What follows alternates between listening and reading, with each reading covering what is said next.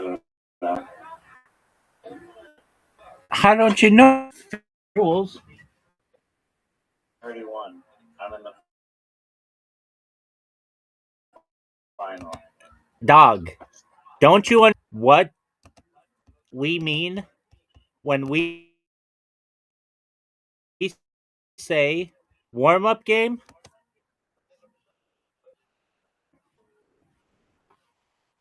Yo, dog, we're waiting on your response. I don't think Zoot's even here anymore. Zoot!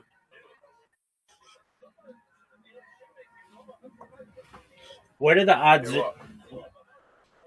Zoot, play me in fucking Match Monsters. Zoot, play him in Match Monsters.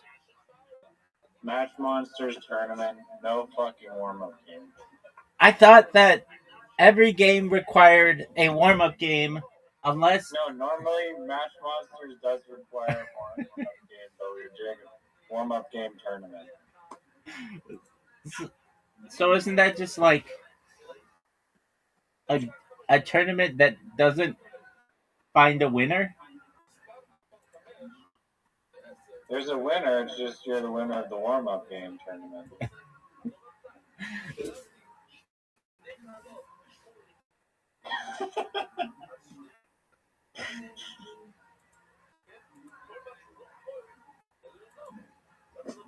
Could it potentially be a cool-down game tournament?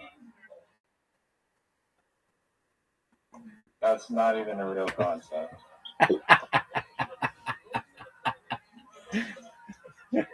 Why isn't it a real concept?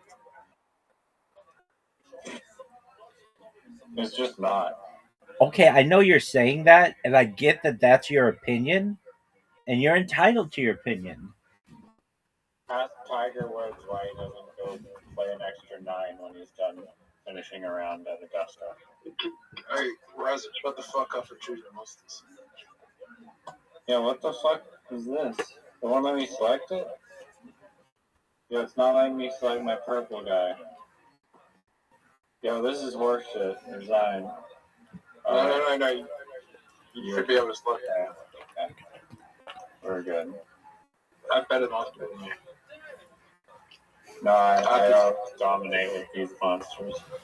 I have the advantage on my Buddha. That's bullshit, man.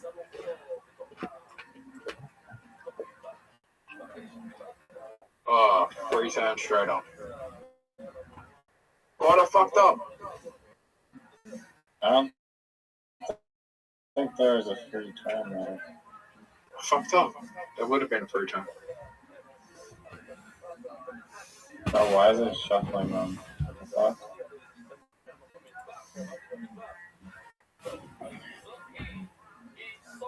Oh, I fucked up. No, never mind.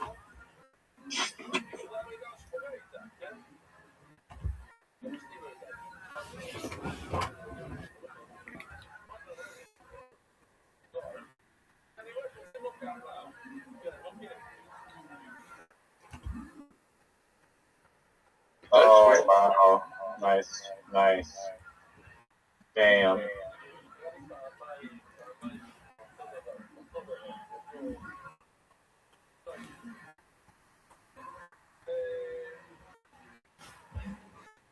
Why are you saying 9, 8, 7.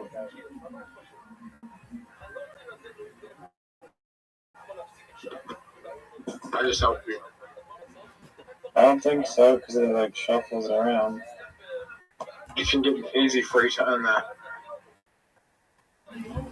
I know. Oh.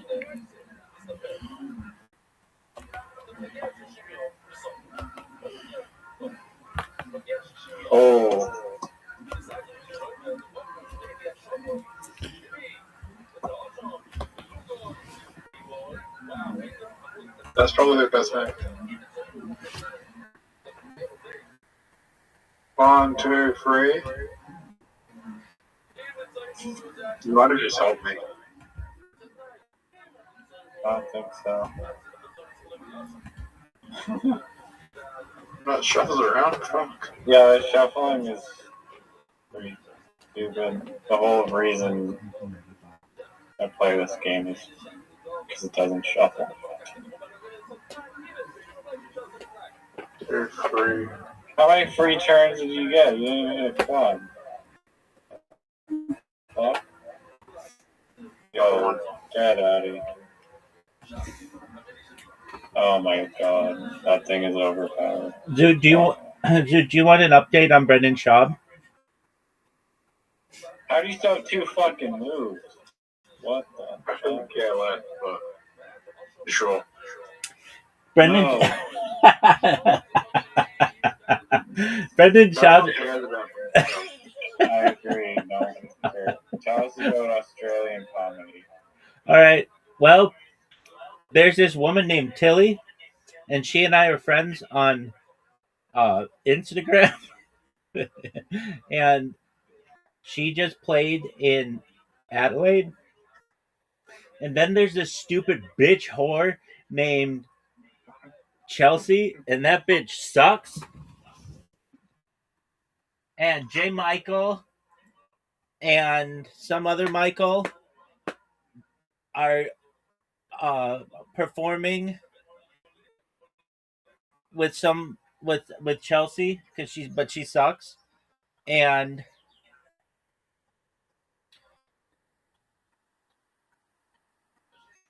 yeah. You know, I was just thinking, Chelsea has a stand-up routine where she says that she basically catfit. Well, what did she say?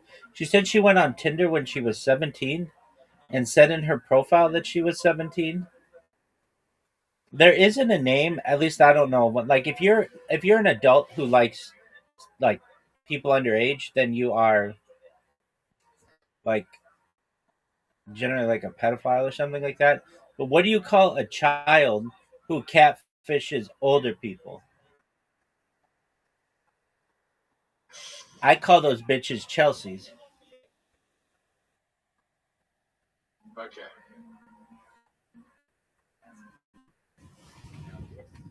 She wasn't catfishing. She was just 17. What? Hit on by men in their 20s and older. Not just men, women as well. If you've seen her stand up, which I have, she says it's women. That's what she clarifies very clearly in that it wasn't just men; it was women as well. And I don't blame either side because a lot of people on Tinder don't even look; they just swipe right on everybody. So,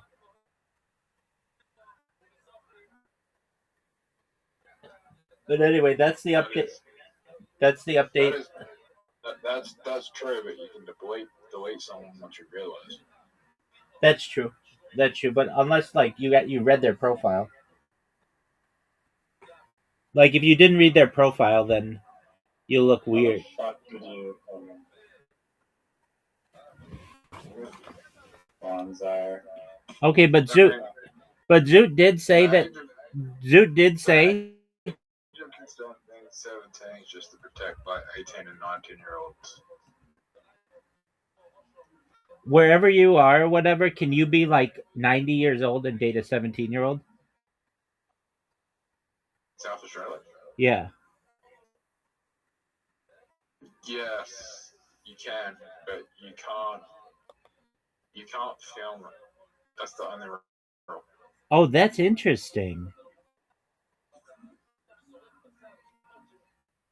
That's interesting. You can't film it, and you can't get like dick pics and stuff. You can't film it, and they can't be under the influence. Yeah. Wow, that's interesting. So like you could have sex with them totally legally, but you couldn't show them a video of them having sex. What a fucked up rule.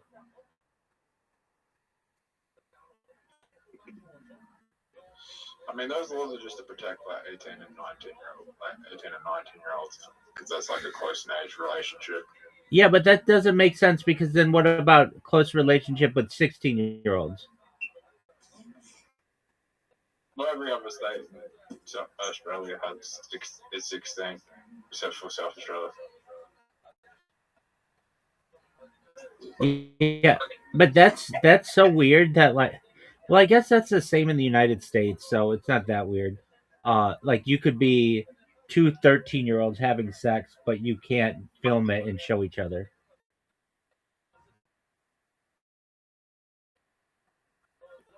I don't know anything about. All right, well, I'm not asking you to. I'm just telling you what the law is. Whether you want to think about it or not, that's up to you, big dog.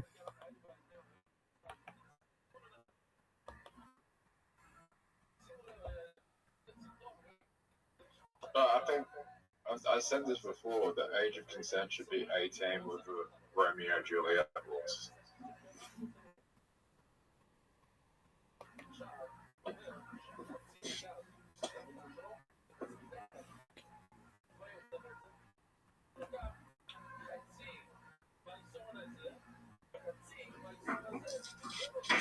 I think it should be 2 years up, 2 years down if you're under 18.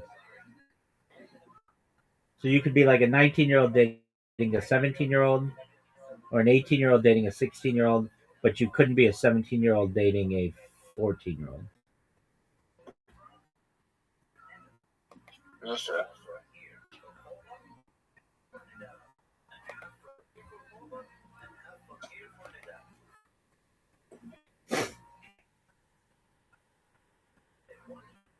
Oh, It's very rare. I think it's very rare. Like even though it's illegal, it's very rare for the prosecution to go after relationships between 18 and 16-year-olds. This was a different time. No one ever talked about this stuff when I was 18, but when I was 18 years old, I took I think she was 15, 14 or 15-year-old to prom. But my prom was different. Nobody was hooking up. It was my friend's little sister. And I told my friend in eighth grade when I saw his sister, just as a joke, I said, I'm going to take your sister to prom. And I ended up doing it. She didn't go to our school. And there was no like touching.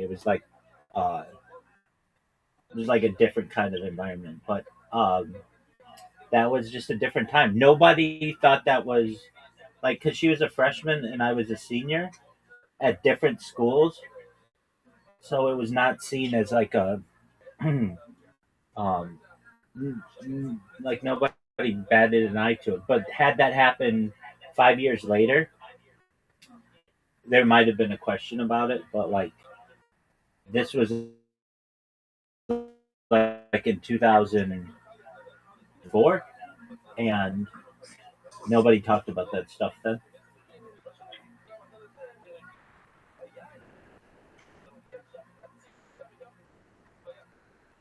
I mean, you're both still in high school, so it's not that big of a deal.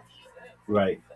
And When you I went with my out of exactly, and I went with my friend who, well, like my I shouldn't say, her brother was there the whole time, so it was it was like chaperone basically. But the thing is, she's like one of the hottest chicks um, I had ever met at that point in my life. Like she blew the prom away. Even all the girls there were like, "This girl is a model." It was like, "Fuck yeah!" I knew what I was talking about when I was in eighth grade.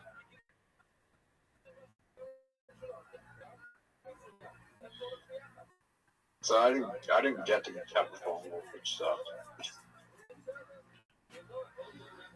Well, that's unfortunate, Zoot. One day we'll make it so that you get, dude, Zoot. I mean this. When I blow up and we make sure that you're the most popular person in South Australia, all those chicks who rejected you or you rejected them, they're all gonna want you, and we're gonna have a formal for you, and you're gonna be able to live out your high school dreams with adult people who go back to high school. How does that sound?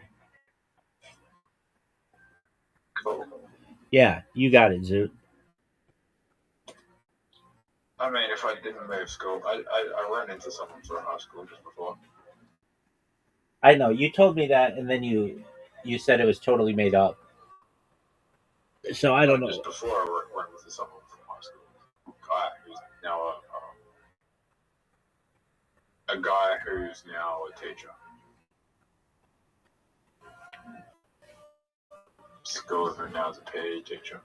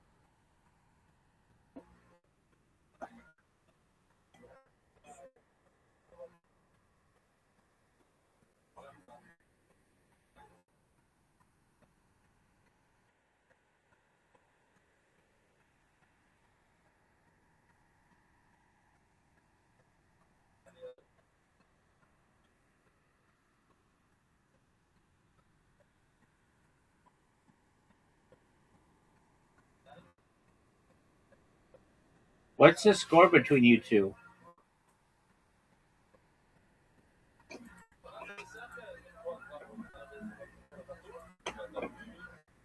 I won in Match Monsters. All right, so that was a warm-up game. So now playing for real. No, hell no. No, none of these mind games. What do you mean mind games, dog? This is legit. You're not playing Zoo. You're just not participating anymore. Dog, I am. I'm playing according to your stupid ass rules. I'm gonna take yellow for a whiz, and you guys play whatever.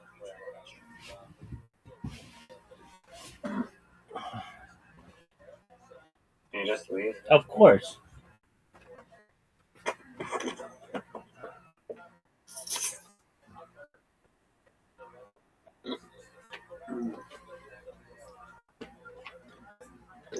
I watched a documentary yesterday, Rabbi. About you. About me? Do you want to guess what it was on? Pimp Chronicles? The Cape Chronicles? What? No, the Pimp Chronicles. Oh, no, that's my my biography, my autobiography. It'd be cooler if it were your biography. It's my biopic, my biography, my autobiography. Then why did it take me to name it?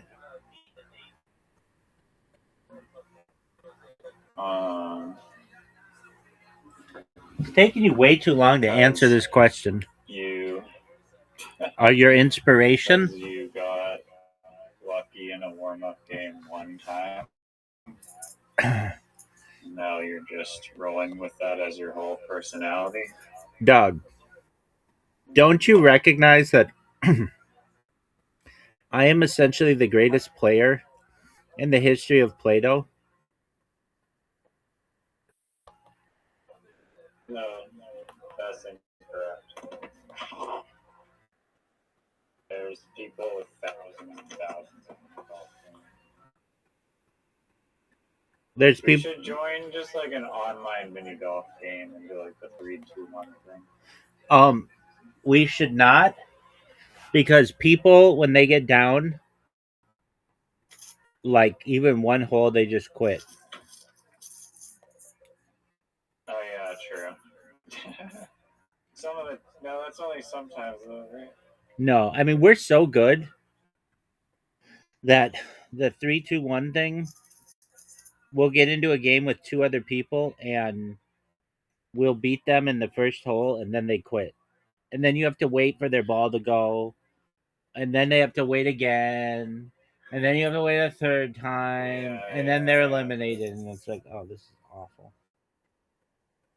It's one of the reasons I think why in the ranked games they only played a 3, because if you played the 5, people would just quit all the time at the end.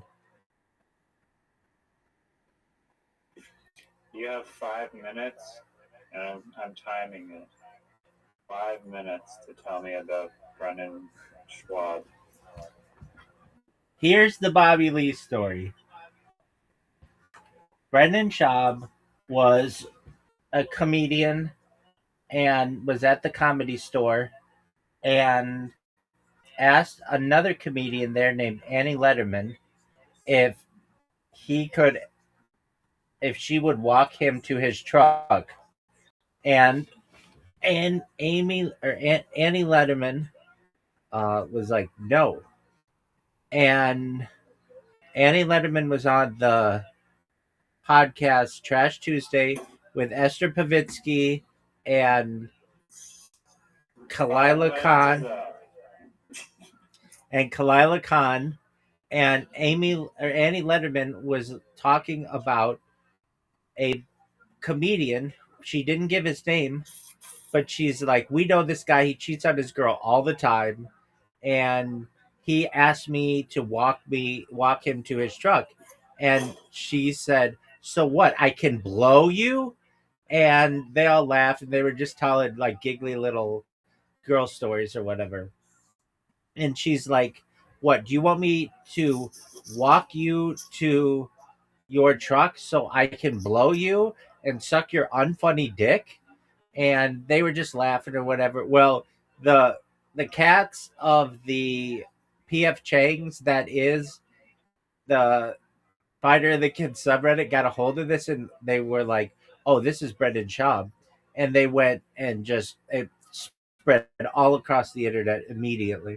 And so on the next Trash Tuesday, they said, hey, we got like threats from Brendan, or we got threats from a certain person's legal team, and like they're pretty serious, so we like have to be on our best behavior. But they didn't say the comic's name. So long story short, Brendan Schaub comes out and goes on the Bobby Lee. Well, so Kalila also said in that conversation where Annie Lemmerman was like, "Can I blow you?" She's like, "Oh, he asked, the same guy sent me messages on New Year's Eve like 3 years ago or something. It ended up being 7 years ago, but whatever. And asked if I could. Asked what I was doing, and she's like, he was with his in-laws. She said he was with his in-laws, and basically, she just and he sent like a peach emoji, and she like, and then Annie Lennon was like, oh, he sent me a peach emoji too, or whatever. And it's like, what? Who are you, dude? So anyway, they end up having Brendan Schaub on the Bobby Lee show with Kalila, and Brendan Schaub's like, look, I just wanted to get everything in the public. I wanted everyone to know what was going on, and so that's why I'm here. And you should just know that I hired an investigator to look up who was behind the Fighter and the Kids subreddit, and it was Robert Lee at bestfriendspod.com or badfriendspod.com or whatever. And it just ended up being some random person who used that email address. But Brendan Schaub was like, I think you guys are behind my sabotaging. And Bobby Lee's like, I don't even know how to use a computer. I don't even know where I would buy a computer or like what that process even is. I don't know what Reddit is. I hear about it, but I don't have an account. I don't know anything about what you're talking about. And Brendan Schaub was like, oh, well, I have 300 pages. And they're like, okay, well, show them to us. And he's like, I will after this podcast. And they're like, well, why don't you just show them to us right now? He's like, I would, but I can't. I just After the podcast, I'll show it too. So he shows them after the podcast. It's just a bunch of like HTML code that like you get from like going to a website and pressing inspect element, and uh and basically he was like, I just hope that your team is they're not the ones behind the Fighter the Kid subreddit. So anyway, what Brendan Schaub allegedly did, I know it's more than 5 minutes, but he hired for like $10,000 or $15,000 a team from like India or something to try to see if they could see who was behind the Fighter and the Kid subreddit. But the thing is, it's not just one person; it's like 200,000 people. It's a huge subreddit. So anyway, then he tried. It would later come out that he tried to buy one of the moderators on the Fighter of the Kid subject subreddit, but Brendan Schaub's super cheap. The moderator wanted $8,000 for his account, and Brendan Schaub was like, "No, no more than $1,000 or whatever." And even if he were a moderator, it's not like he can just shut the whole subreddit down as a moderator. Like you don't have that control. So basically, Brendan Schaub was just shit out of luck. And then with Bobby Lee, it got to Joe Rogan, and Joe Rogan was like, "Look, I don't know what happened, but my name was thrown around." Basically, yeah, Brian Callen and Brian Callen called Bobby Lee and was like, "Look, you piece of shit, get your fucking bitch off of our fucking subreddit. I don't know what you're doing, but get her out of this." He was really mean. He was like, "I'm gonna end your career. I know people who will end your career, and that means who you think it means," meaning Joe Rogan. And Bobby Lee was like scared. He's like, "Dude, like I don't want to. I don't know why I'm getting blamed for your fucking subreddit. I don't even know what that is." So Brian Callen had to come out and apologize and say like, I was over the top, and Bobby Lee and I like, I hope that we can be friends again, but and Bobby Lee's like, "I don't want you in my life. I don't want to have anything to do with you." Now Brendan Schaub is like, Bobby Lee's one of my closest friends. When Bobby Lee's like, "I barely even know that guy. Like he barely does."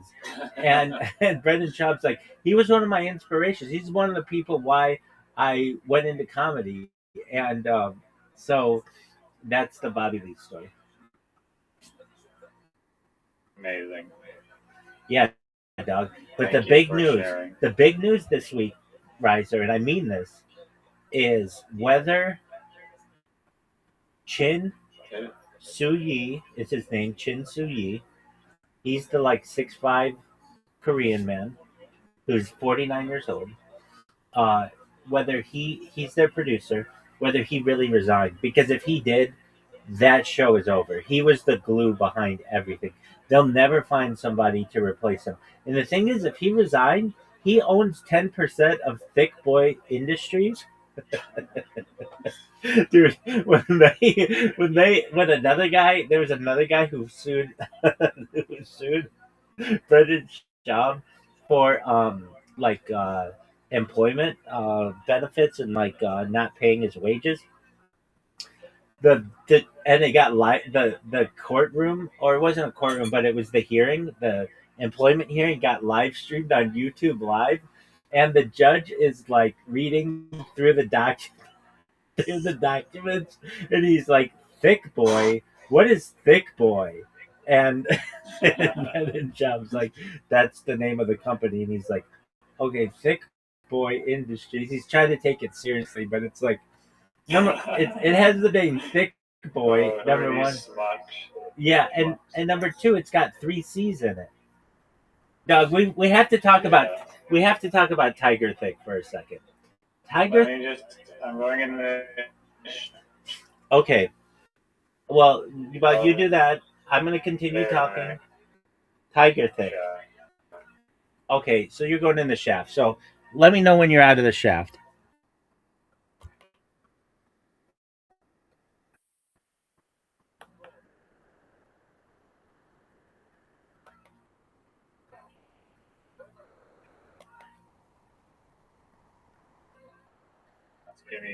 Just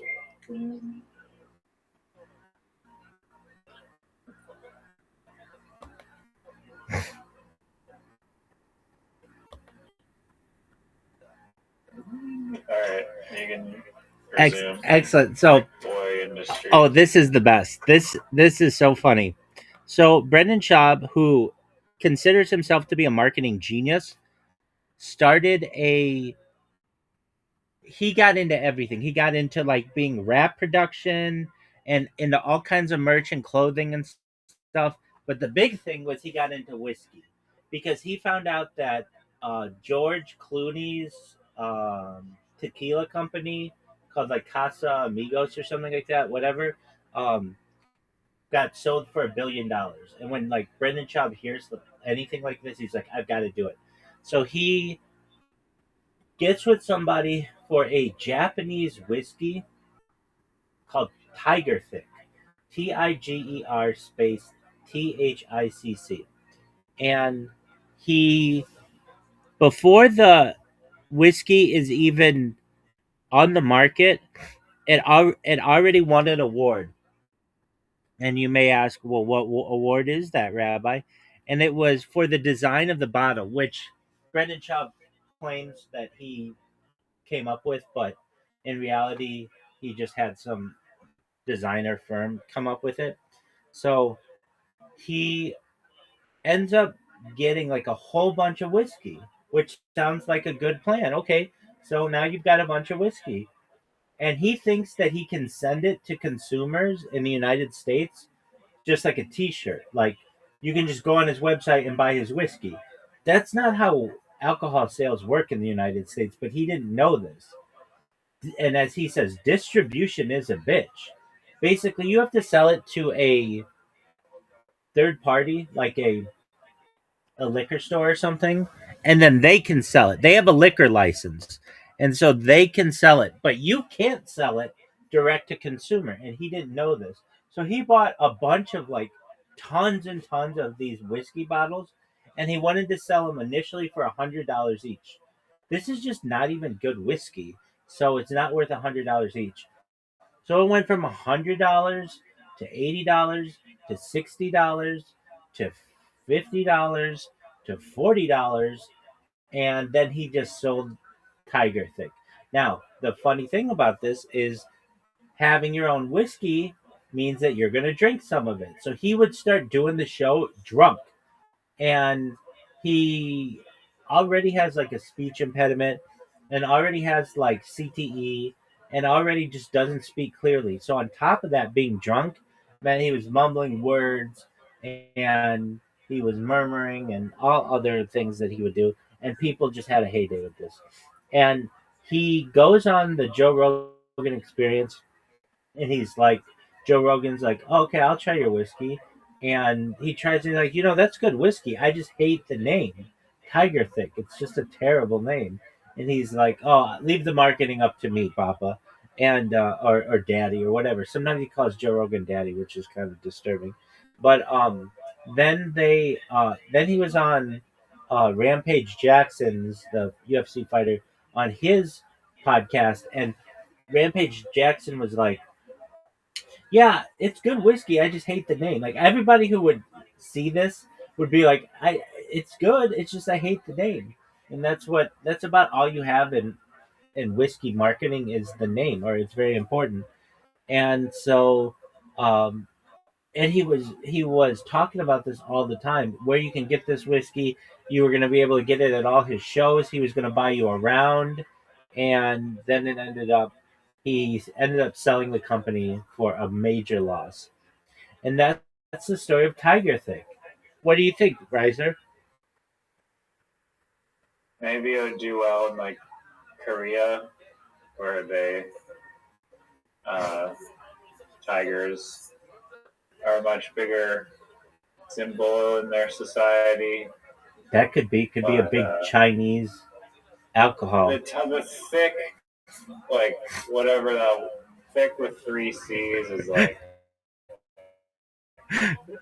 just like No. like those sweatpants where they have like those like fake diamonds. Yes. On the butt, and they say like juicy. Juicy couture, but those are really nice. No, but like, what it seems like the thick brand is like basically like those like juicy, like fake juicy printed on the butt pants. I agree with you. I agree with you, which is hilarious because that's what his wife wears. So it shouldn't surprise you at all that like that's that's what he would go with. The way that he got the name of this, which is kind of hilarious as well, is Tom Segura put out some brand mocking something. I forget what it was. We're gonna find out right now. I'm not gonna have to look it up. I'm just gonna I'm gonna look it up. It's just in AI. Tom Segura Yo, has beef. what is that brand that Tom Segura had that was thick? THICC? I thought it was 3C. No. Tom Segura's was 2. All right. So he called it Thick Boy Nation. Wait, no, yeah. Is that what it was? Um, the brand associated with Tom Segura and the term thick is Thick Boy Nation, but it was THICCBOI Nation. And origin, according to discussions on Reddit, Segura began spelling Thick Boy Nation. He began selling Thick Boy Nation merchandise approximately 6 months before comedian Brendan Schaub launched his Thick Boy Bike Club brand. So that's what it was.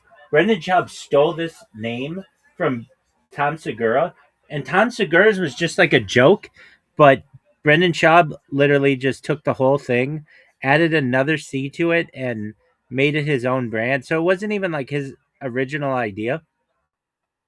And if you're wondering what is Thick Boy Bike Club, so anything that Brendan Schaub gets in, he has to label it like whatever he is and whatever he's doing.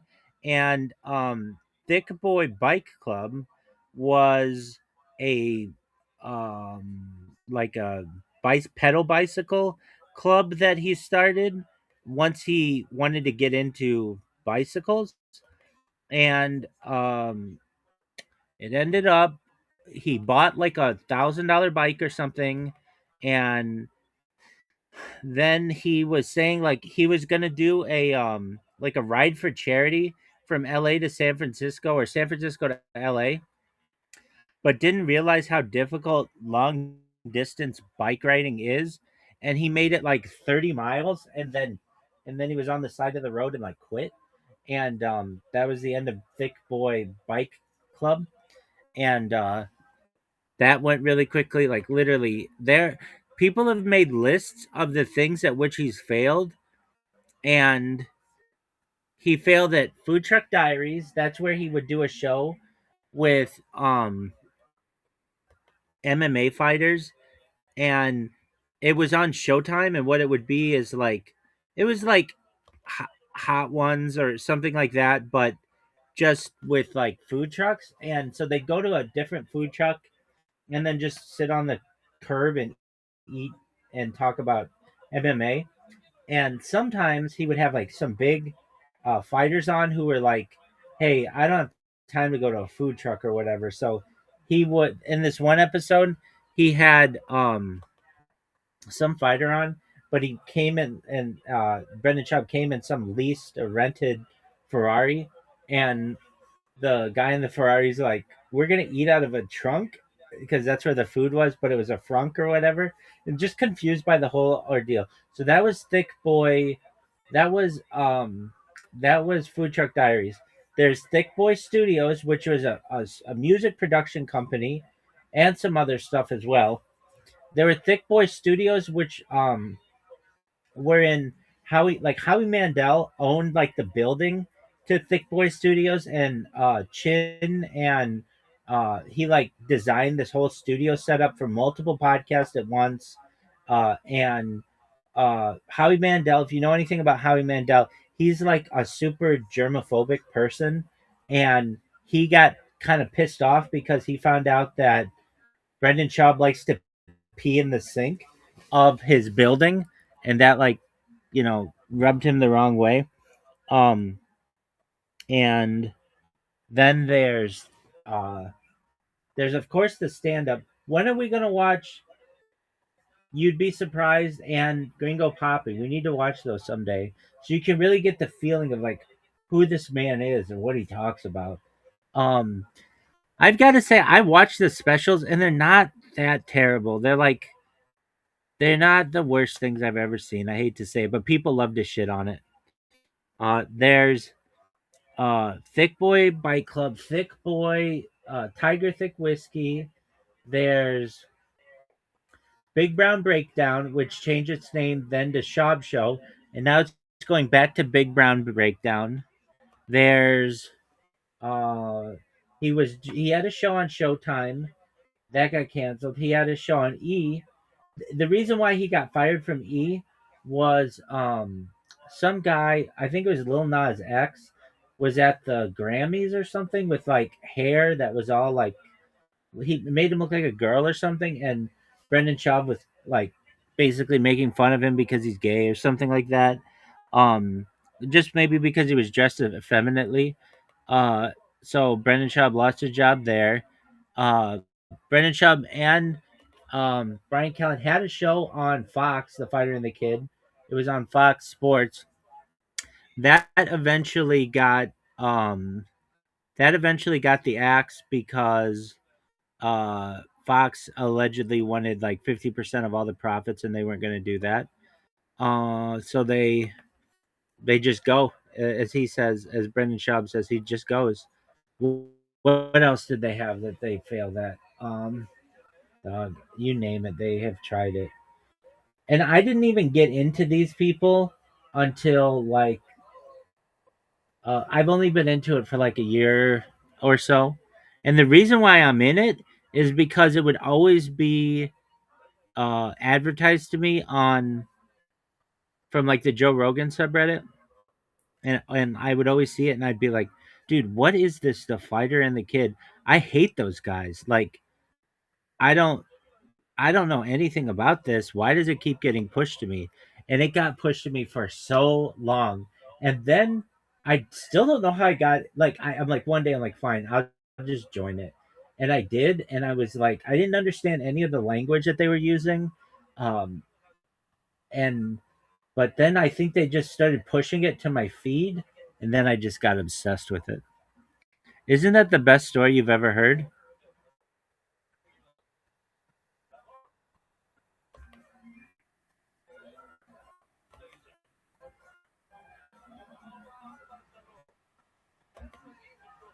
I like how Riser fell asleep. Oh my bad, I'm muted. Um, I thank you for telling me all of that information. Of course. I watched a documentary yesterday on North Korea. It was like pretty freaking mind blowing to me. That like there's like a country full of like prisoners basically, and they're all like super poor, and North Korea's crazy. There's people that like smuggle in all this technology and into them, like computers and like or like thumb drives with movies and stuff for them to watch.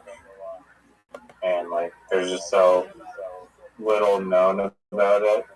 Even though we can spy on them with satellites and see how many more political prisoner camps they've expanded with. But dude, apologies, go ahead. Yeah, what do you know about North Korea? Well, something that fascinated me is Kim Jong Un when he met with Trump. I'll say this, during the first Trump administration, say what you want about Donald Trump, but at least he was able to have negotiations with North Korea. And they like, if you remember, they met, and they like President Trump was the first president ever to go into North Korea. And it was a really big deal. And something that was, Yeah. and they were going to meet again in Vietnam.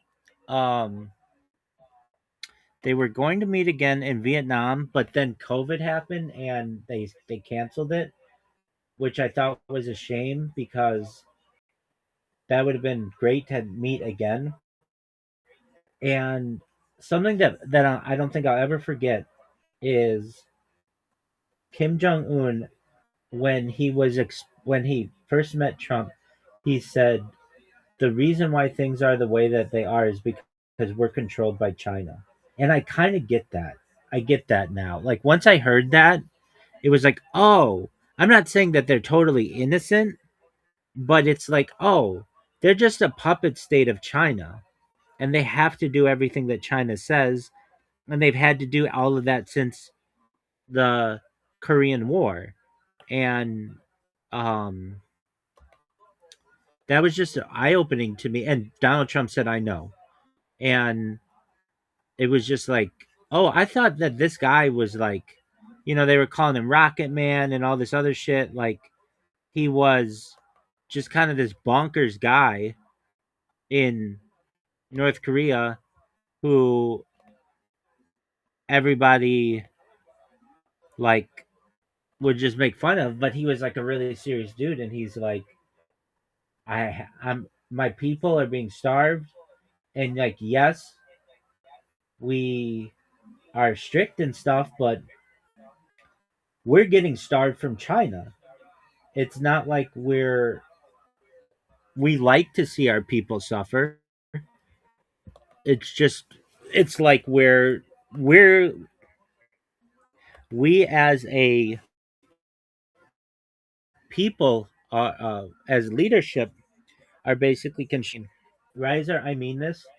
I was thinking, I thought about this. You always ask me, this is unrelated, but hey, do you have any documentaries to watch?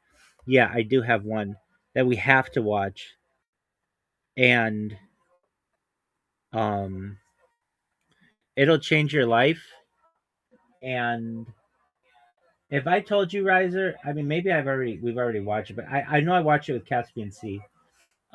If I told you, Riser, that I knew the cure to cancer, what would your answer be? Vitamin B18 or whatever. No, vitamin B17. Okay, so I made you watch that documentary, didn't I? Yeah. And then that put an end to it, right? Yeah, cancer's cured now. And I mean, if you had cancer, wouldn't you be eating vitamin B17? I'd be ordering those apricot seeds on Amazon. Dog, exactly. I have some right here. Can you see them?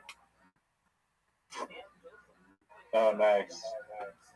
Are you microdosing the cyanide? Yeah, dude. Actually, whenever I feel like any kind of like, I've got to say, fortunately, in the 4 years I've done this, I haven't gotten sick.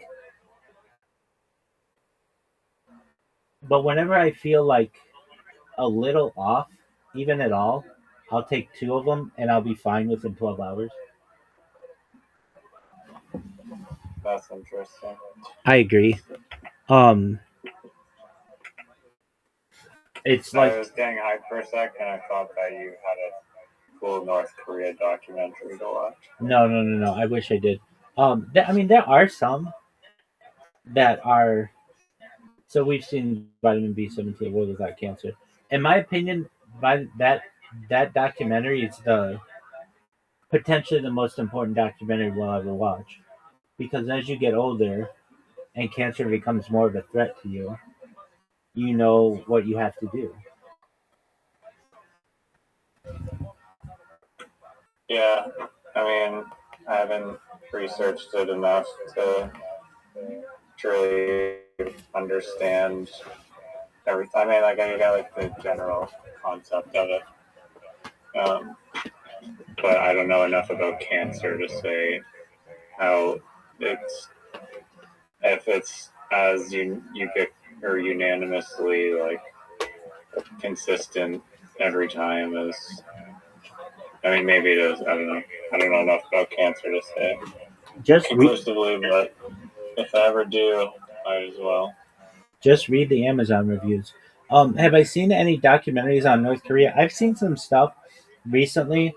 Um, like, did you see that person? I mean, I'm sure it's happened to a few times, but they snuck a camera into North Korea and they videotaped life, day to day life there. And they went like to downtown Pyongyang, And they also went to those statues of Kim Jong Son and his dad, and then Kim Jong Un, and um, you basically go there, and there's like a place where you can buy flowers, and you like buy the flowers and then put them at the feet of the rulers, and people get really emotional and stuff. Um, and they had like guards everywhere, and like this person, like I forget how they got this camera in, but they videotaped it all. It was I just smuggle it in. they smuggled it in, yeah. Um, there's this Filming there is illegal though, and you'll be thrown in a prison or labor camp. right. That's why it was like really interesting to get out. There's this cool thing I saw as well. Actually, I was reading about it on Reddit, but it's called the Land of the Three Borders or something like that. It's where North Korea, Russia, and China meet. You can allegedly like go there, and it's like a place where all of their three borders meet, like at the top of this mountain. And you're allowed to go there, but something like you're not allowed to film, and also you're I think it would and just you can't take pictures or something.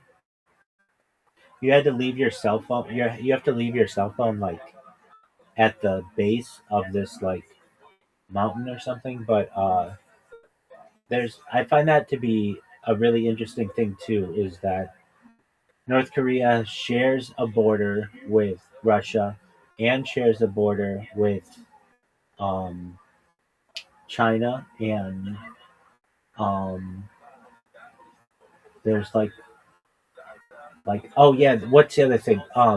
You're not allowed to pick. Oh, that's what it was. You're not allowed to pick up hitchhikers when you go there because there are people who have tried to make escapes from North Korea. I don't know. Yeah, and like if you escape from North Korea and you make it into China, if China you can't go to the Chinese embassy and claim asylum because they'll just send you back to basically a death camp in North Korea. Right. So you have to then sneak into Thailand and then get into the South Korean embassy, which there's probably a bunch of spies on looking for North Korean looking people to stop them before they even get to the embassy. And if you manage to sneak into the South Korean embassy in Thailand, then you can claim asylum and they'll send you back to South Korea. And like there's like 20,000 people ish or something that have escaped North Korea. Apparently, like if you leave like your family behind, then they'll like chuck your family like all in prison too, just to disincentivize people to leave more. I've heard that. Yeah, but they punish your family, and that's why people don't do it. What about Russia? What does Russia do? If you don't know, let me know and I'll look it up. I'm not sure. Yo, dog, what does Russia. Russia do with North Korean immigrants who run away?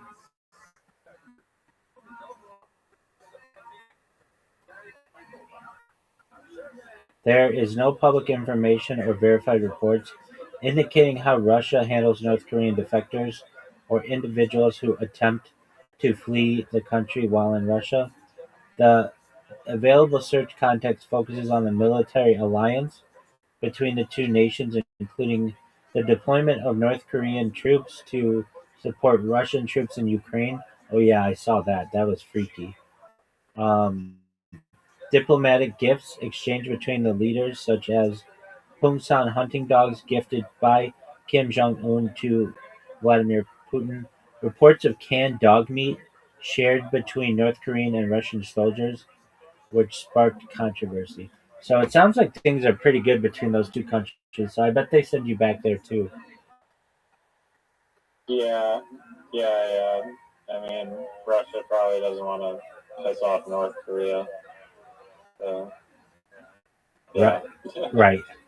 Um, when I've always felt like they've tried to make North Korea the boogeyman, and it's just been propped up like we always need an enemy out there, and I don't know. They don't seem that bonkers to me. That it's like, dude, we have been invaded by China for most of our existence, or Japan for most of our existence. We're this little peninsula that's been fought over for like thousands of years. And then we had a country. Oh yeah, I did see a documentary on this a long time ago. It's called like Brothers Split Brothers or something like that. It was about how, like when they drew the lines for the after the Korean War of the whatever parallel, they like some people that like they couldn't see their families anymore, and that was a really interesting element of it. Um, and I don't think I would react any differently if I were Kim Jong Un, from the perspective of I would be trying to develop nuclear weapons as quickly as I could, and I would have mandatory military service because we could be invaded by anybody at any time.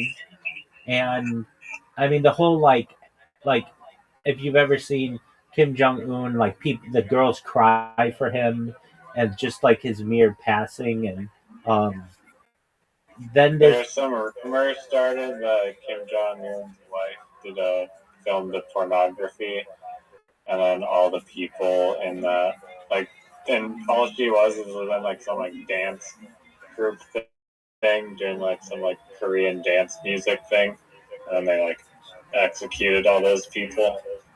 wow. Um, he does have so like the person who's taking over once he dies is his sister, and I've also heard that um he has like body doubles. Dude, there's a really interesting thing about his dad. His dad, you should look this up. Kim Jong, or maybe it's his grandpa. Kim Jong Sung or whatever, like the grandpa, um, had a cantaloupe-sized bulge coming out of his head that they never photographed, or like it was like illegal to photograph. So literally, you would only see one side of this guy's face or this guy's head in any photograph. But then when you looked at him from behind, he had this thing's bigger than a baseball. It's like a softball size, like thing that they had to drain. Damn. Do you see it? Oh, I can look it up. Oh yeah, What, like a tumor? Is this? yeah. It was something like that. Let me look it up or look up what it said. Korean leader growth on head.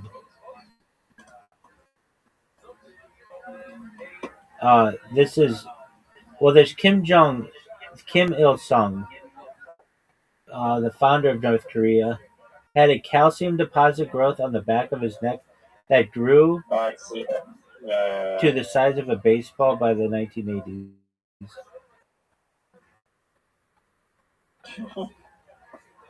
I mean, I guess yeah, cantaloupe. It's not like a watermelon. No. I pictured in my head like a giant like basketball growing out of the top of his head. Um,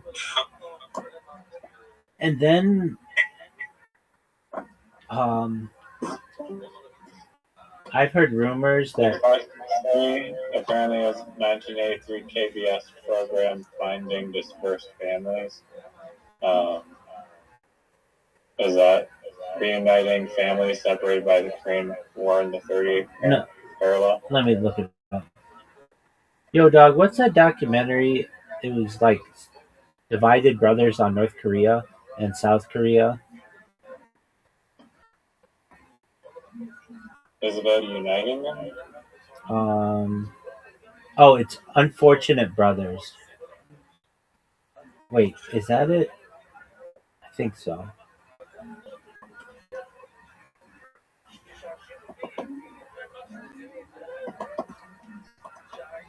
It's about a guy who defects from North Korea and South Korea.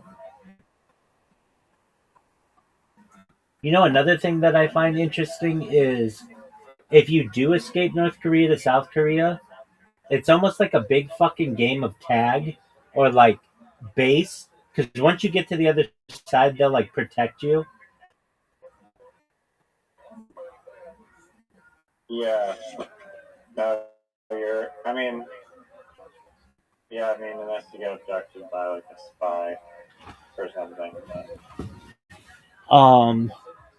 Well, as I understand, like you can, like it is legal. Well, all North Koreans by default are like South Korean citizens, or basically like at birth, or some like weird technicality like that. So, but they just can't leave. That shit's baller, dude. One time, I wonder if there's like a tunnel, like if they tried to tunnel their way out. oh, I'm sure there's something.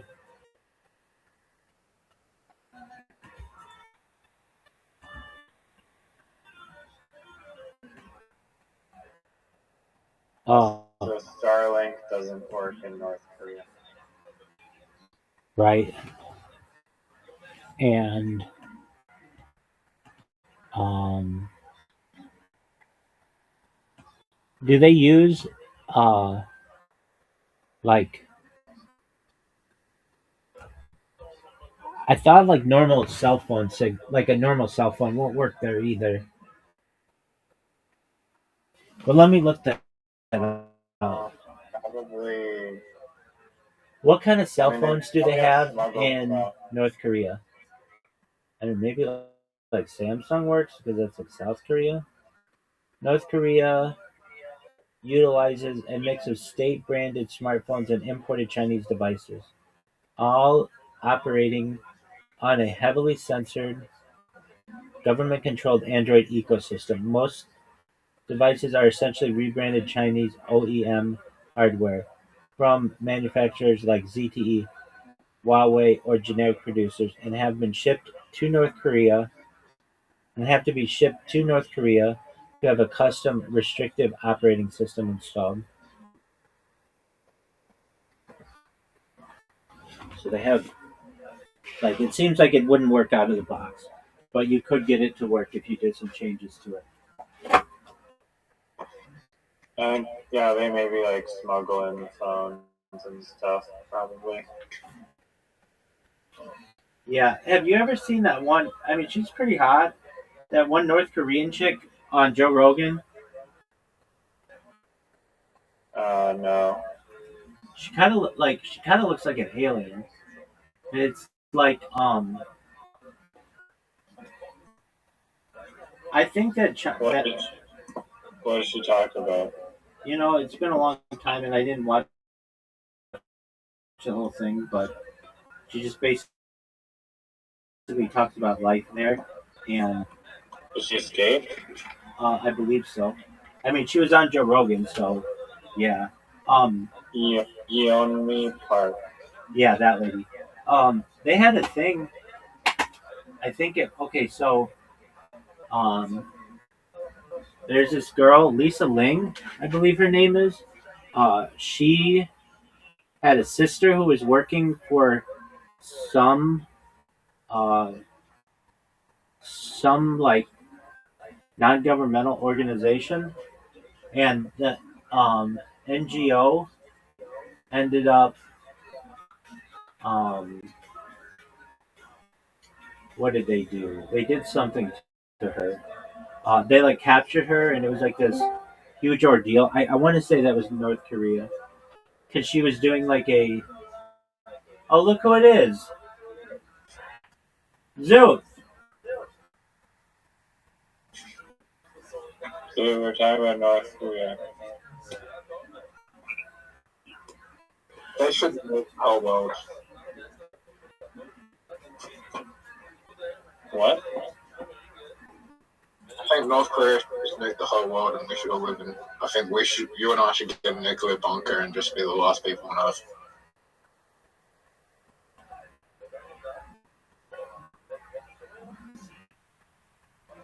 I don't think North Korea could nuke the whole world, but they kind of threatened to.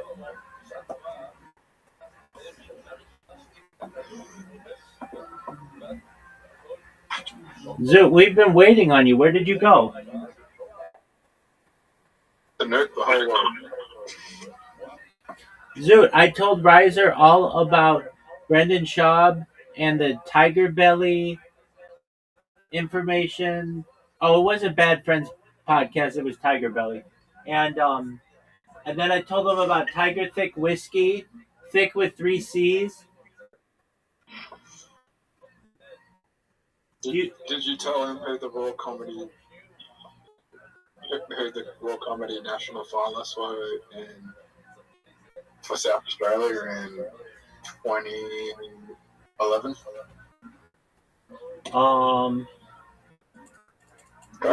Was it James McCann? That was the year before. Oh, that Chinese guy? Or No, he's not South Australian. who was it? It was Tom Gayman. In 2012, Amos Kill. 2013, Danny Lardner. 2014, Mark Ryan.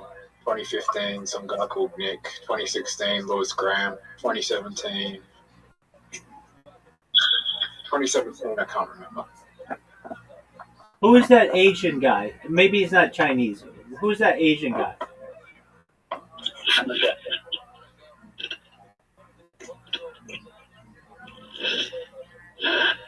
Zoot, he's your favorite comedian.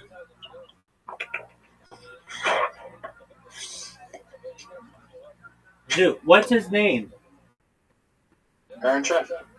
Oh yeah, is he Chinese? Yeah. All right. Well, shout out to Aaron Chan. Zoot thinks you're very funny. I think you're okay, and that's cool. Are people from Tasmania funny, Zoot?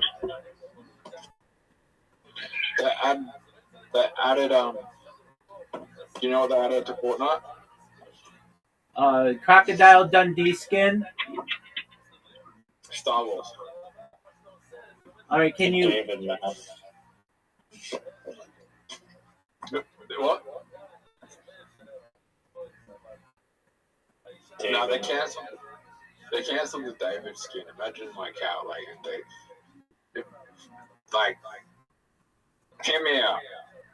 Hear me out, Raza. If they got the David skin, if David got his skin in Fortnite before, imagine.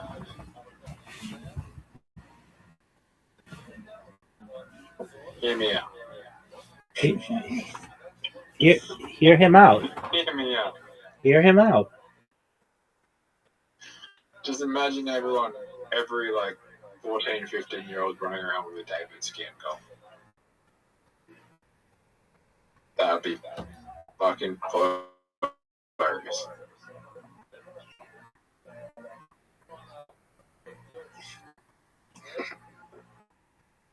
Yeah, Wouldn't be the definitely not exalting for the victims at all.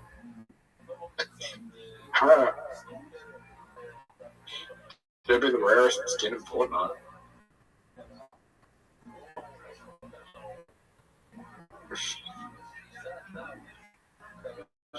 They have David got his emoji though, and they're giving people refunds for the emoji.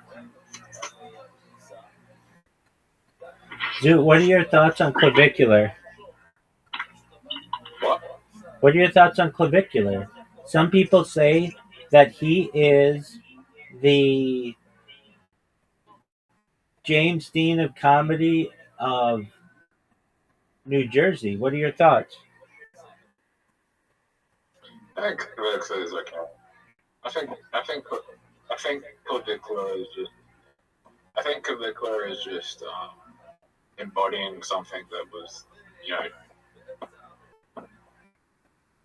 I think Clavicular is embodying something that's, from 15 years ago that was popular. Okay. I think Kabuki is just embodying something that was popular 15 years old that is just now become more popular because we're in a viral age. Okay. Do you think clavicular is good at bullshit?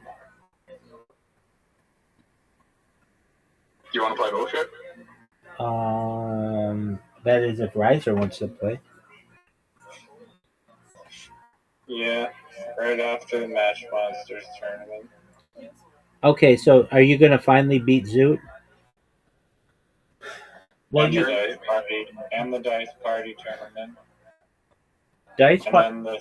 then the official Match Monsters non-warm up game tournament, and then the official Dice Party non-warm up game tournament. Doug, ain't nobody got time for that. I've got a podcast in like 6 hours. I've got to be ready.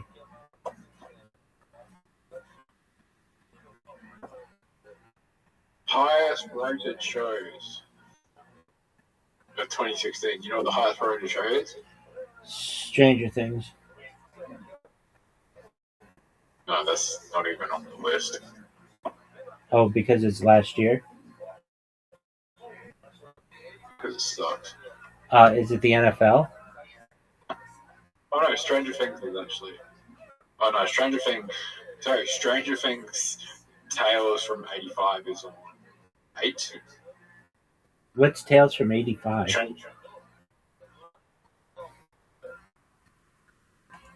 It's a cartoon set between season 2 and 3. Zoot, do you get all of your information from Instagram? Do you know what the highest? The high at 9.10. What's the highest rated TV show? Let us guess. Breaking Bad. Sorry? No, just hang on this year. Darth Maul, Star Wars.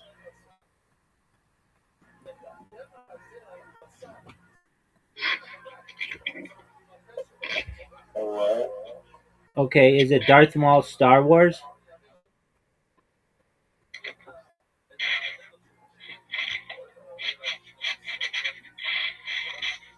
I bet it's Darth Maul Star Wars. Am I right? Yeah.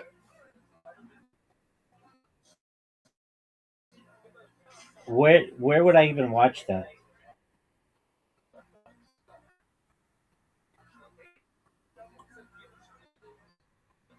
Disney Plus. Oh.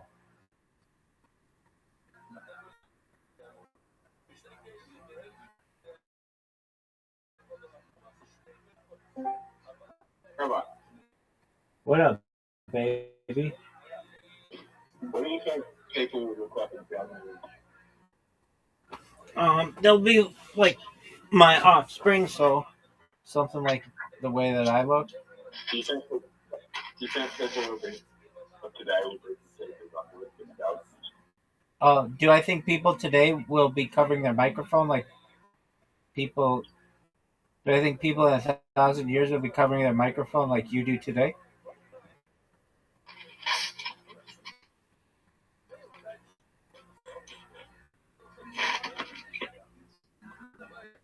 Yo, Zoot, are you gonna speak?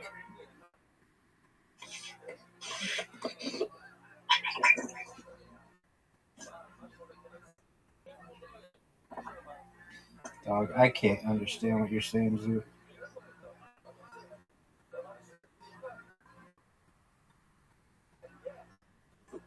Did he just stop talking? Yep. Anyway, Rabbi, What up, Zoot? will you ever come back to Earth? Zoot, you've got to ask questions that are like normal.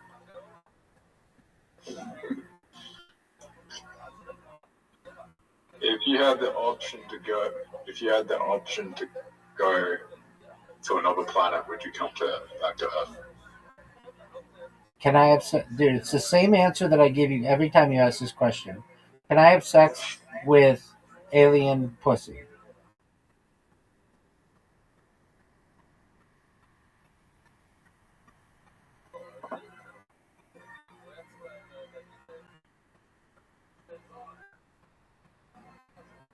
I don't know why this question takes you so long to answer.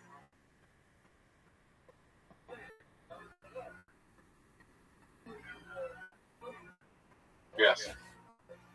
All right. Is it more pleasurable on the other planet than it is on Earth? Yeah. Then I would not want to come back.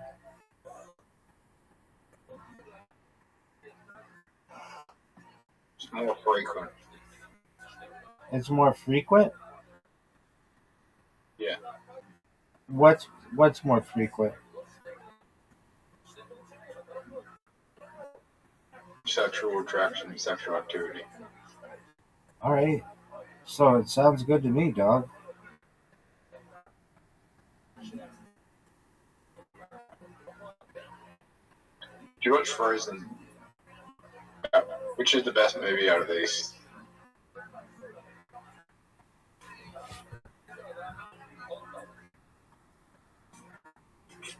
I like how you ask that question and then don't say anything. Okay. What's better? I like the Seven Dwarfs or the Lion King. Probably, I don't know, Lion King?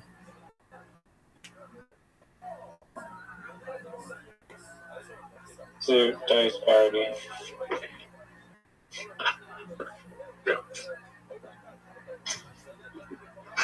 Frozen, what's the best Disney movie? Oh man. What's the worst Disney movie?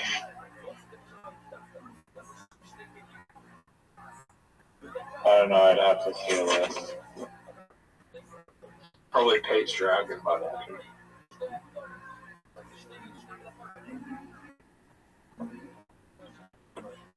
Why is Pete's Dragon, in your opinion, the worst? That movie sucks. Okay, but why?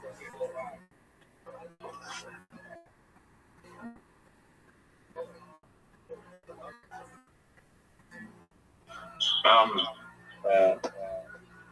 It's just a bad reboot. It just doesn't hold to the originals. What's the original? No, the dragon's not in a forest. In modern times, I don't know, it's that movie. Rise of Rome. That is a bad Rome. What would you do with this? Roll a small trip.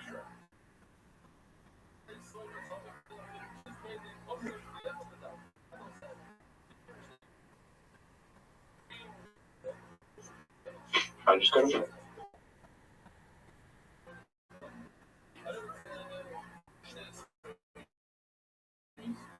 fucking fuck you.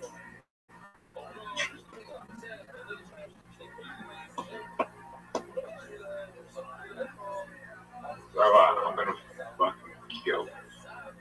Dude, none of that, dude. I'm gonna roll 5 6s right here. Dude, that's never gonna happen. Fuck. Oh wait.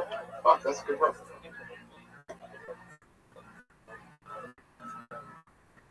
Rabbi, beating Raza. Well, Zoot.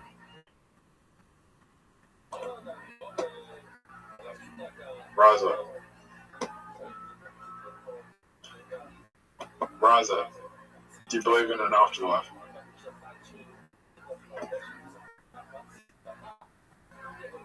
I've told you this answer before. Yes.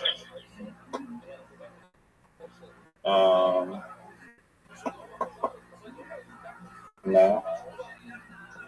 Why do you believe? Reincarnation. You can never escape.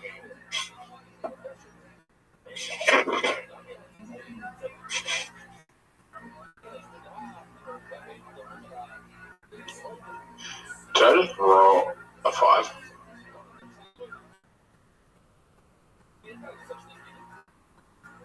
Oh, fuck.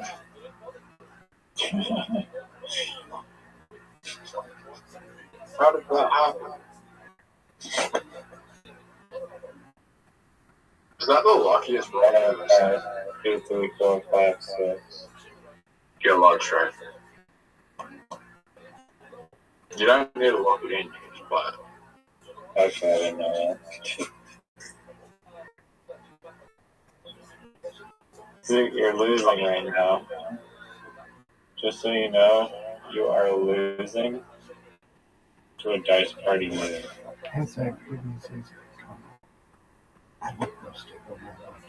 Am I losing?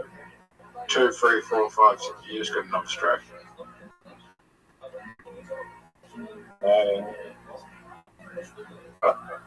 Play 6, 5.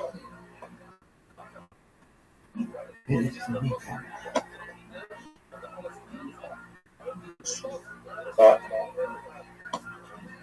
Rabbi. What up, Zoot?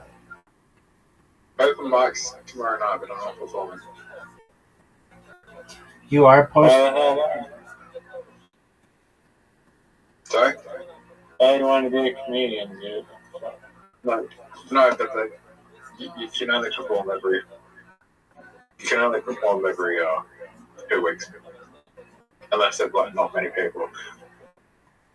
That girl I've been talking to should be there though.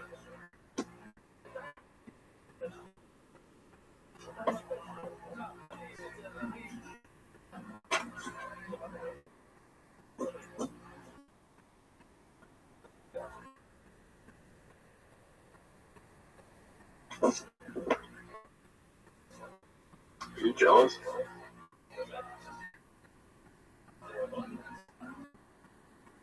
Zoot, what did you say about that girl performing? Or that girl's gonna watch you perform? Who's gonna be there? And are you gonna perform? No, she's gonna perform. Topless?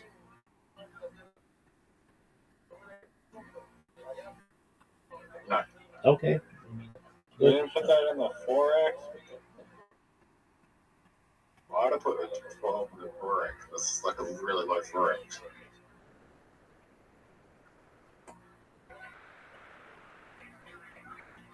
Oh, what the fuck? I can't put my ones here? What the Reach fuck? and put one. Reach and put one. In the one box? You already done that. Oh, fuck. You can do the 3 times. It's a really low 3 times. This fucking thing confuses me. I just rolled 3 6s.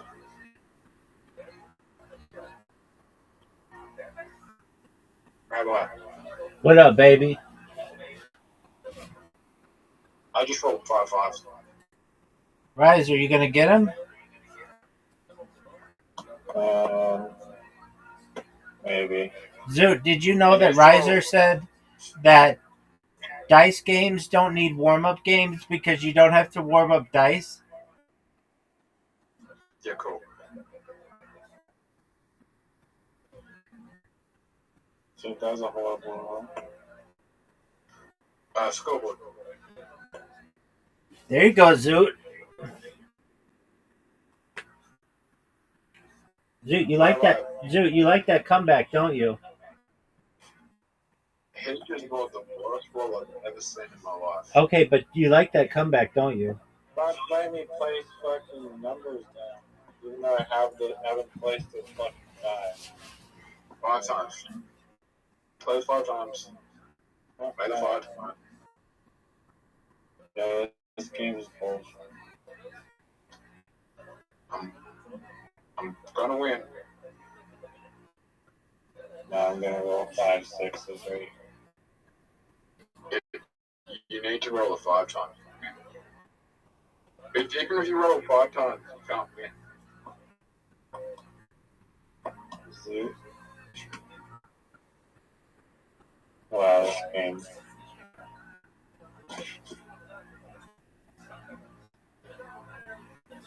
Wow, lucky ass for GG.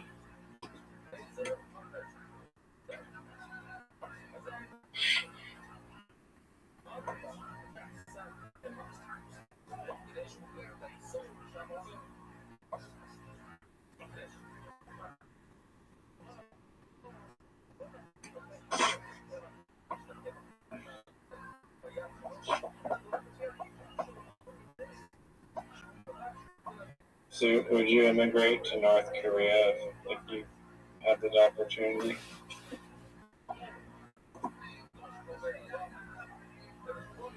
Yeah.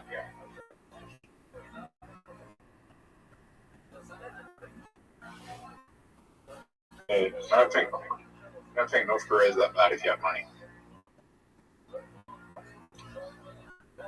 yeah, no, you're in the top 1%. Sure.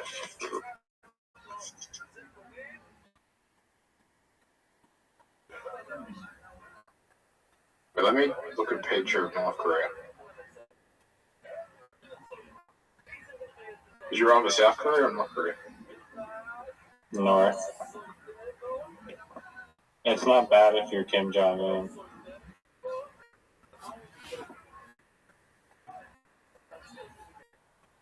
North Korea doesn't look that bad. In what regard?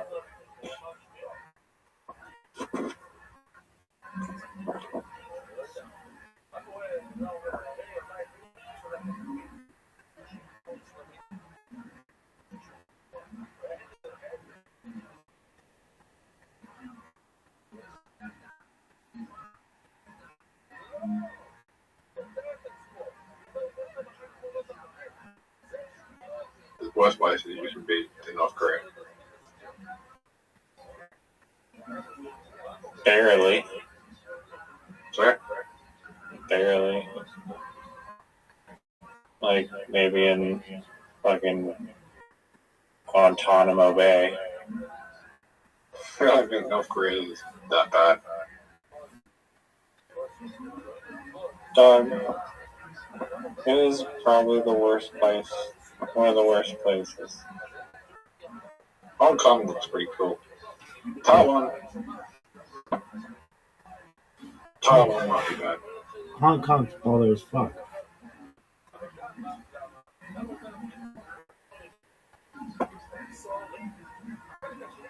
I don't know, Palestine might be pretty bad right now.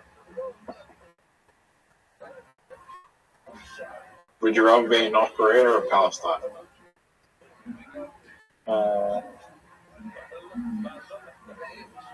I thought Palestine wasn't a country.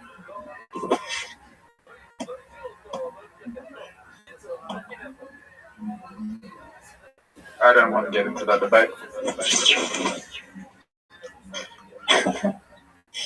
Okay.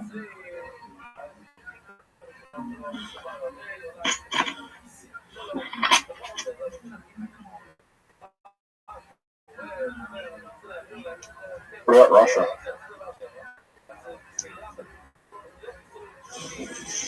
Oh, Russia's on easy mode. I'd be bunk mates with that was Norden.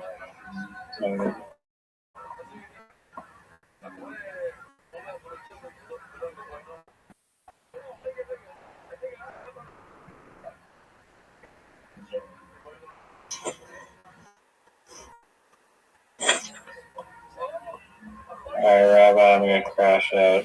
Ditto, I'm dog. looking forward to Hey. your damn Hey, fucking it was podcast. a pleasure beating you and everything we played tonight. Take care, big dog. You too. Hey, what are we watching tomorrow? I don't know. We'll see. Cocaine Cowboys. Cocaine Cowboys, baby. Yeah, maybe that. Peace out, big man. Maybe that. Shout out to Riser. Shout out to Zoot.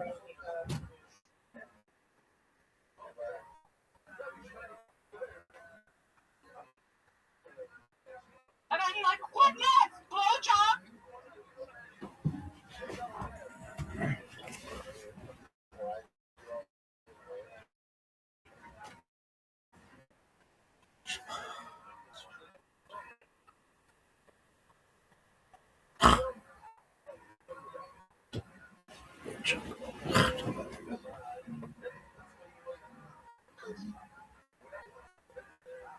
Mom's cousin Alzheimer?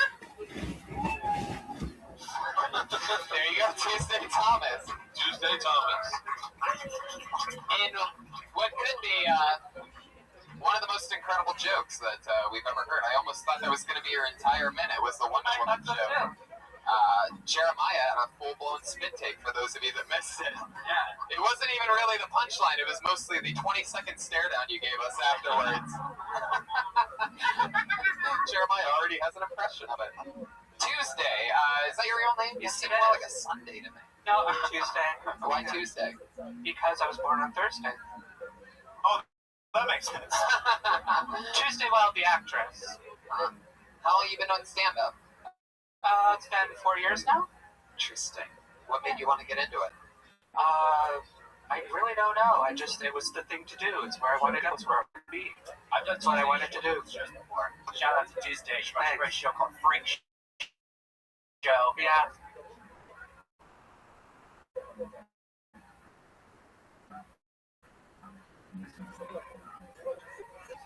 Yeah. She wrote this crazy place, Clown House. You guys ever heard of this Clown House? I would. And a place called the California Institute for Abnormal Art. It's a wild place. It's in Van Nuys, right? No, it's in Pat, I didn't realize you were in it's got all these memorabilia of like dead people. It's got 3 legit. Did she one of the memorabilia of dead people that's at the place? I've actually met you there, I think. I actually made it to that place. The place is insane. Isn't that great? Yeah. That's so cool. What do you do for work? I do a little bit. I edit stuff for people. I clean houses. I walk dogs. I dog sit. The typical LA dream. Can I ask you a non-sequitur question, but something I'd be interested to hear you talk about on stage? What were you doing in like the early 90s? What was I doing in the early 90s? I was a bartender in clubs in New York. Really? Yeah. Did you ever do porn? No. Tuesday Thomas is like a great porn name. Yeah. Like Tuesday Thomas sounds like it works at the Bunny Ranch. She didn't. No. Sunset Thomas. Sunset Thomas, that's what I'm thinking. Sorry. She didn't. So. What is a crazy gig that you've done before? Oh my gosh. Put me on the spot here. A crazy gig that I have done. Yeah, like job. Like, Is Tuesday your mom or something, Pat? Like, you're really trying to help her out on this.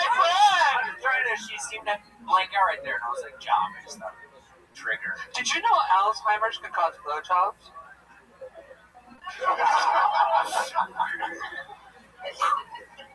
Anyway, no, I didn't know that. And I don't see why that's funny. I don't know why other people laugh. Did I miss something? It was the stare. Yeah, it's always that stare. Do you do that after? How much material do you think you have? I have done 35 straight through. Is it all that same energy?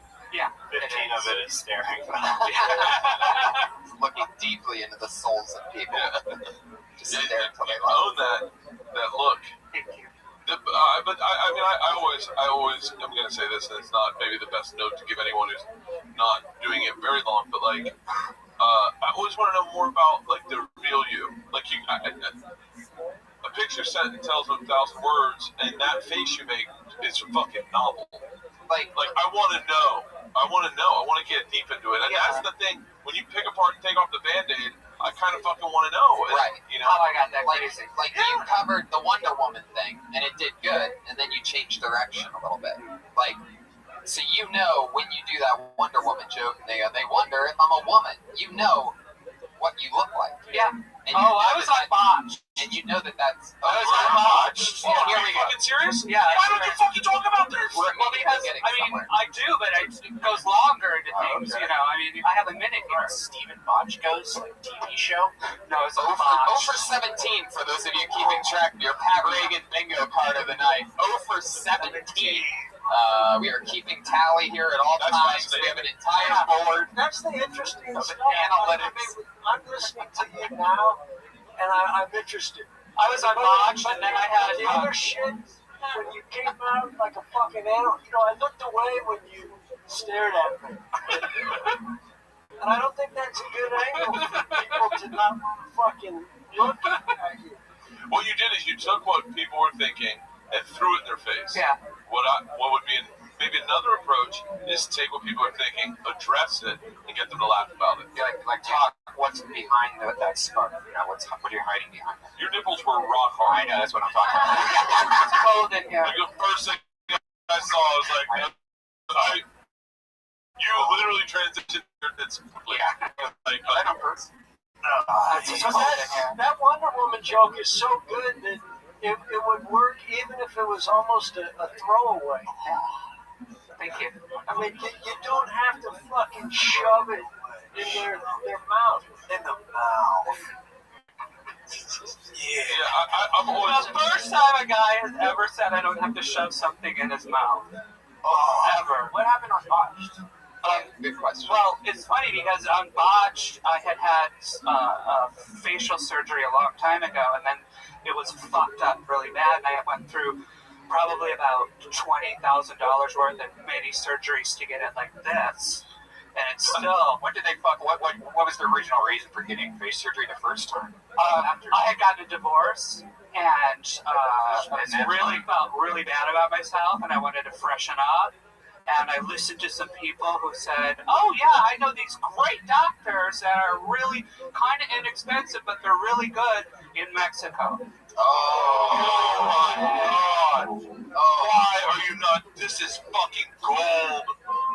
That's what I did. Yeah, and it was horrible. I mean, I was like swollen up, and my cheeks were like way up to here for like years, and I had to get all this stuff. Staring at you the way you were fucking staring at us, and that's how you want it. I can handle it though. No, but that's what I mean. But what I mean is, Yeah. now we're like, fucking tell us more. And then after I went on Botched after all this, and the Botched didn't do any surgery because I already had, they really couldn't do anything at this point because I already had those other surgeries. But I also had triple D breast implants in that were silicone, and last year they exploded and poisoned me. Whoa. And I almost died from that. You are fucking. Yeah. Yeah, so, like a pretty Frankenstein. thank you. Thank you. And then, I remember, a couple nights before I went into surgery, I had been talking to this guy online, maybe we could, meet and have coffee or dinner or something after I heal and stuff. He's like, well, can you send me a pic of him before they take him out? I'd really like to see him. Jesus. I know, and I was like, well, I've had 2 miscarriages in my life. Would you like to see pics of that too? Oh, you have pictures of your miscarriage? I'd love to see pictures. They have a Facebook page. And then who here wants to see a picture of a miscarriage, huh? Make some fucking noise. Well, I thought I'd get more likes. I think they're seeing one now. That's it. Okay, I think what I think we're all agreeing on is that you should. I like that angle of you being honest with us in your 1 minute and opening up. That'll draw us as comics in more to what you're talking about. And have you always wanted to be on TV? Or did you want to be an actress? Yeah, I do. So it's like I finally got on TV. Unfortunately, it was the TV show Botched. Right. Well, I've been on other things as well, so that, the Botched was. Well, I've done music videos, I was in a Death Cab for Cutie video and a bunch of stuff like that. And then I was in Walk of Shame Shut Up, which is. I said they based the Jim Carrey movie The Mask off of your story. That's fine, as long as you don't mean the Cher movie Mask with Rocky Dennis. Oh, That's right. Could be either one. I really want to hear more about your Mexico trip. What happened to the Mexican doctors? They're still down there. There's no recourse. Yeah, that's a TV show. You go down there and you blow your tits up right in their face. Yeah, So you went for triple D, and then what you go to then? No, this is natural now. Is he areolas okay now? Or No, they had gone underneath. Well, they hit during the explosion. Yeah. Taking cover. Yeah, they're gone. Get there, they look like they're gonna blow. They're gonna blow anytime. She was in Mexico. Tuesday. We have to move on. Tuesday Thomas. There she goes, everybody. So nice to meet you. Come back again. She's on Twitter. Mama warned me. All one word. You don't eat. Yeah, there they are. I like that one. Fire in the hole! Fuck. This is too big. We gotta get off these before they blow. They are the explosion. Those nipples get shaved 24/7. we have moved on to the part of the show where our two regulars go up. If we have any time afterwards, maybe we'll pull one name out of the bucket. Going up first tonight, you know her as the regular from Kill Tony. She is always working on a new minute here, writing and performing it every single week. Put your hands together for it. It's Melissa Esslinger.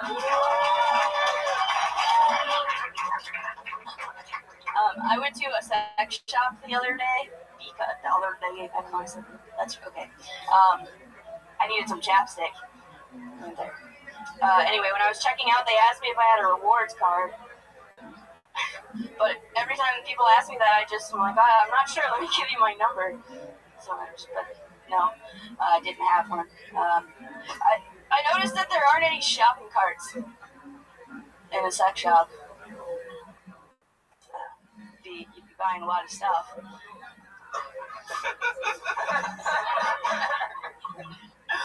It'd be weird if they had like a Costco for both dildos. You get like a drum of lube. Dude, I didn't know you had a keg. No, man, that's KY, baby.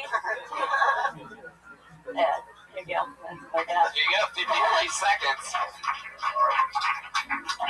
Good towards the middle. I mean, you started self-destructing 3 seconds in, and you sort of fought it off, which is a new thing. It's good to see you try to, there was a regular, she just started 6 months ago, and normally when she would tail spin like that, there'd be no recovery, but it's fun to see you be able to go oh fuck, that didn't work, shit. Still, you did, which I'm not a huge fan of, but I am a fan of recovering out of the tail spin and being able to continue on, which is a new thing. It seems like a new muscle. What was it? Was there something with the phone number that we didn't get, or that? No, I mean, I kind of just messed it all up. I didn't even say the. What really happened? I just chuckled when she asked if I had a rewards card, and then. Well, there's probably something there you can write. Yeah. Something about giving her phone number or something. Oh, and I wanted to talk about, because you know how at every store, like when you swipe your card, there's like a million questions that it asks, and I feel never mind. I'll do that on my own time. I feel like it's like 20 questions or something, and whenever I'm shopping at a normal store, I'm like, geez, it's like asking me what I had for breakfast this morning. And so in a sex shop, I'm like, did you come yet? Sorry. I mean, it's definitely a good world. I mean, there's so much funny stuff there. Especially shopping cart. Yeah. Shopping cart you were getting somewhere. You were getting in your style, in your zone, a little awkward, but a funny thing to acknowledge.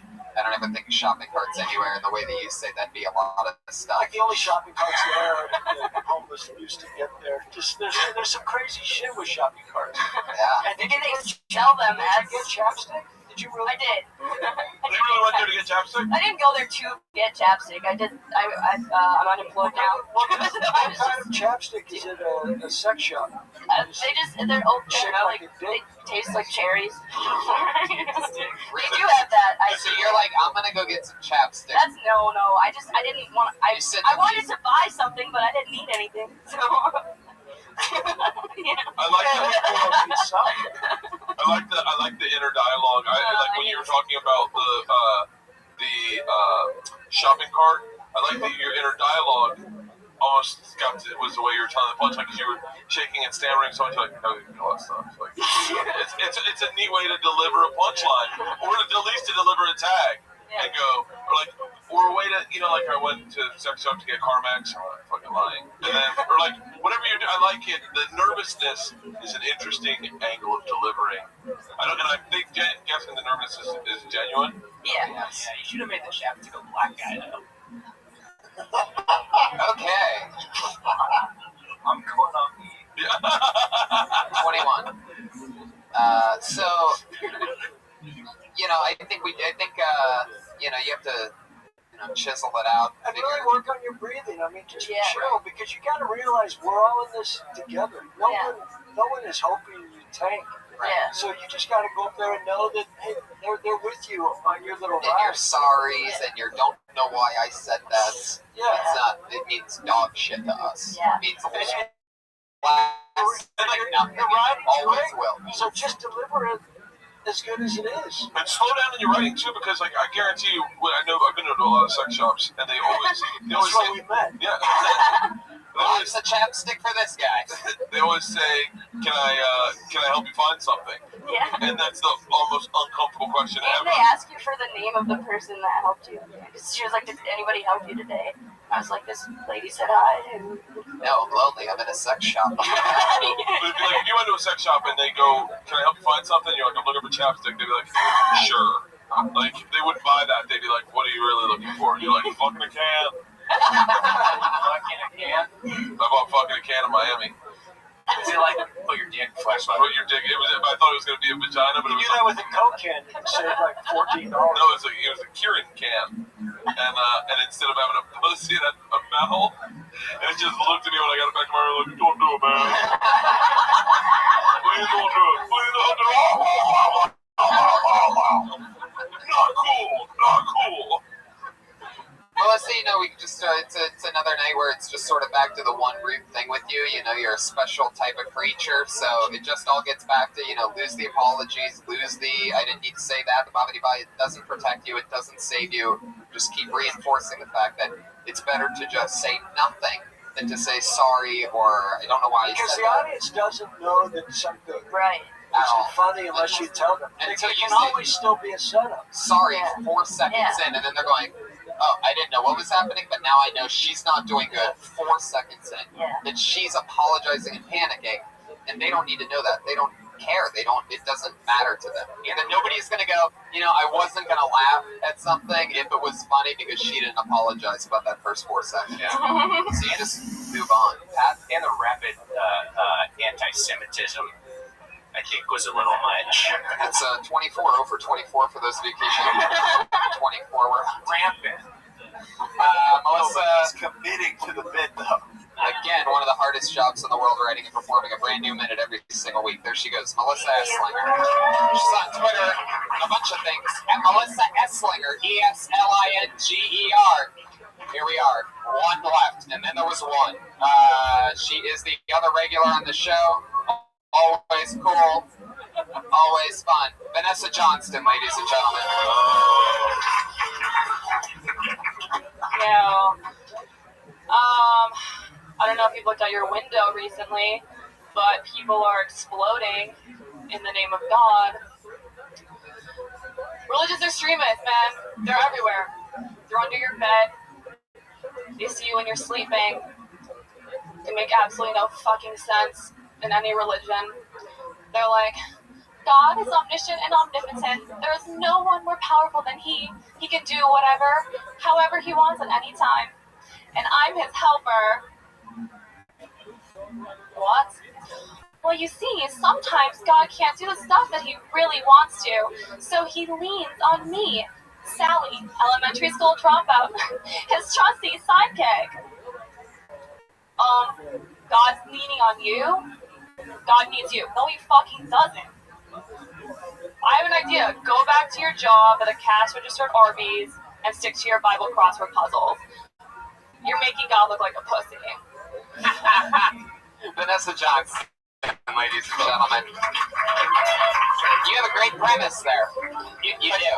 But don't you think it seems like it's like she's doing a one-man play or something? Well, I definitely think that seemed like a one-man play, but that's not what a premise is, Brian. A No, I know, premise but is the performance. Did you feel like that whole performance seemed very playish, like she's looking out a window or something? Totally. Like, that play with me. I hate people. I mean, Do you hate people, Vanessa? Yes. It's a very common thing. And how long have you been on stand-up again? 10 months? 10 months, right? Such a common thing, super common. We were all guilty of it, of having long setups, and then by the time you really get to like meat and potatoes or something, we're already sort of like, you know what I mean? Everybody's attention spans are garbage. That's not your voice. That's a not normal sounding Don't voice. do that. The whole premise that you're talking about is, who the fuck are these people blowing themselves up and think they're so special that they're God's little helpers? Yeah. And that should be your first line of the joke, just like that. Well, I would jump even ahead of that, and this is just me, but like at 10 months in, I wouldn't try to tackle. Act out. No. I wouldn't try to tackle such a big subject. Yeah. I mean, I'm being serious when I say like religious fanaticism and religion, and I wasn't sure if you were talking about Christians or Muslims. I know, I thought that was confusing. It was first Muslims, and then I was like, I'm not going to do a Middle Eastern act out, like, because I'm, you know what I mean? Can you please? Yeah, Jeremiah's so good at that. You're so good at your act outs. How long did it take for you to get, like, comfortable with your voices? That's just something that I, like, been doing since a little kid, so I don't know. Yeah.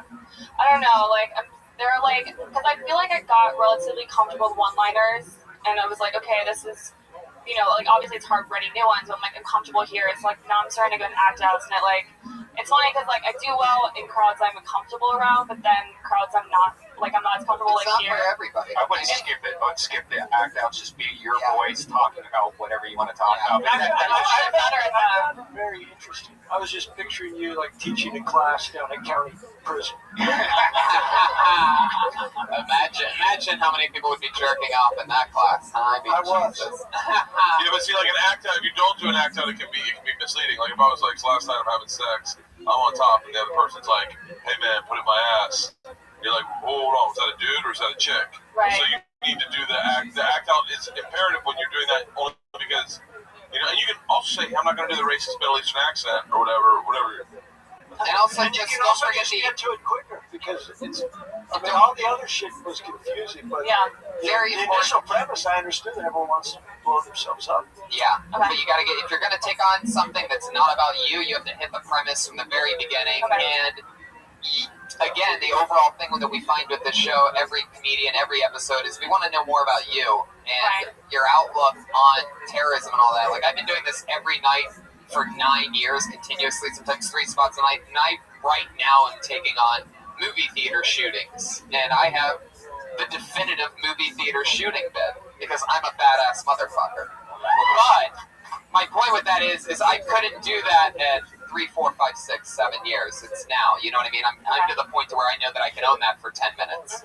Anyway, Okay. Thanks, Adam. Vanessa Johnson, there she goes. Ryan J. Evo with tonight's drawing. Look at that. That happened while you were sitting here. Unfucking believable. RyanJEvelt.com. There's a print of every single show that Ryan J. Evelt's ever been to available there. You can buy that print. Pat Reagan's Patty Reagan, Jeremiah Watkins. Jeremiah, stand up. You guys have gigs coming up. Bert Kreischer, Kirk Fox. One more time for them, ladies and gentlemen. What do you think, guys? What's happening? Anything else? The Machine? Nope. Tour date? When's this air? Right now. Portland. I'm there tomorrow night and Thursday night. Awesome. Yep. Showtime special April 1st is sold out, so that's it. We're done. Yep. Kirk Fox. Rush Hour Thursday night. Yeah. 10 o'clock. CBS? CBS. Yeah. Detective Asshole. I love it. Premieres Thursday. Oh, you're in Rush Hour? Yes, I am. Fuck Damn it. yes. Why do you think I just kind of lean back? God damn it, man. Nashville, everything coming up. Thank you, live audience, and good night.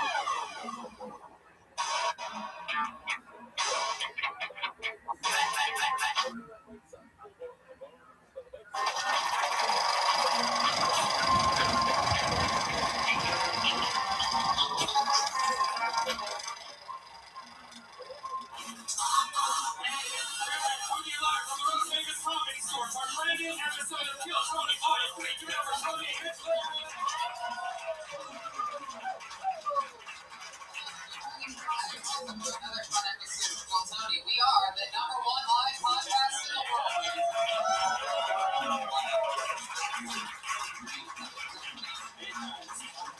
We are enjoying a delicious glass of Sangria man cocktail from Adam Carolla's company. How delicious it is. I absolutely love it. It's actually really good. Yeah, I know. It's like Sangria, but it's like twice the amount of alcohol than like a bottle of wine. You're a man. Sangria.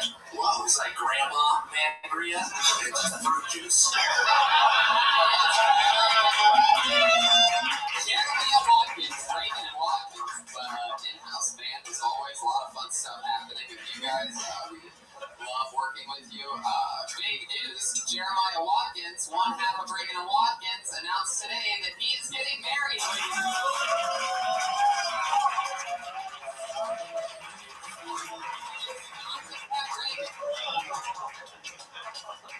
Very disappointed. So is your flashlight covered in Jeremiah? Yeah, both of them.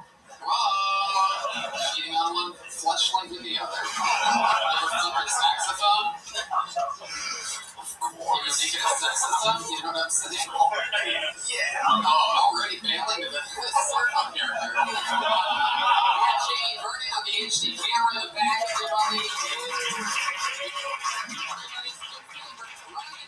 Everyone, trust the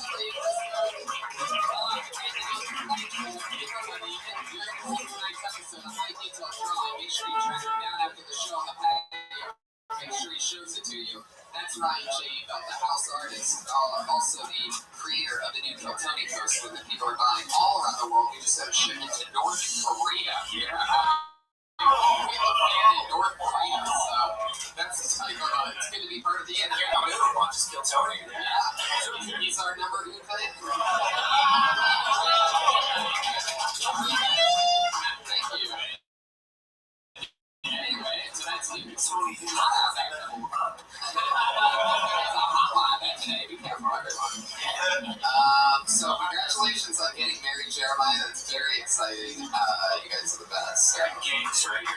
Yeah, it's gonna be a long game. Yeah, I'm gonna stretch that out for another 10 years. You want as well? Yeah. Can I ask why the fuck you guys are dressed like that? Is this like where they revamping White Men Can't Jump because of the same audition? We're just trying to be more castable, Tony. It always works well when you nervously squeeze your water bottle.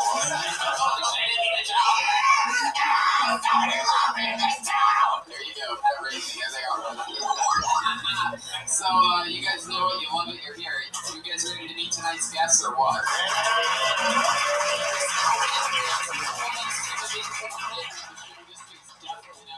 Two of the best of this show, two of my favorite comedians, two of my favorite human beings. Put your hands together for the great Morgan Murphy and Sam Triple.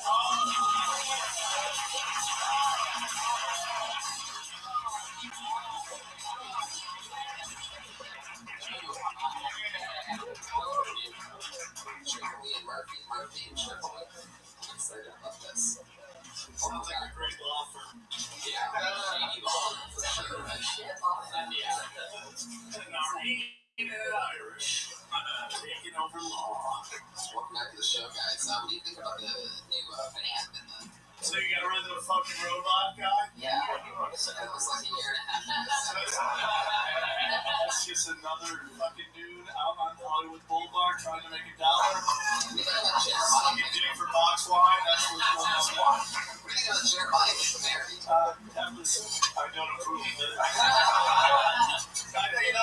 Congratulations. I will give you, you know what? I'll get you a gift in 10 years in. 10 years in, I'm going to buy you a wedding gift. Thanks for the fake, bro. I always feel sort of grateful that I don't play an instrument because I definitely within a year, comedy would become a musical for me because I would have been like, I forgot to write today, but I can't play this. Well, that's their entire world. We never write. We're songwriters. People will be singing our songs for decades to come. We're artists than comedians.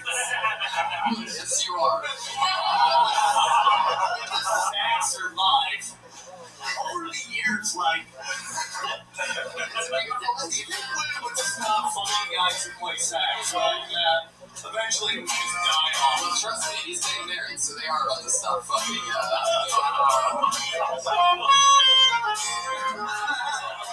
my goodness, well, that's the one song you know on sex.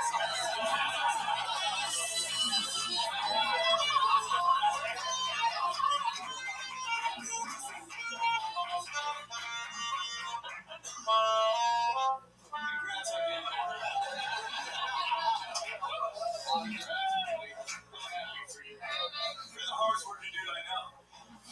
You're my watch. He's everywhere. He is like the Where's Waldo of comedy. You just try to find him on every poster.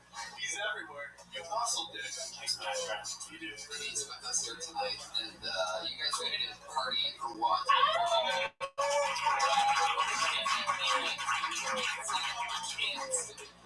Tonight, get pulled and do 60 seconds on stage and then talk to our guests about everything we saw. Comedians, you get 60 seconds, you know your time's up, and you got the sound of a kitty. That means wrap it up then, or else you're going to bring out the angry West Hollywood bear.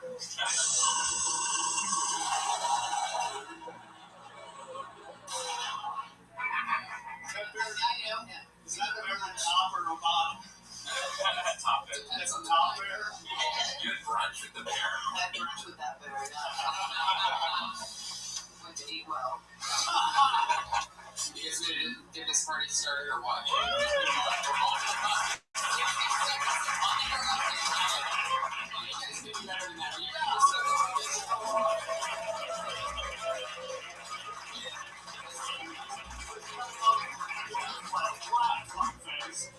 I actually know this young lady, very, very funny, rising comedian. Your hands go for Christine in Toronto.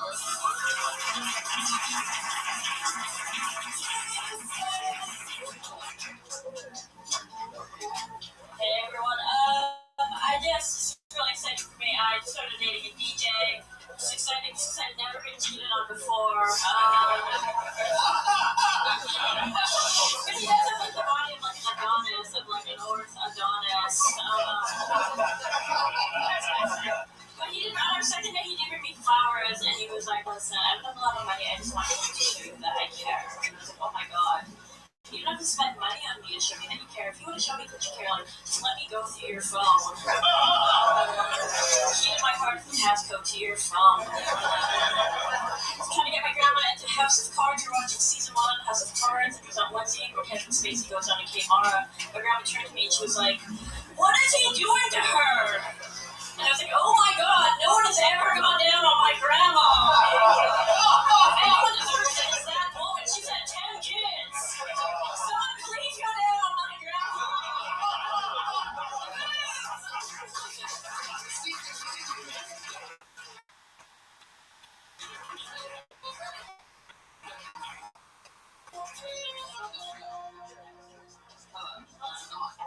How long have you been single? How's it going for you? 4 years. 4 years. 4 Let me describe you're Latina, right? What are you? I'm half Filipino and like my mom's from like Guyana. So you're other? Okay. You're Latina? I mean, you're other? You're a woman, and you can write really good jokes. Why are you on this fucking show right now? You should be giving Red Band advice on how to write comedy. You're really fucking funny, man. I was very impressed. You are. I mean, just for me, you're one of the best I've seen. Dude, everyone's done really well, but you were excellent. One of my favorite parts of your performance was actually, sometimes when you're up here, the guests forget to move the microphone away from their mouth and laugh at them, and you gave a really young. Has anybody ever told you, Sam, you laugh like a clown horn?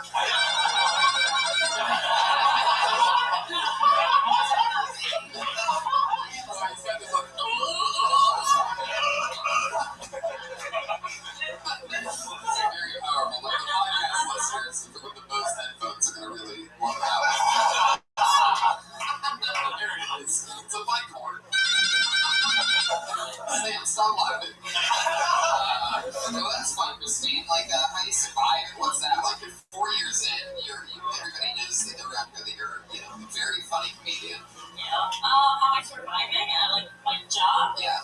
I have like a shitty day job. Yeah, what's that? I work at Google and YouTube. That's a shitty job. Just like an office work. Now you're an asshole. It's just like whatever. A shitty job is roofing. I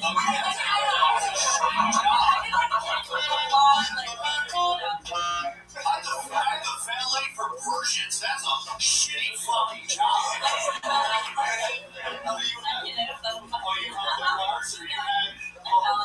Oh my God! Talk about the hard years. How many older, more successful male comedians have you blown and then they start talking to you? 0. I was much farther along. I thought you were fantastic. Oh, she's the best. Yeah, that's fun. Don't blow your heroes. That's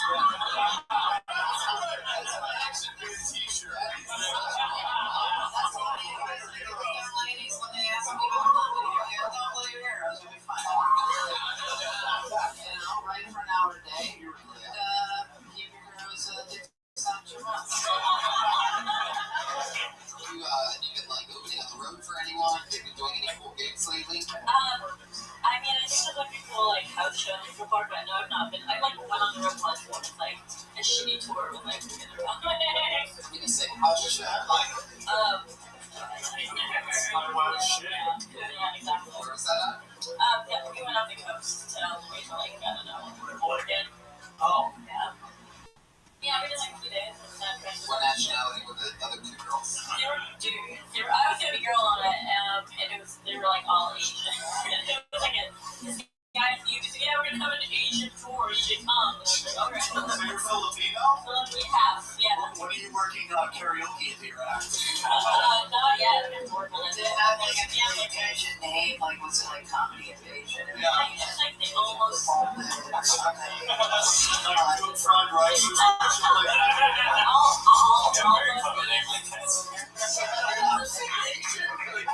They're just completely racist. What was it? What? Almost Asian. Waka waka.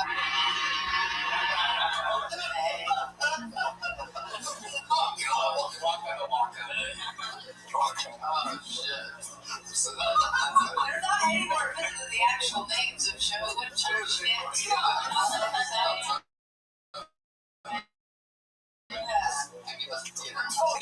There's the most racist one. One. Slanted eye comedy. That was one thing I had the improv at one time. Mr. Rice guy.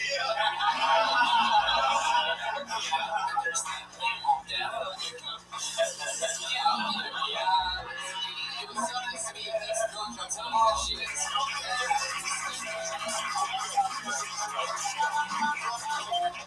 Getting some good advice from one of her. Don't blow your heroes. I wish somebody would have told me that. Steve's on Twitter at Chrissy Metz.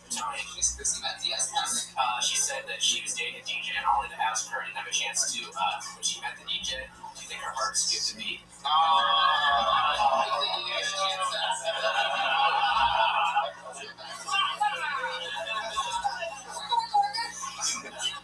You know what? I love this. I always love the people that donate Twitter handles. That's always a sign of fun to come for your days. Good for Stevie T.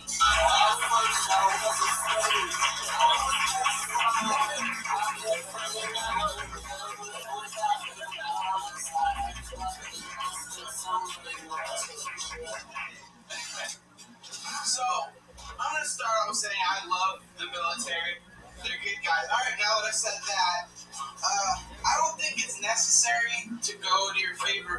restaurants in total battle-ready attire.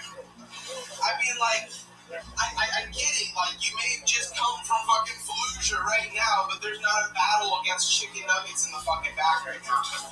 There's not one girl saying, oh, does that guy have a frag grenade? I mean, I understand some girls really like the guy in uniform, but I mean, that wouldn't work for every fucking profession. Like, my friend's a pizza guy, but I wouldn't see him going after work in his attire. Like, shit, ask a girl, hey, baby, you want me to stuff your crust? Go for a pizza joke. I don't know. I just feel like you guys look like a pizza audience.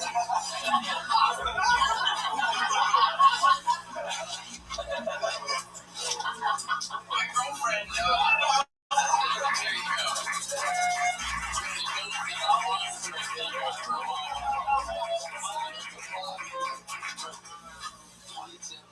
Yeah. That's when I started. That's how old I was when I started. It takes a real set of balls to be a 22-year-old that dresses like a 55-year-old New York.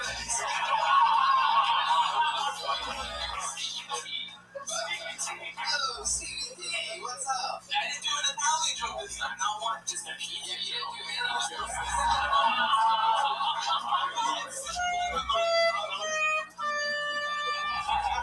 Oh, then your head bounces off that ball. Josh keeps lowering that ball every week just to drive us a little crazy.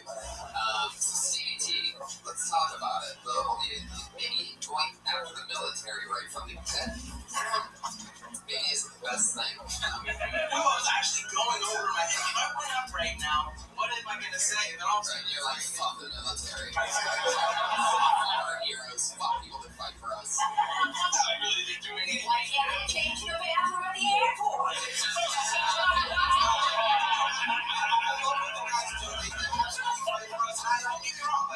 My dad's the most. Yeah, well, you're sloppy as fuck. So they're gonna do something. But my whole thing is like, why open with that kind of ass-kissing kind of thing? With, I love the military because now we know what's coming, and half the point of a joke is surprise, and now we see that you're gonna go out and shit on them. Why not just go with it? If you really believe it, say it and go for it instead of send it up because it just. An Italian term, kneecapped your whole fucking joke, and it just kind of took out the audience. Yeah, vicious. And that's something that I told Tony a long time ago. It's like, you gotta cut the fat, man. Well, you got way too much fat in that joke. It's really laundry day. Maybe he put his jokes in the wash too. You go to the open softball jersey. You got an Italian horn. I mean, you are dressed like you are straight out of the Bronx still right now. I wore that because I spilled something on the back of my shirt while I was cooking. A little bit of blood. Take your shirt off. Let's see what you will look up without the shirt. Do it. It works much better. You're like a fat guy who walks around in FUBU. We know you're not working out, dude. Just be normal, dude. You're getting sensitive. I can tell you're getting really sensitive.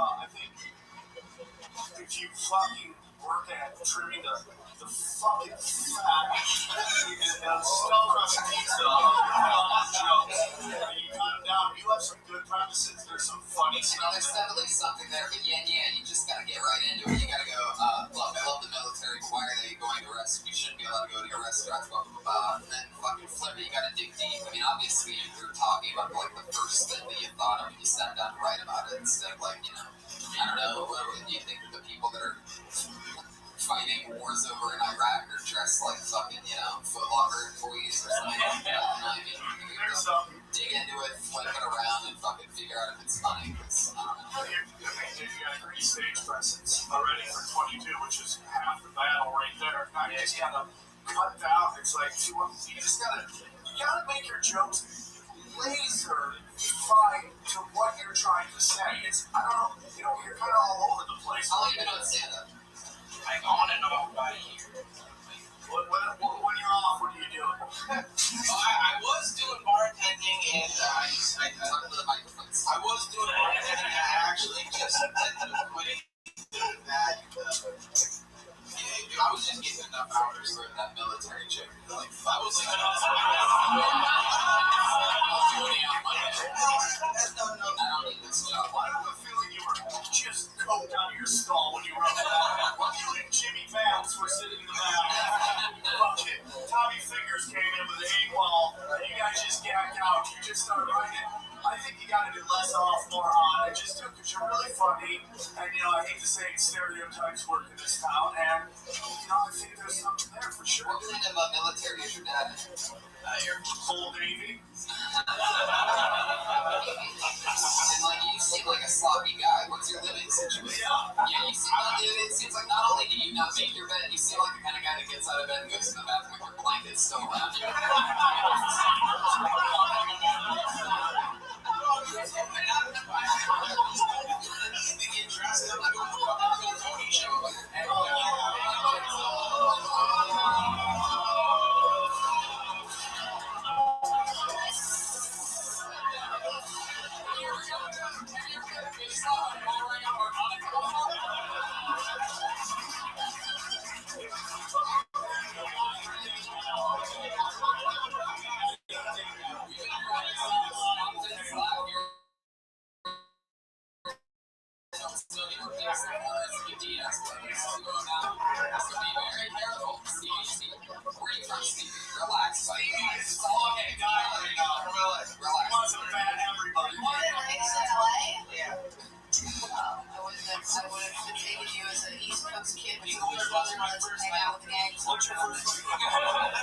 Sloppy Sicilian Italian.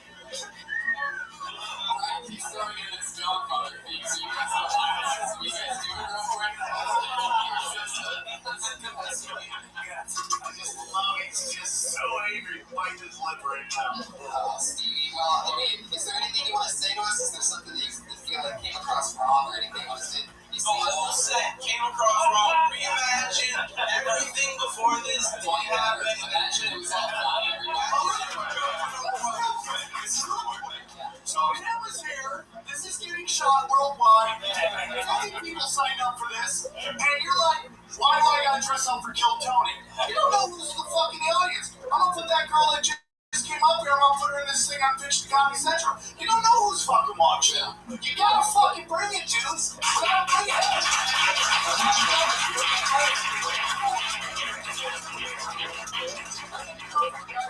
This fucking sweatshirt, you know? But the point is, like, your attitude's like, why do I give a fucking shit?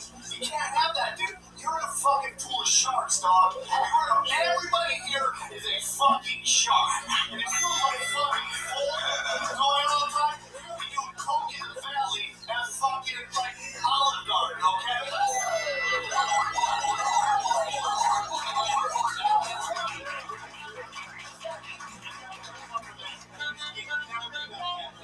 You gotta cover balls all the time, dude. You never know who's in the crowd. Stevie, don't quit. It's gonna make you strong, baby. CDT, everybody.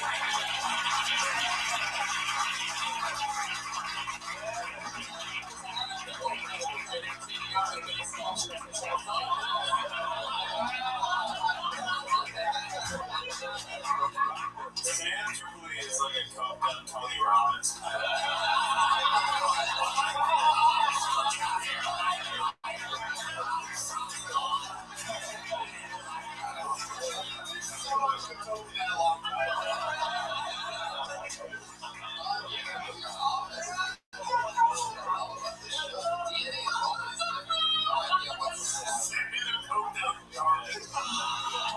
Looks like another new name for your hands for Kurt, but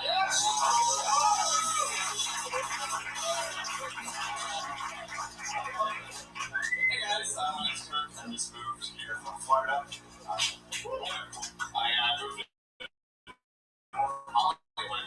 I was different. I moved into next to a store. Never seen this one before in my life. It's a store that's sold solely pinatas. Holy shit, guys. Like, I love pinatas. They're like the highlight of an education. I would walk on stage tonight with pinatas. I would like, shit's not good now. So I got one guy just got way too seriously. I'm so excited. He wants me down the way, can't stop. Just take it as possible. Last thing in my life, I went to a pinata party. He was not an adult. That guy was there.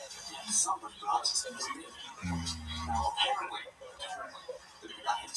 I say apparently, but it's the other guy. So I was blindfolded. I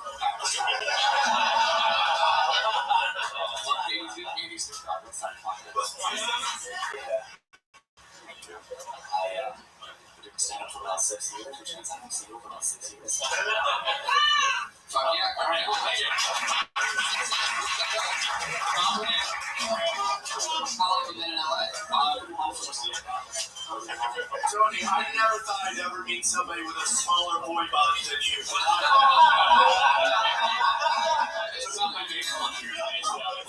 It's a smaller version of you. That's what I looked like when I was a baby. Hey guys, coming up here. You never got a hand at first.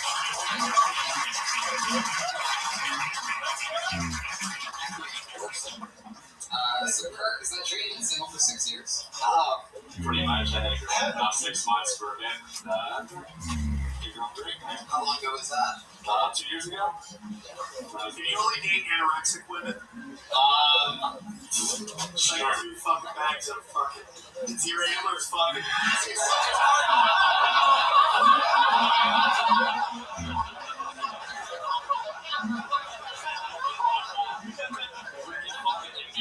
It's really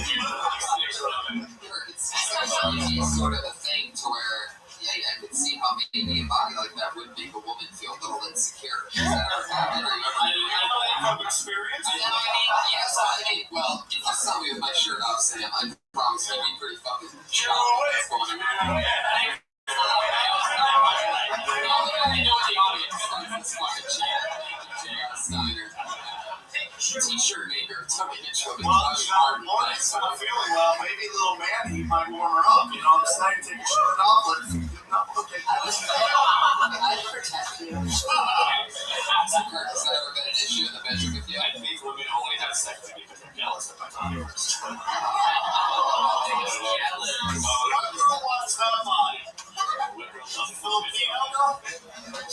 I like the pinata joke I was thinking at the end. You could say, like, he's in playing a hit or something. And big because I looked around and there was candy pouring out of them. What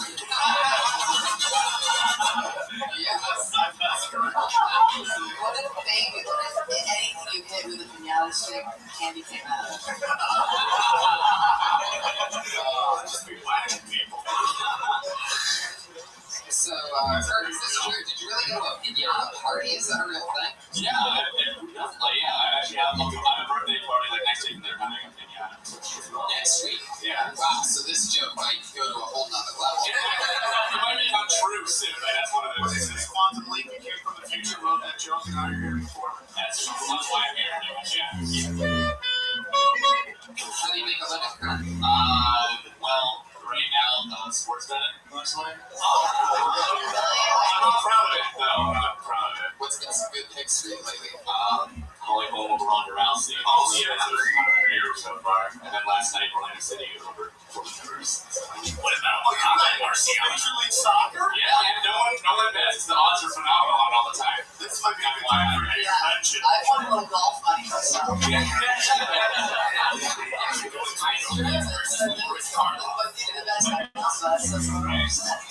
Would you take Syracuse tomorrow to win the final game? I mean, yeah, they have to be such an upset. What's happening? I mean, the odds are probably phenomenal on it.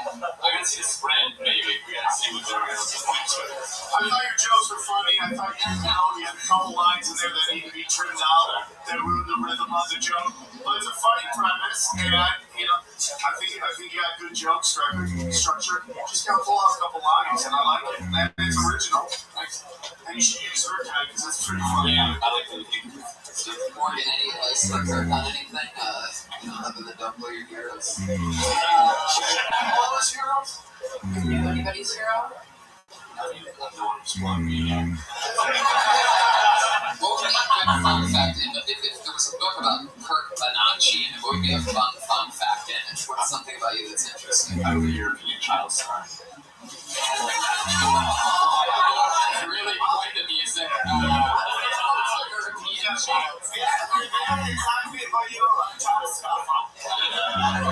I was on 2 Disney Channel shows.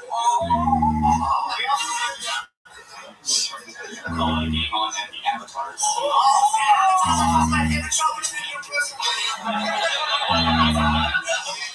what were your character? The goofy best friend. Were you like 25 when you played it? I was 22 and 23 playing 16. Can you give us one of your most famous lines from that? First one that you think of. Weak sauce.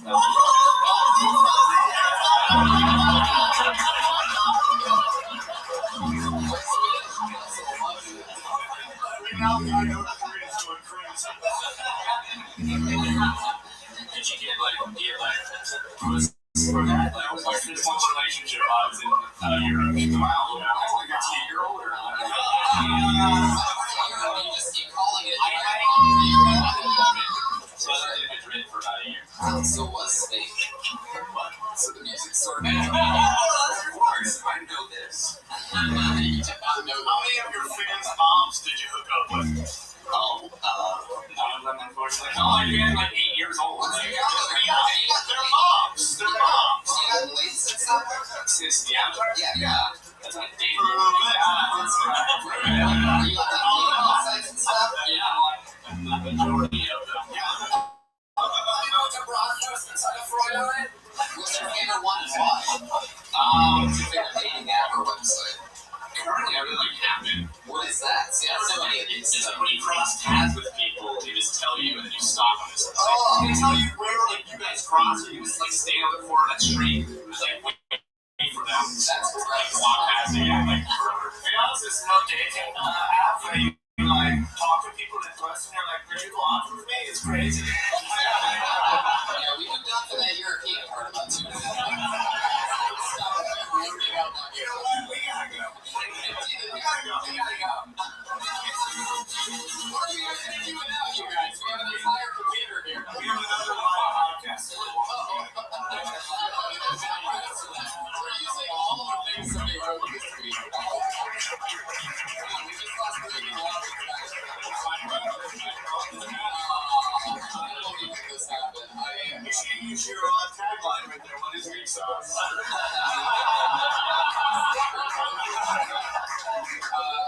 Anything else for her?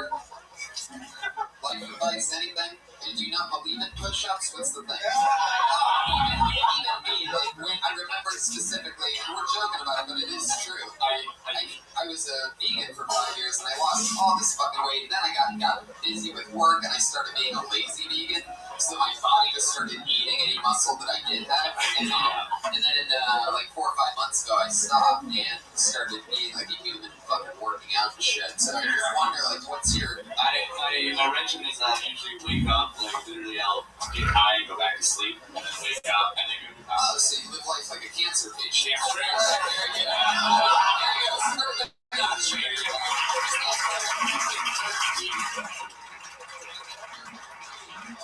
Ryan's now pulled out his band app, Apple Music, to replace Reagan and Watkins.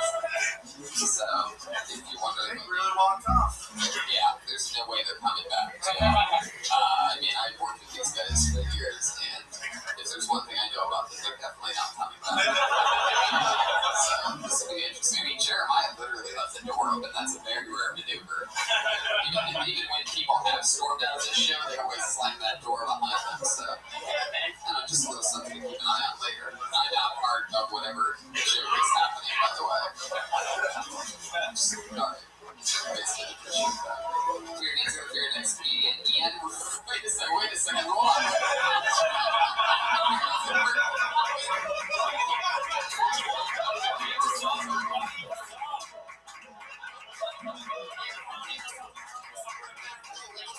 What's your name?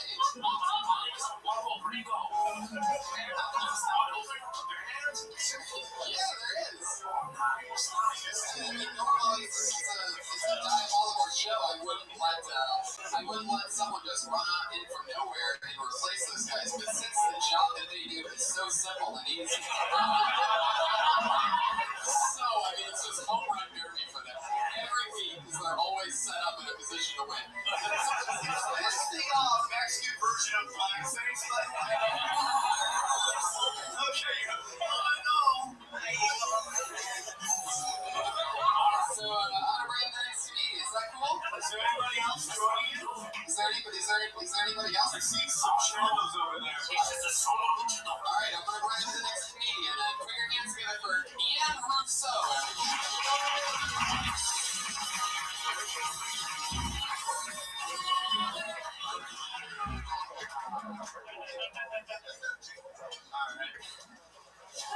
I've been doing a lot of thinking recently. I kind of want to get one of those baby on board signs for my car. Just to drive the point home that I'm no longer a virgin.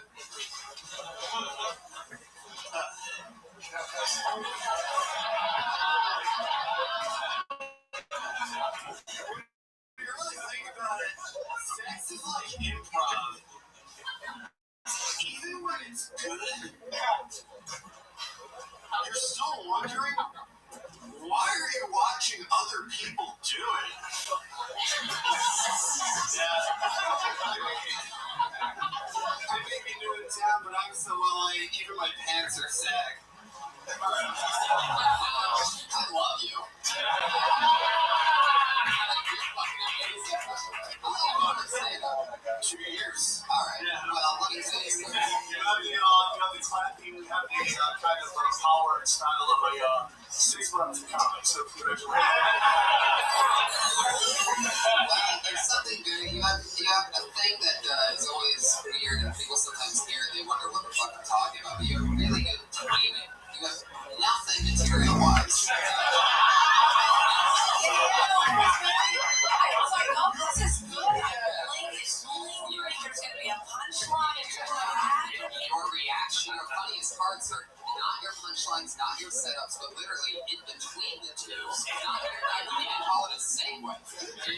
You were disgusted with how the first joke went. That's not a fact. Yeah.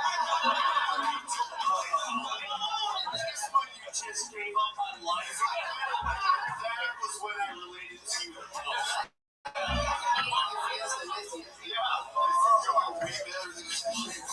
Wow, dude, you're the first person to cry happy tears on the show. You have awesome setups. You pull everybody in. We're waiting for this amazing payoff, and then you completely shit the bed. And it's just like it's a knowledge, but it's like you have great premises. You just have to figure out a punchline that fits the amazing premise that you presented. I think your setups are awesome. Thank you. You just have no clue what a punchline is. But you have everything else. You have the energy, the look. You have a great look. Like I'm like, this guy can do commercials. And you have great stuff. You're just missing maybe some might say the most important part. Let's try and figure it out. Let's try a little experiment here, Ian. What are you trying to say with your baby on board thing? Why would you want a baby on board sign? Why is it? To drive the point home that I'm no longer a virgin. But why would you have to do that? Oh, baby. Because the baby's on board.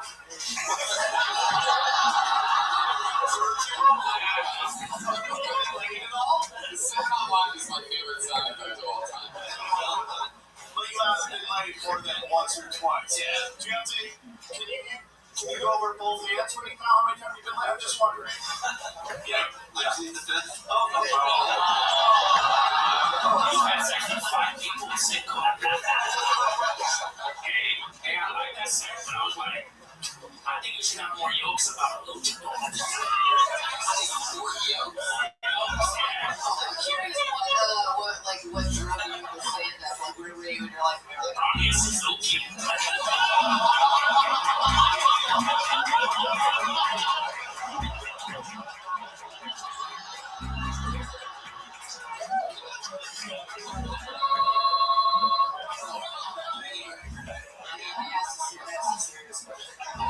What drove you to stand up? Like, back in New York, I was an economics major. I met somebody who hosted open mic in Brooklyn, and I went, got super hammered, and I found myself just falling into the circuit. How long have you been up for? 2-year blackout. I'm still a vendor right now. Is that true? No. You're a heavy drinker? Not really anymore. It was like I started driving back into New York to like funds moving out. here, like, driving. Yeah, for Uber. Yeah. Like now, I'm not driving for Uber. So that is how many stars do you have? How many stars? Oh, it's like 4.7 was my average. I like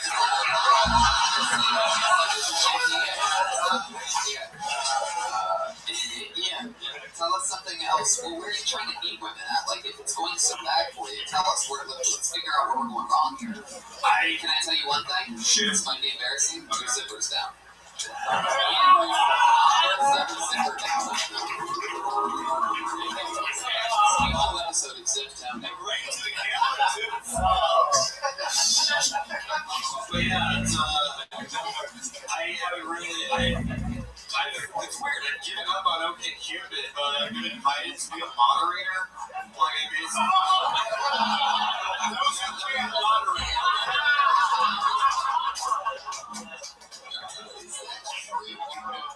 You had so little action on OkCupid that even they're like, hey man, you want to pick up a shift? You're busy with something while you're not getting dates from us?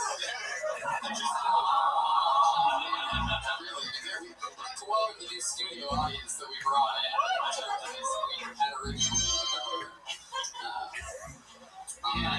I just haven't been trying. Like, I've been focusing on surviving. Like, I'm a background actor. How long have you been here? 6 months. Yeah, you're doing fine. Yes. First year in LA is just all about beating the fucking self-worth out of you. That's really what it's all about. It's about killing your ego down, and if you can make it through the first year, then it starts to kind of rise up. But it's really all about just kicking your dick in the dirt the first year. Whatever collateral you think you had come from New York or Seattle or San Francisco, it means nothing. You come here, and it's just like beating you down with a stick. All you have to do is stay afloat, and that best proper that. For showing up and doing this, I would not have had 6 months in to do this. She would not have had the guts to come up here with your jokes and do it. She would have worked harder and performed better. Ian wants to say something. Our new light-skinned Mexican correspondent. I'm a half Mexican. What's up? Ian, I have to give you props for doing that. How many props can you give? There's so many people in the room that look Everything to do that. Okay, so Ian, it was nice to meet you. That's not.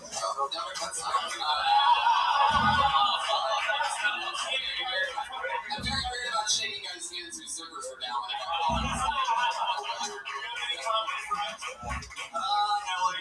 have a bunch. Sit down and ask them to come up with different punchlines because the premises are great. Thank you, appreciate it.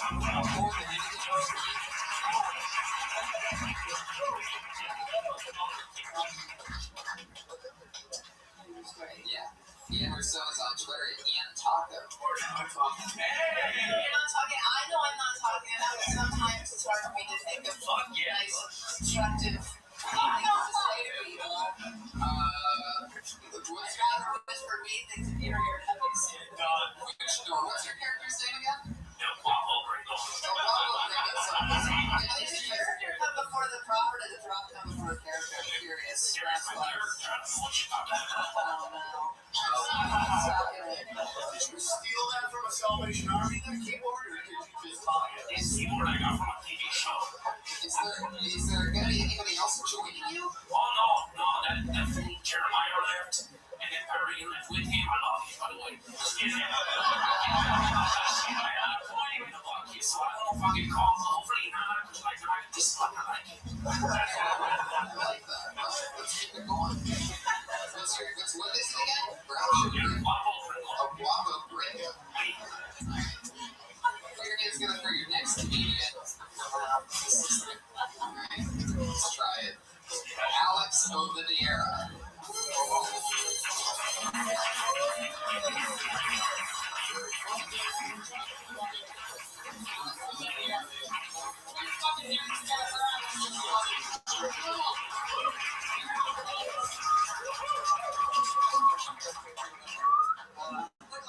Good and bad with money. I don't buy things off TV not because I'm good, just because I'm only marginally more lazy than I am interested in having a blanket and sleeves. It's but not to be denied, they've created the SCLT store, which caters to that unique market of people who have immediate need for gratification, a bad habit with red wine, very white couches, and poor credit. And I can't help but wonder if there's somebody's, like, I like to do my homework when I'm good about buying things. I do my homework, really research a price.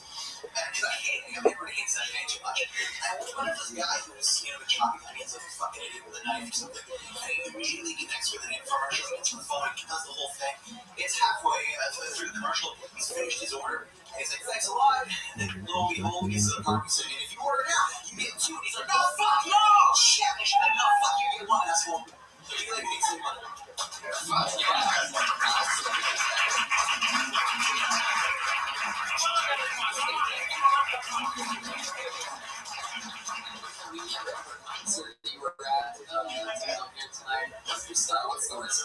I'm literally working at a gig. I work at production. They still think I'm there right now. Call me up here with a blacklisted. I'm good, like, stay out and get the fuck out. You think I'm at work right now? You know who used to do that? Sebastian Maniscalco was a waiter at a hotel here. He would take his lunch break, run over here and do stand-up in his waiter's outfit, then jump back in his car and go back to waiting tables at his job. I remember all that. I was taking a chance here that no one would notice me, and he got attacked.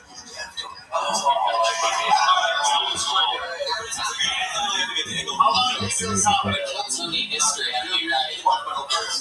is the first time you've done it.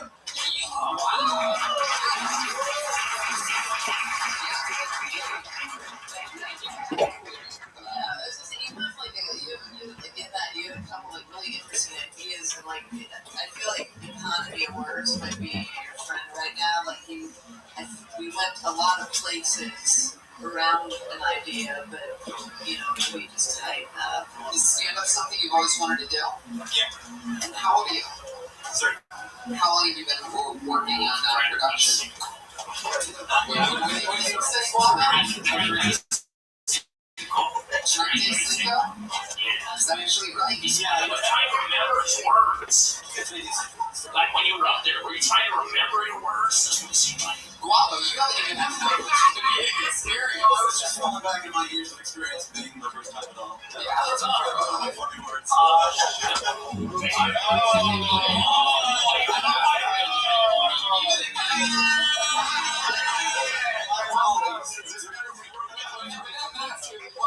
Story hole, when they side with the racist. This is the greatest moment and the worst moment. You're like, you drink into this and you're about to get fired. It's like this weird kind of moment. It really is. All the time, right? It's like, should I do comedy? Well, you must now because you have no job. My biggest thing for you is this premise is great. I would take it if I was you, and I would put it on the shelf. And in 5 years, when you have this a little bit more, you can go and deliver this with a little more conviction. You're trying to do, I think it's a complicated premise that you're just trying to do right out the gate. It's like T-ball. You're not trying to hit T, you're hitting Roger Clemens, trying to hit 90 I'm going to start with 5-year jokes. So let's just, instead of talking about stand-up, because that's pointless at this point with you, let's just talk about your life. Okay? What's some interesting stuff about you? What are you? Canadian from Toronto. Those who are taking the real fucking jobs, guys, these fucking guys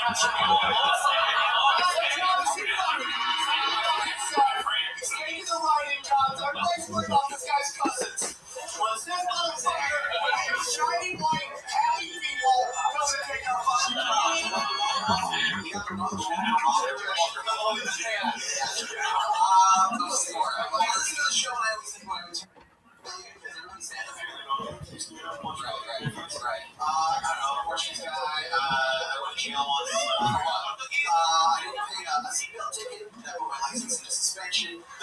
And you can't just say, oh, you got me with a suspend thing and take your fine. You gotta show up to court. I learned that the hard way. If you don't, if you do 2 weeks in, that's not security prison.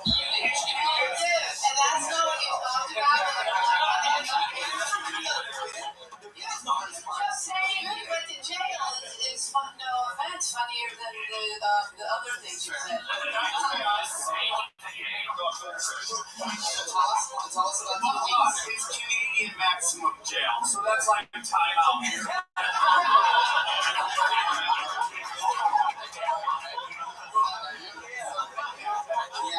And just a top tip, if you watch Top TV and have no contact field system like I did, you think, oh, I'll just like fake being crazy and they'll put me in the hospital or thing. That does not exist. Yeah, there's this solitary confinement. You get that for the first 3 days. So you gotta write about that. You gotta write about that. Did you do that? Yeah, I did that. So you did solitary for 3 days. Sure fucking did. And that's the best minute that you came up with. How many times have you tried to suck your own dick?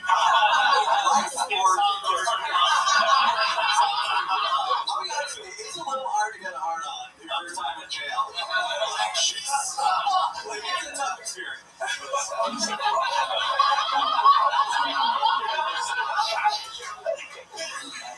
Floppo, your mic's on. You keep signaling. He went out, but he's back on now. Thank God. Alex Moore, jail, what else? Oh shit. How did it go compared to how you thought it was going to go? I thought it was going to go really badly, and it just went bad. How certain are you that you're about to get fired? How certain are you? How certain are you? Pretty tough. Pretty good chance. Good deal. I mean, the production's out of Canada, so they're really going to send me home to eat this thing. So I think for this one, like, people forget, so maybe I'll get off. Yeah, like a key. They're Canadians, you just have to go back and apologize. You know what happens when the next guy here? Sorry? You know what happens when you miss work here with your stand-up comedy? Maximum security. Well, Alex, congratulations on popping your cherry. That takes a lot of balls to stick work.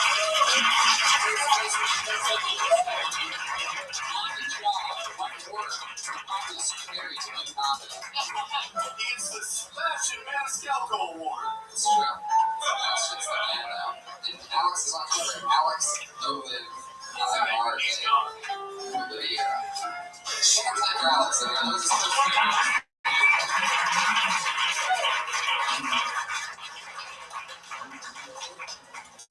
Here it is. Go to your next meeting, Gary Curtis. Oh, wow.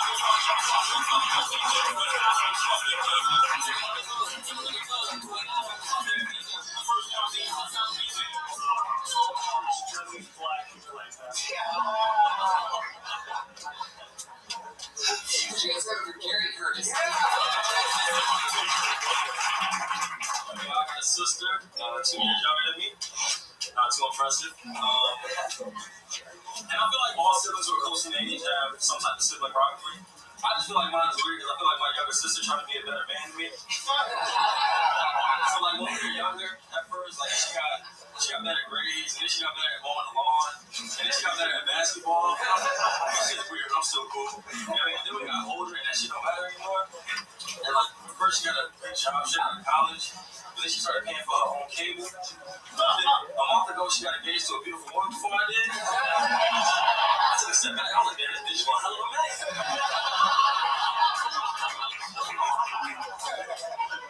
You know, I feel like I gotta get my girl pregnant just to prove a point.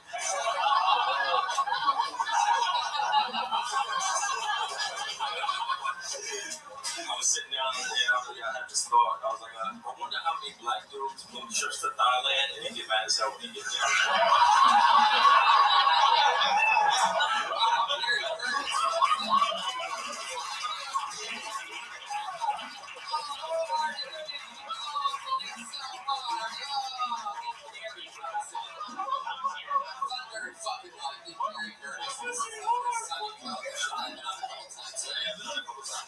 Fucking cool, man. How long you been in Seattle? 2 years.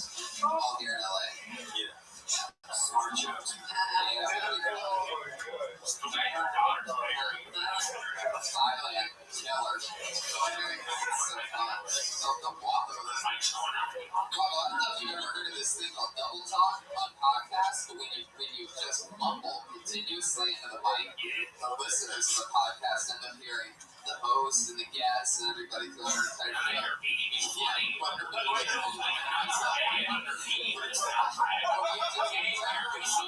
So your sister, like, so bad. I was gonna ask if she was looking to me like a nice luchador.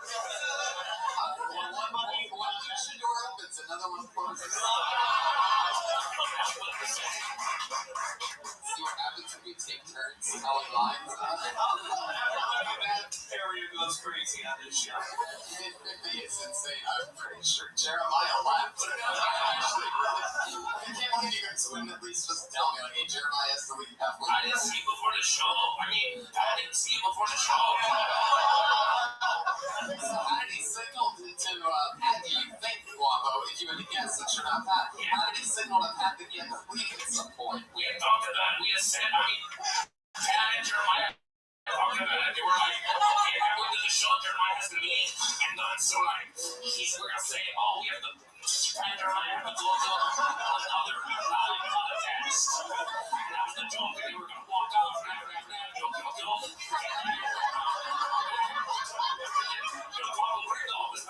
I got these. He was. Makes sense. Gary, what do you do? I work in finance at Tom's. Some shoes? Some shoes, yeah. Nice. Very sexy. We have a guy wearing Tom's shoes right here, J.R. Stein.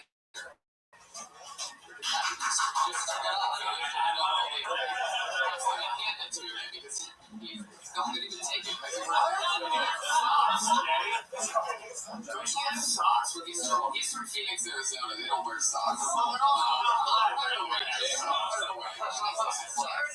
much more money you'd make if they didn't send those other shoes to people? Sold regular shoes. Every time you see it, You should pitch that. You know what? If we stop giving away all this free shit, we could have more money. Is it really like a hippie place over there? Like, it seems like it'd be like that Whole Foods type of vibe, you know what I mean? Definitely. The Whole Foods is around the corner, so that's the whole corner. So, the battery on this keyboard are dying, and I just thought no one should hear because it sounds really cool. It's trippy. Check it out.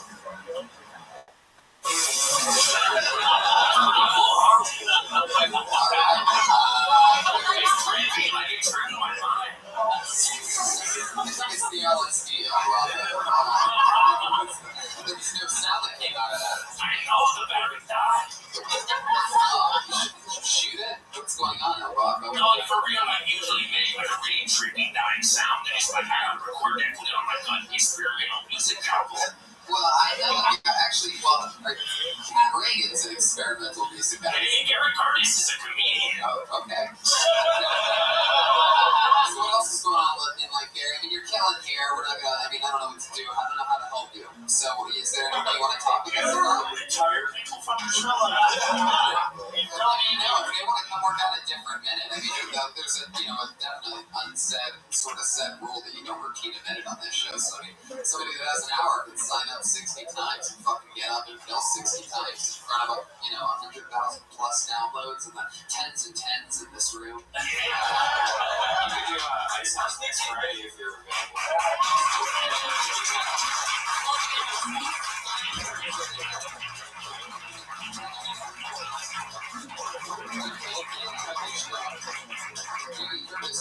He's on Twitter at GCurtCSD. There he is. See the type of magic that can happen? I just felt 35 comedians get so depressed. Damn, I was there again. Put it in my Still can't be. Who knows what can happen? Oh shit. This guy has not signed up in a very long time. He's one of the original guys that sort of did retire from the show because he got so big that he got hired here at the Comedy Store and has literally taken everything over by storm. So many paid regulars talking about it regularly. He's a fucking monster. One of the best. Guy with a lot of buzz right now. Put your hands together for the great Fang Chow.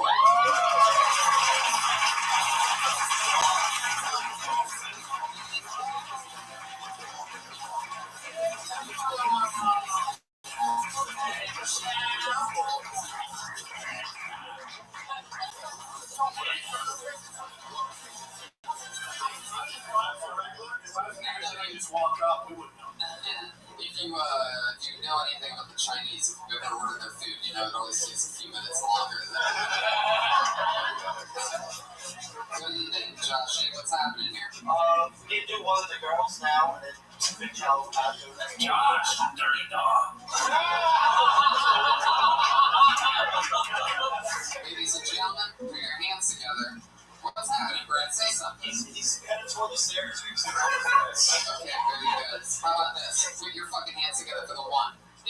one of the baddest rising talents in the world, the great Fang Chao.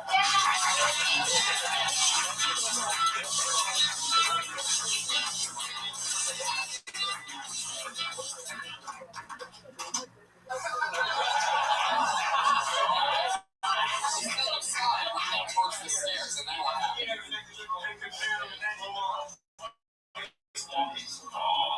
Okay, let Fang Chao know that he is we're having Fang Chao last. Let him know that he's going up at 9:35. You went into a tunnel. The practice not full. Okay, here we go. Put your hands go for Daniel Balshin.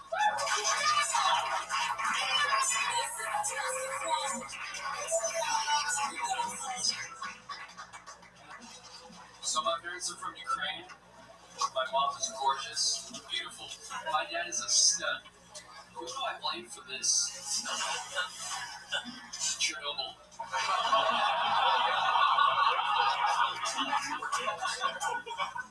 Yeah, so my parents don't really understand my comedy, especially my dad. Like, I could be wrong, but he came up to me the other day and he goes, Danny, yeah, you're not funny. Oh, thanks, Dad. You're way better than myself. Okay, but Russian comedy, glorious. So good. Russian comedy. Hey, Dad, what are you pointing at? What is this, Russia? No, not funny. But Russian comedy. So funny. Like, alright, Dad, give me an example. White chicken cross cook. Why? You do that. I showed you. Wait. Why Ukrainian gateway? I showed this chicken. Come on. Alright, looks like it's so fuck yeah.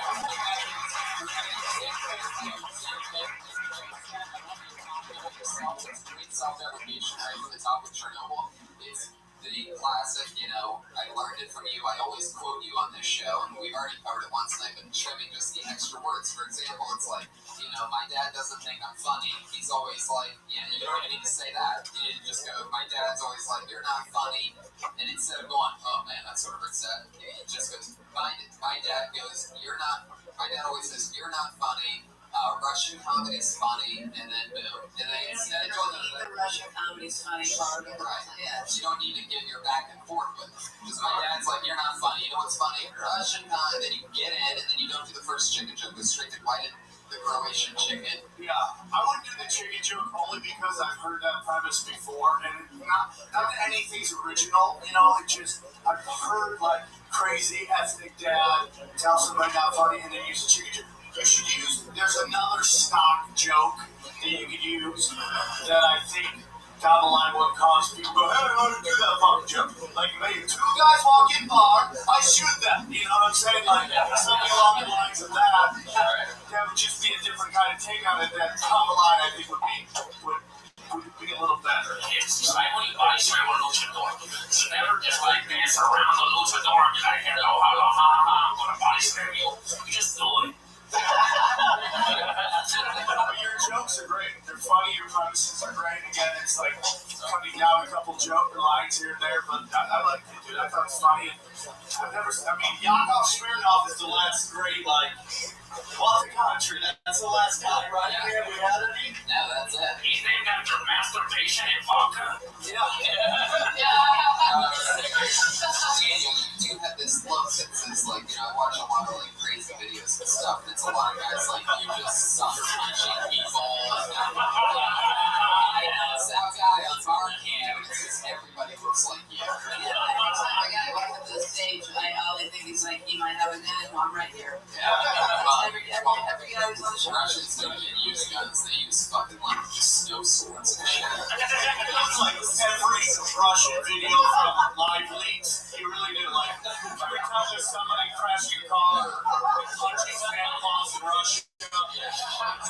The dude from Grand Theft Auto, right? Oh, shit. Daniel, what's the shit you said?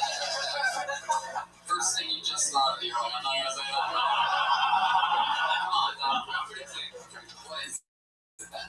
Now, if you're a pretty big guy, then what is the shittiest thing you ever did your homework? What is it? How clean are you? I don't really do my homework. Alright, that's pretty much it. Tell us something about you.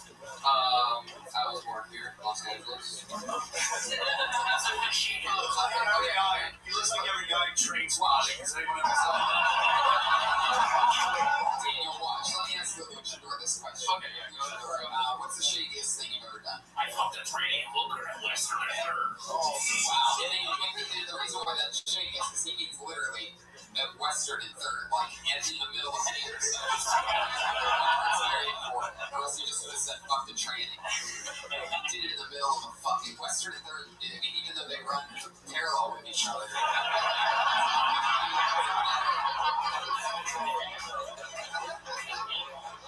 Local reference to the 100,000 people downloading this. I know. No, they don't. So he's right, you're wrong. Well, I know. I was making what we call a killer joke. And it worked what we would call very well.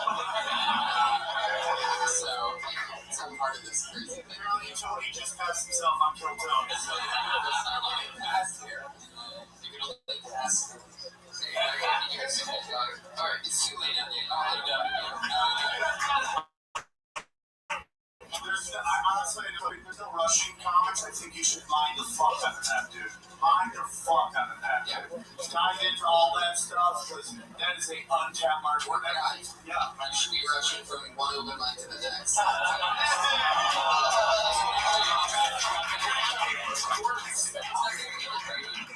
Same thing. Jokes. Why do you get weird in here? Daniel Walsh, everybody. There you go.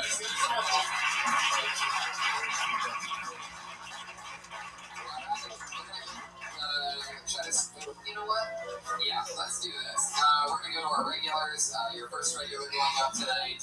You know her. You love her from Phil Tony. Put your hands together for the great Melissa S. Lacari.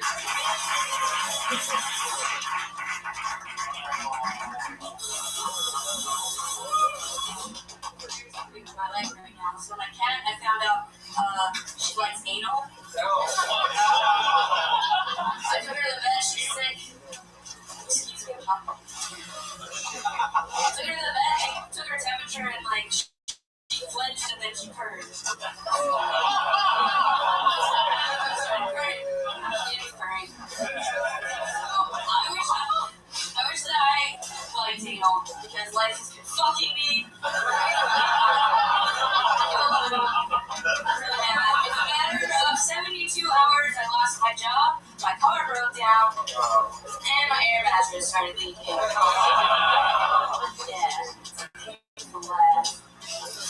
Got home after like a shitty day, and I like lay down and like finally just sleep. It's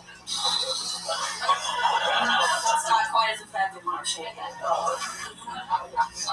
Yeah. Yeah, so I'm eating bologna sandwiches. There you go.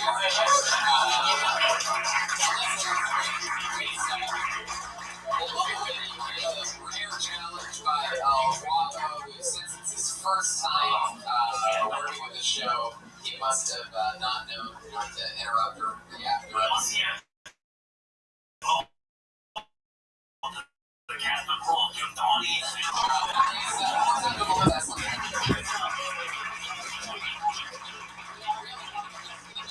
When I saw you the first time, dude, it's fucking night and day. You're so much better than before. You're still nervous as fuck.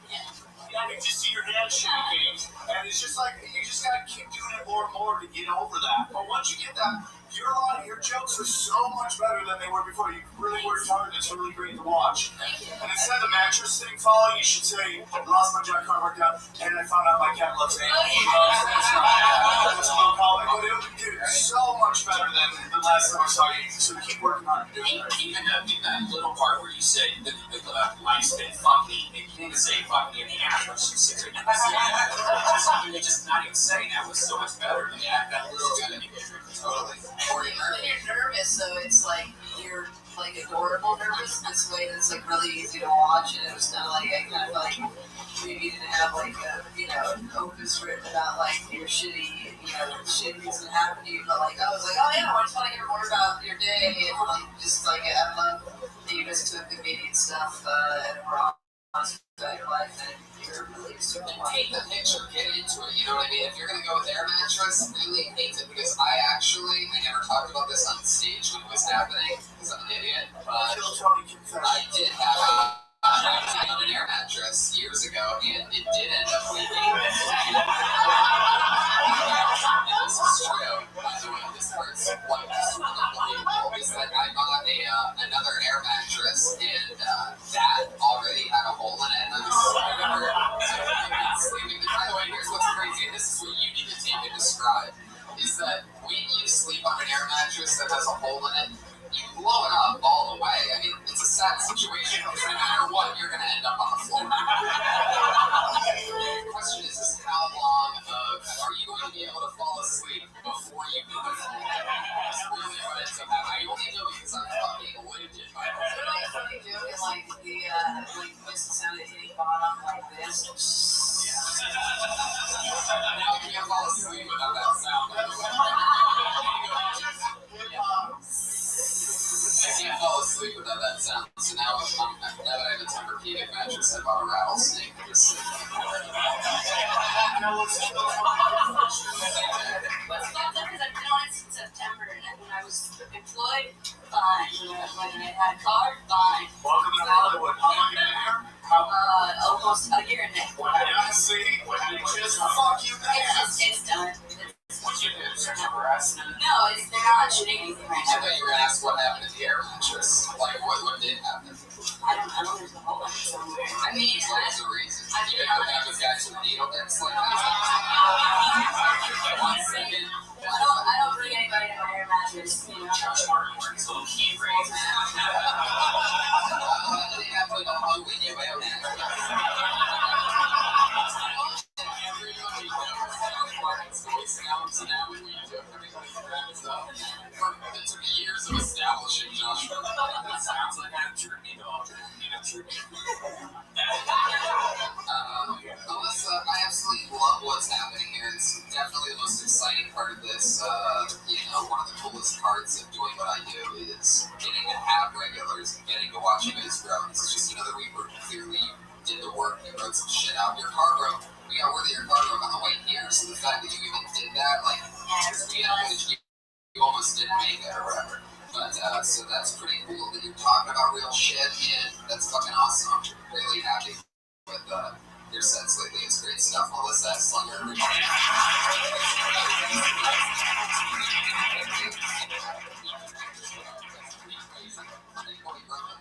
Don't always do that. Put your hands together for our other regular, very funny, always cool. The styles of Vanessa Johnson.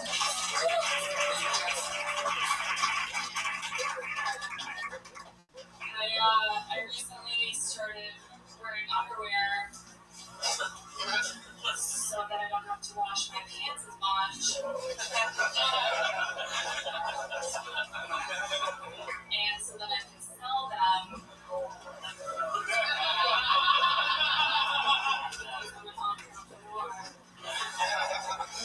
The company will be named Hard Tarps.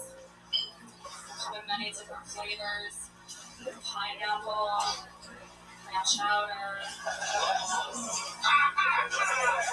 berry, and chocolate.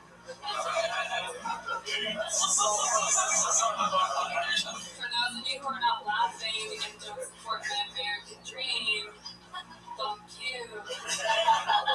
Yes. Trying to figure out who my target demographic is. Probably red band.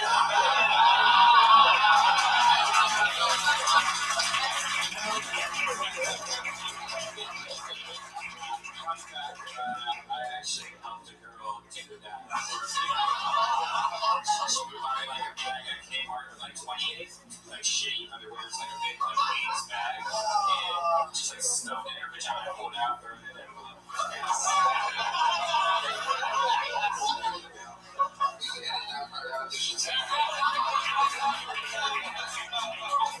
That's very cool. One of the only people tonight that might even be the only to talk about one subject throughout the entire minute, which I love, committing and trying to figure out what works and taking those chances and not just moving on to another one-liner that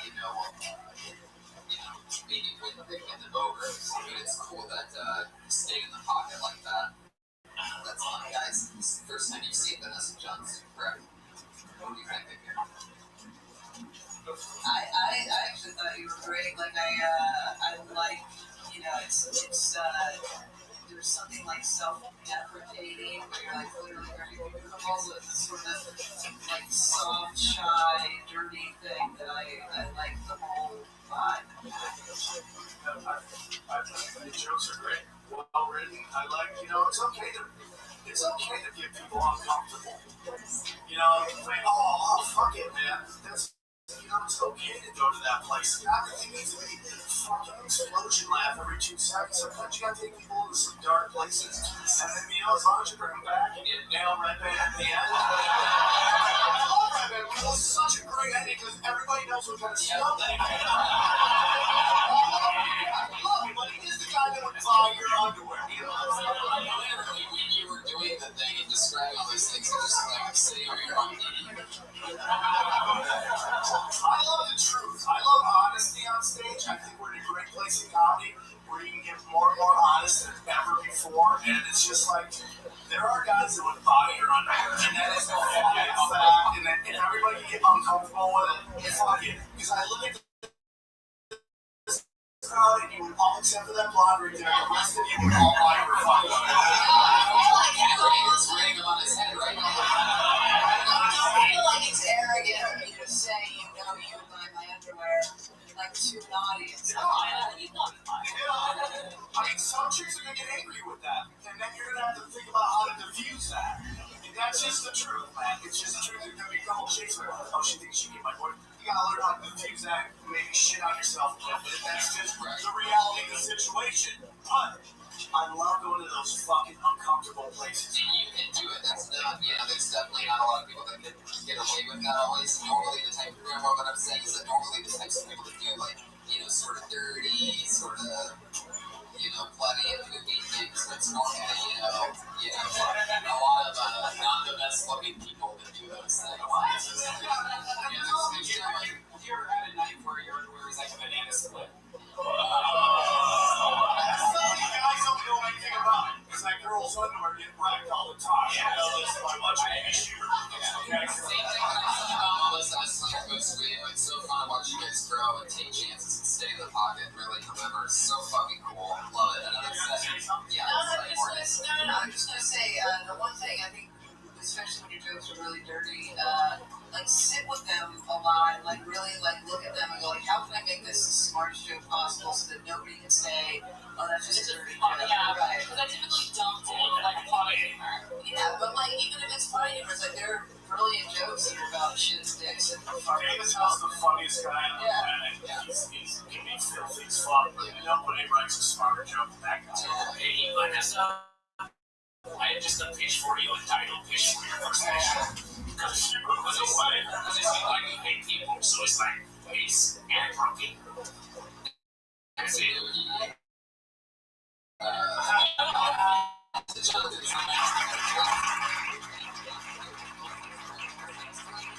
Special treat to all of you Tony fans that have been watching for a long time. You know this guy, you love him. You heard him get pulled out of the bucket. He has so much going on that he literally was too busy for his spot. And we're having him on right now. We love him. You've seen him over 10 times on this show now and doing crazy things. It's the Great Fang Challenge.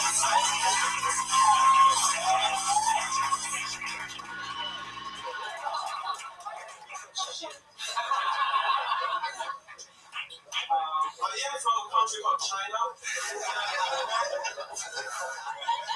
Over there, people beat their kids all the time. When I was growing up, my mom beat me up 5 times. That day was a really rough day.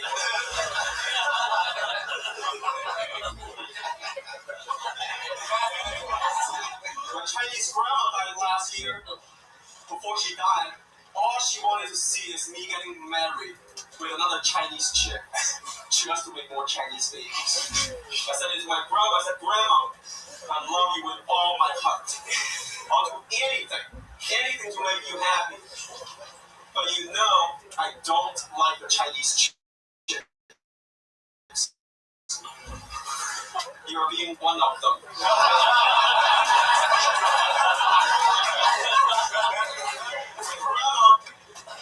No matter who I marry or what type of baby I make, you ain't gonna live long enough to see them. So she died.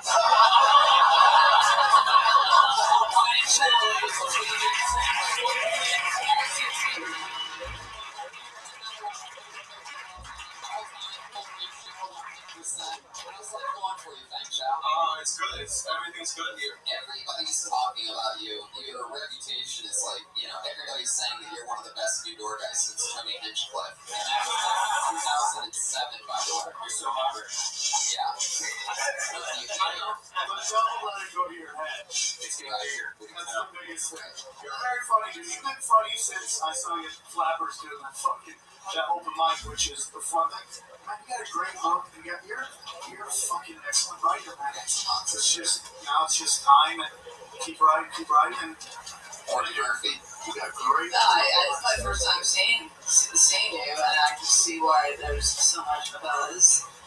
You're fantastic, and you're really, again, like, I feel like the comic strip's not just like great writers, but like I could hear you. I could watch you for like a long time and start with your jokes and go to great jokes and start with your jokes and watch a whole long set. You clearly own it. Your stage presence tells an entire story. You were the only person all night to stand at the front of the stage. Mike stand behind you, truly look out and deliver. And that goes a long way. That's a real thing that just happened. That disguises it goes both ways, and that's why we want it here for. It's because you're owning it. You have confidence, which is so fucking important in this. You have to keep a level head though, but He's gonna do it. He's gonna do it. Thanks, Chelsea. Your all-stars. Thanks, Chelsea.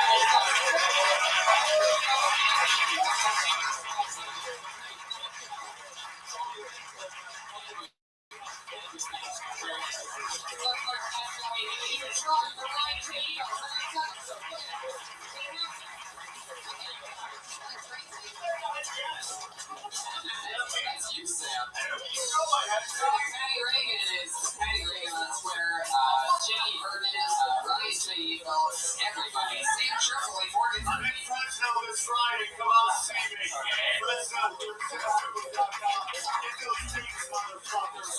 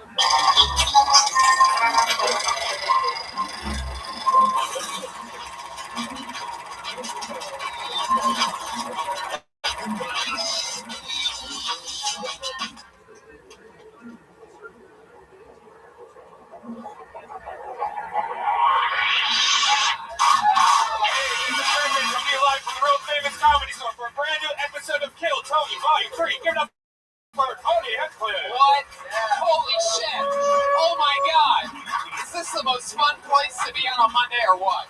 Fuck yeah. Home sweet home. Keep it going for the great Pat Reagan on the ones and twos over there, the band leader.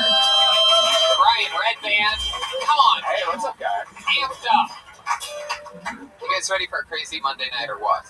Come on, people. We're on live stream right now. Thousands of people watching. Wish they were here. You can do better than that. Are you ready for a crazy Monday fucking night? There you go. It's a little bit better. We're almost there. We'll get you there by the end. JD Vernon on the HD camera. David Deary on the door. We're ready for another fun episode. Brian, how's everything going? We got dates coming up. Tony's going to the Wild West Comedy Fest this June in Nashville. May 22nd, May 22nd. actually. But it just got moved up that quick. It happens that fast. I'm going to be in Zanies in Chicago and Cap City in Austin, so if you're listening and you're there, come see me live in the next couple weeks in any one of those two cities. How about you? What's happening? Life's good? I ate some mushrooms last night, and I might have had some weed, and now I feel like I'm shrimming again. Brian is in, you're near what, like episode 10 on your new podcast, what, something like that, yeah. We tried to do one last night where we ate mushrooms and did a podcast. That sounds like a great idea. That always sounds like that'll work 100% of the time. Cut to you trying so hard to delete whatever audio you accidentally recorded. So let's get into it. Pat, how are you tonight? I'm doing great, Tony. Actually, I think my lawyer's here. What? Is my lawyer here? He is here?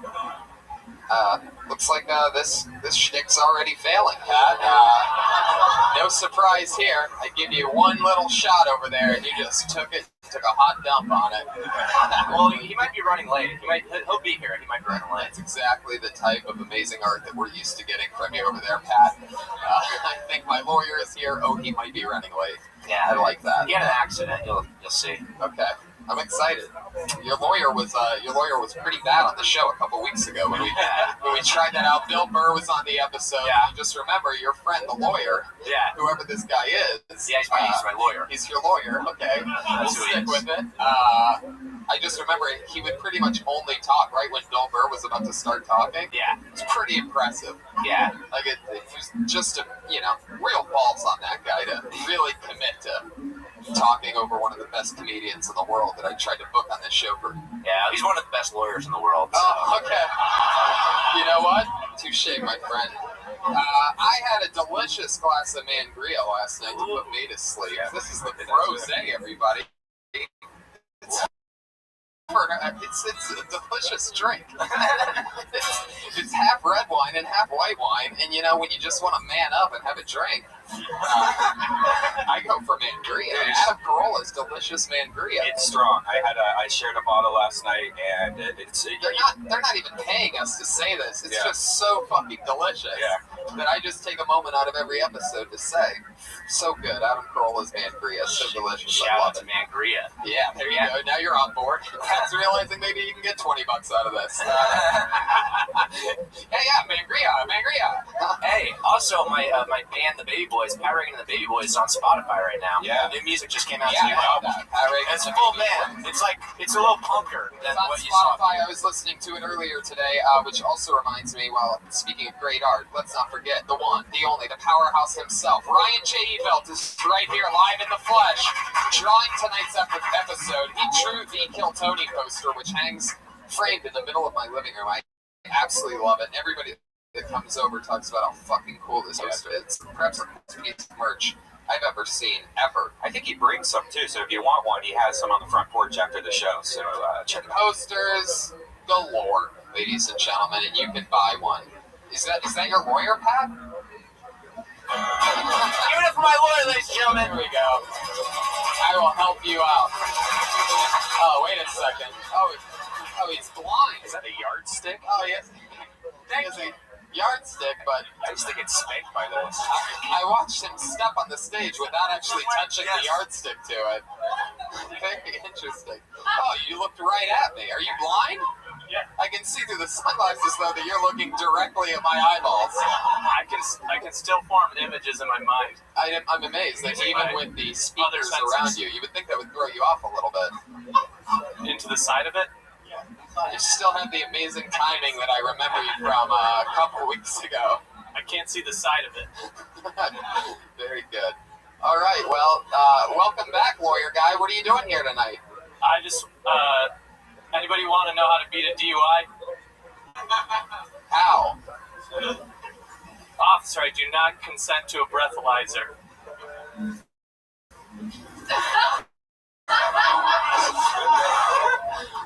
All right.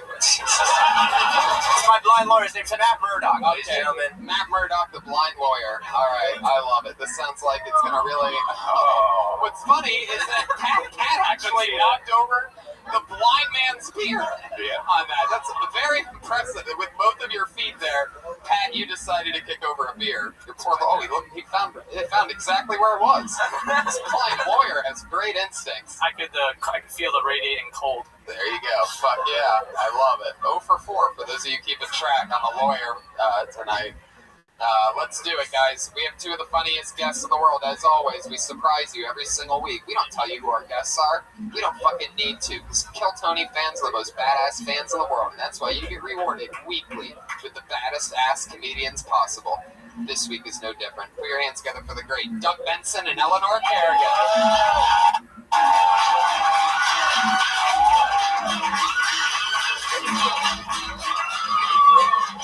Holy shit. Look who it is, everybody. The Fighting Pride of Philly, Eleanor Kerrigan, opener for Dice and fucking Cold-Blooded Assassin, shooting a special right now. Pretty much. One of the funniest humans I know, one of my favorite people in all of comedy. And speaking of me, let's get the comics out here. This is Doug Benson. Oh, hey, everybody. One of our favorite guests. Ready to that part. So don't run the light. You get it. That's what happens. Yeah, even the guests can go over the time. The fair could go off at any moment. I love it. So you get how it works, everybody. If you don't know, comedians talk to comedians on this show. We have a bucket filled with young comics and old comics and all different kinds of comics that signed up for a chance to do 60 seconds on this stage. And then we talk to them afterwards about their set and about anything in the world. You know your 60 seconds is up, comedians, when you hear the sound of a kitty. Is that really what we're doing Nobody tonight? can hear Is that a bird cat? I don't think Brian really understands that it's important to have one sound for this one part. Well, there's the kitty. For the sake of repetition. And wrap it up then, or else you're going to bring out the Angry West Hollywood Bear. Wolf Snarl. Beast Growl. And a pistol. Good measure. I'm glad I'm not in a D-box seat. Because that was intense. In a what? D-box. It's okay. You don't know what that is? No. None of That's us where you do. sit in a chair that moves during the movie. Oh. Yeah. Yeah. Like during... We don't I have saw as the much Revenant up there and I felt like I got raped by that bear. Oh, shit. Shaking you around.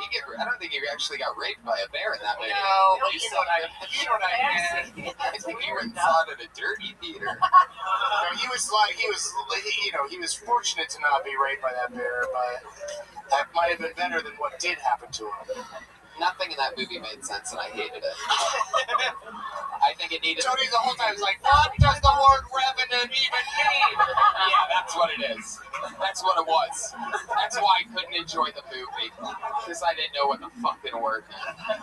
Well, it means bear rape. I'm sorry. So awesome. It's a French word for bear rape. Hey, Pat's lawyer, you see any good movies lately? Oh. That seems cruel. I'm just trying to figure out if there's a cat and a bear in here. Okay, 1 for 5, 1 for 5. Welcome to the game. Hey. I'm rooting for you. Start at the bottom. Tap it out. What is that? That's not even a real blind person cane. It's just a Yardstick. long yardstick. A yard long stick. He's blind, so he doesn't even know. He does know that he's a yard away from things. I don't know why they don't all use a yard long one. Exactly true. It's true. Come on, blind people, get it together. I have disabilities, so. That was my mom's weapon of choice to spank me growing up. Was a yardstick. Wow. They break Not easy. a ruler. A yardstick. She's like, I need 3 feet away from this ass. I am a long-distance spanker. My mother used to beat me with a telephone pole. All right. That's an older timey person, everybody. let's get into it. You guys ready to start Kill Tony or what? Here we fucking go. I'm gonna pull a name out of the bucket, make it 60 seconds, uninterrupted, and anything can happen. Over 50 comedians signed up tonight. Their first comedian going out goes by the name of Brian Morey.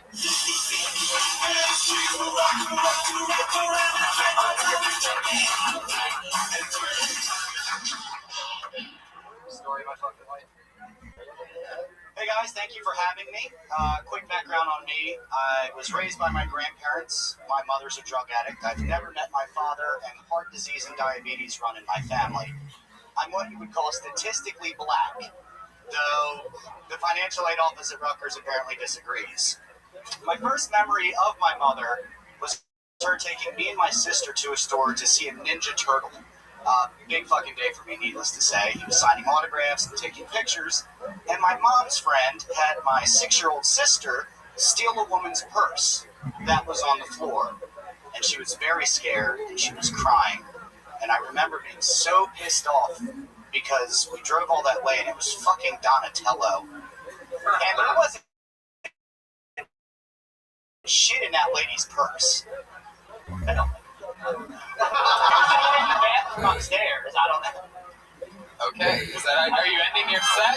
Still have some time left. What did that come in at, Brian? It was 50 seconds when he said 50, yes. You had 10 more seconds. You want to do 10 more seconons? I don't have 10 more. All right.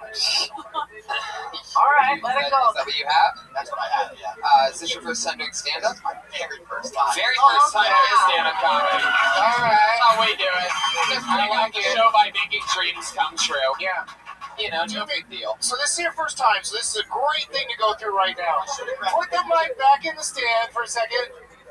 Now, pretend that you just got introduced and lower the stand. There you go. And then take it out or don't. But you know what I mean? Like, you gave in to the height of the stand, like, oh, great. Story of my life. Yeah, story of my life. And you took it out, and it's like, First time up which there. could be funny if you planned it, but instead it was more like, yeah, I'm not tall enough to do comedy. Look. Which is not true. You can do it at any size. Kevin Hart proves it on the daily. And now that I know that it was your first time, it's also sort of crazy when he's like, well, it felt like a minute to me. I don't know what kind of I'm sure time it didn't you feel got like over an there, but hour. I've been doing this a while. 50 seconds to be exact, but... That's what I said when I lost my virginity. Hey, it felt like a lot longer. Now, did you plan this, like your material, like did you write it out in story form, kind of like either like a paragraph, you just remember the, because it felt like that? That's actually part of like a 4. Use your microphone, That's boys. actually like part of like a 4-pager. That chance. I didn't even know about this until like 3 weeks ago. I've been coming here and signing up. And You did not know about comedy until 3 weeks ago?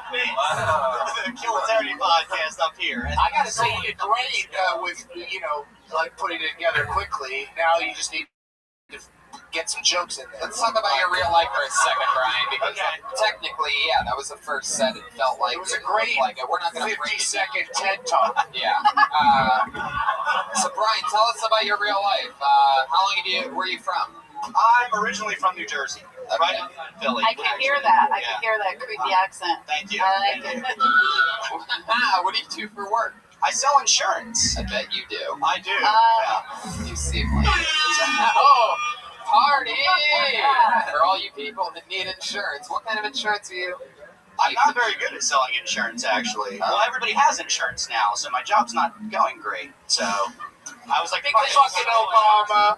That's Obama. Everybody's got health care now. Christ. How long have you been in LA? I moved here in October.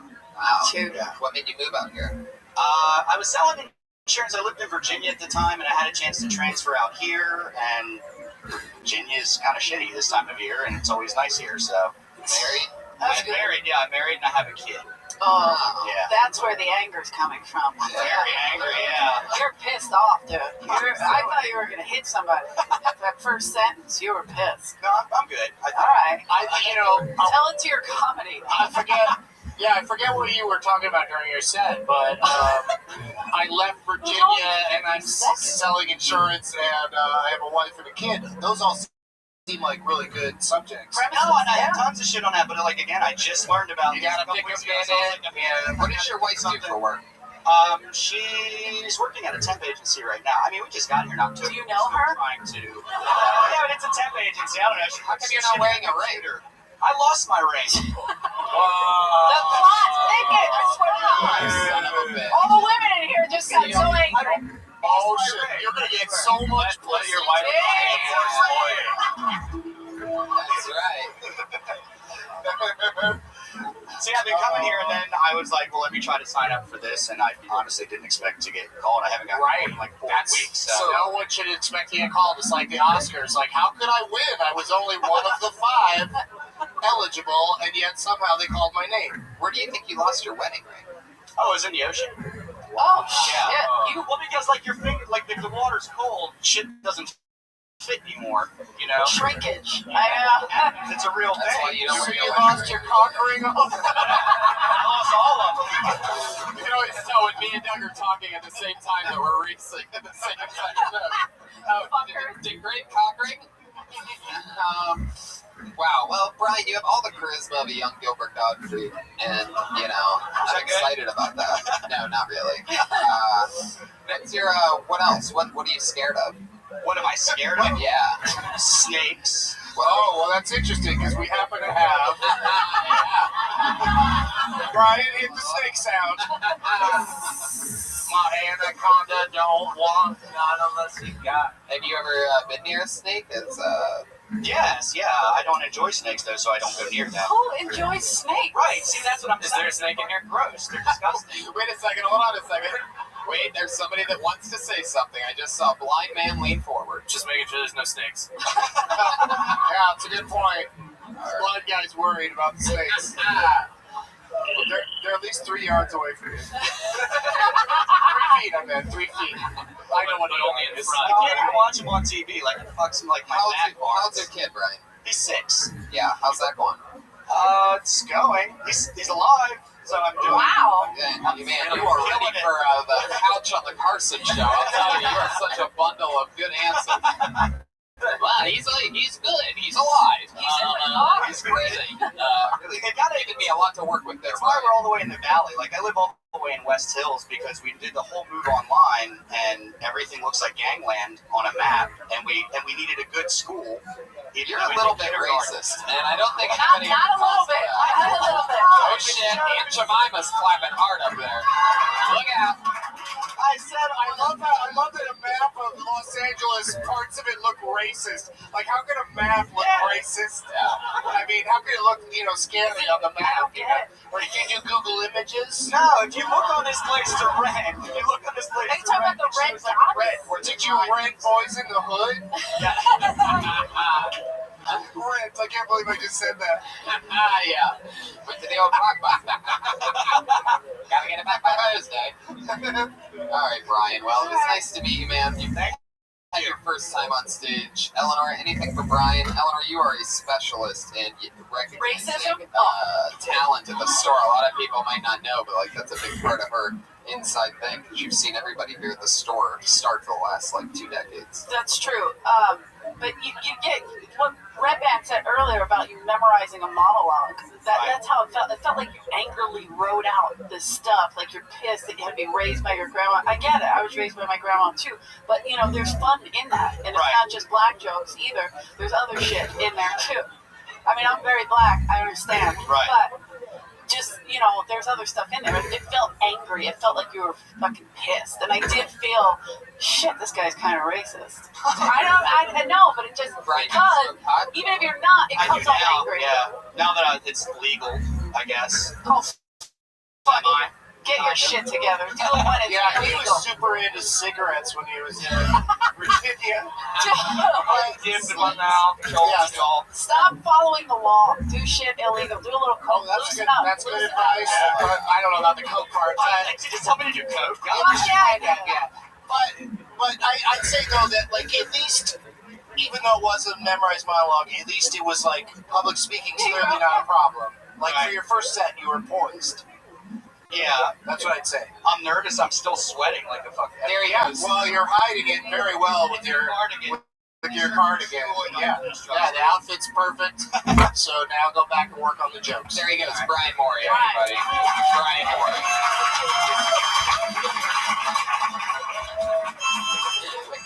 Oh, the lawyer has a harmonica, ladies and gentlemen. Very multi-talented lawyer. He may be blind, but he can play the harmonica. The plot line just keeps... Isn't that a blind person Just learning. Yeah. to play the harmonica? I guess so. I guess so. Yeah. Well, I mean, he just... Somebody just throw up? That's some of our classy audience here at Phil Tony, one of the few free shows at the Comedy Store.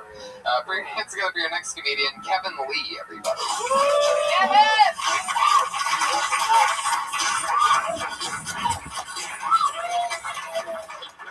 Thanks. Thank you. Sorry, I was in the back of the room. Not having a great day. This morning I put my boxers on backwards, and I didn't realize it till this afternoon at work. I had to poop through the dick hole.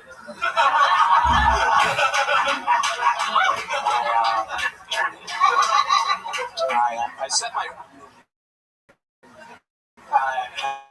my friend up on a blind date. He got back from the date. He was kind of upset with me. He was like, Kevin, you told me that she looked like Salma Hayek.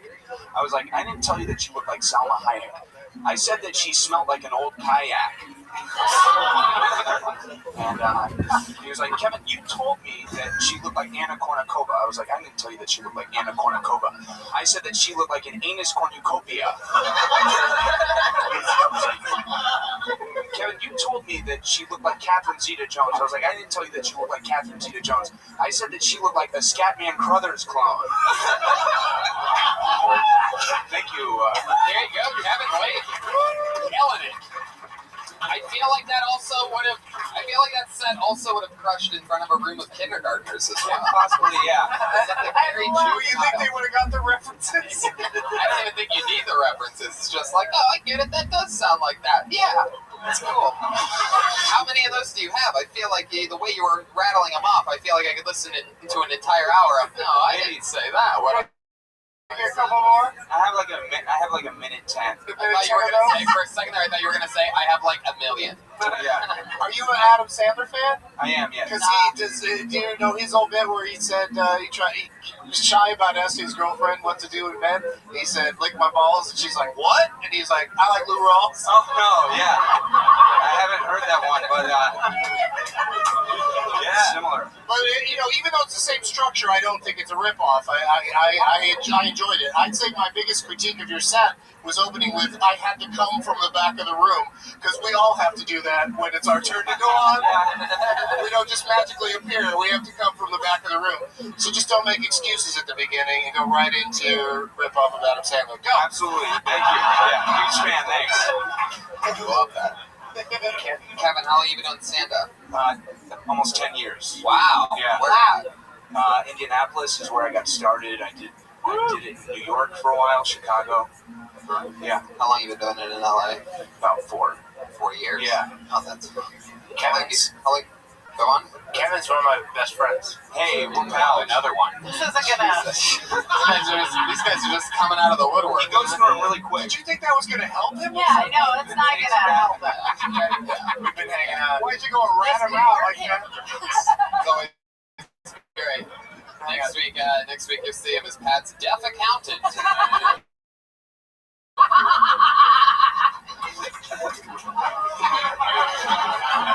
I can't hear myself. We got to go over your numbers. There you go. He's already ready. We don't have enough info. Wow. Ooh, look at this. You're like a member of the Pat Pack. Actually, I'm sorry. I'll have a written apology for everyone. The Pat Pack. That is amazing. It has to be called that. Where's this? Oh, Kevin. Can I just say something off this set? Oh, is this one of your friends as well, blind lawyer? I actually did date a woman that smelled like a kayak. Alright. That's all I know about her. This Pat Pack is really big. 2 for 7. 2 for 7. Have you always had the mustache, the cop mustache? Or, Yeah. I feel like every time I've seen you, you've always had it. What's the reason behind it? Yeah, what, and do you draw that on in the morning or at night? Right, well, no, Yeah, I use a fresh turd to draw this on every morning. Oh, I am a fresh turd. I love your poop out of the dick hole joke on the underwear. Oh yeah. I love that. I love You can't pull your underwear down. Yeah. You gotta fucking Why shit would out you of the do dick that? hole. I'm at work. Why would you push him? Yeah, you're at work. You gotta Exactly. And that's clearly the note that I was gonna give. It's like it's a great one-liner, but it totally has room to, you have. Yeah, men are lazy. Explain it. You You get one laugh and then you move on. I don't know if you do have a longer version of that joke, but the more you paint that picture, you've already had them laughing at pooping out of a dick hole because it's so stupid to picture somebody spreading the dick hole. Speaking of stupid, Brian wants to say something. We said dick hole enough times for Brian to get amped up. You look like you were ready to go. No, I'm just tripping, man. And Kevin, residual mushrooms. Do you still get skid marks when you wear your pants that way, like when you shit out? Absolutely. Oh. Okay. I thought like it has like a flap, like there was. See, I'm taking improv classes. This isn't really going well, but I'm taking UCB classes. Right now? Yeah, like I feel like. What does that have to do with anything? What do you say? Yes. I just feel like guys, I found another profession. Well, because I'm feeling like this didn't work out while this is happening. I mean, I have my jokes. I just don't feel like I know how to improvise very well. Oh, well, that's fine. Right now you're not killing it. You're not being judged now. Yes, and I think I'll do better after I complete 101. Yeah. Wow, I love that. I thought you were great. Just don't think, dude. Just be in the moment. You're hilarious. You're not gonna learn silly anything humor in is your fun. UCB Yeah. classes. The new school of comedy. I just changed Well, I changed Selma Hayek to somebody else whose name doesn't rhyme with kayak because it just gets crazy. Because who's fucking smelled a kayak? Or I'd add that to the thing, and Yeah, right. That's another way to for go those with of you it. that haven't smelled a kayak, You don't know what you're missing. It smells like Selma Hayek's fucking bush. Whoa. Yeah, you have to say it. Go super dirty with it and angry. Yeah. Kevin, what's your situation in life? Anything cool happening with you? I just moved into a new place. Yeah, with who? Some dumb open micer. No, she's great. She. But her that took a Gotta shit on her because it's a girl. All right. her dog has fleas, and she didn't tell me that before. She's an asshole then. Oh, what a terrible person. No, she's great. Why did you do that? Because she might watch this. Oh, all right. Why don't you just buy the dog a flea collar or something like that? You ever think about that? They don't work? Yeah. Yeah, it gets him an advantage. Brian is our specialist on fleas here. Flea collars don't work. It's a trick. So what should you do? Get advantage, like the stuff you put on, right thing on there. Yeah. There you go. Have you tried to fuck your roommate yet? No, not yet. Okay. Do you do anything creepy yet? Like when she's not there, like smell her underwear or anything like that? Not yet. A good way is to get rid of the mustache. She might fuck you then. Yeah. Why is everybody so down on this mustache? I'm sorry. He looks like a 70s porn star. I rubbed one out Why to is that him a like bad 2 thing? days ago. Well, that's great if you're I know. running it out to him. Yeah, I like old school porn. Nobody. Fuck you guys. I still put the VHS in. And he looked just like the guy. I think his name was Randy West. I don't know. Whoa, Randy West. Oh, I'm the only one that fucking watches porn. Eleanor watches the blue collar porn tour over here. Giddy up, I'm Randy West. Hey, you want to get plumbing done, babe? I only masturbate to BBW porn. BBW? That's hello? Is this the guy that you're talking about? Randy West? Yes, there Oh my god. It's fucking I took the time to Google Randy West. Thank you. Hey, can we get that up on the board?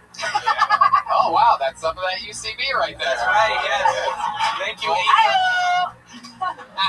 When you say something, you repeat it in a different way. Alright.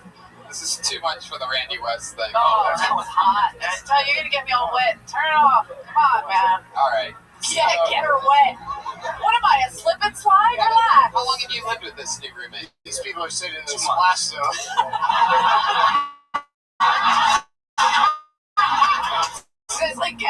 gotta get you some pond to help you out. Sorry. Oh shit. He's gonna come all over you. Vagimatic. Anything? That was pretty good if you remember. Yeah, check out my website, brianjebelt.com. No, it's called IamNotACop.com. Kevin Lee, there he goes, everybody. Hi, Kevin. Good job, dude. He's on Twitter at Keely Daily. Brian Morey is on Twitter at Brian Morey, MOURBY. It's Ryan J. Belt, by the way. Ryan J. Belt for your Kill Tony posters. My friend, he's drawing tonight's episode right now. How many names do you think are in the bucket? There's a lot. Yeah, like guess though. Probably around 50. Nice. Kevin and I text like every Good luck, day. everybody. This looks like an interesting. What race was that comedian? Hard to tell, I right? don't know, but you get to the finish line.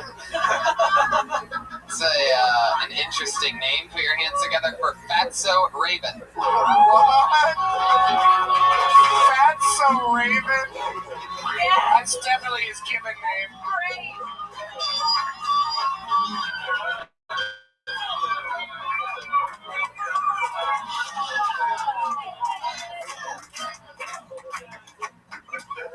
I just showed my pet scorpion to a friend of mine, and he asked me, I just showed a pet scorpion to my friend of mine, and he asked me, is it poisonous? And I said, no, not at all.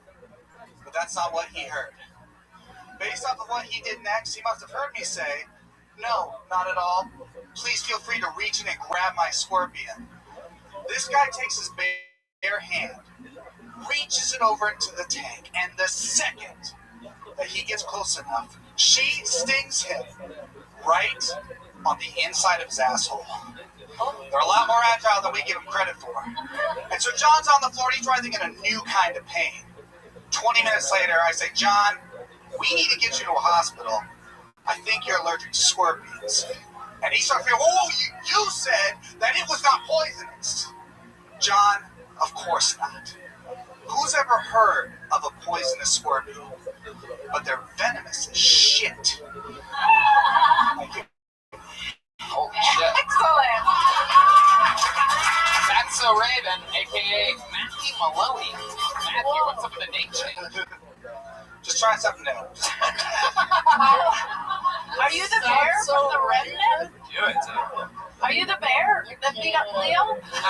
He's so cute. I mean, is there anybody you can think of in comedy that has like a No, I Fatso love Raven Fatso kind of? Raven. You But gotta like, keep you it. can't make that your Twitter handle. Why? Like, you can't be a professional comic with a name like that. I just did it for this show, Doug. Just for this one episode. Just for this one, I wanted to try it. Just see. All right. Why don't you like Did you want to try having trouble keeping your head from hitting that thing during your set? He's a big boy. Did you want to This is a hazard. I think you need to get this removed. Did you want to try doing more of like a campfire tale than a stand-up comedy routine? It just felt very. It was very It was storytelling. a lot of setup. There was a lot of setup there, and you know, what you did was you told the story about a guy getting bit by a scorpion. And that's sort of They're not. yeah. Scorpions don't bite people, Tommy. They sting. Oh my god, it was just getting creepier and creepier by the second. I can already see the chain marks on my wrist being locked up with fucking scorpions tonight. I was completely confused when you said it bit him in the asshole. Like that just it just kind of took the whole story. Like, all right, so this is you lost me at that point because immediately it sounded so absurd that I was like, all right. And that's normally the kind of thing Brian would love. I love asshole stuff. There had to be another scorpion in the room to get to the asshole. This whole scorpion thing, I don't know what you're doing with it. I don't know, but it's crazy. But I want to talk with you about real life stuff, Matthew. Is that okay? We'll try Can I call you Matthew? Yeah, why not? It's my name. Exactly. So, what's happening in real life? Playing a lot of chess. You bring a chessboard. It's an Are you the one who brings the chessboard here? Don't do that. We're not smart enough for chess. Get the fuck out of here. How's it going? You get beat a lot, too, at your own game. We're checkers. Who the fuck told you that? A lot of people are Did talking. Brian Simpson tell you that? Whoa, Brian Simpson. You're gonna out people. I don't know if you know this, but you're live on a show right now, Matthew. I don't care if Brian hears. That goddamn Brian. Okay. Hey, there you go. Matthew, are you a little bit? What's going on here? Are you? Yeah, what's on? Yeah, do you need help? I like Matthew. You've been on the show multiple times. Normally, you're known as like, destroyer. And then you did this thing. You know that was like, there was 55, I actually looked at the clock and the setup was 55 seconds long, like when you hit that joke at the end. I've done that before and it works. I don't want to use that. Did you do it at a Scorpion convention? Opening for the Scorpions. More Scorpion jokes of any kind, please. Jokes or stories, it's all good to us. Of course, everybody knows they're venomous, not poisonous. Instead of comedy, it doesn't matter if you win or lose. Nobody's keeping Scorpion.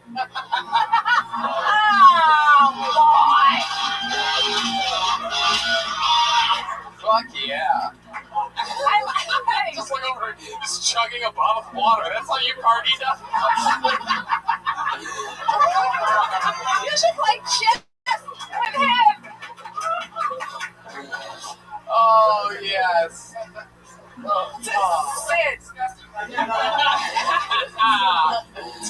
Oh, shit. Matthew, look at the kind of fun stuff that this audience is ready for here tonight. I'd like another $2 for soda. Bane from Batman. Yeah, he drinks.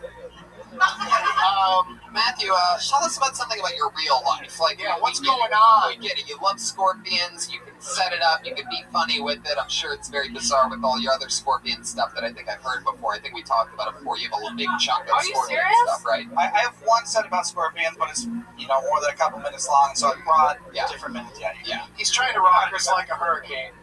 You're definitely the Scorpion comedian. Let's face it. It's an untapped market. Everyone's doing jokes. Yeah. Everyone's doing jokes about black neighbors. Snakes. No one's doing the Scorpion. Just you and The Rock. I cannot stop talking about my black neighbors. What are you talking about? Did that come up earlier? No, I just thought of a Tony Cliff joke that I've heard. Oh, yeah. You have black neighbors? Well, I have a black neighbor. Is he featured in One Shot on Netflix? He is not. No. Okay. Matthew, let's talk about your real life. What is it? What's happening? You get laid? What's happening? Does a guy that takes a chessboard out with him at night get pussy ever? Not for doing that. Right. No. But you know what's fun? But what are you doing that gets it? You know what's fun in the chess world is I have recently, for the first time, broken a 1700 ELO on chess.com. I have no idea what you just said. Wow. If you don't know what that means, I don't. If you don't know what that means, it's interesting in the chess world and oxymoron. Or in the chess world, are they thinking about what you just said? They're thinking about it. Yeah. They haven't decided. They're taking time to see if they like it or not. Oh, okay. Why do you dress like you were born and raised inside of a Best Buy? What is this? What is this? Look, every time you're on the show, I'm like, where the fuck is his name tag? Which reminds me, I have something I'd like to return. Excuse me, what do Best Buy employees wear? Oh, okay, very good. They're all, hey, just so you know, blind guy, they all dress in clown suits. Thank you. Head to toe. Yeah, it's so much fun to shop there. I'm sorry you're missing out. So, like, it's okay. There you go. So, give us an example. Like, last time you got laid, like, how does that go down? Jesus, are you calling Timber? Timber. It's going down. Come on, man. Aren't you taking a UCB improv class that can help you right now with that Yeah, come on. Don't think. Okay. The last time was the first time my lady and I used a butt plug for the first time. Whoa! What did that feel like going into your asshole? Why do you think scorpions are more interesting? Get it? Interesting. But, What is happening here? Obviously, Doug, the scorpion sting is the metaphor for the butt plug. Come on, pay attention, man. Wow. Oh, man, you really know how to bring the energy to a screeching halt. But he does know don't pay attention. So that's fun. Butt plugs. So what happened then?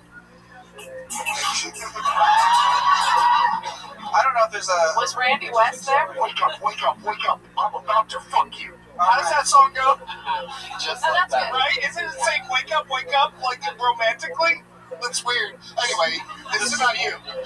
Like Bill The Cosby. story begins when I feel that I want to have anal sex with a lady, and so I figure, what's the first step to getting that to work? I go to a sex shop where it You turns speak out I lower. know Can you speak someone. with a lower tone? Can you like lower your voice a little? Yeah, could you, So I walked into a sex shop where it turns out I know someone who works there, which was weird. And I said, well, I'm in the market for. Can you go back to your original voice? Yeah. I'm in the market for a butt plug. Can you go back to the low voice then? All right, Pat. Let's All right. That's not helpful. He was in a good groove there. really slicing and dicing over there, Pat. Keep going. Keep going with this fucking story. Yeah, I'm almost wet. Keep going. So your friend's working at the sex shop, and you say what? I'm looking for a butt plug and anal lube combo, Okay. but my price range is like $20. I just tried out. Cheap on the Fuck it. old, going a little, going a little chintzy on the old butt plug. Because I figured. Not much respect for your lady's asshole, sir. I only have $20. What do you got? Okay. Shoehorn and some hand lotion? Thank you. This will be perfect. I mean, and I still have $5. All right, cool. A cheap alternative is to use a dog Kong, like the toy. The Kong. What? Fuck up. Or you could also just grab a shoehorn at any shoe store. So you didn't get the butt plug with like the tail or like the horse tail or anything like that. No, it didn't even have a full circular end. It just like kind of tapered them. Yeah. Oh, Yeah, pacifier. It vibrated because she Ooh, was my friend who worked there, and she insisted I get one that vibrated. Wow. that's a good friend. And I didn't think that was the right way to go, but she knew her stuff. She insisted on getting the vibrating one, and I agree. How'd that work out? Was everybody happy in the end? Thank you. Yes. I mean, did you pre-prep it so there wasn't a mess? I mean, or it was How do you do that, Brian? I actually a water douche in the butt to clean out Okay. before you do it. Brian, you describing this stuff makes Do me you- literally want to projectile vomit. I'm so scared of do you it. right now. I just picture I I can't. just see like a red dot over his head. Are you a pedophile? Like, I'm scared of you. Are you a You have to want to do Are shit. you a sex offender? You've never used a butt plug, Eleanor? You don't like the Of butt? course I have, but the way you're saying Oh, it. really? Of course I am. Oh, is there, I'm a lady. I have my anal beads in right now. is there I'm anything not. else? I am a Is there classy. anything else you guys want to plug on this show? What'd you say? Did you hear what he just said? Yeah, what did he say? Whatever it was, you should dismiss him immediately. Well, I mean, I was about to, but what did you say, Matthew?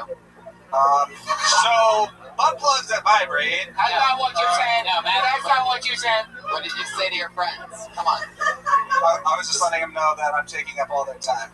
Really? You think that's what we were talking about? What? You think that we were riffing about you specifically? No, not except. But I'm still on the stage and no one else is getting jokes. But I like that, Tony. What do you mean getting jokes? It's like getting to do some Who the fuck gives a shit? That's not what the show is. Right now, They it's do. about you. I know. I'm on your side. Who gives a fuck? Keep me on stage. Do only 4 comedians tonight. And the regulars. That's right. These people that get on too often. Oh, don't do that. All right, Matthew, get up. Who has a gun? There you go. But he is right, though, that fuck has a gun? there's some people tonight that will not get on and will never make it in show business as a result. Right. Like, stand-up comedy is like you only have one chance in your entire life, and it's kill Tony or nothing. There goes Matthew. Thanks, dude. A lot of swagger on that one. It's gotten really cozy. Playing up to the comedians while live on the show. Always an interesting one to watch the evolution. I'd say, if you're a comic, just don't hit that with your head. Yeah. Attack the stage. Put your hands together for Dan Ramirez, everybody.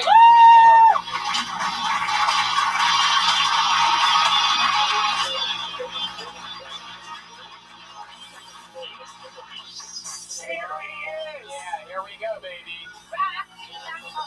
Oh, there he is.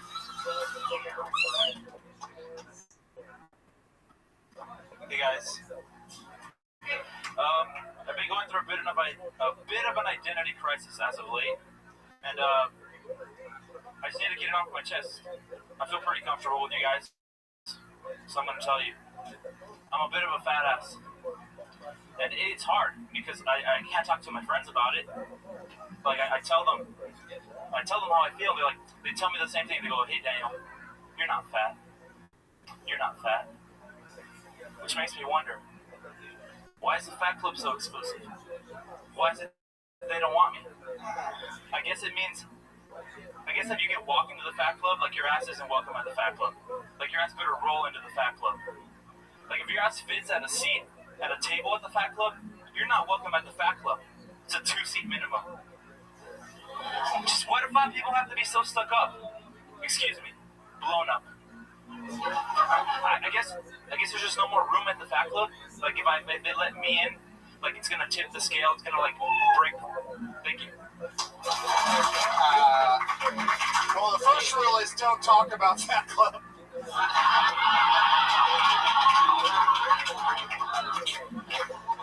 Dan, what is happening here? Let's talk about it. Let's break it down. It was super consensual, it just didn't fly. Right? Well, let's let Dan respond, Doug. I want to see what his answer is. I'm too heavy to fly, Doug. Stick with me, Dan. I'm trying. Stick with me. Don't let Doug distract you. Yeah. Look right at me, Dan. Look at my eyes. How long have you been doing stand-up? Almost 2 years. Really? Yes. Fuck. Alright, let's take this one step at a time here, Dan. Fat Club, is that a thing that you've done on stage before? Yes. How does that normally go? It normally works. I don't know. It's just the shock. I think my pace was off.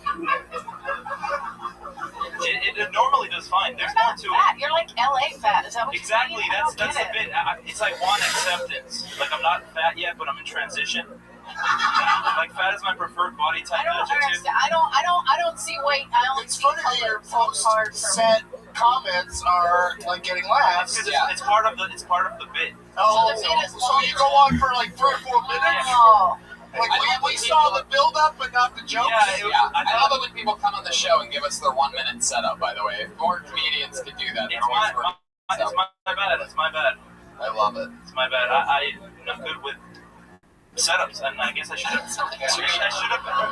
picked this up by now. Not good with setup, not good with punchlines. I'm a failure at life.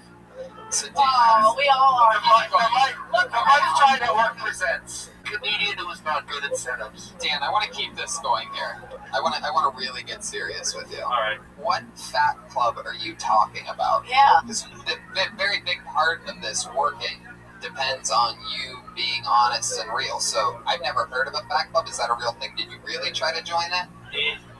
Jeez, somebody. Some that's fatty over there. Oh, it's a thing. Put down the cheese. Basically, I'm getting fatter, but all my friends who are like bigger than I am are like, dude, you're not fat.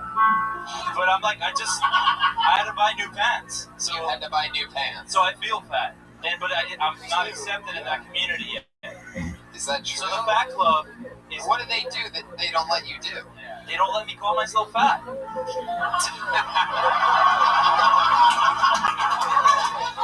what do you say when you call yourself fat? I said that in the minute I was rushing.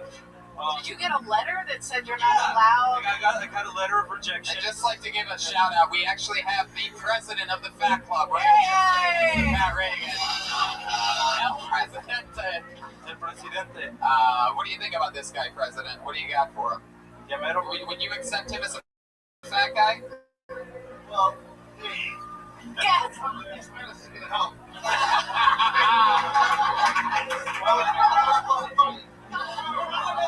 Oh, shit. He's saying your jokes are skinny.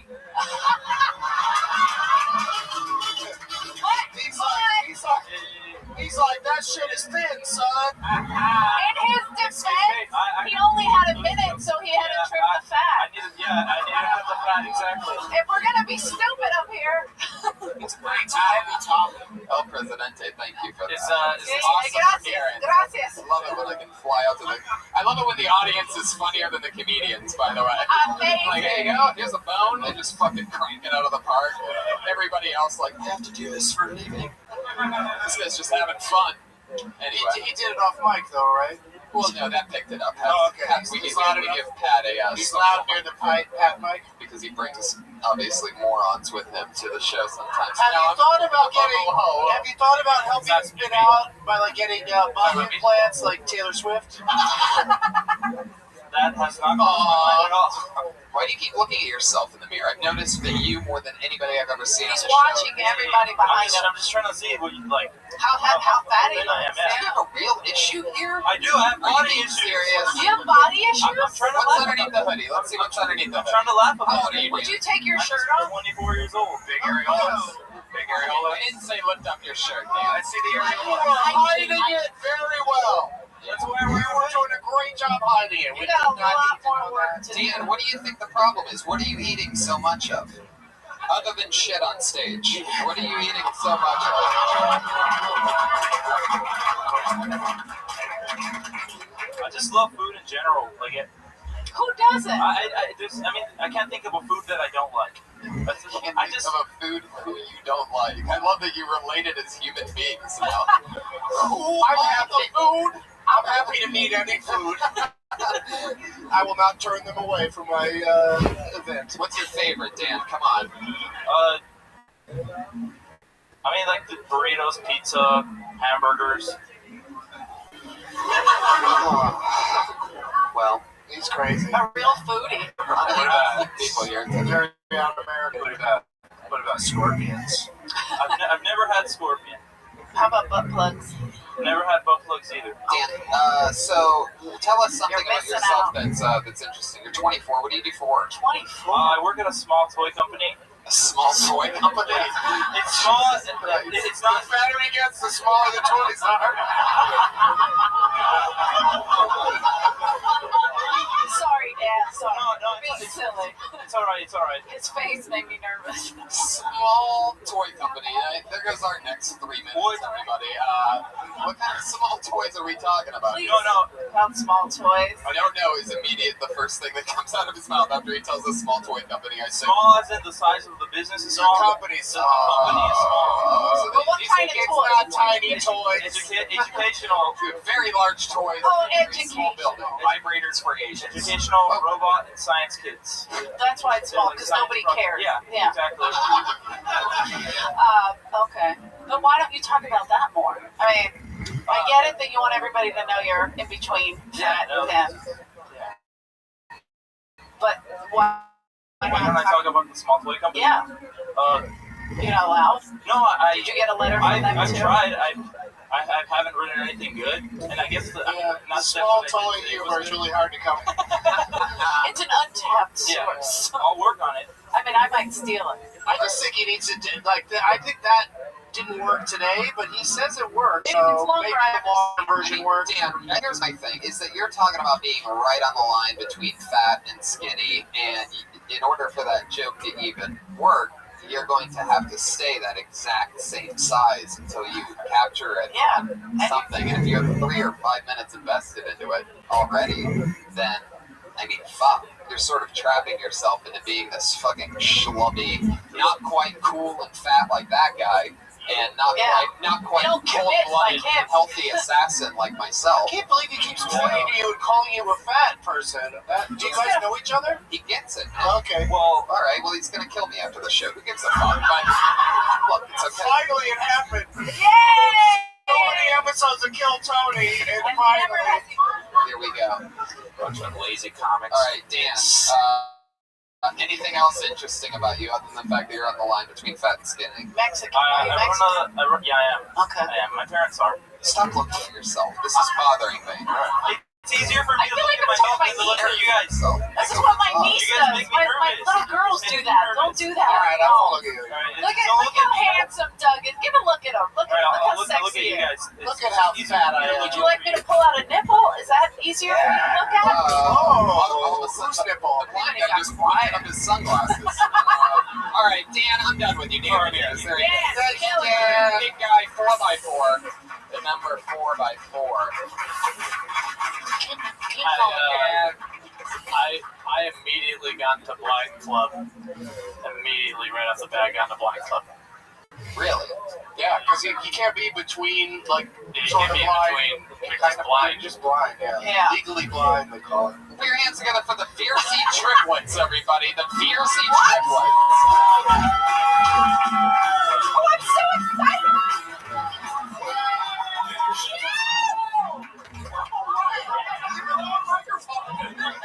Oh, wow. Thank you. Yeah. Oh. There we go. Wow. Fun fact about us, guys, we were once famous child stars. Or as our dad called us, his three little pensions. But a lot of people now are saying, like, the Fiercey Triplets, they're washed up, or they peaked too early. And that's just not true, okay? We're doing a stand-up show on a Monday night in the attic of the Comedy Store. We're crushing it right now. Killing it. Back in the day, we did a whole bunch of commercials, but our favorite one was when we were 10 years old. We got to do a Subway commercial with Jared. Hey! Jared is so nice. He's a true professional. Like, I remember the first day on set, we were having trouble with our lines. So in order to help us learn them, Jared invited us to a sleepover. Oh my gosh, guys, it was so much fun. We got to go skinny dipping in his pool and play Twister in our underwear. And the best part is, we put him on. You guys still remember it? Yeah! We love Jared's football!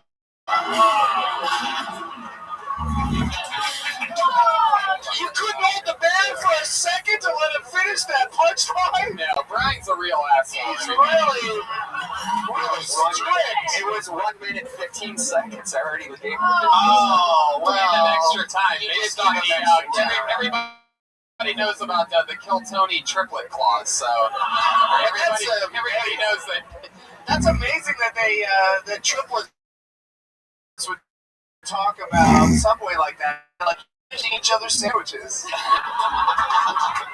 Like only real artists can do. Wow.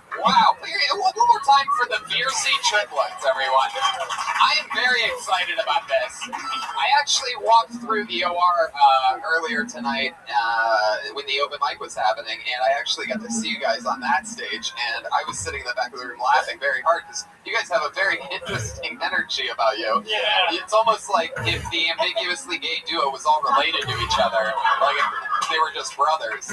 Like, I feel like you guys know that you're sort of douchey, and but you own it, so it makes you impervious to... We're triplets and we shop for shirts together. I love it. Do you guys, how many different colored V-necks do you guys have? This is incredible. Do you have to have a conversation before, like, I'm wearing blue tonight, fellas? Do you guys live together? Yeah. Wow, you guys have Can I come over? Do you guys want to be my brother husbands? Sure, yeah. Oh, that sounds like a fun. But don't get down on it, though.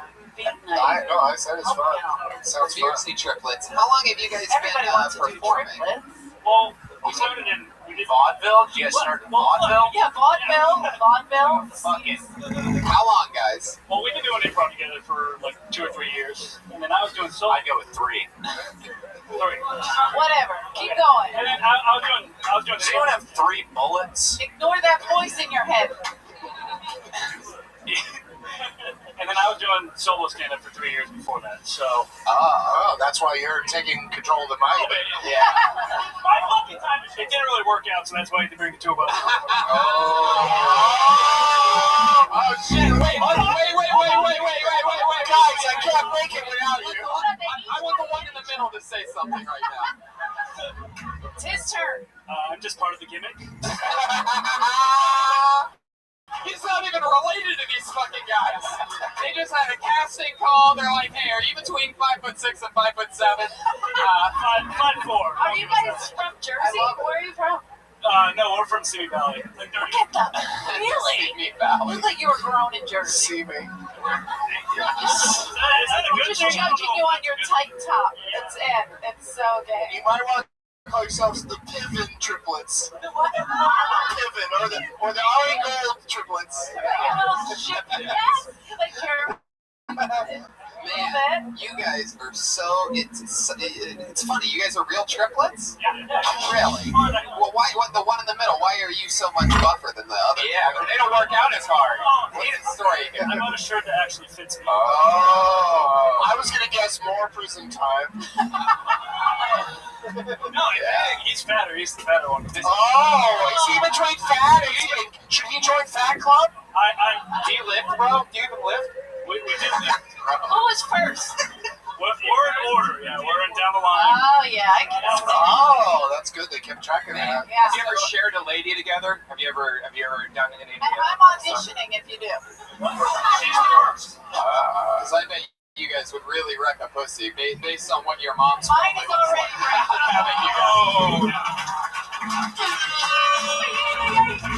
Can I introduce you to my friend Three Holes, Eleanor?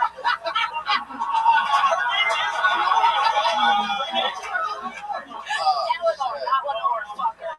Oh. Yes. Your mom's name's Lenore? Yeah. I hate my life. I fucking hate my life. Was she born old? Shut up, Doug! Eleanor's not as bad, but when I was a kid, my parents told me if I was a girl, they were going to name me Eleanor, so I dodged the bullet. I knew I felt a connection to you. Guys, what's your story? What do you do for work? What's something interesting about you guys? Juggle? This is gonna end in front of the Jersey stereotype. We all do construction for my dad. I knew it was creepy. So like when one of you like jerks off, does another one feel it? Like, hey dude, what's going on over there? Are you just knocking on the walls and shit? Only if it's interviews. Gotcha. Too far. Yeah. Now you guys. Hey, hold on. Let's move it up. Fucking solo, right?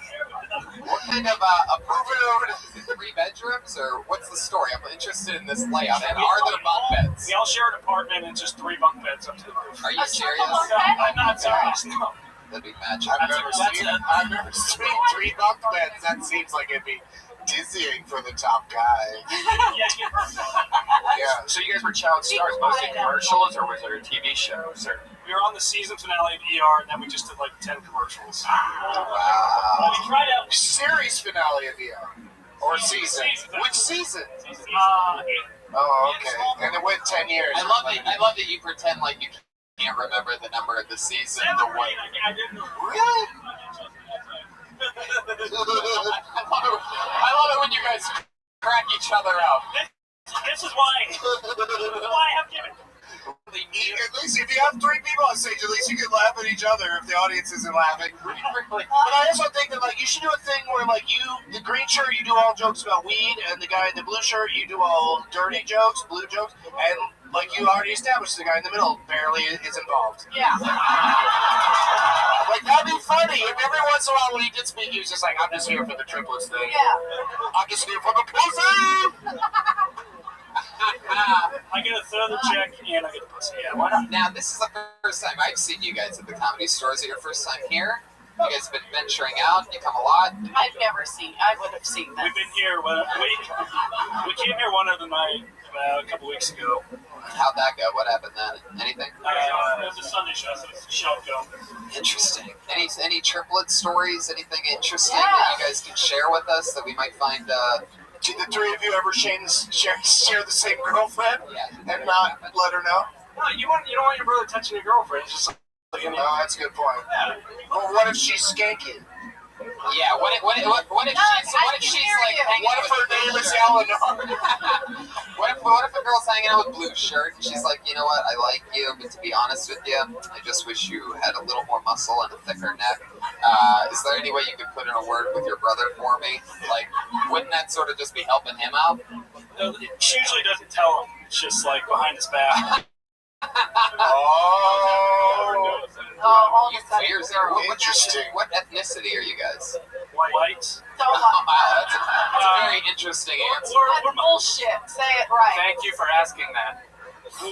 We already answered that. Oh, I think what are you? He's one of the triplets now. You're Italian? There you go. Italian, German. Can you sing? Can we sing? Yeah, like, you know, maybe they need to refresh the cast of Jersey Boys somewhere. We got like Hanson or something. We got some Hanson. Double mint is not triple mint, dummy. I have a question for the brothers. Jesus. So, what's the story? I feel like you guys would like be on a party on like the Gronkowski yacht or something like that. Like, what do you guys do for fun? What do we do for fun? Well, we like to go out. This guy doesn't drink. Like so... what? Like, give us an example of something. Like, you guys ever like pull some amazing trickery or anything like that? Anything? It looks like we go out and party a lot. I mean, I think. Why does one of you not drink? How did that happen? It's like more of a protein get guy. the good He's genes. in his body. It's called I just never got into fucks this. everything up. Now this is really boring. You think all three of you would be alcoholics? Which one of you gets the most pussy?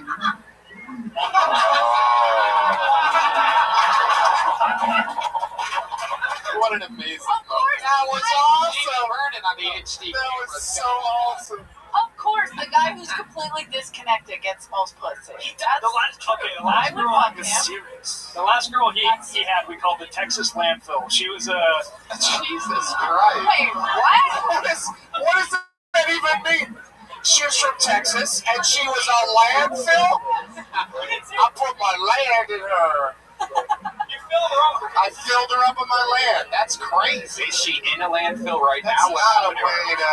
Yeah. Is she dead? Yeah, she's... No, she's... Oh, we met a girl. She's 6 feet under. We put 3 2-inch dicks in her. So, do you guys Combined at 6. Combined at 6.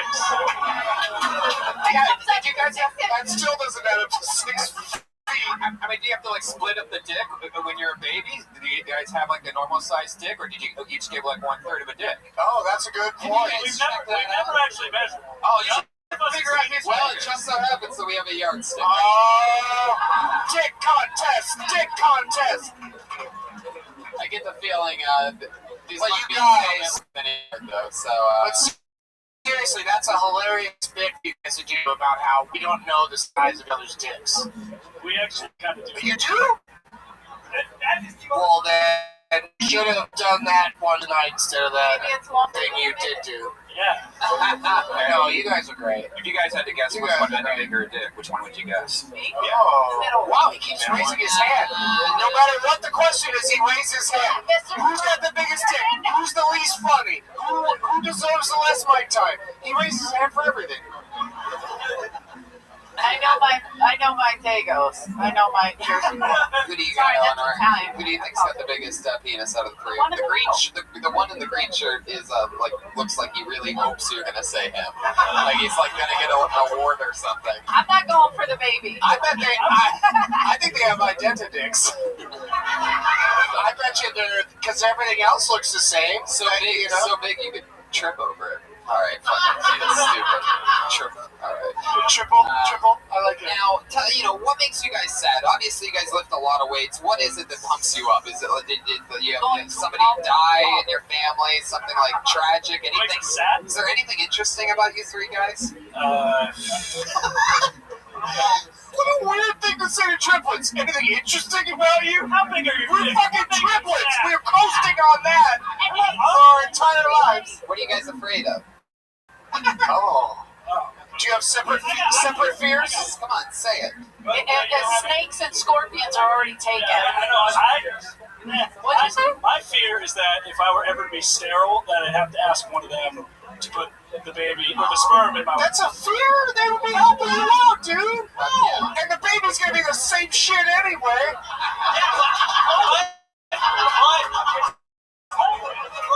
For his entire life, he will know for sure that that is not his kid; it's ours. You should have the same shit. Yeah, it's the same shit. Plus, mostly, yeah.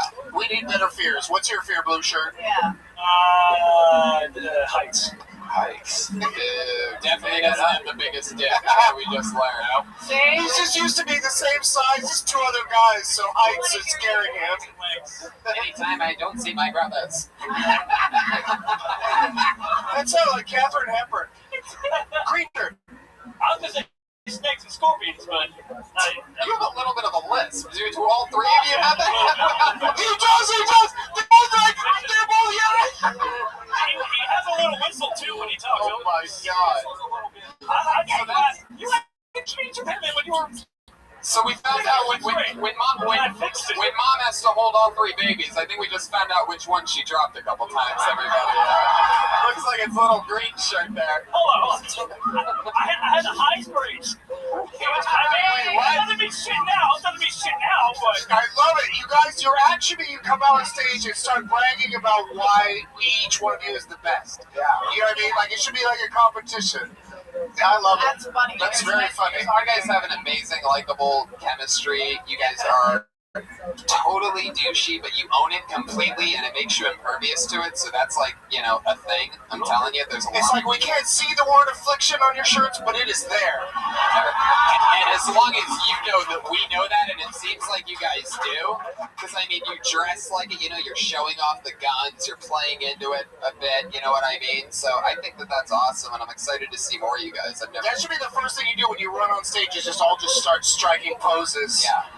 And just like almost like they're about to see a strip show, and then you tell them fucking dick jokes. You're definitely our first ever set of triplets. We've never had. I've never seen triplets in comedy ever. We've never had three people bomb at the same time on this stage, so it was incredible. There they go, the Mersey twins, everybody. Nice to meet you guys. Thank you. There they go. Fuck yeah, they're coming in for handshakes. All right, sure, Mersey twins. They're guineas. Leave them alone. Triplets. These guys with their handshakes, I love it. The guy in the red shirt had softer hands. Oh shit. Part of the show where we're going to okie dokie. I guess I'm gonna bow down to the lawyer who obviously has something. Go ahead, lawyer. I just wanted to say that my dick is 1/8 yardstick. Alrighty. Jesus Christ. Okay, this. Yeah, well, you only get to talk every once in a while. You should make sure it's really good. It's going in like for really save up a good one. That's my ass who needs a lawyer. That's it. Oh, okay. Okay. Total train wreck. I love it. Unedited.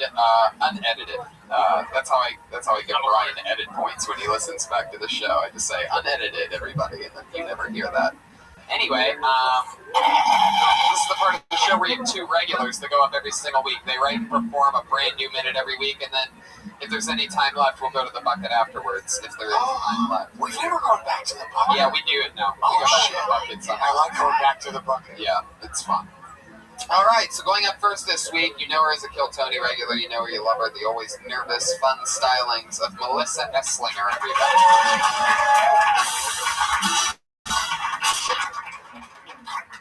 I recently gave up giving a fuck because it's hard to do that when you have only $6 at all.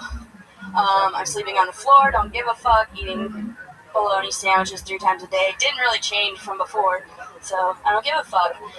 Anyway, I've recently discovered also that, not that recent, but living in LA, like everything just feels like high stakes. Like one day you're fine, and the next you're mixing water in your juice. This is going accordingly. I feel good about the fact that I saw a drunk man pass out on the bus. I feel like I deserve to live here now. Nobody did anything. I was sitting next to a nurse, but he was drunk, so fuck him, right? Don't give a fuck. I don't know. That's not funny. That's just anyway. There you go. A minute for Melissa Esslinger. It's fun. I shouldn't have gave up at the end. There's a couple parts where you're just saying things where you don't even have jokes for. You're sleeping on the floor, you're eating bologna sandwiches, nothing changed much there. You're just saying that you did that before what? Before what? Yeah, when you say nothing changed there, what do you mean? I gotta work on that in the sense that I still drink juice boxes and stuff, and my friends make fun of me for being a child. Oh, that's a totally different joke altogether. Totally. Right, that has nothing to do with the floor or bologna sandwiches. Well, it's kind of, it ties back if I actually had... Or mixing water with your juice. What was that about? Yeah, one day everything's fine, the next you're mixing water with Is that because you can't afford juice Right. and you mix water with it? Yeah. I got it, but, That's a perfect example. You kind of have to explain it because I was like, what water juice? I have no idea what you're talking about. Yeah, I was. Yeah, Brian's too rich to have water juice. Yeah. I only mix Fiji water in with my juice. Yeah. It's like crazy. I I still drink water juice, so. Water? The juice of the delicious water? Water in there, yeah. Really? Yeah, it makes it last longer. What the fuck? What the hell? Are you serious? Just too fucking lazy to go to the store. I'm never going to Ellen. But that's part of your... Hey, hon, you want a glass of juice or something? Oh, yeah, sure. This tastes like shit. Is this Flint water? Water, but I put... So, Esslinger. But that's going to be part of her experience growing as a comic is like, you're a very much an individual. I don't know anybody like you. You're different, you're special, but you also need to find ways to, what you're saying can connect to the audience rather than just water juice, which everyone's like, what does that mean? You know what I mean? But, I just... Something worked there 2/3 of the way through. What was that again? After I said that this is going accordingly. Yeah, that which is so funny, funny how proper that is. This is going accordingly. Nobody needs ever an update on this show and that's going. We all know because it's a super live show. I meant it was going accordingly with the way things have been in my life, and that's tell us about that. You're saying things in this part that you're not. What's going on in your life? Somebody got it. You're entertaining yourself. Other than drinking a shit ton of water juice, what else is going on right now? In a matter of 3 days, I lost my car, my job ended, and oh my god. That's your opening line that you're saying right now. You said that. She did it last week. I wish I was here last week. I would have loved that so much, and then not had any We criticism. talk about the same subject and have different material about it, and then put all that together later on in a longer set. Is there anything else about losing your job or losing your car that you have written? Yeah. Oh yeah. Like what? Like jokes or things that I'm like figuring out. Sure. Any. Either way. Well, like, it's kind of liberating when you don't have like a schedule because I mean it sucks riding the bus, but if you don't have a job, it like doesn't really matter because if it takes too long. See, it's not jokes yet. It's just. I think Oscar Wilde. Well, it's easy to. I think. No, go ahead. Finish your Oscar Wilde. Yeah. Because that's what she aspires to be. Come on, Pat. I was going to ask if my lawyer had any notes. Yeah, lawyer. Do you have any? Oh yeah, drag him into it. You jump in. He doesn't see clearly. I'm no comedian. Yeah. We know. I'm a lawyer, but yeah, she did better than I do in my opening statements. Right, because opening statements, you're not trying to get laughs. Right, exactly. Yeah, so yeah, that's a good point. I love how funny Pat thinks you are. Like, I don't know what your guys' exact relationship is, but the way that Pat laughs at the shit that you say, it's unbelievable. It's so funny that it makes me laugh. He gives that Pat hilarious hand jobs. Yeah. I'm just a lawyer. So, Esslinger, you lost your car. It's part of the game. What else is happening? It's all struggle. You're sleeping on the floor. You really eat multiple bologna sandwiches a day? I did for the days that I only had $6. Yeah. I don't know if the struggle is necessarily the answer in terms of like what she should be doing on stage, because then every comic that's just starting out would just be whining about how bad their lives are. Right. So but there's no reason to even tell you. Like you know that like you need to generate jokes each week. You're doing a great job. You're here every week, and doing it on a weekly basis isn't easy, and it's not always going to work. So and you've been very keep doing it. And doing good. And yeah. Keep up the good work, and just remember it's all about jokes, and don't acknowledge the sets. This is going. Save that for open mics where you need to just win over comedians, because we know how it's going. Just focus on the jokes and let everything else fall into place, because when you have longer sets, you're going to be able to do things and riff around. You're comfortable anyway. You're comfortably uncomfortable. Yeah, you are very comfortable in your uncomfortableness. It's like her out, thing. Yeah. It's been a huge change. I was here the first time she did this show, and she was shaking like that was her act. It was like I'm. Like a Polaroid picture. Shit, she was shaking like a Polaroid picture. But now we know that if you shake it, it's just gonna make the colors run, and it's stupid. Don't do that. Right. And so another new just minute keep for it up. Melissa S. Slinger, everybody. There she goes. Melissa S. Slinger. We have one other regular. She writes and performs a brand new minute every single week. You know her. You love her. Put your hands together for Vanessa Johnston, ladies and Thank you. Yesterday, someone asked me, Vanessa, do you think you're better than me? And I was like, no, dude, that is so beneath me. I'm surprised you guys laughed at that. Stand-up is weird, man. Like, this dynamic is so strange. Because you guys are like the hot girl. And then I'm up here going, is this funny? Is this funny? Do you like this? Do you want to see me again? I'll do anything. And I'm just up here with a stick in my hands. It fucks with me. I'm pretty sure every comic that's ever committed suicide was to performing in front of an audience that didn't laugh enough. No pressure. But I'm done. There you go, Vanessa Johnson, 57 seconds.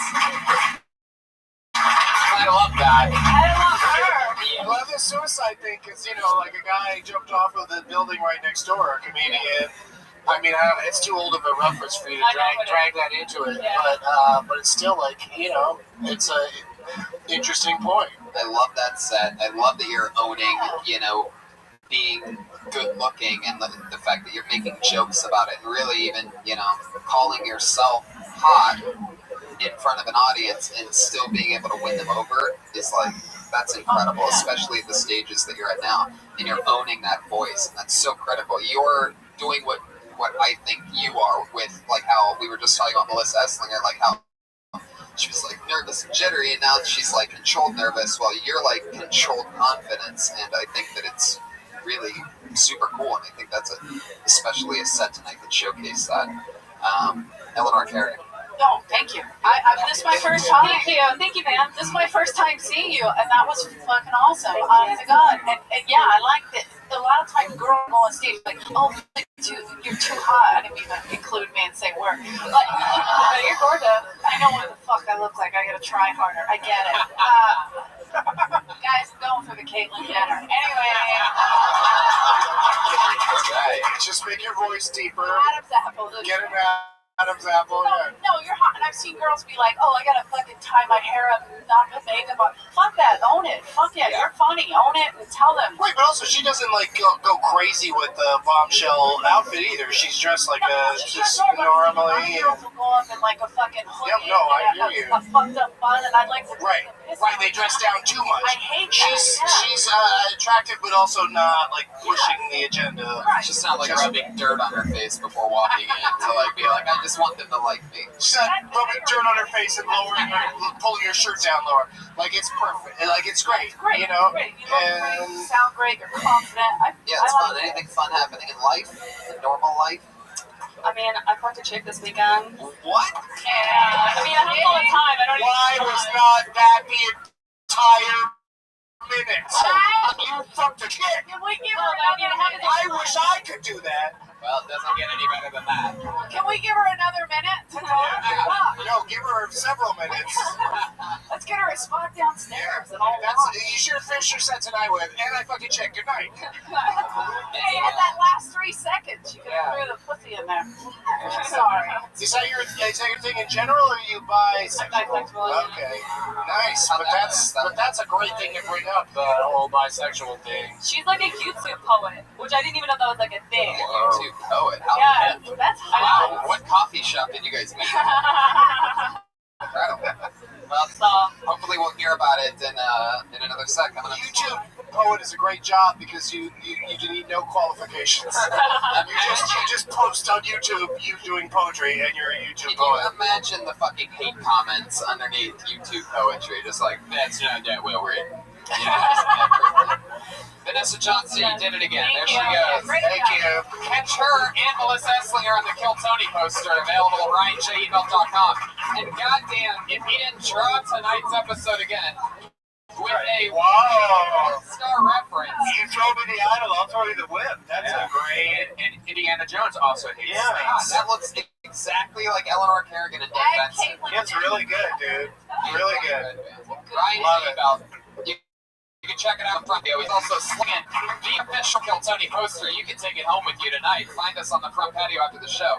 We're also going to be doing spots in the original room later on. Stand-up comedy. Catch me in Chicago Zanies, Cap City, Austin, so many other great things. Jamie Vernon on the HD camera, Josh Martin, Pat Reagan. What's happening? Matt Murdock on my fucking lawyer. Patty Reagan on Twitter. I'm going to kill myself. Colorado Street Bridge this week. Doug Benson. DouglasMovies.com. Eleanor Kerrigan. I'll be in Vegas, April 21st, 22nd, 23rd, at the Laugh Factory. Catch her at Vegas Laugh Factory. April 22nd, Is there a Laugh Factory 23rd, in Vegas? and 24th. Brian Redband and I are going to be at the Wild West Comedy Festival in Nashville, Tennessee. So We'll be drinking Mangria. heck yeah, we will. The delicious, delicious flavors of Mangria. Thank you so much, live audience. Have a great night, everybody. Good night.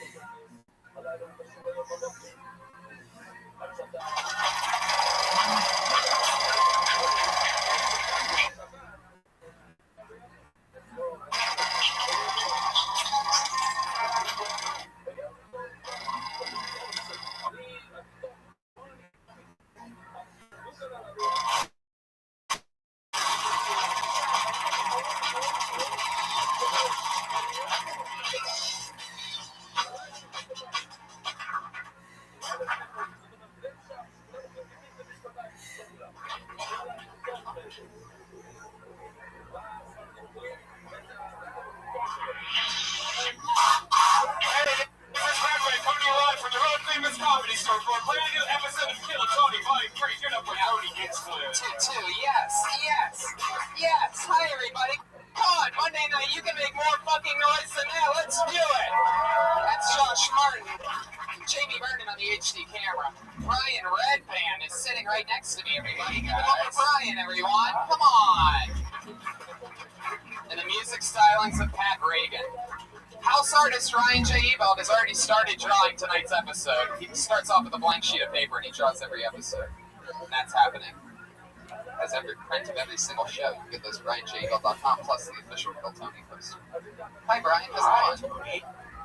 Hi, everybody. How are you? It's a real live show. Hey, Tony, we got a 420 show here. Desk One is a 420 show here with one of our guests who's on the show. So tickets are this Wednesday, so tickets are on sale right now. I love that. We're moving this show to the main room of the Comedy Store in June of this year, ladies and gentlemen. June.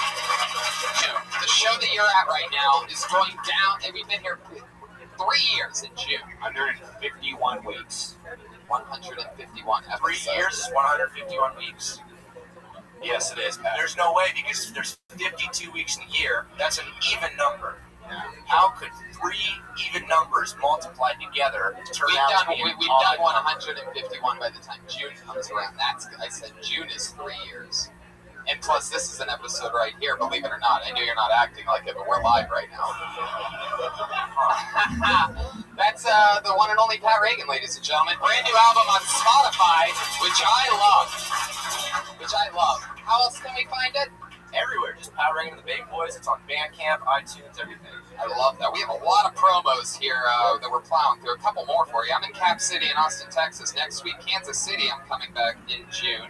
And I'm doing the Wilbur Theater in Boston, Massachusetts, October 8th. That's a really big deal. No big deal, though. So let's do it, shall we? Let's bring up tonight's guests. Anything else? Mangria. Oh, yes. Oh, how could I forget? One of my favorite drinks of all time. I mean, I have been getting wasted on Adam Carolla's Mangria wine cocktail. This is the original orange. That's my favorite one. It's pretty much sangria, but it's like twice the amount of alcohol that it should be. It just fucks you up. You share a bottle with a girl, you don't need any of that Cosby medication or anything like that. That does the job right there. There you go, Mangria. Thank you. That's the way to do it. For those of you that are into rape, Mangria is the one for you. So, yeah, we're doing Nashville. Kill Tony. The show that you're at is in Nashville, the Wild West Comedy Festival. That's May 22nd, a Sunday night. We're coming back the next day, back home, for you guys for our last Valley Room, Kill Tony, before switching over to June. So let's do it, shall we? You're at the #1 live podcast in the world, ladies and gentlemen. We make some noise for the people watching on Ustream. People watching on Ustream, now you know that audience is real. Every single week, I have 2 of the funniest comedians in the world on this show. They sit in and we talk to people throughout the show. This week's no different. 2 of the best. Killer New Yorkers. Killer human beings. 2 of my favorite comedians. Put your hands together for the great Mike Lawrence and Louis J. Gomez.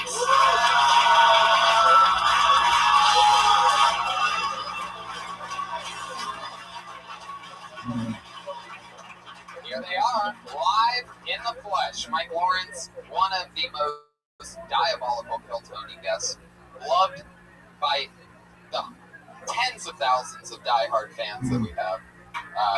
Louis J. Gomez, it's your first time welcome to the show. Very excited. Thank you for having me. Louis is a co-host with Big J. Okerson of the Legion of Skanks podcast, which might be one of my favorite podcasts that I've ever done in my entire life. Look having you on, Tony. So much fun. Look, have to be nice because we're in LA, right? It's not an LA thing at all. You're going to see. Everyone pretends to be nice. Okay, good. Yeah, exactly. You can feel the sadness of everyone realizing there isn't going to be a famous person here tonight. That's the most LA thing right now. I don't know either of these people. We decided to go funny instead of famous tonight. We've had some of the most, profoundly famous comedians on this show. And people who don't care if they're going to work again, so we actually get to give you our real opinions. Right. It's really fun. Exactly. Some of you may run shows and you'll never hire us based on what we tell you tonight. This is the biggest thing I'm doing all year. And he has a child. You can be as mean as you want, Louis J. Don't hold back, and especially on our friend Pat Reagan over there. No, I wouldn't take that advice. Pat, you're a real faggot. Yeah, I like that. The schoolyard. But also a real sire. We're the horse of truth here. He is a faggot after all. Wow, even the horse agrees completely. People that got called faggots turned out to be like Bill Gates and stuff. So. Oh, okay, yeah. Bill Gates is hilarious. Yeah. Faggot is just a meaner way to say guitar comic.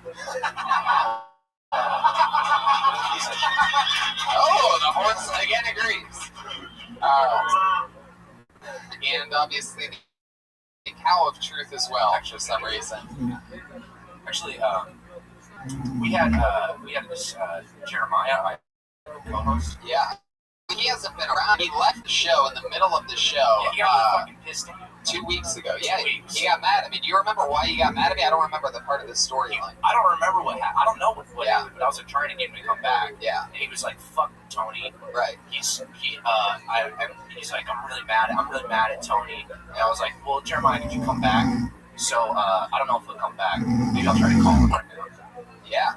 Are you calling him on your guitar? Yeah. Oh, wow.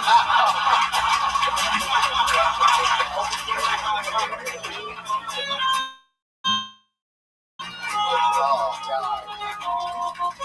Wow.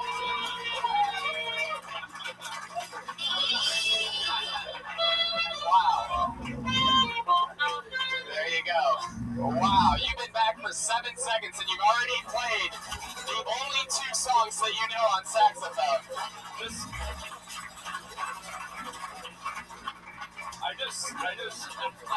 I want every comic to know that you are coming up here today to hopefully get the second biggest reaction of the show. Yeah. You better bring a bigger saxophone, bitches.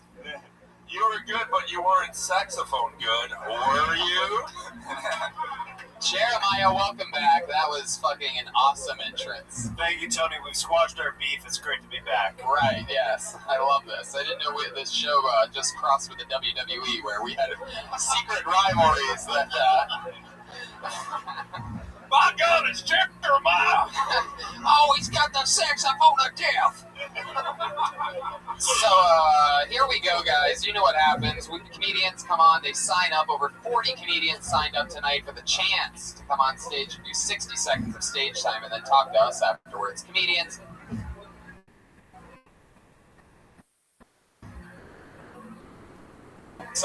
Comedians, you know your 60 seconds is up when you hear the sound of a kitty. Aw, that's adorable. Wrap it up then, or else you're going to bring out the angry West Hollywood bear.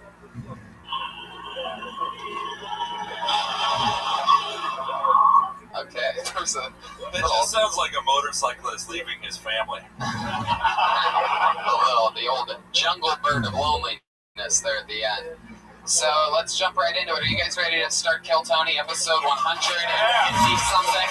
I'll do it if no one calls me a fucking faggot. Whoa, well, looks like you're not doing it because we already did that. Again. Calls me a faggot again. Whoa, alright. Jeez, you don't have to be such a faggot about it. God hates guitar comics. Fucking guitar comic, Mike Lawrence! Listen, one fucking time! I have fucking fans! I'm a fucking artist, man! I'm a fucking artist, like a real one! Okay, after going on a rant like that and not getting laughs, I guess you're an improviser too? No, dude! I make fucking music, dude! I make fucking music from my fucking heart. I don't just do comic book references. I have fucking fans.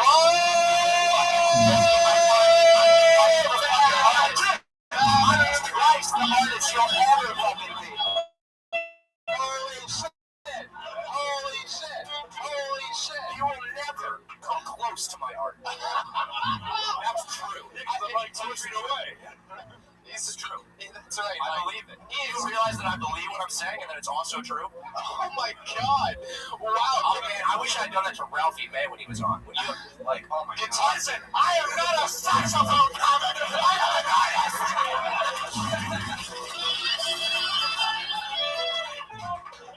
Beautiful. That just confronted me like it was the beginning of a music video. do with your life? I want to rock. It's true. Wow, do we even need to start tonight's show, or can we just do this the whole time? Yeah, just rock and make girls squirt. Fuck yeah. Okay. That's what I do. Man, I just got Stephen lynched. Yeah, but he's not an artist. He's a hack. Okie dokie. There's a lot happening. Real feelings you want uncensored, Pat? I know is the answer. I can already just say. Who are you talking to right now? Guess who has beef with the show now, Tony?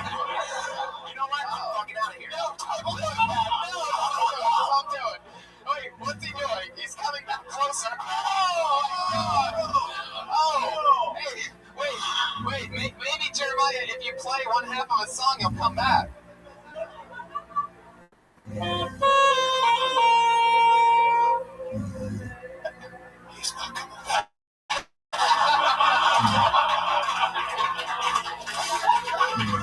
Wow! Louis J, welcome to Kill Tony, dude. Yeah, I think I bring like a certain energy to it. I love it. Be angry. I love it. Yeah. This is beautiful. Wow. Well, my favorite part of that is that after it all, he really got more mad at being called a guitar comic than a faggot. He was really upset. He said, where did he come from? Where did he come from? Huh? You guys been making fun of me? I'm not even in the fucking building? Look at this tree. I think you were in the building, Pat. I think technically you were in the building. You just walked around. Wait, did he literally just do a Pac-Man? Like, how the fuck did that physically work?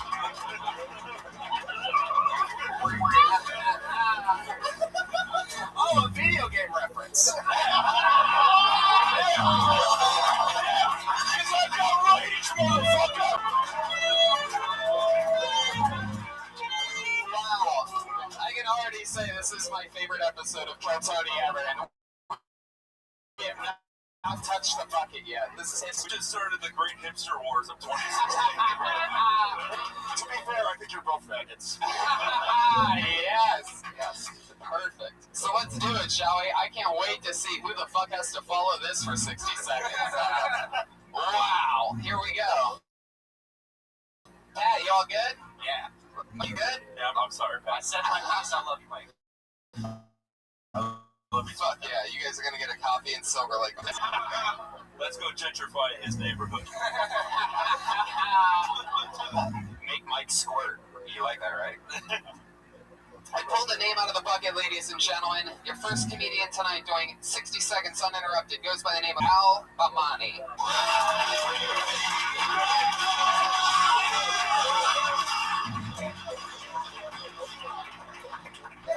I know I look like Millhouse and Jeff Goldblum just had a kid. I was over at Ralph's looking at a box of condoms, expiration date 2025. I put them back because I cannot live up to that kind of pressure. I like to listen to music before I go up because music doesn't just affect people, it also affects animals. Scientists did a study, found out that when cows listen to REM, they make more milk. Same study also said when cows listen to Barry White, they make more cows. Oh yeah, oh, never gonna give you up. Oh, never gonna quit. Eat that Chick-fil-A. They also discovered that is how chocolate milk is made. Those y'all groaning, you know what? You're intolerant lactose. Thank y'all. Fuck yeah, 45 seconds of Al Bamani. Oh. According to Jeremiah, Darth Vader is about to kill you. Dude, I saw you at Roast Battle last Tuesday, and I just want to say I think it's really impressive that you're able to bomb in multiple formats. It takes a lot of talent. Oh, Al, you don't do your sad face after that. Jesus, how do you think that went? It's getting hot in here, so hot, so take off all your clothes. That's good that we faded it out. Yeah, the audience felt our confidence.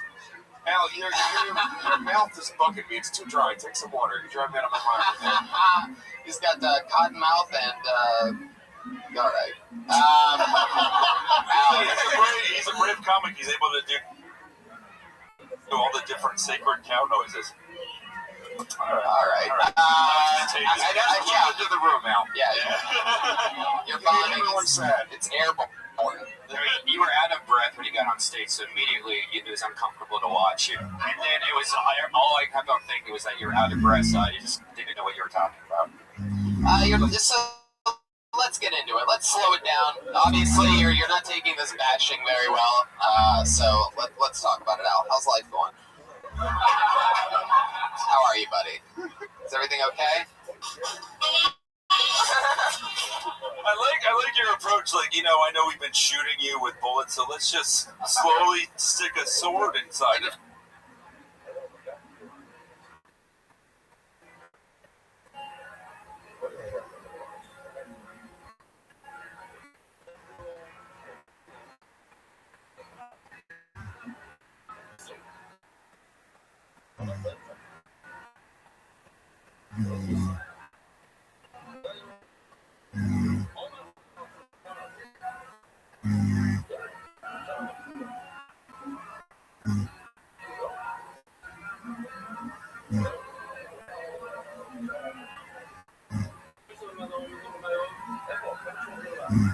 Just want to see if he can say anything at this point. He seems stuck.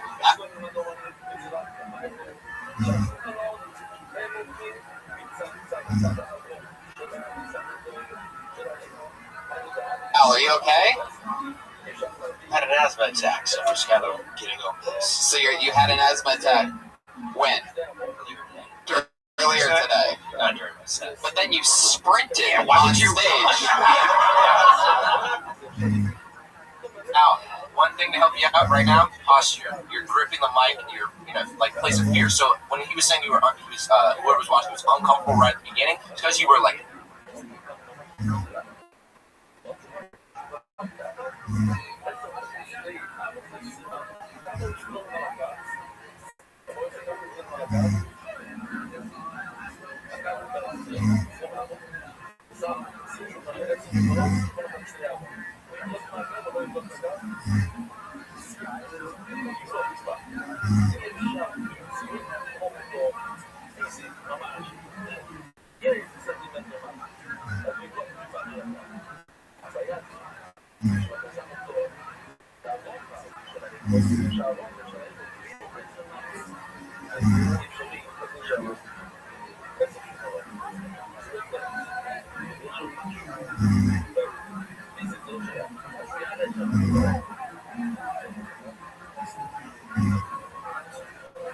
Leaning in, and you brought the mic in, and it just felt like uncomfortable.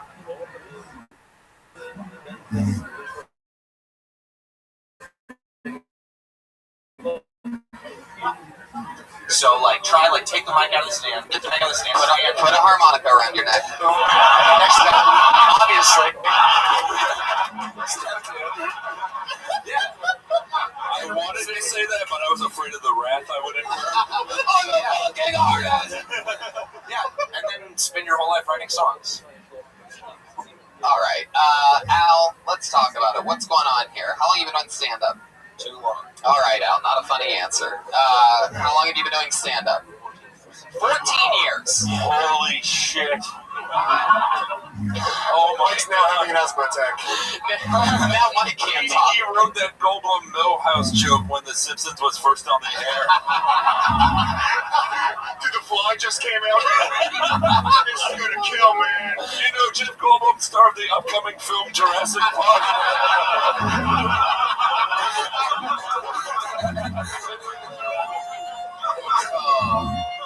Al, 14 years. Ooh, the best set you've ever had. Where did that happen at? Beaumont, Texas. Beaumont, Texas. What was that Where night you bought like? that shirt? 14 years. What was that night like, Al? Where was that at? LOL in Beaumont, Texas. LOL? The LOL Comedy Club, yeah. Huh. It closed down since then. It closed down that night, right? It's the best night of my life. R.I.P. to LOL. You've been doing comedy since 9/11. Yeah. He started it. He started 9/11. Holy shit! Yeah. He was performing in The greatest tragedy was actually 8/11 when he started comedy.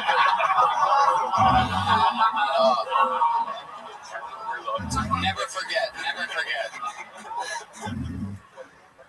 He bombed one set and he immediately bombed another. This is incredible. Now, even some people say it didn't even happen.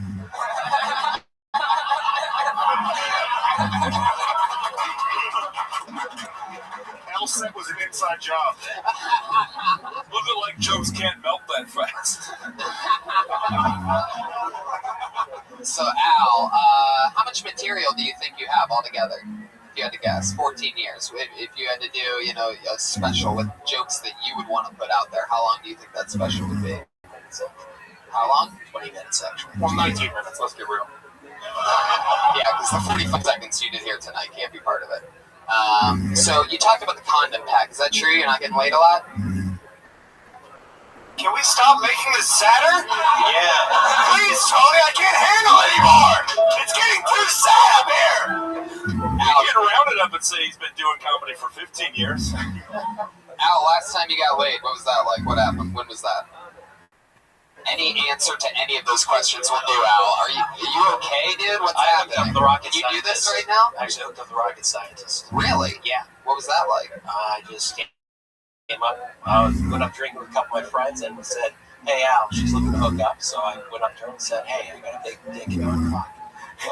Let me fly you to the moon." Yeah. That was your pickup line? Yeah.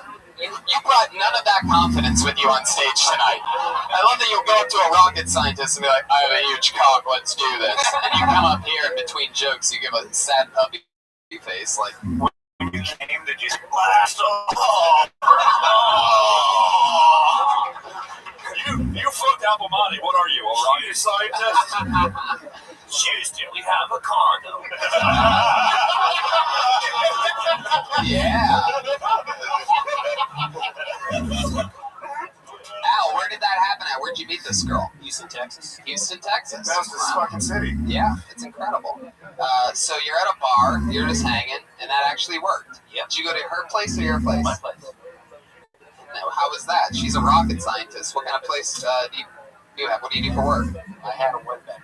Where were you working at the time? Office. Oh, that's pretty cool. Yeah.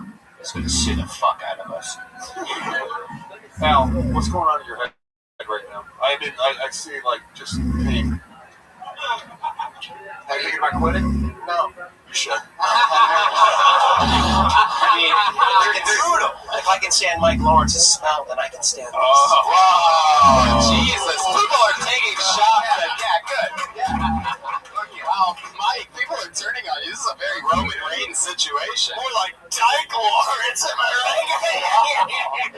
Oh, boy. I mean, only one of us has to wake up being him tomorrow, so I'm okay. Al, what's something cool about you? You've obviously taken a lot of shots here tonight.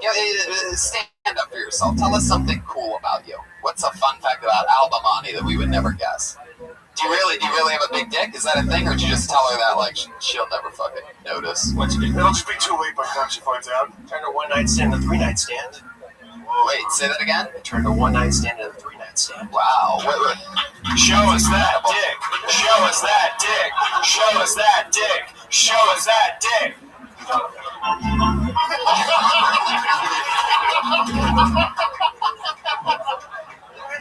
So great. What if there's like a porn agent tonight and that's how he gets to scuff her? Yeah. Are you talking length and girth, or are you just saying that you have a big dick? Like, what are you talking about? Like 8 inches, 9 inches? 6.5. That's not big. That's good, dude. I have the absolute biggest average size dick you've ever seen in your entire life. And you know for a fact he added an inch. I just realized how lonely it is to be a rocket scientist. We have a song about average size dicks. You can just go right into it. I know, but Jeremiah wanted to play his sax. Okay, now this is a rough night. I feel like you're having a nightmare. Everyone else is having. Pat, stop turning on everybody. Yeah, Pat's like always like 2 inches from a meltdown tonight. I'm sort of loving this. All right, here's what's happening. Al, you didn't have a good set. We're gonna move on. Thank you. I love that, Pat. No, I was doing my impression of Pat, but yeah, fuck it. Go ahead. Sure, there he goes. Al Bamani, everybody. I don't really like the handshake thing, guys. Let's not do that the rest of the show. We don't do that here. You make my dick so big. Lewis, don't shake anybody else's hand, or else then everybody's gonna do that from now on. No more handshaking. Yeah, his hand was sweaty. I don't ask for much, but please, don't make my guests not want to be here by shaking your peasant hands. Alright? Okay, I pulled another name out of the bucket. Here we fucking go. Hands together for Manuel Herrera.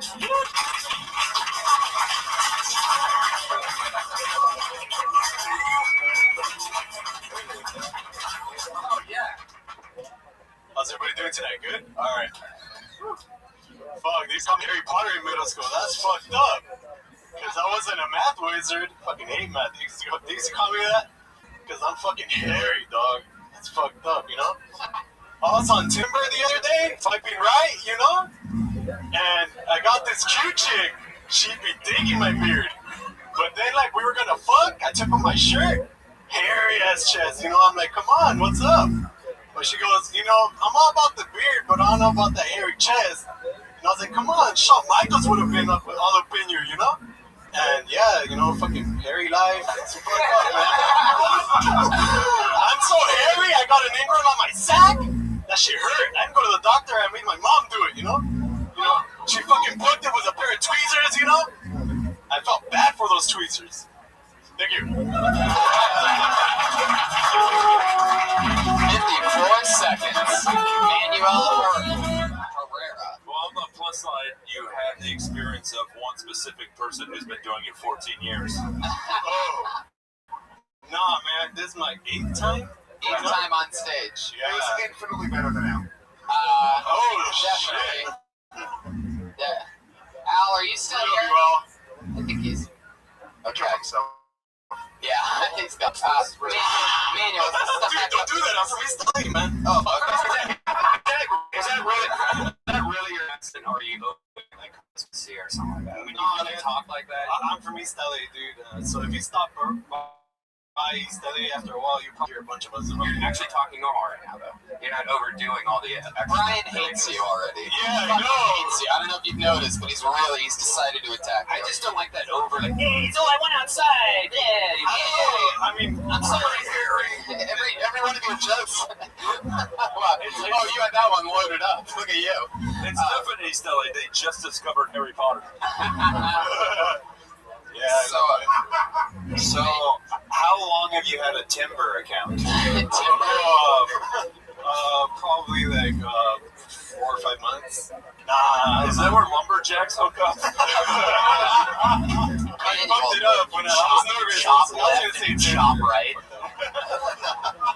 8 times on stage. I sort of like you. Are all your jokes about being hairy? No, I just wanted to stay in the pocket with that minute. Right. Hairiness. Yeah, I like that. What other types of things do you talk about? So far. Chicks. Okay. What do you do for work in real life? I used to work at a warehouse 2 p.m. to 3 a.m., but last Friday was my last day there, and now I'm working 7 a.m. to 4 p.m., so I'm able to do You're really obsessed with the times that you work. Yeah. It's like the episode of Parole Officer or something. Yeah. What do you do for work? Well, let me give you my schedule first. Yeah. I like So to what- paint a picture. I love that. I think he had a lot of confidence though coming up, which is good. I think it's one of the most important things for a young comic is the jokes were awful. Yeah. Terrible. They're working progress.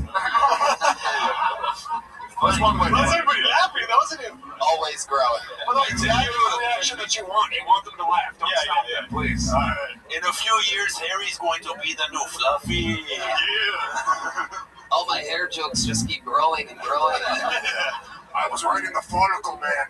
I had to shave some of the material. If you look at my Netflix queue, it has Harry Potter, Harry and the Hendersons, Harry and the Spy, Harry Tubman documentary, When Me Met Sally. Yeah, man, shit like that, you know? And your last name is Herrera. Like, there's almost literally hair in your fucking name. Yeah, Herrera. You guys can follow me on Snapchat. All right. Sure. Yeah, I'm sure you're the only Manuel Herrera on Snapchat, by the way. Anyway, I don't keep it hairy free. If you thought this 54 seconds was too long, you could see me on Vine. I mean, the actual street where I will be doing these same jokes. That might be my favorite joke I've ever fucking heard on this show. Yeah, man. You're a fucking New Yorker. That's big points, Mike, for using a Vine reference. Holy shit. Wow. What the fuck did I want to ask you? So what is the job you're doing at 7 a.m.? Just a warehouse job, driving a forklift around, you know? Wow. No, I don't know. So that's not broken at all. That's just like you really do talk like that. When you're talking to your mom, like, "Hey, mom, how are you doing?" That's actually what I wanted to ask you. Yeah, by the way, he sounds like that. Okay. The ingrown hair, did that really happen? Is this live? Well, yeah, it did, yeah. Did you really have your mom do it? Yeah, dude. Wow, holy shit. Wait a minute. What kind of weird fucking... Alright, so tell us slowly how this happened. Well, I was on my forklift. Not that slowly, Yeah. speed it up. I'm trying to get getting off and on work, you know, so I didn't want to go to the doc because it's awkward getting a doctor in there, you know? So I had my mom do it for me. Yeah.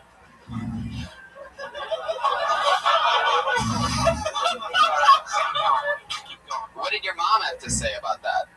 What's she like? She didn't really want to do it, you know? He was like, under $5, you know? I just imagine his mom is just him with a wig on, like Fight Club Why'd style. you get into comedy, son? You're supposed to support me. You're super Mexican, dude. I feel like she pulled that ingrown hair out and candy came out of your ball sack. Fuck yeah, dude. Fucking Duvalines and shit. Alright, okay. A little shout out. Stockton Slap 209. What is up? I have a question. Are you aware of the porn star Manuel Ferreira? Oh, yeah, he's French. He's not Mexican, though. Yeah, you just got a very similar name to him. Yeah. Took the mic out of the mic stand for that one. Yeah, well, It's getting serious. I have an actual response with this that I cannot keep the mic in the mic stand for. Yeah, I might not have a big dick like him, but I got charisma, you know? Yeah. Wow. That's his porn name is Charisma. Charisma on stage. Charisma. Yeah, hey, ladies, any of you want to fuck my charisma? I got charisma, machismo, and other different things I haven't displayed yet, but will soon. It is a very hairy situation. Yeah. Make it all dirty, you know? Yeah, sure. Dirty, hairy. Manuel, I feel like I'm listening to jokes from Chihuahua and Oliver and Company. So you've been doing this 8 times. You've been on stage 8 times. So what do you do for fun when you're not working at the warehouse? What do you like to do? You hang out with buddies? You hang out with a girl? You go on dates? What you been up to? Pick up on chicks here and Where do there. you do that at? Heaven. No, man. Market. No, like, you know, like at the Beverly Center. Oh my god, what are you, a sophomore in high school? No, go to the shopping mall, pick up on the jeans. The W, you know, on Hollywood, you know. What? You go to what? The W in Hollywood? The W? What's your favorite kind of porn? What's your favorite kind of porn? Like, what's your go-to category of porn? Oh, the squirt and the POV. Wow. No hesitation whatsoever. Yeah. Normally people take a beat on that answer always. They think about being on the internet and streaming live for a second. Not you. Squirt POV, glad you asked. I like the POV because it's like you're the dick, man. Yeah, you know? Yeah, exactly. But wait, hey, there's some folks that like gaping buttholes, you know? Fuck that shit, you know? It's all about, like, just regular shit. They do fuck that shit. That's the whole thing about a gaping butthole. No, that's dirty, you know? They're not called fools, they're called homosexuals. Right, Pat? Woman. Oh! It's back on! Hey, that's all cool, but I'll be Shawn Michaels. Was waiting for that. Are you talking about Shawn Michaels, the wrestler or the porn star? Oh, the wrestler. Okay, just want to make sure. And you said what about him? That he would like your hair? When in No, doubt, I I would said- call back to a joke that didn't work. No, That's my style. Yeah. That's the Heartbreak Kid, it's my idol. Yeah. So So, okay, last time you hooked up with a chick at the mall, how does that go down? You just be honest. Don't try to be funny. Are you more of a Ticketmaster guy or Fandango? No, it's not the question I asked you, Manuel. Just don't try to be funny is something someone told him right before he came on stage. Alright, so I just, I went up to a girl, I thought she was pretty cute, and I asked her, hey, where can I get, juice? Like, where can I get what? Like, where can I get the juice? A synagogue, okay. No. Not the Jews that control the media, but like the drink.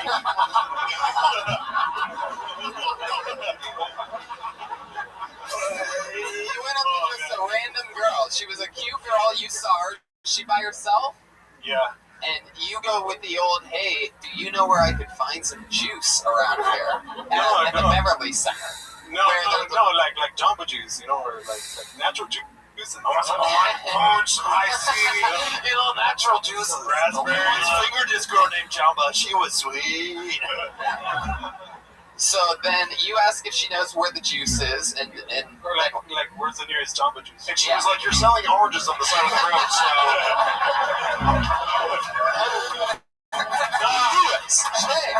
Hey, they don't even have seeds. It's pretty good. Fucking Gomez on Herrera crime. Yeah. They're always infighting. White is right. So keep it going, Manuel. Then what do you do? What does she say to that? She says, "Oh yeah, I know what what happened." And then just like, where's the Jamba Juice? New Jamba Juice here. And then she just started fucking. You're missing a part of the story, man. I got it. You asked her if she knew where any juice was. Then what happened in the store?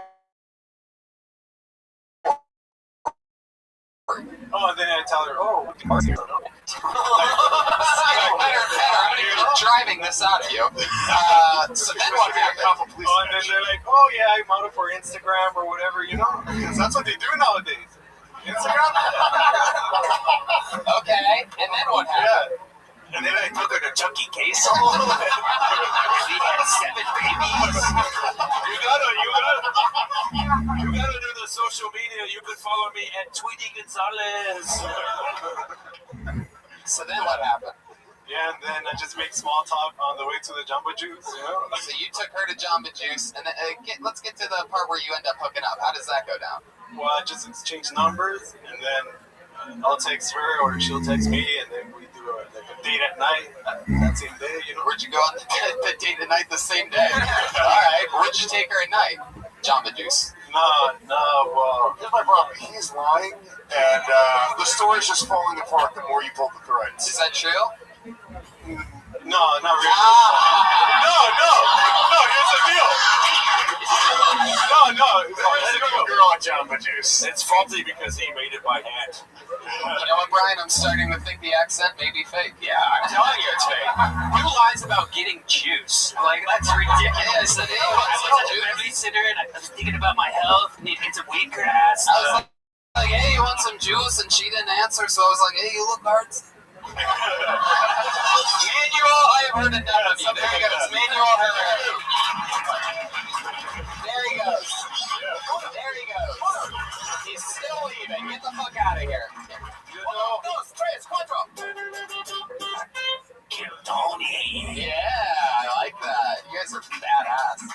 S.A. the greatest trick the devil ever pulled was pretending to be an ethnic stereotype. Like a step-on run as easy. Step-on. I was in 9/11. 9/11. I pulled another name out of the bucket. Here we go. Some hard charisma to follow there. Put your hands together for him, though. Here we go. Matt Legrand.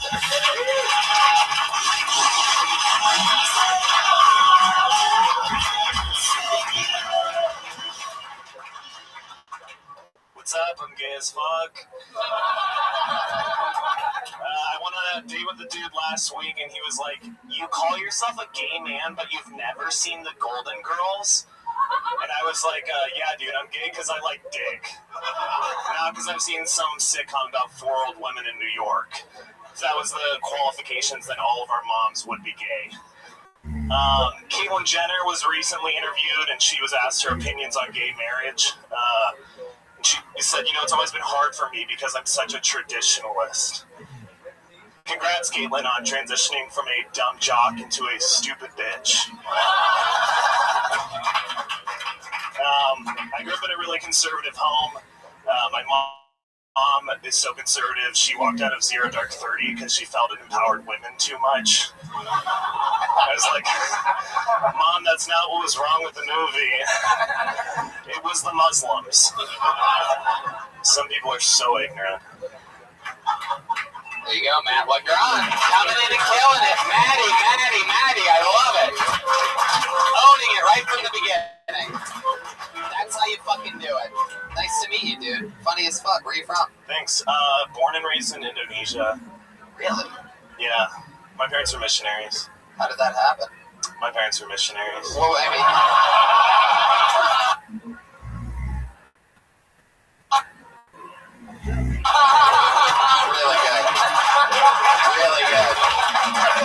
Really good. You got me there. So there's 2 reasons they don't accept you? There's more. Okay, so your parents are missionaries. Yeah. What's their favorite position? Not doggy. So, how long have you been in America?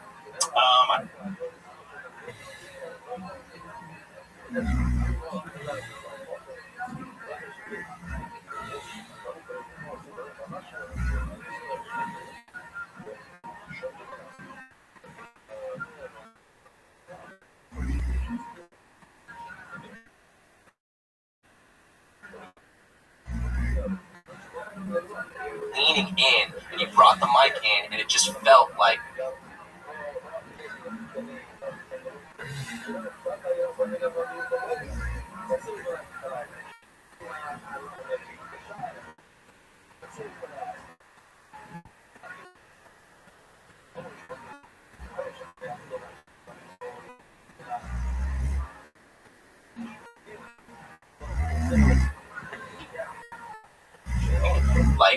uncomfortable. So, try, take the mic out of the stand. And take the mic out of the stand. Put a harm on.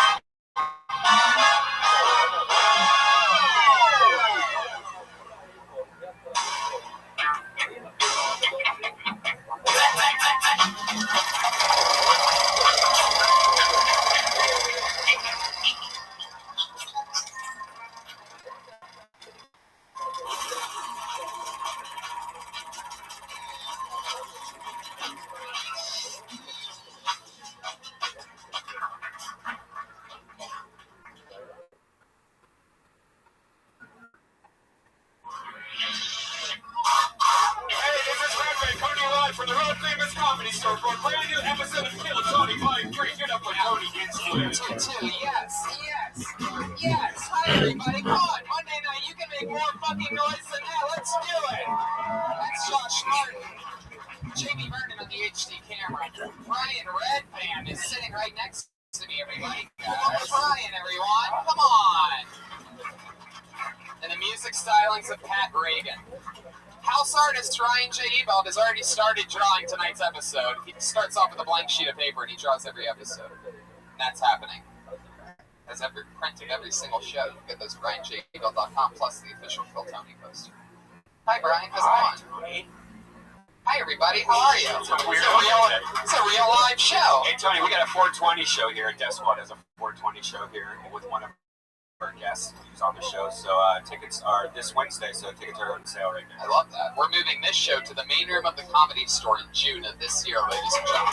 June. The show that you're at right now is going down, and we've been here 3 years in June.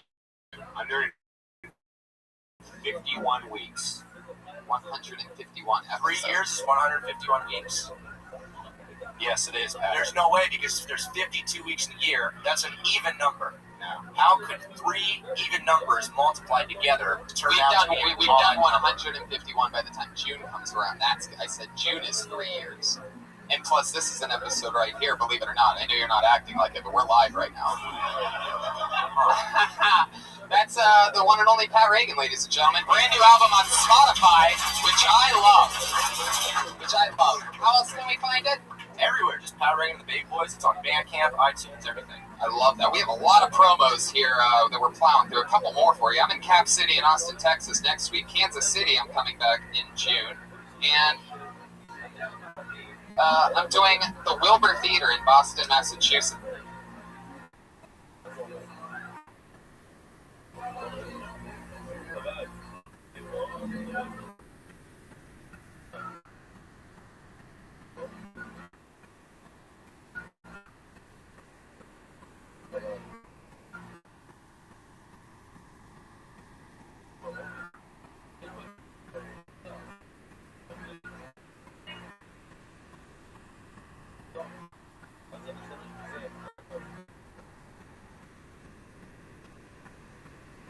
It's October 8th. That's a really big deal.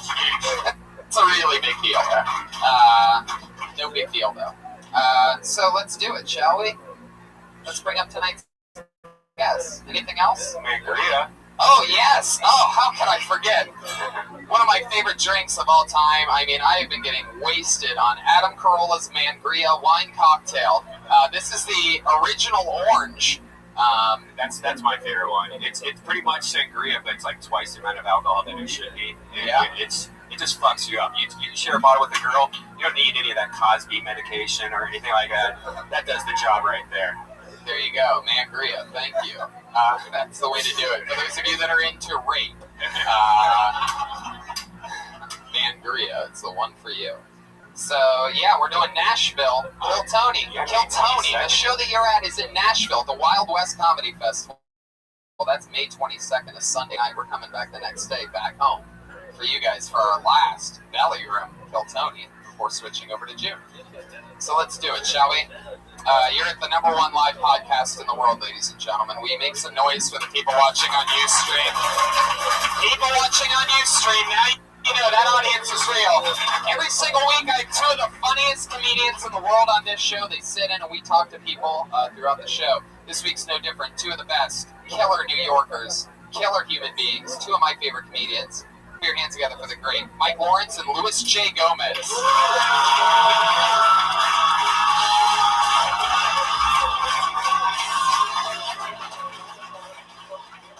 Here they are, live in the flesh. Mike Lawrence, one of the most diabolical Kill Tony guests, loved by the tens of thousands of diehard fans that we have.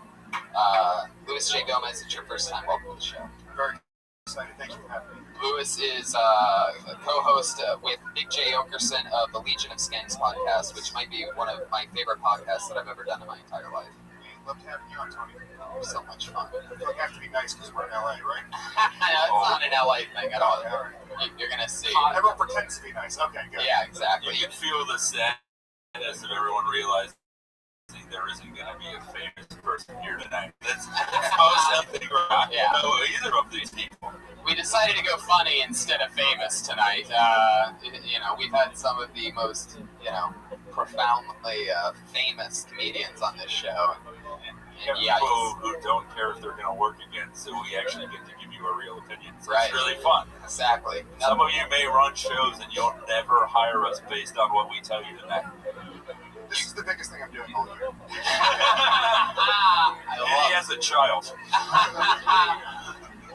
You can be as mean as you want, Louis J. Don't hold back. And, especially on our friend Pat Reagan over there. No, I wouldn't take that advice. Pat, you're a real faggot. Yeah, I like that. Schoolyard. But also a real sight. You're the horse of truth. He really is a faggot after all. Wow, even the horse agrees completely. People that got called faggots turned out to be like Bill Gates and stuff. So. Oh, okay, yeah. Bill Gates is hilarious. Yeah. You guys, faggot is just a meaner way to say guitar comic. Oh, the horse again agrees. And obviously the cow of truth as well, for some reason. Actually, we had this Jeremiah, I co-host. Yeah. Wait, he hasn't been around. I mean, he left the show in the middle of the show. Yeah, he got really fucking pissed at you. 2 weeks ago. Yeah, he got mad at me. Do you remember why he got mad at me? I don't remember the part of the story. I don't remember what happened. I don't know what happened, but I was like trying to get him to come back. Yeah. And he was like, "Fuck Tony." Right. He's like, I'm really mad at Tony. And I was like, "Well, Jeremiah, could you come back?" So I don't know if he'll come back. Maybe I'll try to call him right now. Yeah. Are you calling him on your guitar? Yeah. Oh, wow.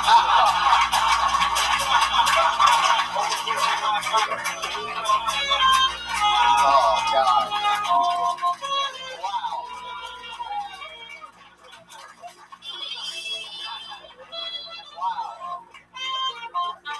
There you go. Wow, you've been back for 7 seconds and you've already played the only 2 songs that you know on saxophone.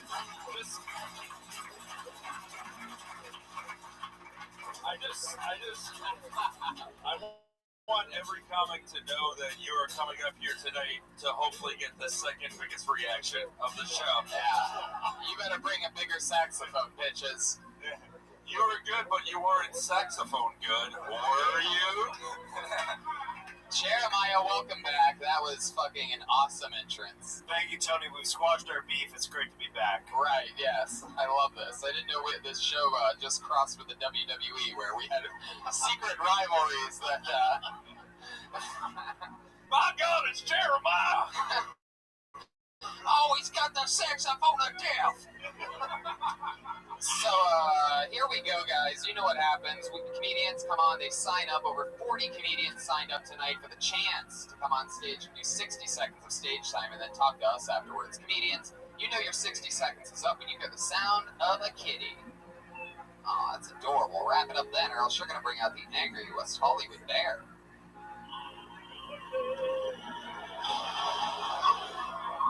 Okay. That just sounds like a motorcyclist leaving his family. The old jungle bird of loneliness there at the end. So let's jump right into it. Are you guys ready to start Kill Tony episode 150-something?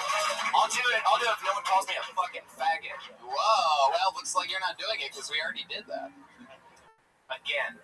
Calls me a faggot again. Whoa. All right. Jeez. You don't have to be such a faggot about it. God hates guitar covers. I'm a fucking guitar cover, Mike Lawrence! Listen to me one fucking time! I have fucking fans! I'm a fucking artist, man! I'm a fucking artist! Like a real one! Okay, after going on a rant like that and not getting laughs, I guess you're an improviser too? No, dude! I make fucking music, dude! I make fucking music from my fucking heart. I don't just do comic book references. I have fucking fans. I'm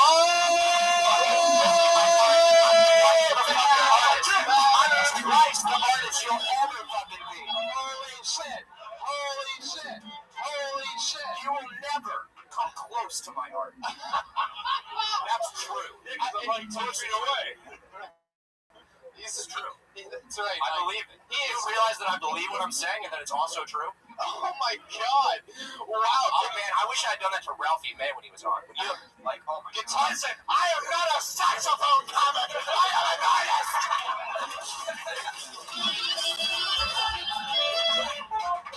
Beautiful. That just confronted me like it was the beginning of a music video. I was like, what do you want to do with your life? I want to rock! It's true. Wow, do we even need to start tonight's show, or can we just do this the whole time? Yeah, just rock and make girls squirt. Fuck yeah. Okay. I do. Man, I just got Stephen lynched. Yeah, but he's not an artist. He's a hack. Okie dokie. There's a lot happening. My real feelings were uncensored, Pat. I know is the answer. I can already say. Who are you talking to right now? Guess who has beef with the show now, Tony? You know what? I'm fucking out of here. No, don't do it, Pat. No, don't do it. Wait, what's he doing? He's coming back closer. Oh, my God. Oh, hey, wait. Maybe Jeremiah, if you play one half of a song, he'll come back.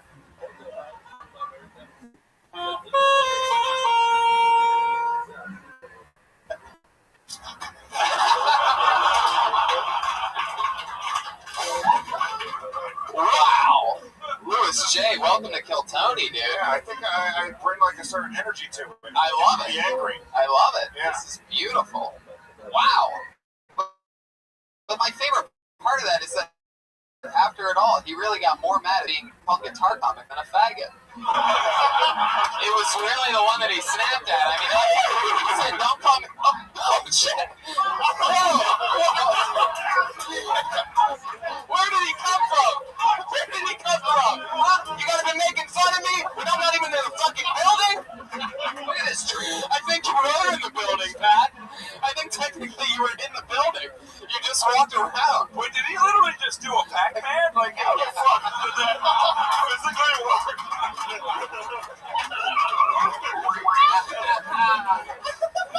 Oh, a video game reference. Because I got rage, motherfucker! Wow. I can already say this is my favorite episode of Kill Tony ever, and we have not touched the bucket yet. This is history. We've just started the great hipster wars of 2016. To be fair, I think you're both faggots. Yes. Perfect. So let's do it, shall we? I can't wait to see who the fuck has to follow this for 60 seconds. Wow. Here we go. Pat, you all good? Yeah. Mike, you good? Yeah, I'm sorry. I said my piece. I love you. I love you. Fuck yeah. You guys are gonna get a coffee in Silver Lake tomorrow after all this. Let's go gentrify his neighborhood. Make Mike squirt. You like that, right? I pulled a name out of the bucket, ladies and gentlemen. Your first comedian tonight doing 60 seconds uninterrupted goes by the name of Al Bamani.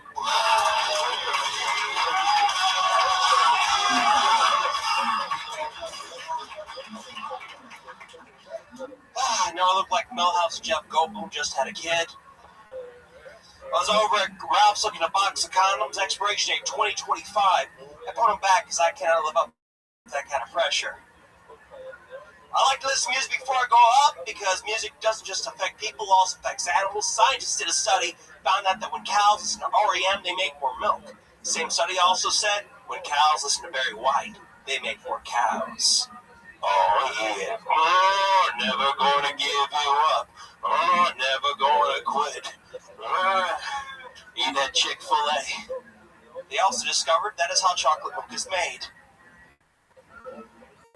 Those y'all groaning, you know what? You're intolerant of lactose. Thank y'all. Fuck yeah, 45 seconds of Al Bamani. Oh. According to Jeremiah, Darth Vader is about to kill you. Dude, I saw you at Rose Battle last Tuesday, and I just want to say I think it's really impressive that you're able to bomb multiple formats. It takes a lot of talent. Oh, Al, you don't have to do your sad face after that. Jesus, how do you think that went? It's getting hot in here, so hot, so take off all your clothes. That's good that we faded it out. Yeah, the audience felt our confidence. Al, your mouth is bugging me. It's too dry. Take some water. Drive that out of my mind. He's got cotton mouth and, all right. Al, he's a brave comic. He's able to do all the different sacred cow noises. All right. I got to jump into the room now. Yeah. You're bombing. Everyone's sad. It's airborne. I mean, you were out of breath when you got on stage, so immediately it was uncomfortable to watch you. And then it was all I kept on thinking was that you were out of breath, so I just didn't know what you were talking about. So let's get into it. Let's slow it down. Obviously, you're not taking this bashing very well. So let's talk about it, Al. How's life going? How are you, buddy? Is everything okay? I like your approach. Like, you know, I know we've been shooting you with bullets, so let's just slowly stick a sword inside. I guess we can say anything at this point. It seems stuck. Al, are you okay? Had an asthma attack, so just kind of getting over this. So you had an asthma attack when? Earlier today. But then you sprinted on stage. Al, one thing to help you out right now, posture. When you're gripping the mic, you're like a place of fear. So when he was saying you were whoever was watching was uncomfortable right at the beginning, it's because you were like leaning in and you brought the mic in, and it just felt like uncomfortable. So try take the mic out of the stand. And take the mic out of the stand. Put a harmonica around your neck. Boom. Next step, obviously. Step 2. Yeah. I wanted to say that, but I was afraid of the wrath I would incur. I'm a fucking artist! Yeah, and then spend your whole life writing songs. All right. Al, let's talk about it. What's going on here? How long have you been doing stand-up? Too long. All right, not a funny answer. How long have you been doing stand-up? 14 years. Holy shit. Oh, Mike's now having an asthma attack. Now Mike can't talk. He wrote that Goldblum Millhouse joke when The Simpsons was first on the air. Dude, the fly just came out. This is gonna kill me. You know, Jeff Goldblum, star of the upcoming film Jurassic Park.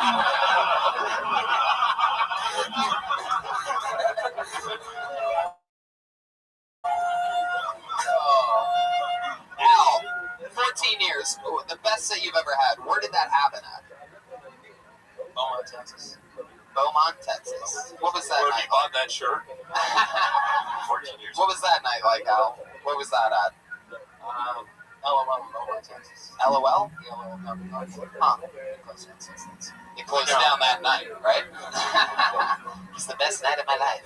R.I.P. to LOL. You've been doing comedy since 9/11. Yeah. He started it. He started 9/11. Holy shit! Yeah.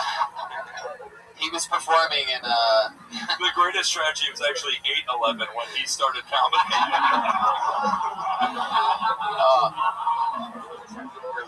Never forget. Never forget. He bombed one set and then he immediately bombed another. This is incredible. Now, even some people say it didn't even happen.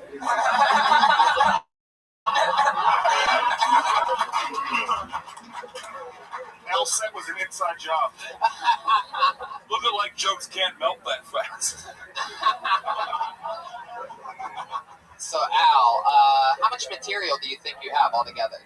If you had to guess, 14 years. If you had to do, a special with jokes that you would want to put out there, how long do you think that special would be?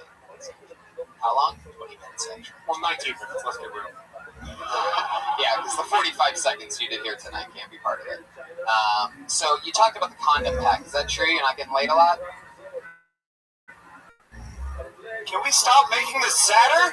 Yeah. Please, homie, I can't handle it anymore. It's getting too sad up here. You can round it up and say he's been doing comedy for 15 years. Al, last time you got laid, what was that like? What happened? When was that? Any answer to any of those questions will do, Al. Are you okay, dude? What's happening? I hooked up the rocket Can you do this scientist. right now? I actually hooked up the rocket scientist. Really? Yeah. What was that like? I just came up, went up drinking with a couple of my friends and said, "Hey, Al, just looking to hook up." So I went up there and said, "Hey, I got a big dick. Let me fly you to the moon." That was your pickup line? Yeah. You brought none of that confidence with you on stage tonight. I love that you go up to a rocket scientist and be like, "I have a huge cock, let's do this." And you come up here in between jokes, you give a sad puppy face like, When you came, did you say, "Blast off"? You fucked Alpha Monty. What are you, a rocket scientist? Houston, we have a condom. yeah. Al, where did that happen at? Where'd you meet this girl? Houston, Texas. Houston, Texas. That's this fucking city. Yeah, it's incredible. So you're at a bar, you're just hanging, and that actually worked. Did you go to her place or your place? My place. Now, how was that? She's a rocket scientist. What kind of place do you have? What do you do for work? I have a roommate. Where were you working at the time? Office. Oh, that's pretty cool. Yeah. He's gonna shit the fuck out of us. Al, what's going on in your head right now? I mean, I see like just. Are you thinking about quitting? No. You should. I mean, there's if I can stand Mike Lawrence's smell, then I can stand this. Whoa, Jesus. People are taking shots at, yeah, good. Yeah. Wow, Mike, people are turning on you. This is a very Roman Reigns situation. More like Dyke Lawrence, am I right?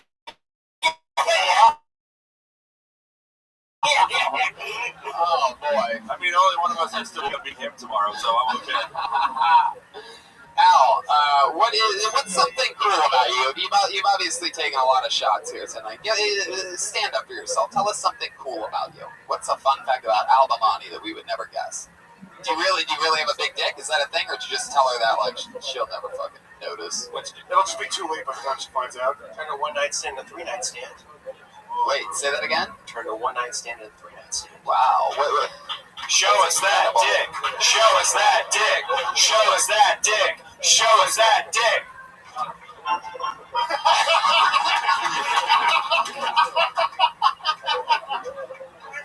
So great. What if there's like a porn agent tonight and that's how he gets to scuff her? Yeah. Are you talking length and girth, or are you just saying that you have a big dick? Length and Like, what are you talking about? Like 8 inches, 9 inches? that's not big. That's good, dude. I have the absolute biggest average-sized dick you've ever seen in your entire life. And you know for a fact you can bitch. At least realize how lonely it is to be a rocket scientist. We have a song about average-sized dicks. You can just go right into it. I know, but Jeremiah wanted to play a sax. Okay, Al, this is a rough night. I feel like you're having a nightmare. Everyone else is having a good Pat, time. stop turning on everybody! Yeah, Pat's like always like 2 inches from a meltdown tonight. I'm sort of loving this. All right, here's what's happening. Al, you didn't have a good set. We're gonna move on. Thank you. I love that, Pat. No, I was doing my impression of Pat, but yeah, fuck it. Go ahead. Sure, there he goes. Al Bamani, everybody. I don't really like the handshake thing, guys. Let's not do that the rest of the show. We don't do that here. You make my dick so big. Lewis, don't shake anybody else's hand, or else then everybody's gonna do that from now on. No more handshaking. Yeah, his hand was sweaty. I don't ask for much, but please don't make my guests not want to be here by shaking your peasant hands. All right. Okay, I pulled another name out of the bucket. Here we fucking go. Put your hands together for Manuel Herrera.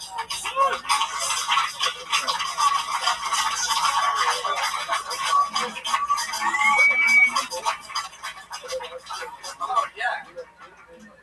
How's everybody doing tonight? Good? Alright. Fuck, they used to call me Harry Potter in middle school. That's fucked up. Because I wasn't a math wizard. I fucking hate math. They used to call me that. Because I'm fucking Harry, dog. It's fucked up, you know? I was on Timber the other day, swiping right, you know? And I got this cute chick. She'd be digging my beard. But then, like, we were gonna fuck. I took off my shirt. Hairy ass chest, you know? I'm like, come on, what's up? But she goes, you know, I'm all about the beard, but I don't know about that hairy chest. And I was like, come on, Shawn Michaels would have been all up in you know? And yeah, you know, fucking hairy life. It's fucked up, man. I'm so hairy, I got an ingrown on my sack. That shit hurt. I had to go to the doctor and make my mom do it, you know? You know, she fucking booked it with a pair of tweezers, you know? I felt bad for those tweezers. Thank you. 54 seconds. Manuel Herrera. Well, on the plus side, you had the experience of one specific person who's been doing it for 14 years. Oh, nah, man, this is my 8th time? 8th time on stage. Yeah. It was infinitely better than him. Oh, definitely. shit. Yeah. Al, are you still here? Well, I think he's... Okay. Yeah, he's gone. Just Manuel. Dude, don't do that. I'm from East LA, man. Oh, okay. Is that really your accent, or are you overdoing it like Carlos Mencia or something like that? I mean, No, you really man. talk like that? I'm from East LA, dude. So if you stop by East LA after a while, you probably hear a bunch of us. You're actually talking normal right now. You're not overdoing all the... Brian hates you already. Yeah, I know. Hates you. I don't know if you've noticed, but he's decided to attack you. I just don't like that over, like, Hey, so I went outside. Yeah. I mean, I'm sorry, Harry. Every one of your jokes. Wow. Oh, you had that one loaded up. Look at you. It's definitely East LA. They just discovered Harry Potter. Yeah. So how long you had a timber account? Timber? Probably like 4 or 5 months. Nah, is that where lumberjacks hook up? I fucked it up when I was nervous. Chop I was left gonna say and chop right. 8 times on stage. I sort of like you. Are all your jokes about being hairy? No, I just wanted to stay in the pocket with that minute. Right. Hairiness. Yeah, I like that. What other types of things do you talk about? So far. Chicks. Okay. What do you do for work in real life? I used to work at a warehouse 2 p.m. to 3 a.m., but last Friday was my last day there, and now I'm working 7 a.m. to 4 p.m. So I'm able to do You're hips with the times that you work. Yeah. It's like the episode of Parole Officer or something. Yeah. What do you do for work? Well, let me give you my schedule first. I like so what paint a picture. I think you have a lot of confidence now coming up, which is good. I think that's one of the most important things for a young comic is the jokes are awful. Yeah. Terrible. They're a work in progress. That's one way. Why's everybody laughing? That wasn't even... Always growing. But like, tell you the reaction that you want. You want them to laugh. Don't stop them, please. All right. In a few years, Harry's going to be the new Fluffy. Yeah. All my hair jokes just keep growing and growing. I was right in the follicle, man. I had to shave some of the material. If you look at my Netflix cube, it has Harry Potter, Harry and the Hendersons, Harry and the Spy, Dirty Harry, Pumping Documentary, When Me Met Sally. Yeah, man, shit like that, you know? Yeah. And your last name is Herrera. Like, there's almost literally hair in your fucking name. Yeah, Herrera. You guys can follow me on Snapchat. All right. Sure. Yeah, I'm sure you're the only Manuel Herrera on Snapchat, by the way. Anyway, I don't keep it hairy free. If you thought this 54 seconds was too long, you could see me on Vine. I mean, the actual street where I will be doing these same jokes. That might be my favorite joke I've ever fucking heard on this show. Yeah, man. Yeah. You're a fucking New Yorker. That's big points, Mike, for using a Vine reference. Holy shit. Wow. What the fuck did I want to ask you? So what is the job you're doing at 7 a.m.? Just a warehouse job, driving a forklift around, you know. Wow. No, I don't know. So that's not broken at all. That's just like you really do talk like that. When you're talking to your mom, like, "Hey, mom, how are you doing?" That's actually what I wanted to ask you. Yeah. By the way, he sounds like that. Okay. The ingrown hair. Did that really happen? Is this live? Well, yeah, it did. Did you really have your mom do it? Yeah, dude. Wow. Holy shit. Wait a minute. What kind of weird fucking... Alright, so tell us slowly how this happened. Well, I was on my forklift. Not that slowly. Speed it up. I'm trying to get getting off and on board, you know, so I didn't want to go to the dock because it's awkward getting a doctor in there, you know? So I had my mom do it for me.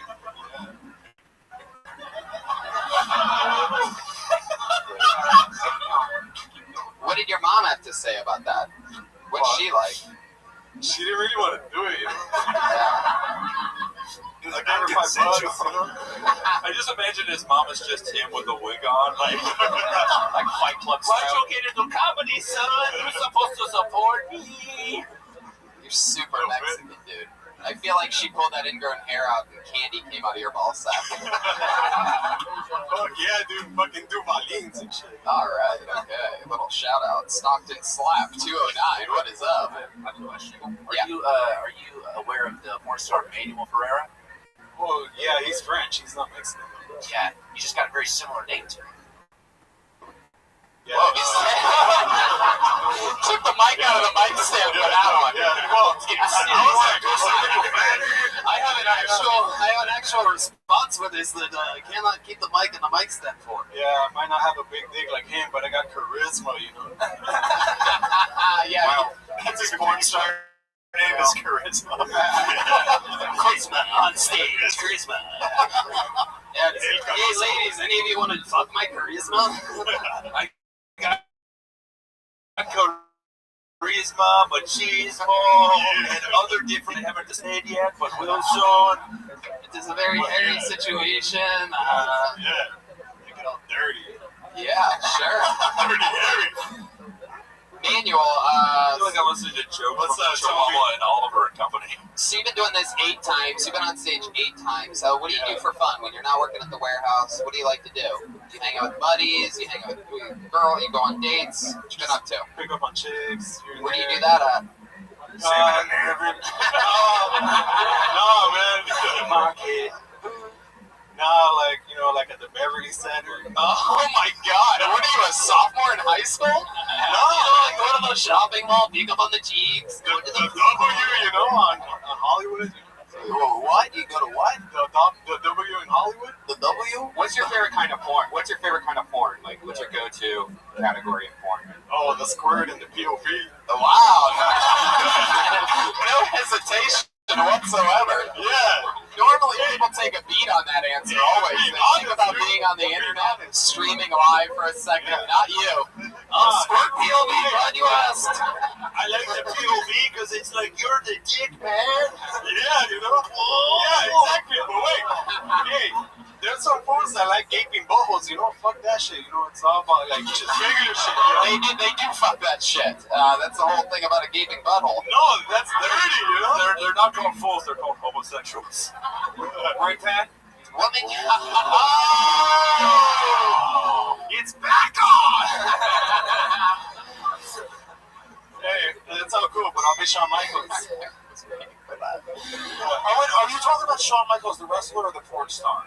Oh, the rest of it. Okay, just want to make sure. And you said what about him? That he would like your hair? I said all back to a joke that didn't work. No, that's my style. Yeah. That's the heartbreak kid. It's my item. So, okay, last time you hooked up with a chick at the mall, how does that go down? Just be honest. Don't try to be funny. Are you more of a Ticketmaster guy or Fandango? No, it's not the question I asked you, Manuel. Just don't try to be funny is something someone told him right before he came on stage. Alright, so I went up to a girl, that she was pretty cute. I said, hey, we're gonna get, juice. Where can I get what? Like, where can I get the juice? The synagogue, okay. No, not the Jews that control the media, but like the dream.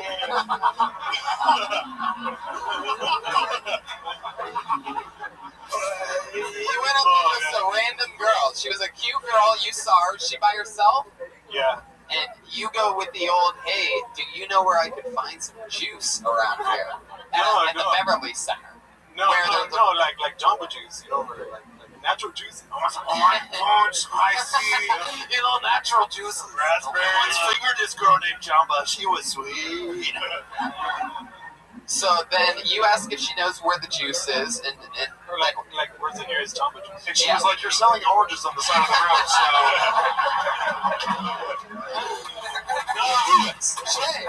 Hey, they don't even have seats. It's pretty good. Fucking Gomez on Herrera crime. Yeah. They're always infighting. Players right. So keep it going, Manuel. Then what do you do? What does she say to that? She says, "Oh yeah, I know what would happen." Oh, then she's like, "Oh, where's the Jamba Juice? Near Jamba Juice." And then she just started fucking. You're missing part of the story, Manuel. I got it. You asked her if she knew where any juice was. Then what happened in the story? Oh, and then I tell her, "Oh, well, you look like you're artsy or something." Better. I'm gonna keep driving this out of you. So then what happened? Oh, and then they're like, "Oh yeah, I model for Instagram or whatever, because that's what they do nowadays. Instagram." Okay, and then what happened? Yeah. And then I took her to Chucky Queso. 7 babies. You gotta do the social media. You can follow me at Tweety Gonzalez. So then what happened? Yeah, and then I just make small talk on the way to the Jamba Juice. So you took her to Jamba Juice, and then let's get to the part where you end up hooking up. How does that go down? Well, I just exchange numbers, and then I'll text her or she'll text me, and then date at night that same day. Where'd you go on the date at night the same day? All right. Where'd you take her at night? Jamba Juice. Well, my brother, he's lying, and the story's just falling apart the more you pull the threads. Is that true? No, not really. No, here's the deal. No, there is a girl at Jamba Juice. It's faulty because he made it by... You know what, Brian? I'm starting to think the accent may be fake. Yeah, I'm telling you it's fake. Who lies about getting juice? Like, that's ridiculous. Yes, it is. I was a babysitter and I was thinking about my health. Need to get some wheatgrass. I was like, hey, you want some juice? And she didn't answer, so I was like, hey, you look hard. Manuel, I have heard enough of you. There he goes. Manuel Herrera. There he goes. There he goes. He's still leaving. Get the fuck out of here. You know, dos, tres, cuatro. Kill Tony. Yeah, I like that. You guys are badass. You know, S.A. the greatest trick the devil ever pulled was pretending to be an ethnic stereotype. Like you step on Rena's easy. Step on. I was in 9/11. 9/11. I pulled another name out of the bucket. Here we go. Some hard charisma to follow there. Put your hands together for him, though. Here we go. Matt Legrand.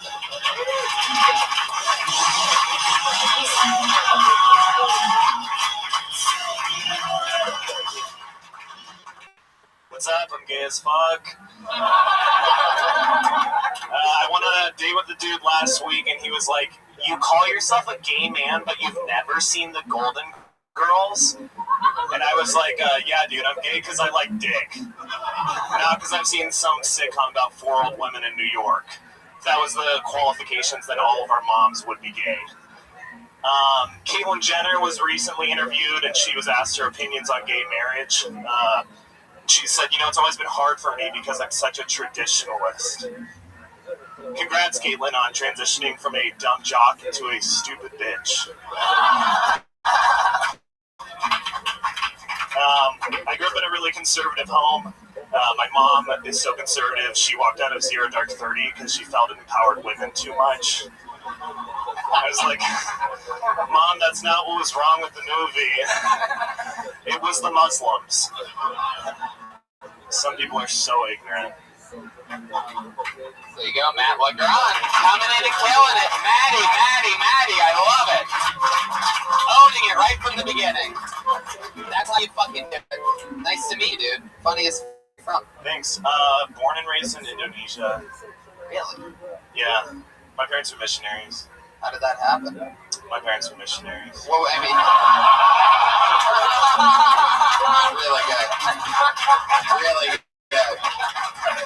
Really good. You got me there. So there's 2 reasons they don't accept you? There's more. Okay, so your parents are missionaries. Yeah. What's their favorite position? Not doggy. So, how long have you been in America? I moved here when I was 17. Went to college in Chicago. And then I moved to LA 2 years ago. Fuck yeah. So that's fun. Your jokes are amazing. How long have you been on stand-up? I'm 10 months in. Wow. Bullshit. I hate this guy because he's going to zip right past everyone else. Totally. Your opening joke of just from the beginning, you just own the audience. I mean, you're going to just destroy. If you're like, imagine him in 14 years like the other guy. What's incredible is, it's just such an open lesson for everybody that he is gay as fuck, and he came up and he said he's gay as fuck. Like, if Al said, "I'm out of breath and confused," we all would have done that. It's like, people don't realize, I'm being serious, like, be fucking honest with yourself, and it's a secret code to being funny. There's no fucking real trickery. You can't overthink it. Seriously. Yeah, thank you. And that's what's crazy is the least honest person, Manuel Herrera.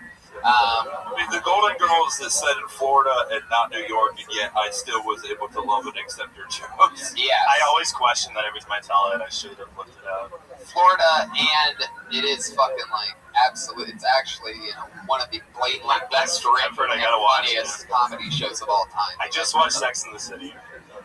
You should definitely. Have you really never watched Golden Girls? I've never seen it. Can I tell you something? I'm a Betty White guy. You should totally fucking watch it because it's actually funny as fuck. Like, it's unbelievable. One of them is a whore. It's awesome.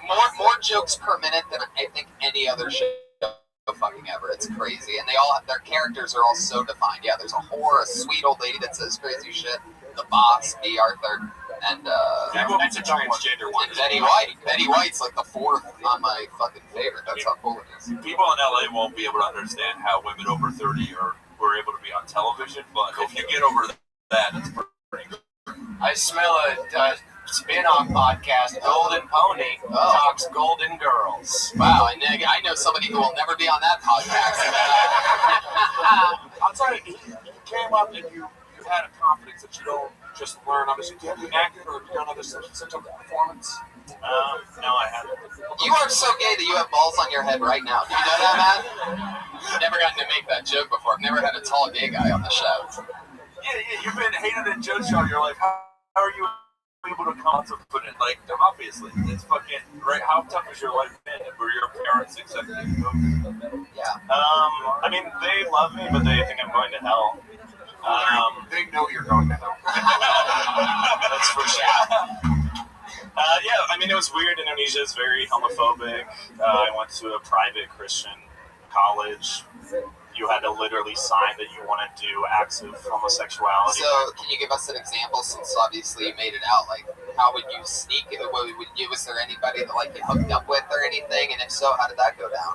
I actually was leading a mission trip in Europe. You know it's some good dick when you're risking your life for it, by the way. You know what I mean? Like, I have to fucking sign this.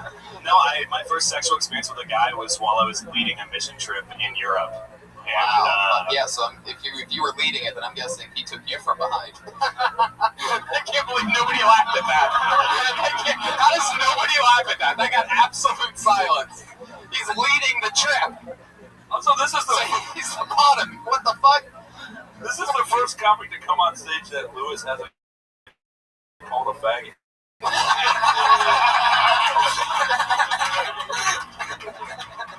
Oh my god! Oh my god! I can't believe it's still my favorite episode ever. But I do feel like the experiences, and there is something to be said for like perspective and hardship that just makes people a better artist. A lot of these like trust fund kids that get into comedy have nothing to say. All the shit that you've had to go through, and it's reflective on stage. I think it's shaking your boyfriend's assholes. I want to get back to this thing though. So you're leading the mission, and how did are there any more details that you're willing to share about it, or anything else? Yeah, I'm super honest. I'm super like open on stage. I talk about like shitting in a man's mouth. And, how do you know?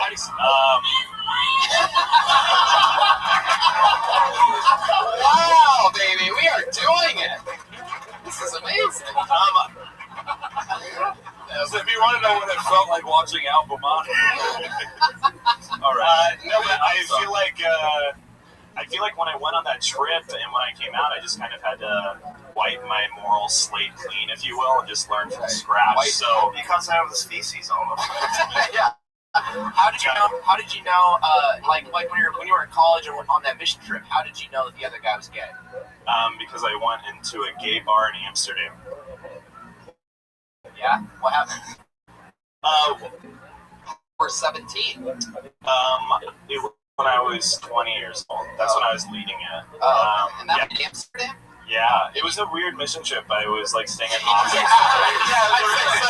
No, I was staying in hostels throughout Europe, but literally when I went out, I saw one of the rainbow flags above the bar, and I waited till everyone on the mission trip like went to sleep, and I went out that night, and You went out to the Brown Hole District. But I made it to like a cruising bar, and it was like a very, very wild experience. Cruising bars are where they have like rooms for hookups. But the next day, everyone was like, "No, we heard you were out late, whatever." And they're like, "What were you up to?"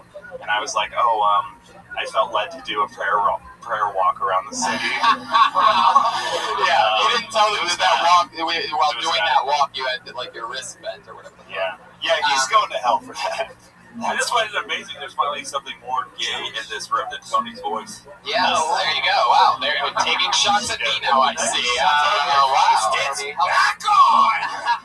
It's like the physical embodiment of your onstage persona. It's well, I mean, yep, I have jokes about that on my hit Netflix special. Anyway, Matt, let's like a true gay man. I just got born. So, okay, well that's fucking hilarious. Do you talk about that on stage? I haven't. How much material do you have? Or how long? I would say the longest that I've done is 20 minutes. I'm gonna be the one guy who doesn't talk about his dick on stage. Yeah. Yeah, the longest that I've done is 20 minutes. I probably have 25.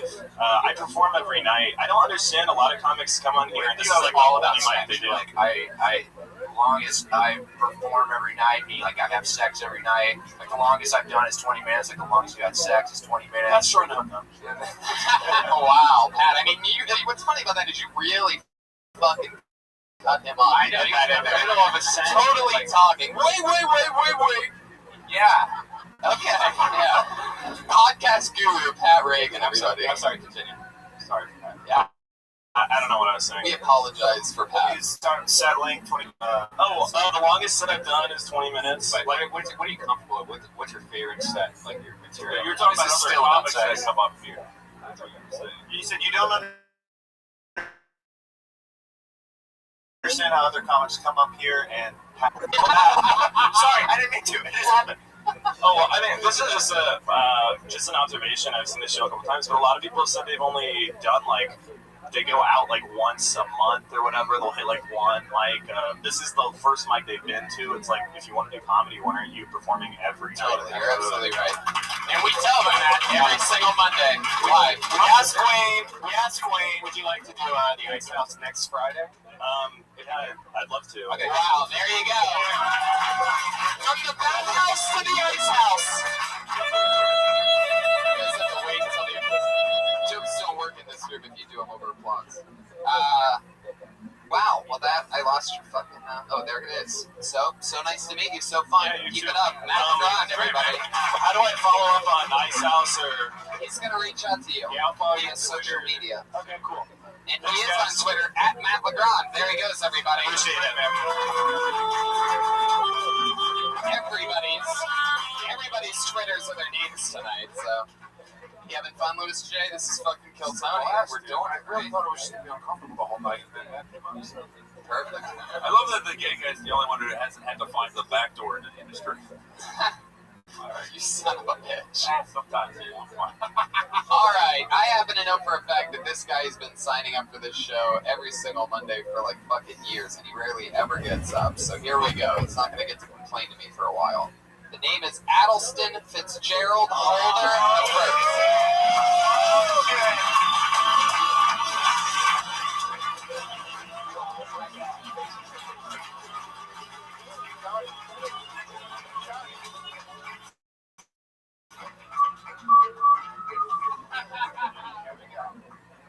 Thank you. I'm very excited to be here. You're not going to pick on me, right? All right. Becoming so uncomfortable. Did you start the 1 minute yet? Oh, yeah. Okay, how much I have now? I need to calculate my material. I have about 40 seconds. Okay, 39 now technically, right? All right, so listen, people. So I have you all want to pick up me after, if I bomb. Cause. All right, hold on. Pause those minutes, please. Okay, listen, people. I just don't want you all to pick up me, that's all. So, good evening, folks. I'm a comedian, right? So, I have a... Thank you. So... Almost laugh. They interrupted my laughter. So I have... Alright. Come on, people. This is live on television. So listen. Television or podcast. Come on, people. I'm looking unprofessional right now. So listen. So, check this out, right? You are the worst. Let me just first of all. Dude, Addleston, are you normal at all, or are you just a crazy person? I am insulted. No. Allison's never seen a light he didn't run. You just spent an entire minute telling us to not make fun of you. I know. Can I get my minute over, please? No. Who's at the Kia dealership if you're here? I can't believe Miss Cleo finally got that female to male transition surgery. You a faggot.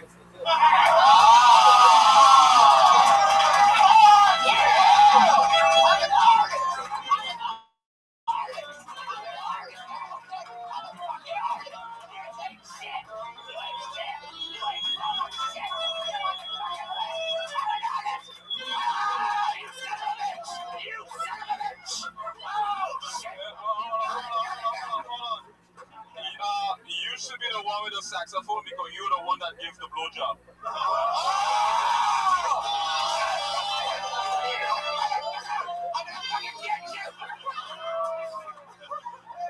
Wow. I guess actually you're the second worst since you just put Pat Reagan in his place. Wow. Well, actually, the second one is you. Alright, nobody gives a fuck. Man, you're taking shots from Bob Marley.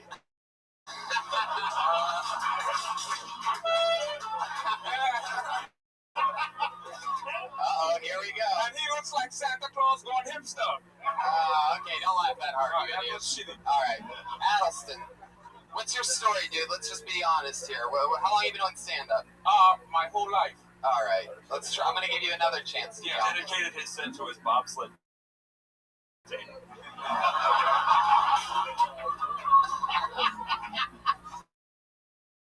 What do you work, Austin? You're one of the few comedians to ever bring a briefcase with you on stage. So. Yeah. Thank you. He's laughing so hard he's making whale noises. What do you do for work? Stop laughing. That's unprofessional. Addleston, stick with me. Up here, buddy. What do you do for work?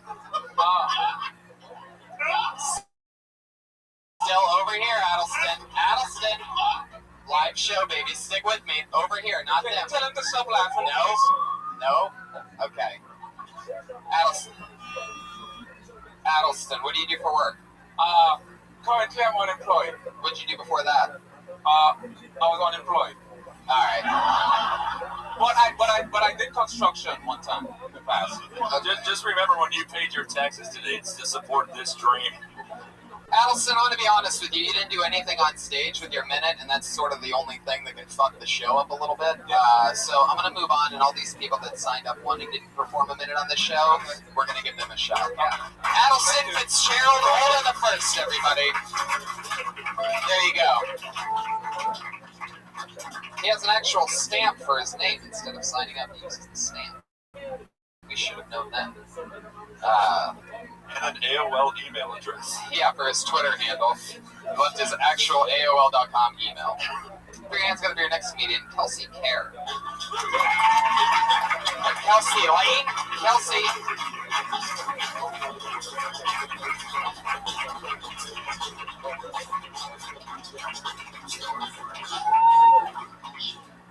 Yeah, it's Lane. So I'm just going to be honest with you guys and tell you that there are perks to looking this way. Okay, I'll tell you this story. There was a beautiful moment that I had with this homeless man, and we looked each other in the eye, and he smiled. And I looked down and noticed that he was furiously masturbating. And I tell you this because when I went inside to go grab the sandwich, I came back out, and he was like, "Hi." I was like, "Hey." And he was like, "Are you single?" And we've been dating ever since. So, thanks. Okay. Kelsey Lane. One of your first times doing stand-up. You just started. Yeah, like 4 months. 4 months? Yeah. Okay. How's it going? You having fun? Yeah, it's fun. I'll tell you right from the get, like, you know, when you say there's, you know, whatever you say, that there's something okay about looking like this. Like, we already don't know what you mean. For example, to go back to Matt LeGrand came up, said, "I'm gay as fuck, here we go." Right. And you say, there's something about this look, and we don't know whether you think you're pretty or ugly, or we don't know what you're saying at all. Does that make sense at all? Yeah, definitely. So you should start with like, Yeah, what do you mean? I don't even know what you mean. like, there's perks to being this great looking, Oh, that's what you meant. Yeah. No, don't do that. All right. Yeah, that's an. Dang, he called you a 6.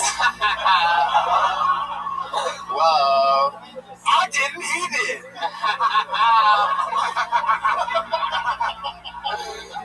I'm like a 7 with drunk goggles. You know what I mean? No, you're adorable. You're adorable.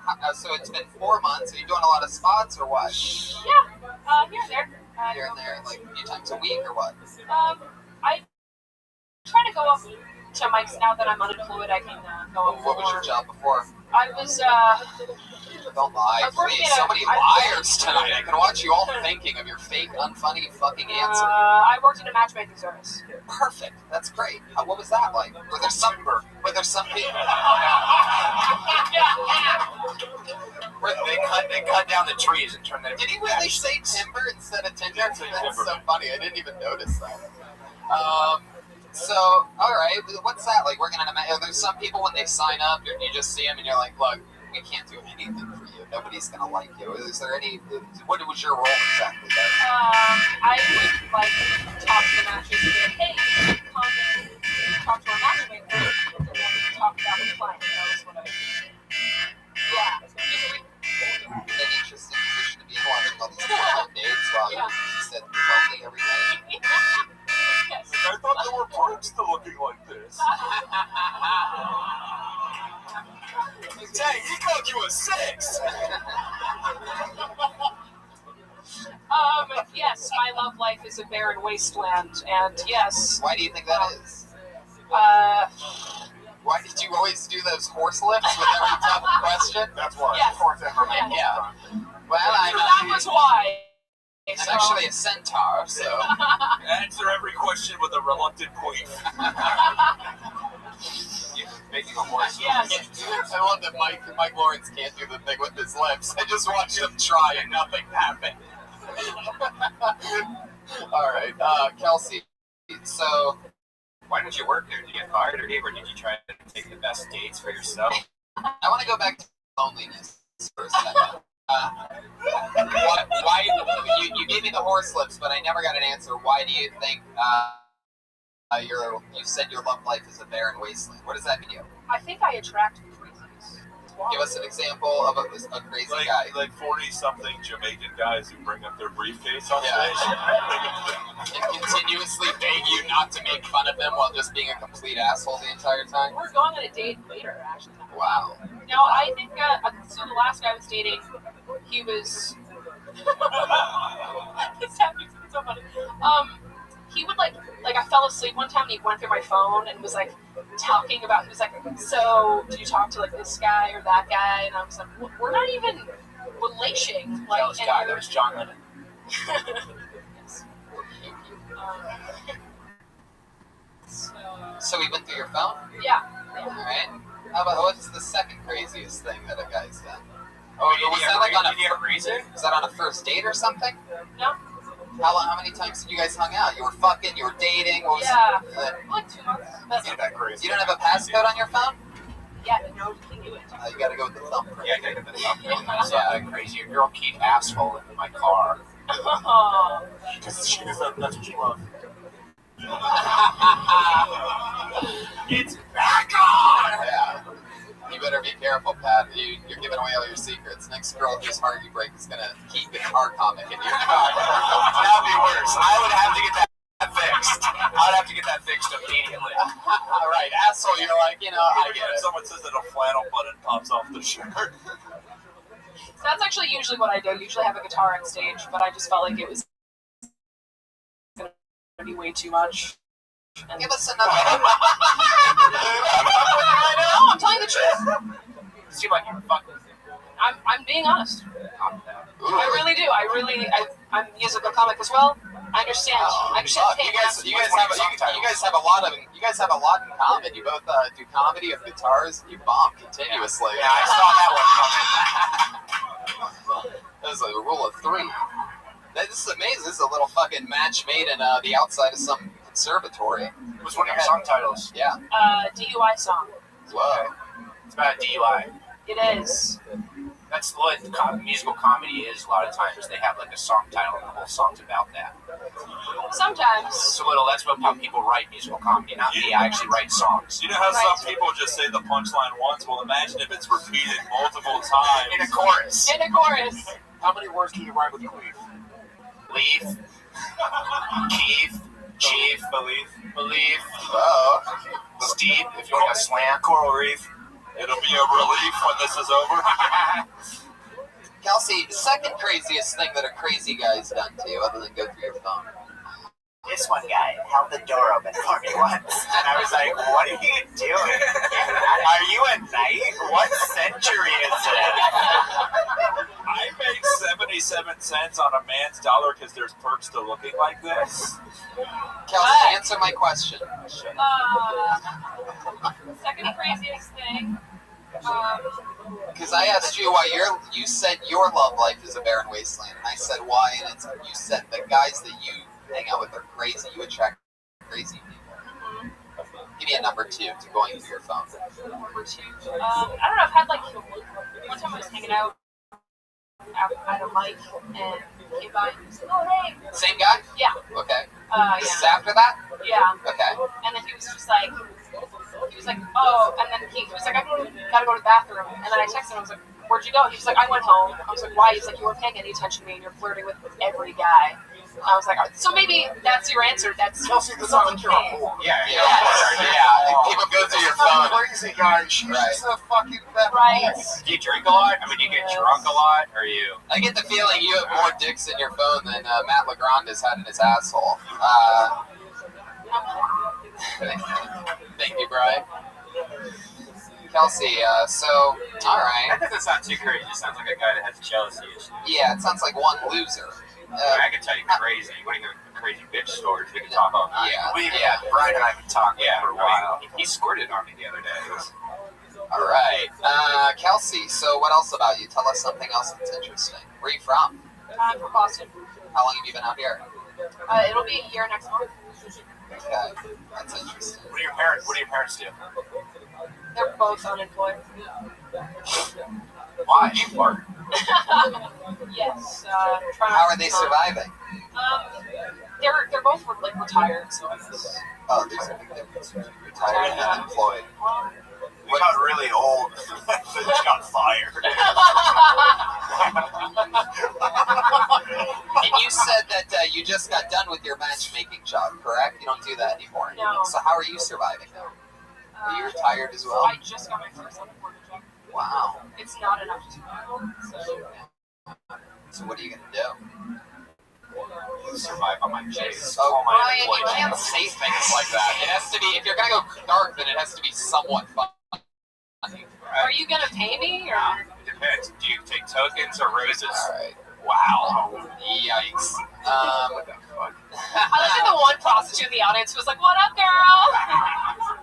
Wow, I think there might actually. Oh, okay. She owned it for a second there. I'm like, wow. Kelsey, okay. Nothing else interesting about you that you can think of? Or are you like, any special human tricks you could do or anything fun? Pour milk out of your eyelid.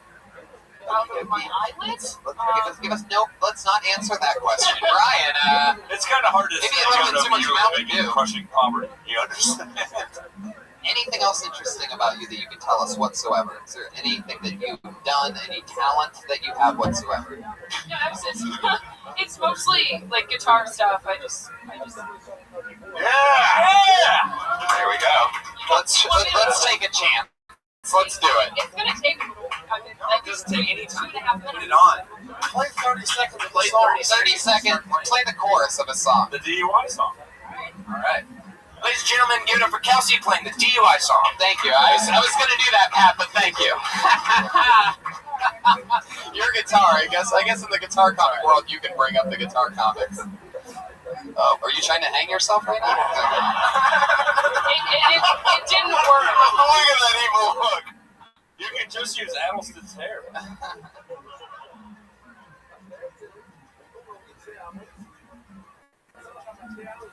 Already better than Pat. Wait, so just the chorus, I should say, not the verse. Holy fuck, All right. do the song. This is Hollywood. You gotta commit, kid. to anything. What did you fucking bring to the show? Is it an instrument? He said, yeah, do you like that? No. He said, not really. He tries again. He says, how about that? I said, you didn't do anything differently. So pardon me if I'm too outspoken. I'm only here because my vibrator's broken. Don't get me wrong, you're an okay guy, but I'm only sleeping here to avoid a DUI. Wow, look at that. Very well done. There you go. That's all right, Tony. Wait, what's going on, Jeremiah? She's good. Can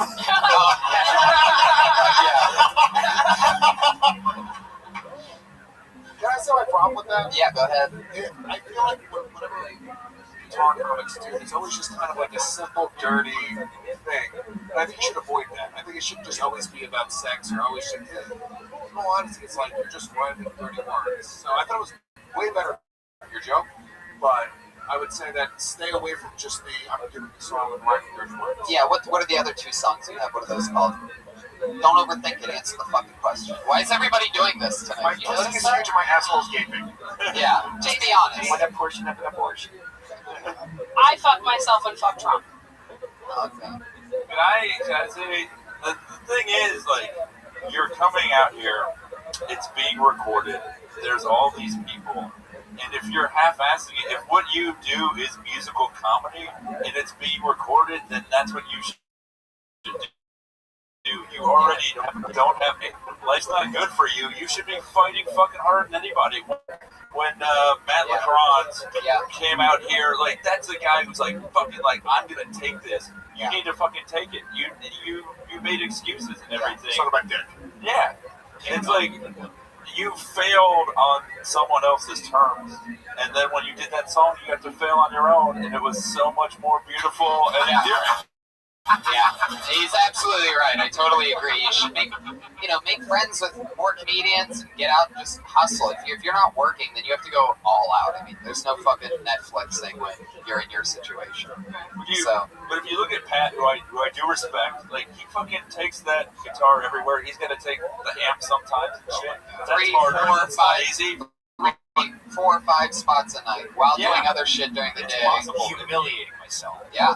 He walks up the fucking, he has to walk up the hill sometimes. Him and Jeremiah have to park up on the hill and fucking walk up it at the end of the night with amps, guitars, all this shit, almost getting hit by drunk rich people. I mean, look at my face, and I had the confidence to try to disrespect him. I mean, so it's like, fucking do the work. And every time you go up, bring the fucking guitar. If that's what you want to do, then that's what you should always do.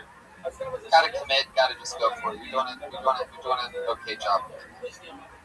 And it's Kelsey Lane. Yes. There she goes, Kelsey Lane. She's on Twitter, it's Kelsey Lane.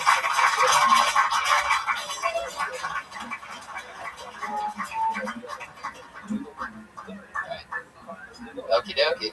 Here we go. Almost there, people. Put your hands together for Henry Johnson.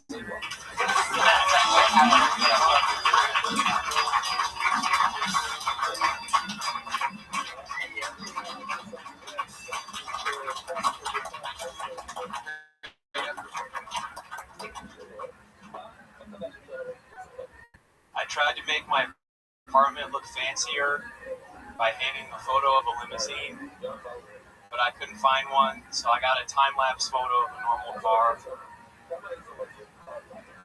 Due to inflation, American money was worth a little more in the 80s. Adding money were a lot. 4 more years is a really optimistic thing to chant at a political rally, a really pessimistic thing to chant at a 10th birthday party. As a kid, my favorite stuffed animal was chicken cordon bleu. When I grow up, I really want to be Oprah's dad, because she'd ask you to look for monsters under her bed, but instead you'd find a free copy of Michael Bublé's latest. Thank you guys very much. All right. Henry Johnson. How's it going, man? Good, thank you. How long have you been doing stand-up? About 10 months. 10 months. All here in LA? Pardon? All here in Los Angeles? A couple months in Chicago. Is this where you live now? Just for a few more months. I'll go back to Illinois. What are you doing there? I'll be there for the summer and then I'll go back to school. Where do you go to school? Out in Massachusetts. For what? Statistics. Ooh, smart. Smarter than most people in this room. Do you know him? No, I just can tell. He's a joke. You're a joke writer, not a performer. But Pat, you're one of the dumbest people in the room. So how can you tell that he's one of the smartest? And statistically, 1 out of 6 of his jokes work. He's smart. He's smart, man. There's something going on inside you. You can write a lot of good jokes. Yeah, totally, definitely. First of all, beautiful eyes. Thank you. It's gorgeous fucking eyes. Yeah, I think. Do you always talk that slow? Yeah, I would say so. I mean, like, I try to. You're not doing that right now. You're talking at an always like in everyday conversation. Yeah, I would just say like you know. Obviously, I don't know if it was a lack of confidence or what it was, but you were like delivering. If you would have delivered those jokes with a little bit more confidence, I think you could have gotten the room really going because they were good jokes. I mean, that 10-year-old birthday joke is a great joke. You a fan of like Anthony Jeselnik? Yeah, for sure. Well, that's what. So we all know him, and the way that he talks is like that in real life. When he goes on stage and he's delivering slow, confidently, really smart shit, that's who he is as a person. You know what I mean? So you sort of did a little, like, sort of felt a little Jeselnik-y, and now you're talking normal, like. That song I brought him up to, I was kind of like, shit, this is like a slow, quiet song. I should have picked this song. You created this with the music. And then, yeah, but then he came up, and I was like, all right, okay. No, don't feel too guilty. I think I usually do that. Here's my question. What do you stand for? Like in life? No, like your comedy. Like, what does it mean? Like, what's the thing? What is Henry Johnson? You know, Kelsey Lane is a guitar comic. Addleston Fitzgerald Holder is the worst. You know?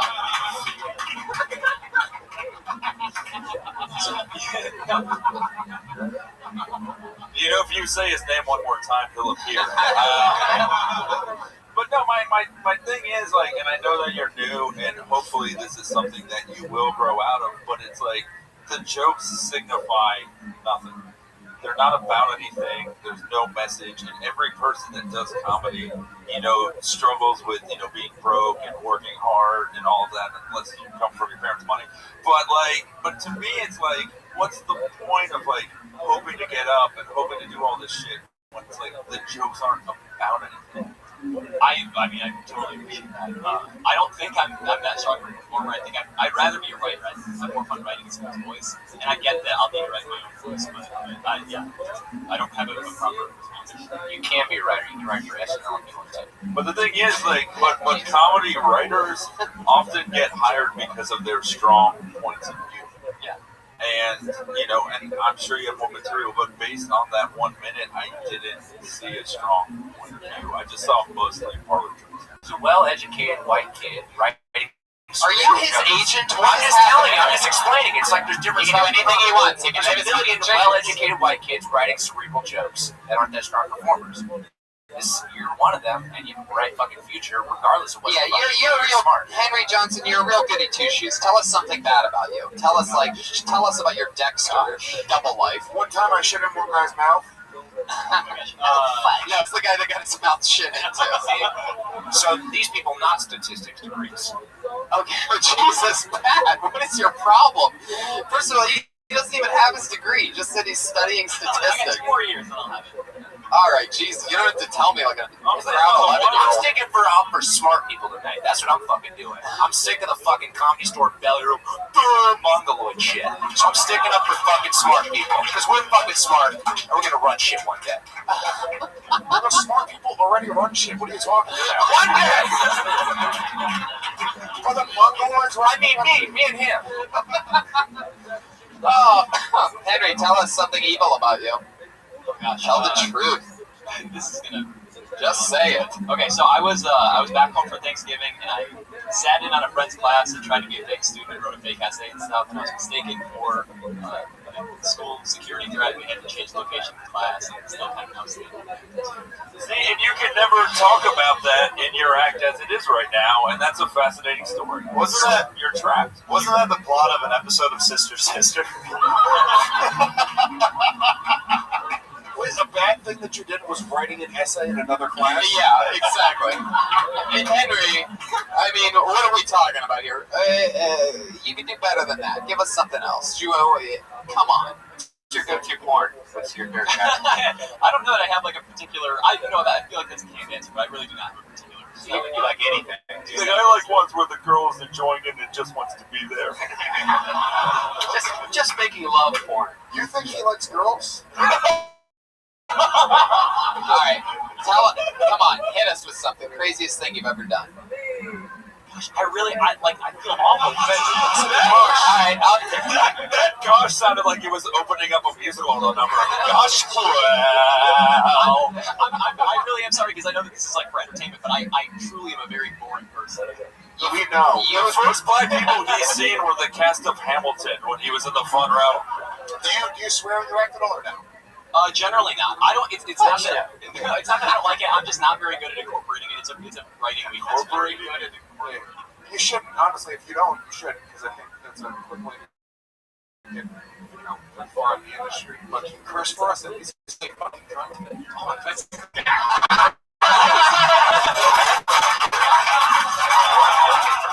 Sorry, that was awesome.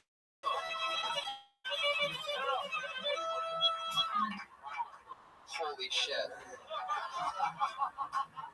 I don't think I've ever stood up during this show before. Ever. That was incredible. Holy shit. Say it. No, say fucking cunt. Fucking cunt.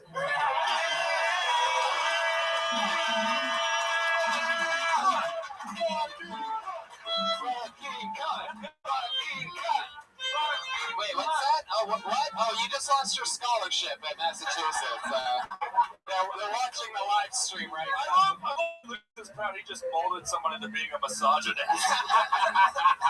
The hate is strong in this world.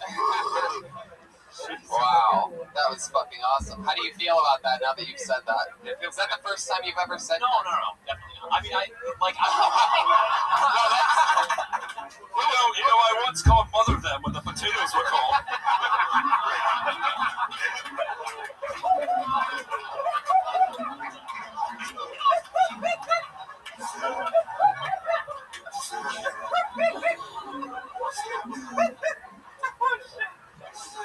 You're in town for a few more months, huh? Yeah, I'll be in town until the beginning of June. Then I'll be in Chicago for a couple months. Then back to school. You should have fucked that other, the last girl, right? Those two should be together. He's starring in the one-man show, What If Carlton Was White?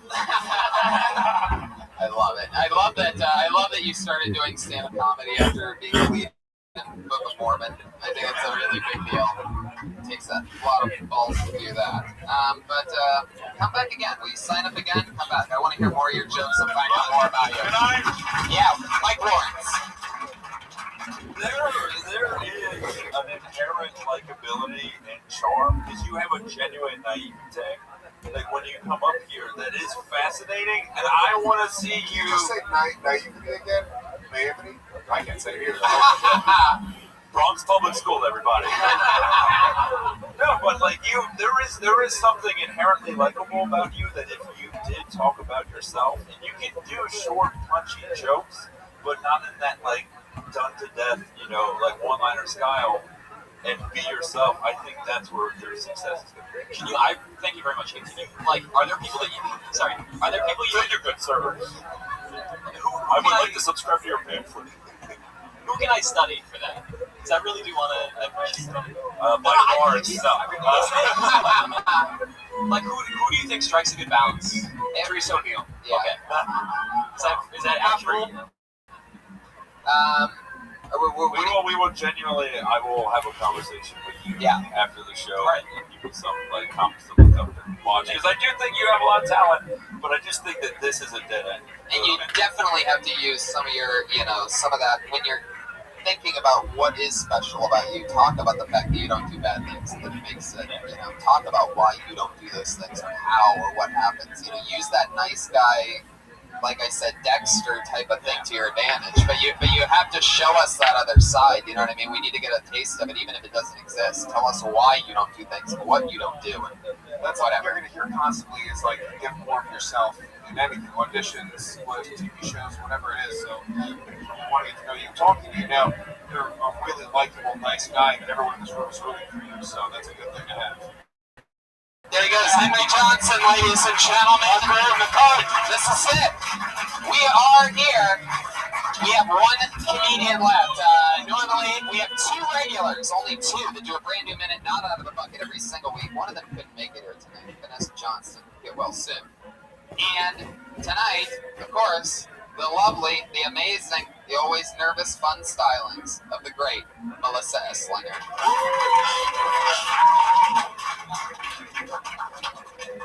There's actually a comedian that's more adorable than me.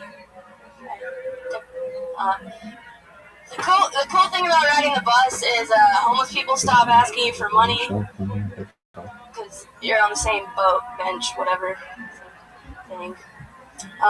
Somebody recently told me I'm their favorite person to watch bomb. So I got that going for me. Life's not that bad.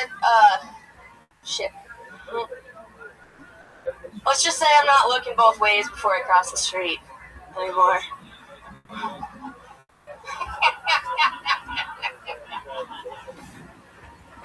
But yeah, it's not hard to see the silver lining when you're broke, because anything that looks like money, go after that. Yeah, that's it. All right, exactly 1 minute. What's happening in life? Why is everything so sad? You're unemployed, sleeping on an air mattress, paying the dues. You going to do a lot of spots during the week? This past week, no, but I'm back on it.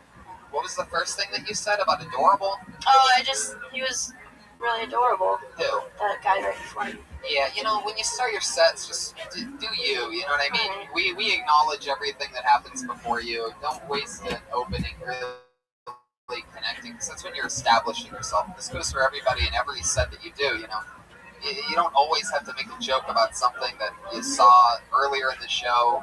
People get more entertained when they see somebody owning it. Just like, wow, here we go. It's time for the Melissa Esslinger part of the show. You doing a callback, I don't think anybody, I had no idea what you were talking about.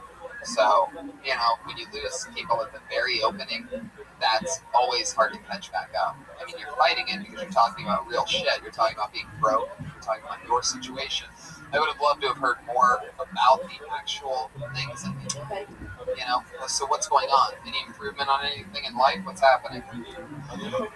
What's so sad about your life? Why are you not looking? It's really not that bad, and I'm learning a lot. But it's scary because I don't know what's gonna happen the next couple of weeks or months. But with what? Surviving, paying bills and shit. Please don't bring us into your suicide. No, I'm good. It's just been, it's. Half the sets tonight have been like sets, and the other half have been like Kickstarter videos. Yeah. I'm good. You cruise through it tonight. You got, write jokes, get fired up. This wasn't, one of your real sets. You sort of just grazed over a couple ideas. Some guy told me this, riding the bus like this. Don't give up on us. We know a minute a week is hard, and that writing jokes is the hardest fucking thing in the world. We've seen that all night tonight from everybody. Yeah. But you gotta fucking rock, you gotta do it. We'll see you next week. Melissa Esslinger, there she goes. Guys, Ryan Shaibo, true tonight's episode. He has the official Kill Tony poster for sale after the show on the front patio. You can say hi to all of us. The real Ryan Shaibo, Ryan Redband, Pat Reagan's Patty Reagan on Twitter. Jeremiah Watkins. Jeremiah Stand-Up. That's give up on Spotify. Louis J. Gomez on Twitter. Louis J. Gomez. LUISJ Gomez. Legion of Skanks. Mike Lawrence is at the Mike Lawrence on Twitter. Two of the funniest guys in the world. Thank you so much. Anything else coming up? I wrote on this season of Inside Amy Schumer that airs on Thursday, so check that out, everybody. There you go. Up next, check out Legion of Skanks. Yes, Legion of Skanks. Louis J. Gomez, we love you. Welcome to the Kill Tony family. Thank you, live audience.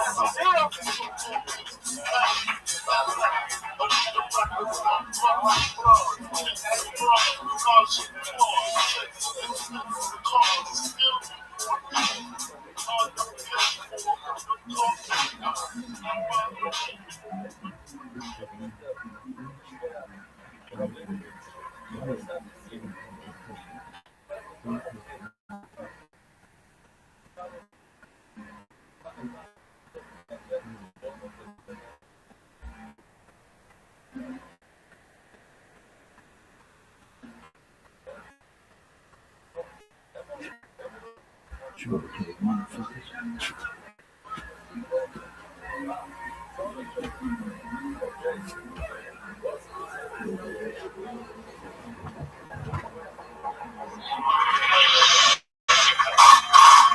Cranberry coming to you live from the world famous comedy store for a brand new episode of Kill Tony Volume 3. Give it up for Tony Hinchcliffe. Everybody! Wow! Holy moly! How exciting! What a special show we have, everybody. Hi, welcome. This is so nice and loud in here. Welcome, everyone. Keep it going for Reagan and Watkins. You just saw him, everyone. Killing it. Fuck yeah. I like this. Look at this packed bitch. You guys ready for a crazy night or what? Motherfuckers. Big J email playing already. Tonight's episode, he draws every episode. You can get those prints at RyanJemail.com, including the...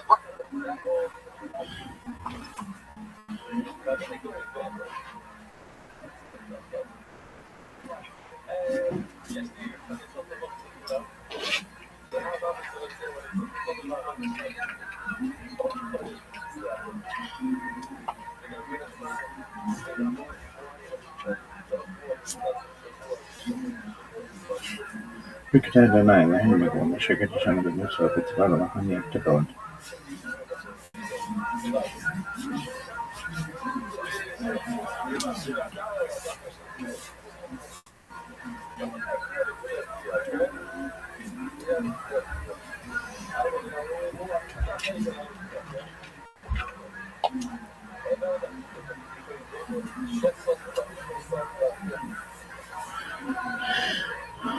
Rykktade näillä hemmekuulla sekä sanotut soopit valmahan jättäkoon.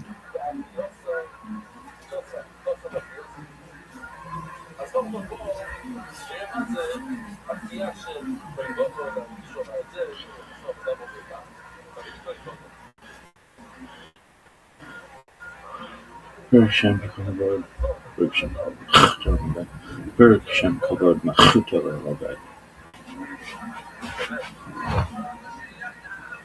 Shema.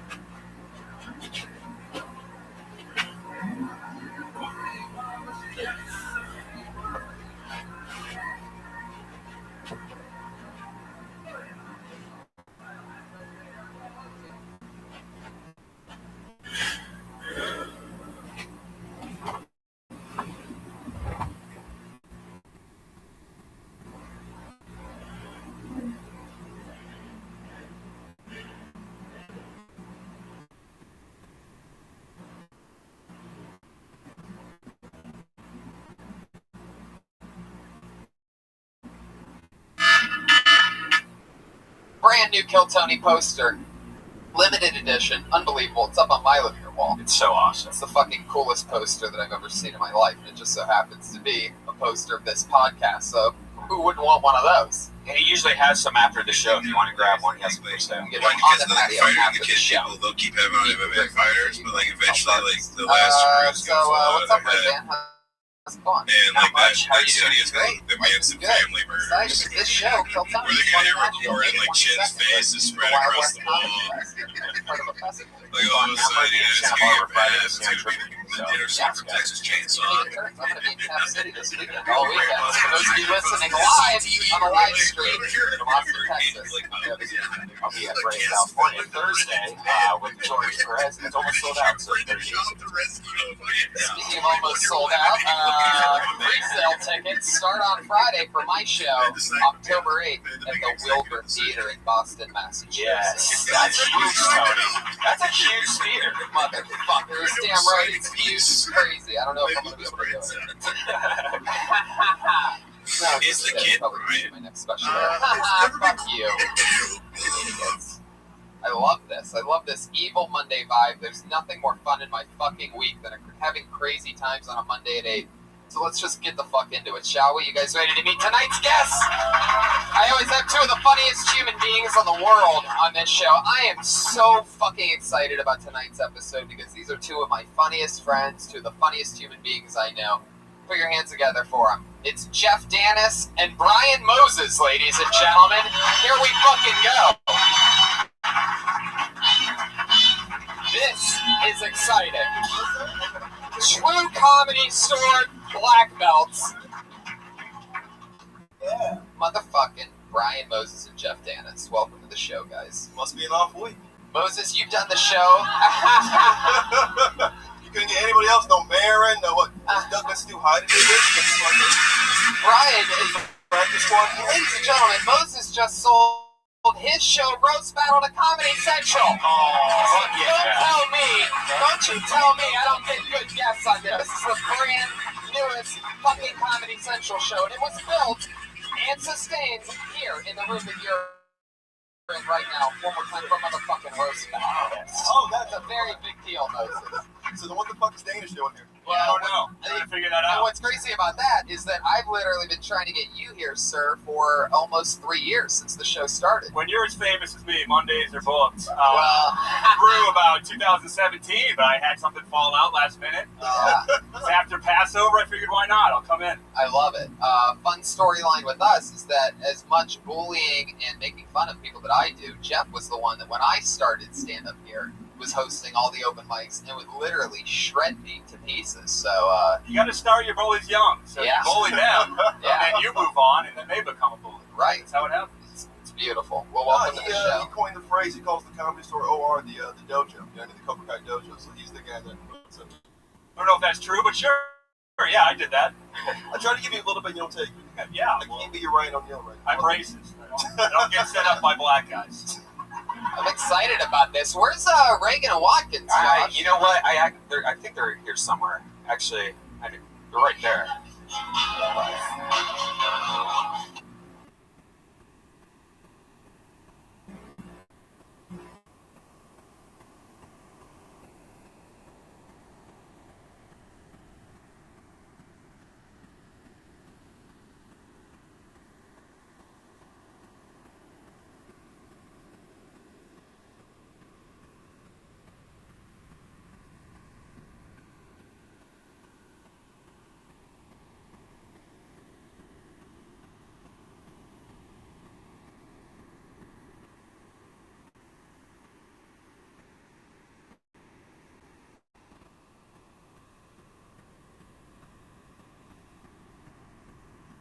Holy shit! What is happening? I just got herpes on this morning. I'm really glad that was you. I saw it coming in fast. I didn't know what was happening. Jesus. More of a pauper, not a prince. Yeah, that was. Wow, that was an aggressive entrance. Reagan and Watkins, ladies and gentlemen, with a little Prince tribute. That was a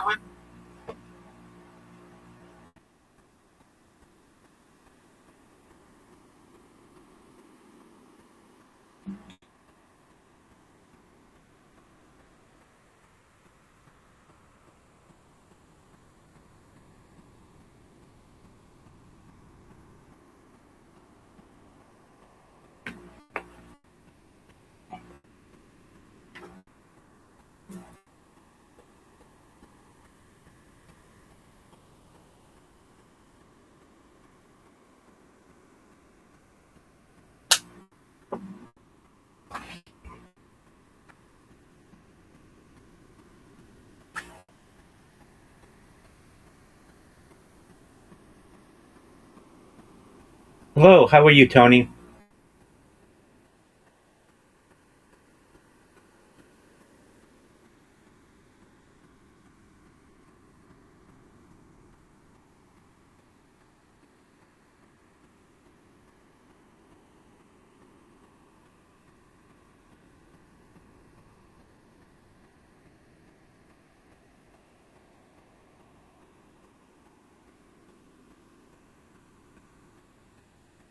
Impatient.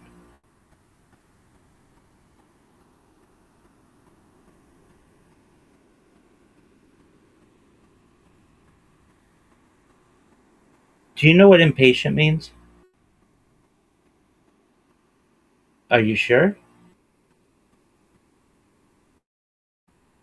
Okay, so impatient means that you lack patience. Essentially, it took you like 6 days or whatever to edit the video, which is fine. I understand it takes time.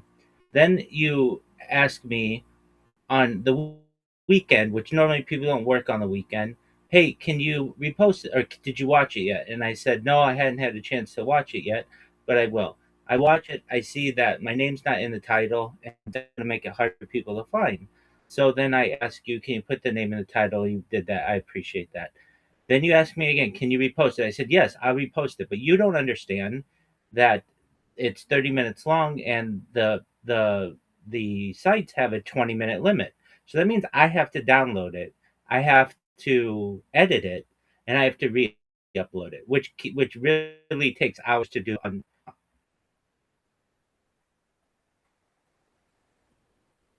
Your edit is 30 minutes from what I saw. I took what was on YouTube.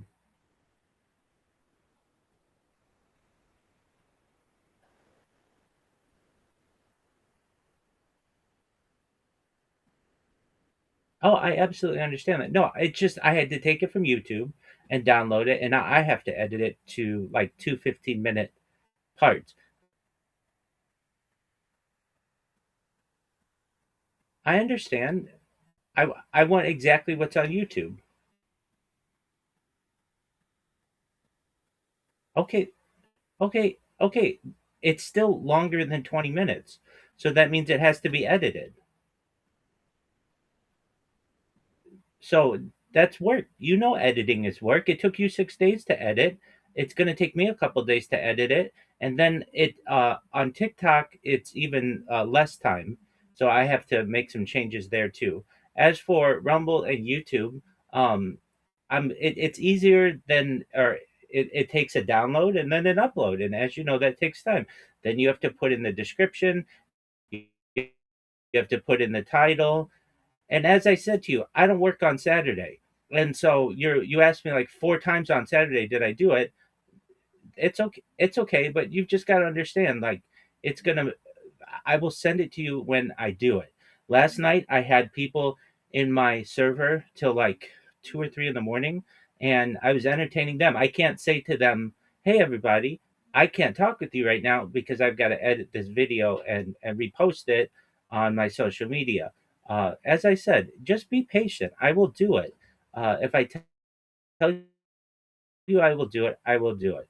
But and I know you're excited, and I know you want people to view it, and I will get as many people to view it. But you've just got to understand that it takes time, especially it's not like Twitter's easier where I can just repost something that you have. You can't repost on YouTube, as you know. You have to like download it and re-upload it. And same with TikTok, you can't just repost something. You have to download it and re-upload it. Same with Instagram, download and re-upload. Rumble, download and re-upload. So right there, each one of those, I mean, I don't know how fast it takes you, but it takes me like an hour for each one to download it, and then it takes like, I don't know, 30 minutes, 45 minutes, sometimes an hour to upload it. And that means I have to have the device available. So it takes time. But as I said to you, I will do it. And when I do it, I will send you the links to all of the social media platforms where I have uploaded. Okay?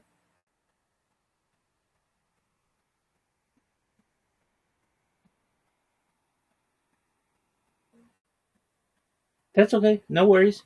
Okay, so today, we had said previously that we might talk about some AI things, and that's fine. But I'd also like to get into mega projects. Mega projects are basically really big projects. And I think that's a fascinating subject that we might be able to delve into for your audience.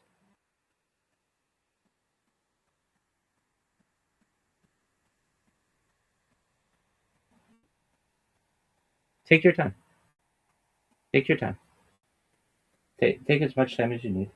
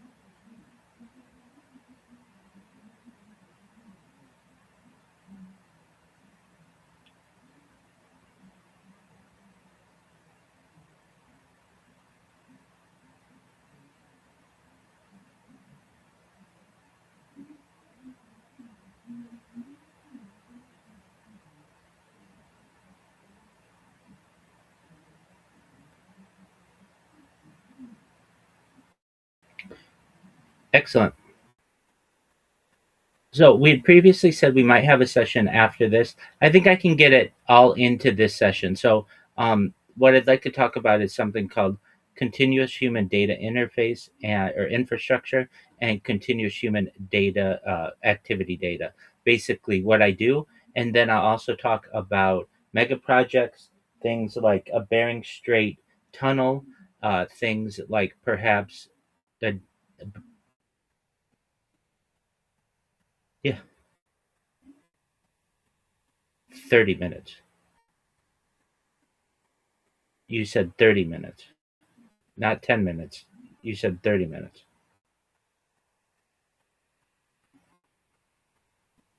That's okay. I'll keep it. I'll keep it within 30 minutes.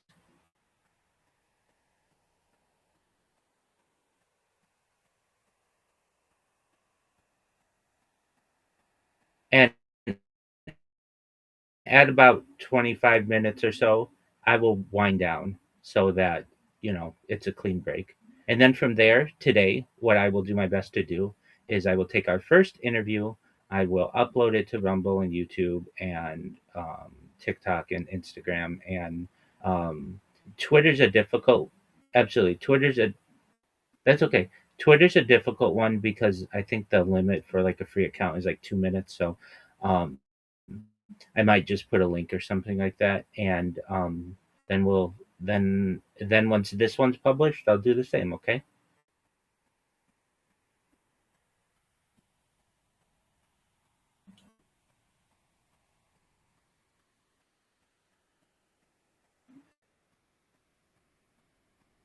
Well, for part of it, but I'd like to talk about mega projects specifically.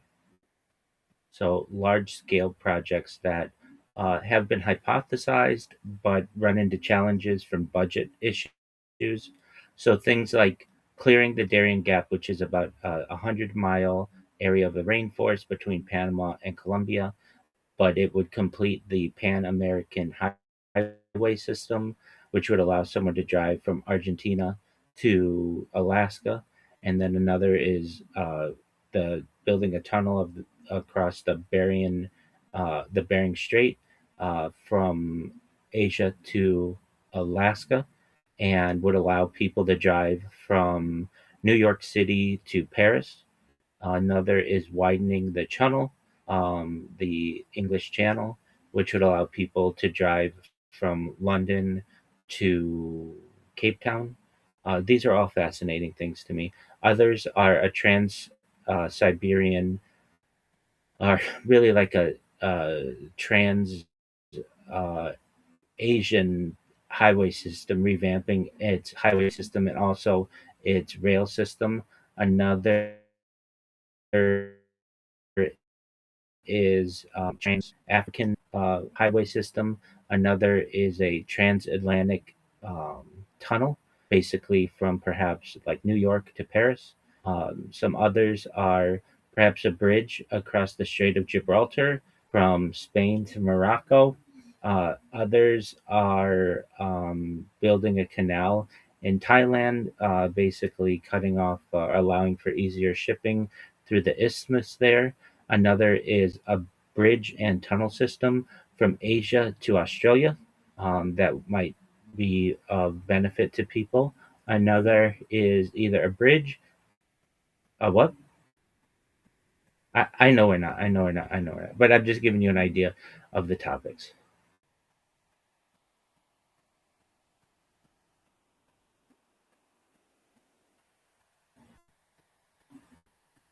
And then when I'll keep an eye on the time, but when I mention my link tree, that means that I'm basically good.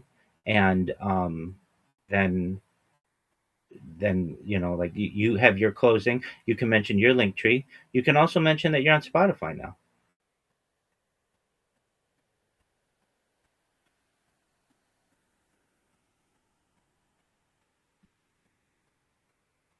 Okay.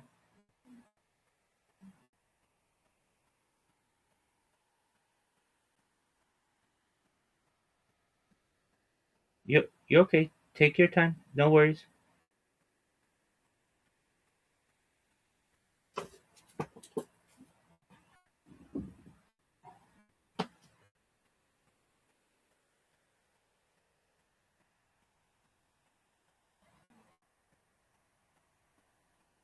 Yes, sir.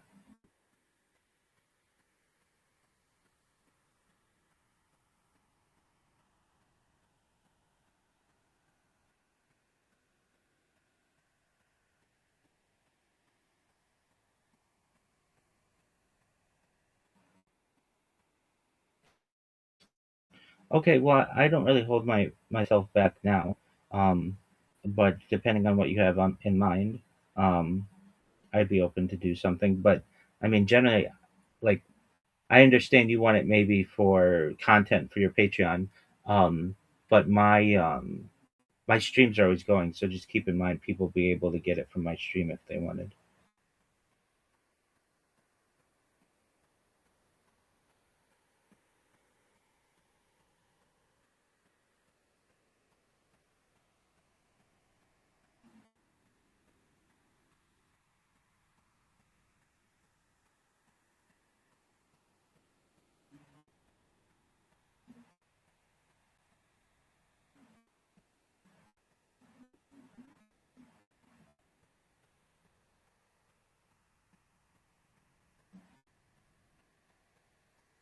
Okay, what do you mean in 2 weeks?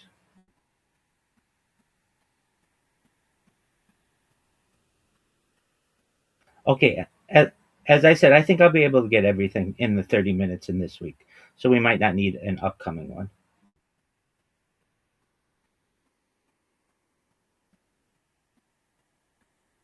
Air. I see. I could.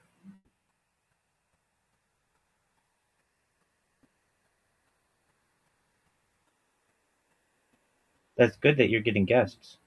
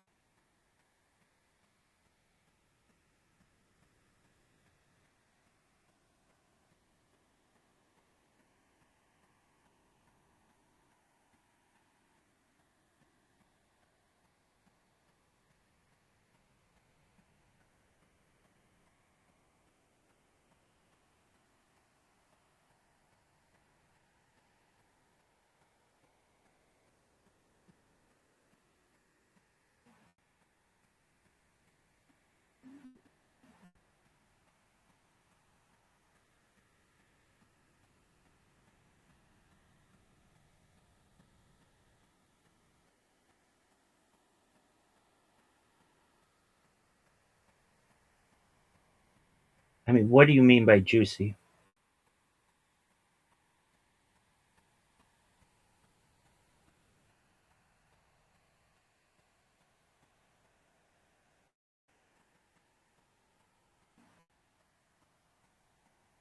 Yeah, you can.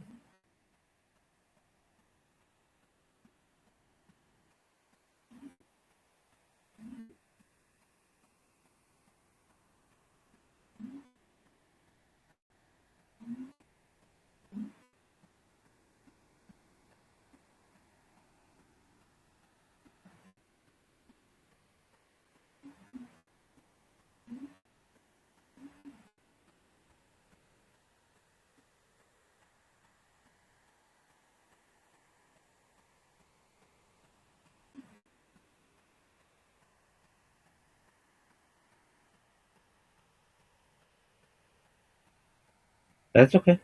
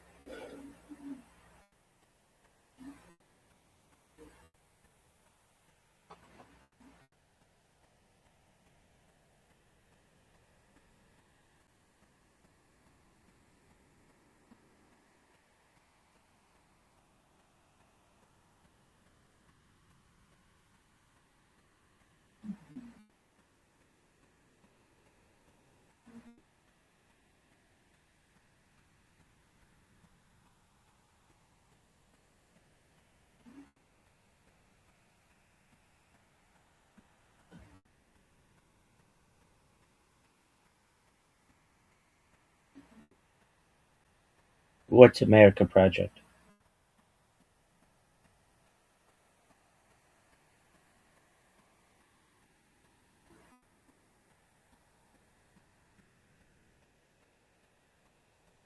Yeah, both. Yes.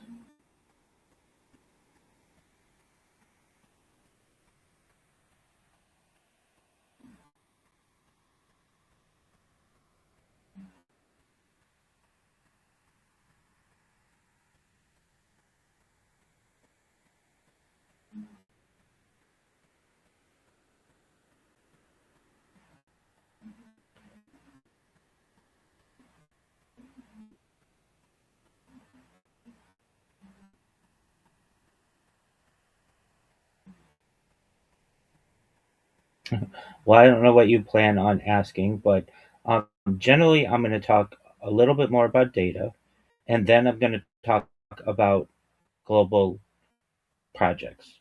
So some of them,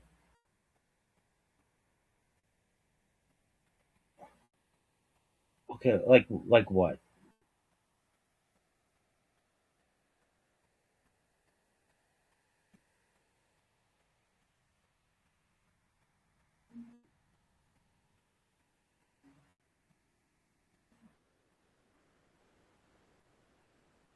Okay, that's fine.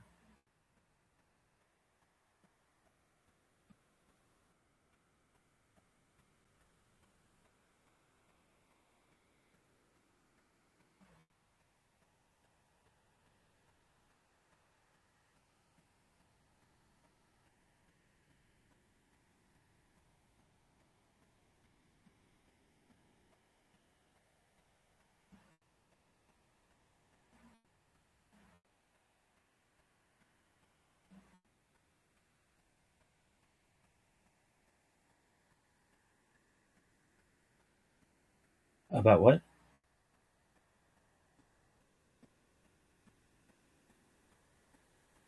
Okay, okay,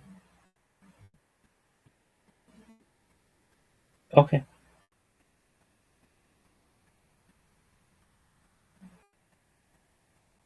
okay. I am as well. Go. Okay, let's let's do it.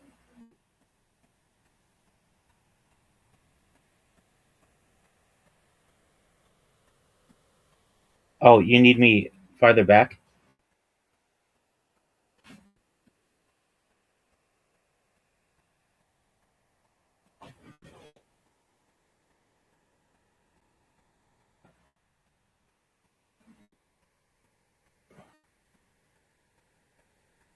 Oh, okay, sure. Take your time. Sure.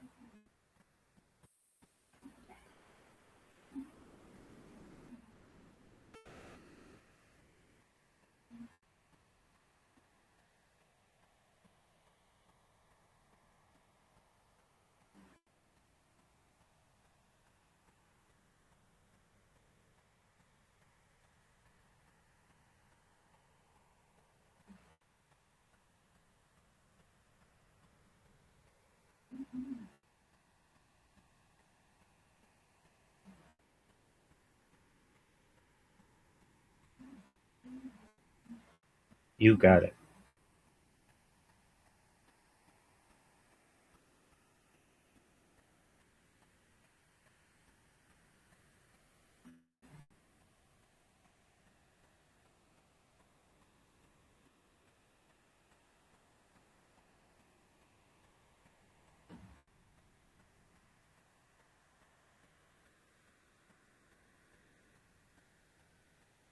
Yes, sir.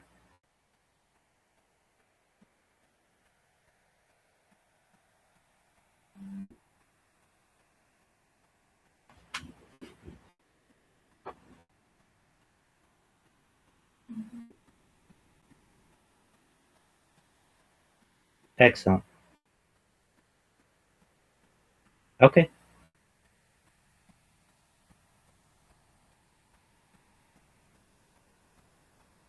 Okay, don't be. Just a conversation. We've talked a lot. So you know that I'm pretty easy to talk to.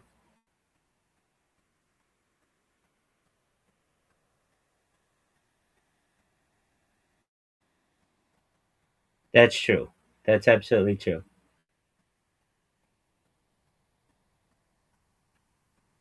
Okay.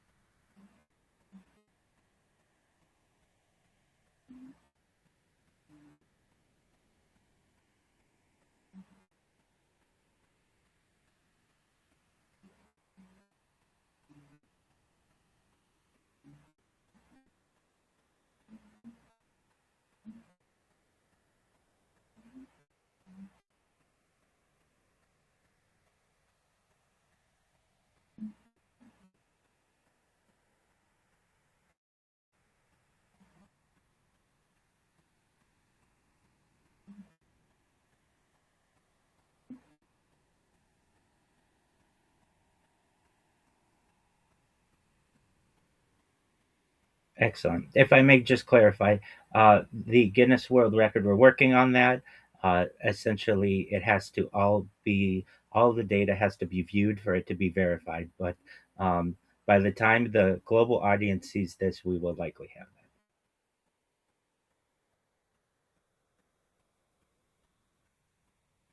Yes,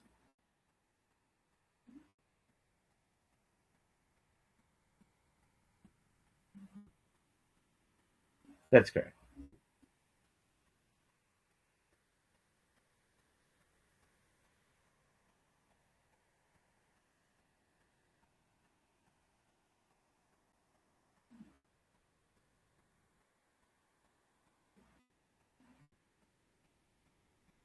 Excellent. Yes, so I do have certainly some Hasidic leanings and been members of Hasidic communities, including the Chabad community that is near and dear to my heart. And one important aspect is something is modesty, and being live streaming 24/7. Many times it is difficult to maintain modesty, even in especially in ways that you can't control. So one way that I haven't really, to my knowledge, directly shared, many times I'll be asleep for the night, and when I awake in the morning, my shirt will be pulled up to my mid chest, and my pants will be around my low on my waist, and I have to make sure to be able to cover up before I basically am seen by all of the cameras. Other things, when I'm bending over, sometimes I might let there might be a butt crack that might show, and certainly from a modesty aspect, that's something that I want to avoid. But also due to the requirements of the streaming platforms that I'm on, I have to maintain modesty. But I do my best to give the world a view into what life is like behind closed doors of not just any rabbi, but any person. Everybody has to change, everybody has to bathe, everybody has the basic hygiene that they need to address. And those are things that are normally not publicized.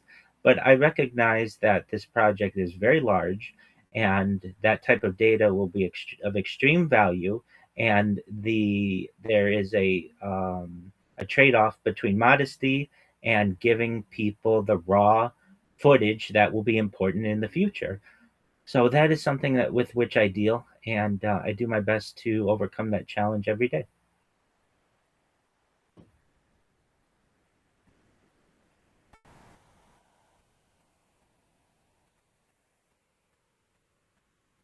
Can you repeat your question?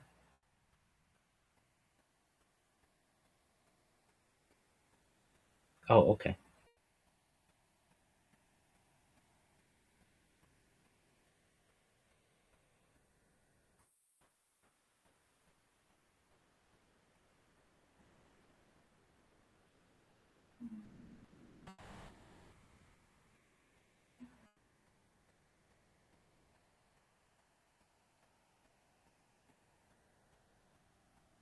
Sure.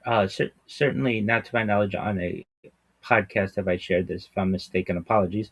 I was asleep, and it was just like a Sunday, and I heard somebody saying, "Rabbi, Rabbi, Rabbi," and I awoke to someone within a Telegram group that I live stream in.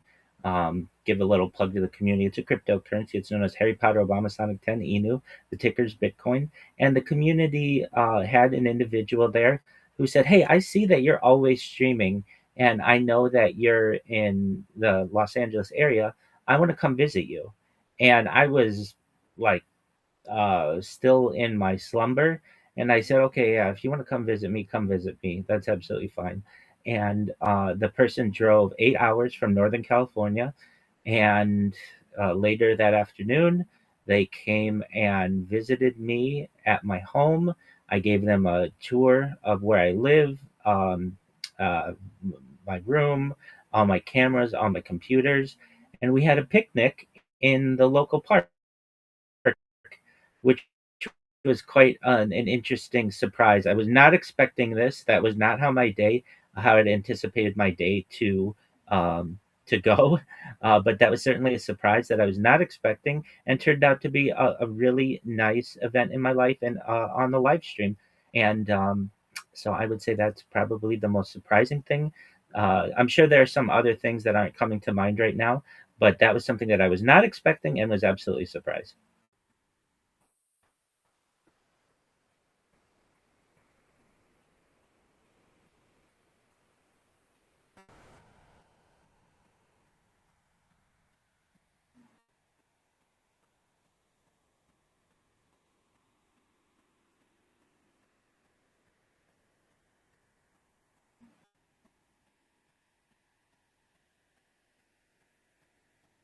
Great question. I don't doubt it. I know if I do this for a long enough period of time, it has the potential to be the biggest event in global history.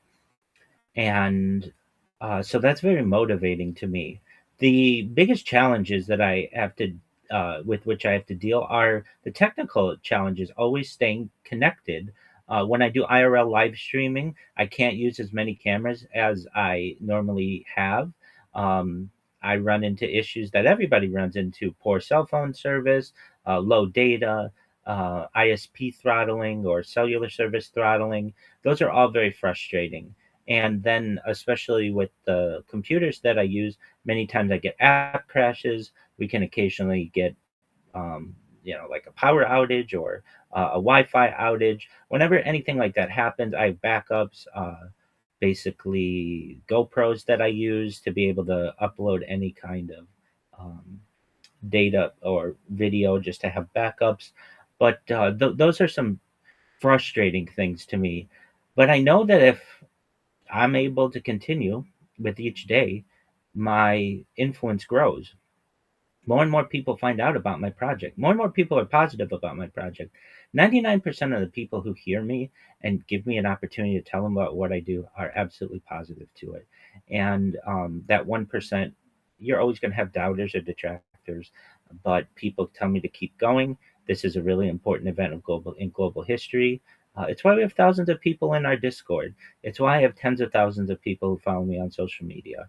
There are reasons why people are attracted to this project, and the opportunity that it may have in the future to be able to unite people and unite the world.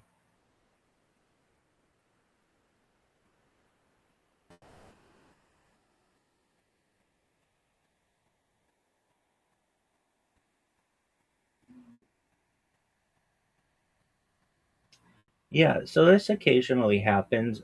Fortunately, there are some battery backups, so I don't really generally have to deal with that too often.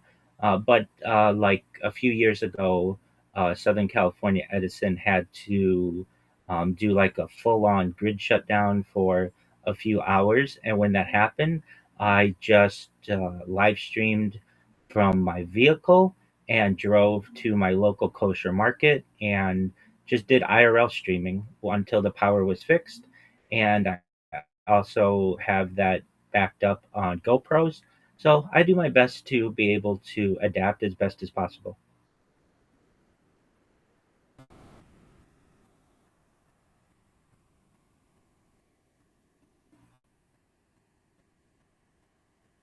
Absolutely.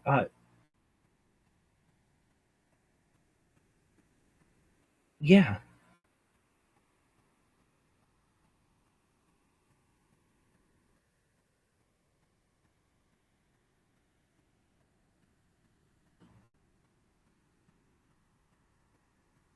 Sir,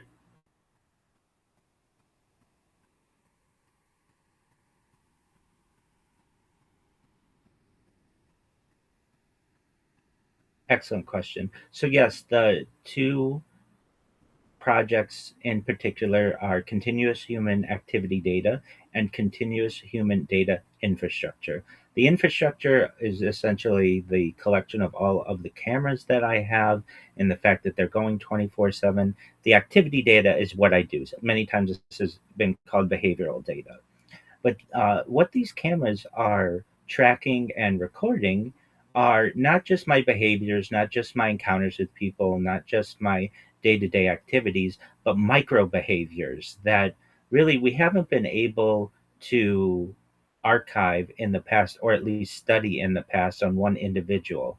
So things like body language, things like breathing rates, things like blinking rate, things like body temperature, or perhaps pauses, things like the words that I'm using. That hasn't been studied on an individual ever because we haven't really had that much data on a single individual to be able to study these micro behaviors that people have. But they're very important in understanding how a human behaves. And additionally, this data, this CHAD, continuous human activity data, is extremely important as an example for AI models on which to build their platforms. And yes, AI has a large amount of data on YouTube and Rumble and Twitch and Kick from which to study. But it doesn't have one person or a single individual generally from multiple camera angles, which is key that you can watch my life in 360 degrees over the course of years to be able to study. It might have one individual who streams every day, but they only stream every day from a desktop stream, and you can't see them from the waist down, and you can't see their life in 360 degrees. And while that data is important, much of it is edited. Much of it is polished. My data is raw.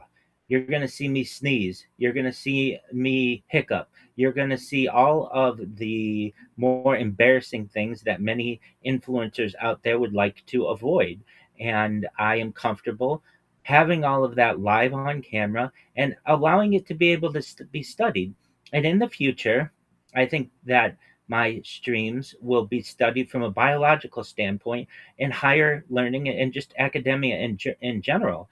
So, things that we don't currently study are things like circadian rhythms of individuals over long periods of time or their sleep habits. You might have someone who takes a sleep study, but usually that's for one night or two nights. Generally, it's not for weeks, months, or years unless they're part of a study. And it's also generally not all on camera like it is in my case. It's rare to have so much on camera. And then, moreover, to have it on so many different streams is extremely rare. And to have that data available for the entire world to be able to view is unprecedented. That's what really makes it interesting. Many people may say, Rabbi, we've got a lot of camera footage on closed caption television, or pardon me, closed circuit television. And while that's important, that closed circuit television many times is not available to the general public. Not everyone can watch it anywhere in the world where they have internet access, and much of the time that closed circuit television is eventually wiped to be able to make more room for future data. In my case, my streams are archived on multiple platforms for anyone in the world of any age, essentially, to be able to view them.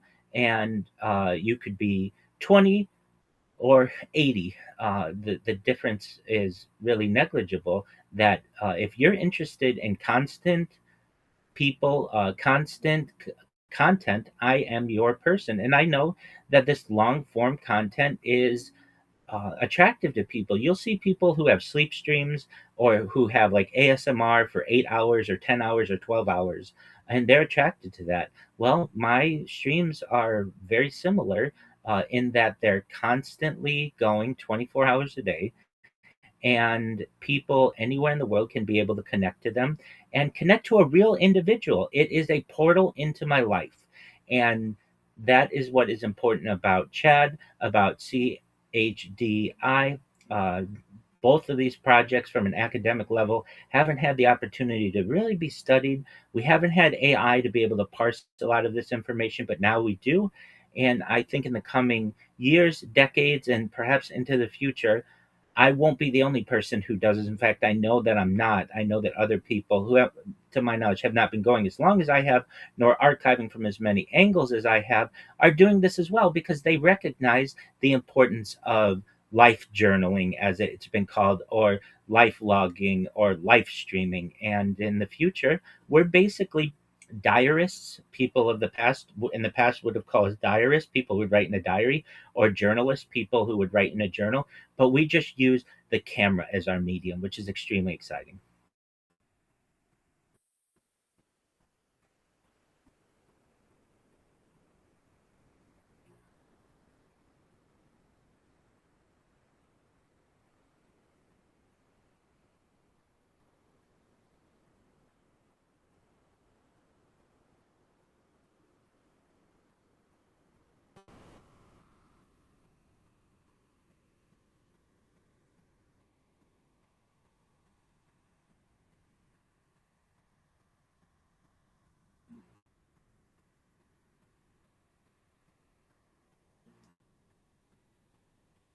Excellent. So it's personal human data on one individual, myself,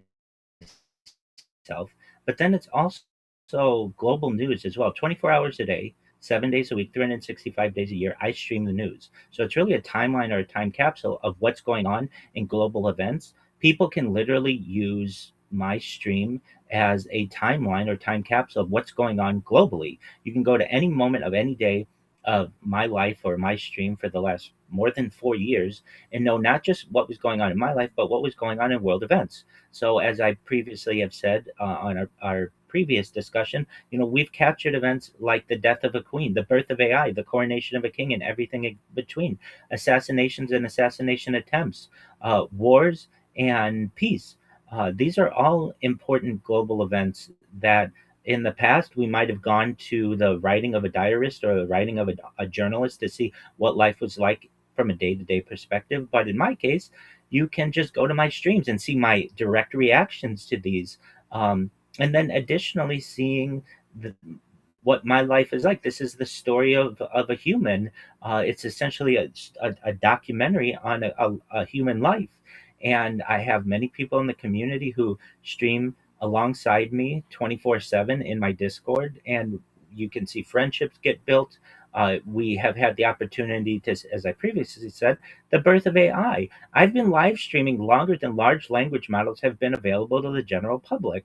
I've been live streaming since 2021, and large language models generally find their birth, at least given public access to the general public, in 2022. I was an early adopter of ChatGPT in 2022, in November of 2022, and was a user when it was launched full scale November 30th, 2022. We've been able to see the differences that it's made in people's lives, how large language models have made our lives easier and also made many people's lives more difficult because it's replaced their positions, and we've been able to see the world adapt.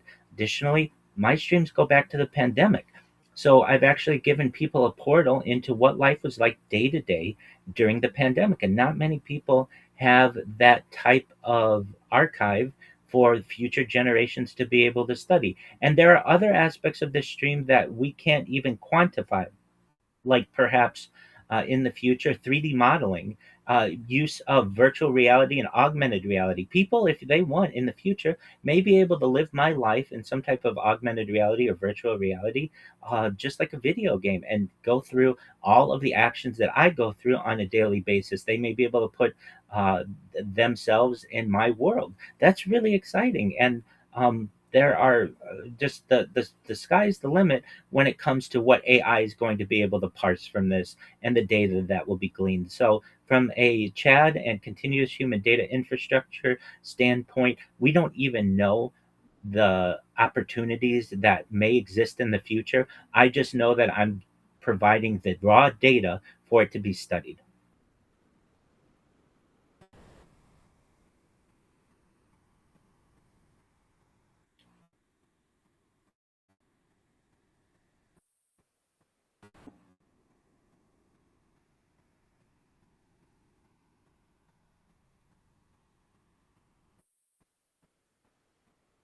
Excellent. So, for anyone watching, if people like, so Rabbi, what do you like to talk about? It's futurism. It's these types of mega projects. I enjoy talking about things like anti-gravity, antimatter, faster than light travel, faster than light communication, things like space tourism, space elevators, teleportation, Santa Claus machines, also known as replicators, things that you might see in science fiction or things like Star Wars or Star Trek. Those are fascinating to me. De-extinction. People don't know this, but the first successful de-extinction took place in the year 2003 with the Pyrenean ibex, which was a goat located in northern Spain, southern France. Fast forward to the year 2021, a company out of Dallas, Texas is founded known as Colossal Bioscientific. They've made it their goal that within the next 2 years, or by the year 2028, to reintroduce the woolly mammoth into the Arctic Circle, which I just think is an amazing opportunity. Following the reintroduction of the woolly mammoth, they want to reintroduce the Tasmanian tiger, followed by the dodo bird. These are fascinating events that I don't feel are given enough discussion, and it's my privilege to be able to archive them. In addition to those types of subjects, I'm fascinated by mega projects. And I am someone who likes to talk about things that unite us as a people as opposed to that which divide us. So, some of the mega projects that are of particular interest to me are things like a Bering Strait tunnel.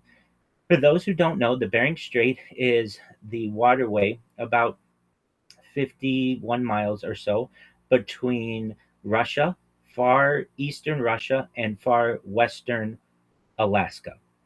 It's a treacherous area, but this is essentially the land bridge that early humans used to travel from Asia to North America, that now has a water strait in it that has a lot of seismic activity and climate issues. I am an advocate for the world to be able to at least research the creation of a Bering Strait tunnel, essentially a tunnel from Asia to Alaska that would allow both rail and perhaps cars to be able to travel intercontinentally. Now, I do know that there are major challenges in this, including financially and from a climate and seismic uh, issue. But I'm a big scale thinker. And so I'm not thinking this will be done in the next 5 or 10 years, but perhaps in the next 50 to 100 years or 500 to 1,000 years. I would like to see this type of project take place. So it's, in my opinion, it's not necessarily a question of if, but when. And I think that in addition to revolutionizing the global economy, this type of corridor system will help to unite both Eurasia and Africa, in addition to North and South America. And these are important uh, global ties that I'd like to see united. Additionally, I'm an advocate from an environmentally friendly way of clearing the 100 or so miles that are needed in the Darien Gap. For those who don't know, the Darien Gap is an area of southern Panama and northern Colombia that is the last small area that needs to be cleared for the Pan American Highway, meaning you can would be able to drive from the very tip of Argentina all the way to the very edge of Alaska without needing to take a ferry.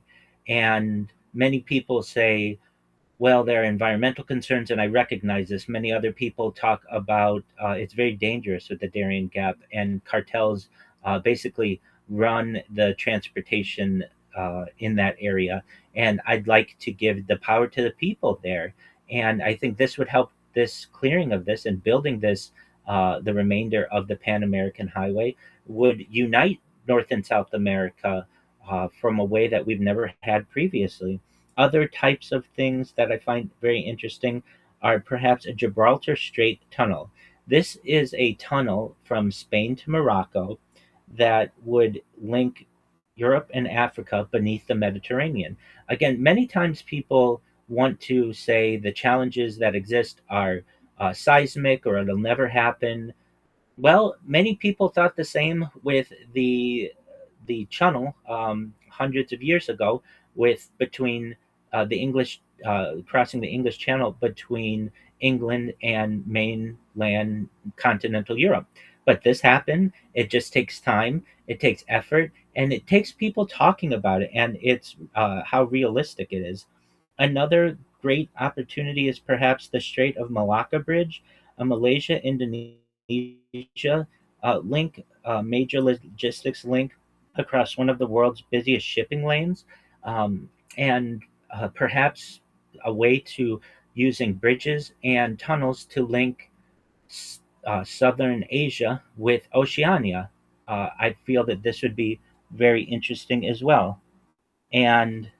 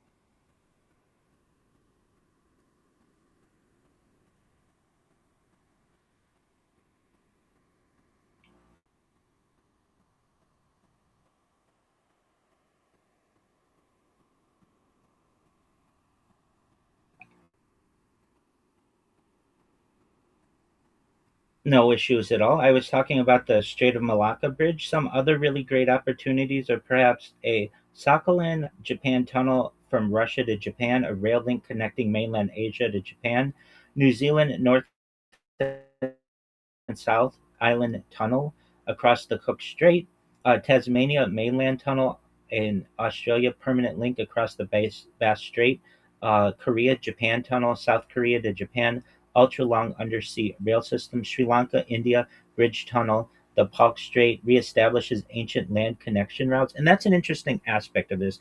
Many of the areas that we're talking about were once connected via land. So many times they're not that deep. And additionally, we're just relinking something that was previously somewhat normal on the Earth. Some other types of mega projects of which I'm an advocate are things like a space elevator, basically allowing people, perhaps around um, the equator, to be able to ship things and transport things into space, into geospatial orbit without the need of rockets. This is something that I'd like to see, a challenge that I'd like to see overcome. Other things, maybe some bigger projects, are things like a transatlantic tunnel. from New York to London or New York to Paris, something like that. These are all I find to be fascinating, and perhaps we'll be able to see them in the future. Absolutely.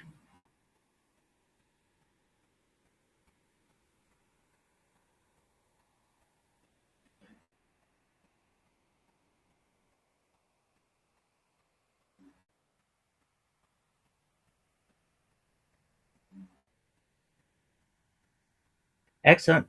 Thank you. Absolutely. If anyone wants to check out what I'm doing, feel free to check my social media out, linktree.com/Rabbi Rothschild. Thank you for the opportunity to be here.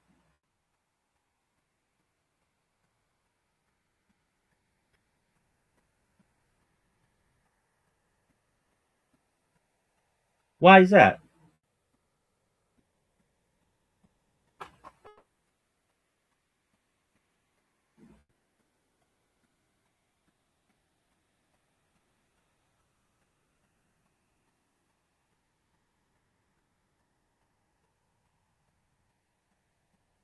That's okay. So let me ask you this. Is it possible to just start a new one and then we just record the ending? So let's do that. Let's do that. Don't say it's a shit episode. People will be fascinated by this in the future.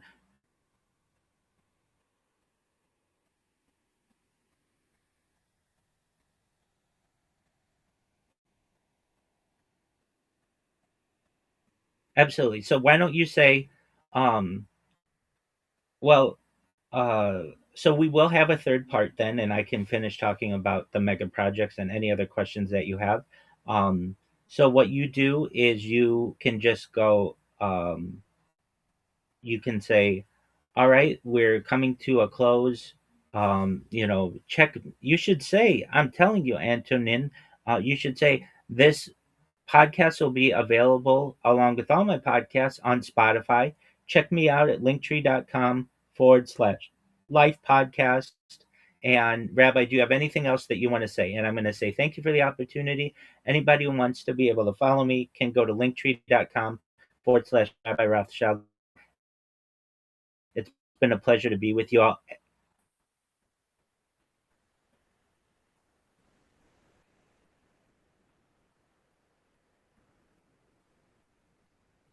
I understand that. I understand that. And so you have options. One is you pay for premium. I don't want you to have to do that, but that's one thing. A second is there are other options available for podcasting that allow you more time.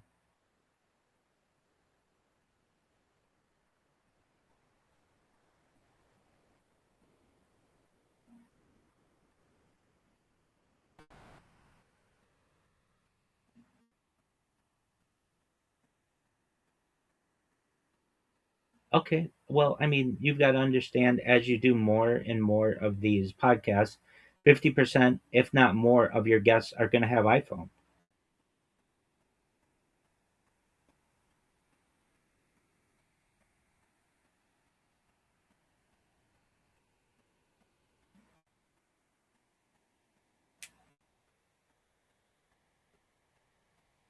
I understand.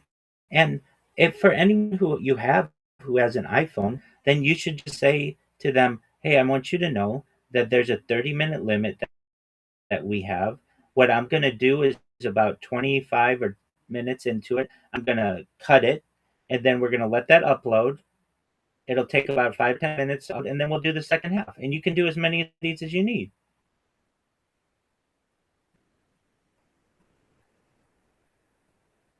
In fact, in fact, Antonin, why don't you just do that now? The third part, yeah. We're here. We're ready.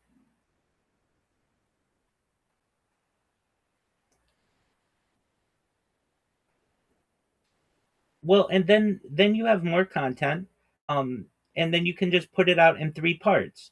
So here's what we can do. We're gonna wait for this to upload, which however long it takes. And then what we'll do is we'll re-record the very ending, and then that'll take like 1 minute, and then we'll do and then we'll just do part 3, and then we're good.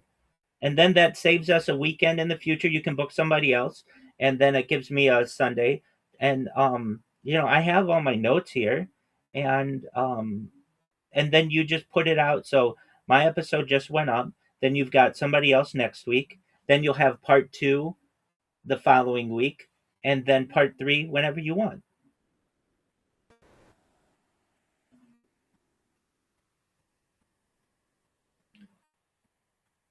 Excellent.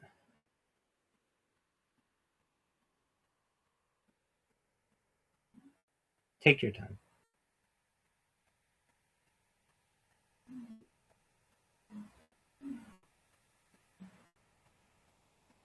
While we wait on that, do you mind if I use the restroom? Excellent. I'm going to do so. And also, just to preserve my battery life of my headphones, I'm going to charge them. So I'll be back in about 5 minutes or so. And if that works.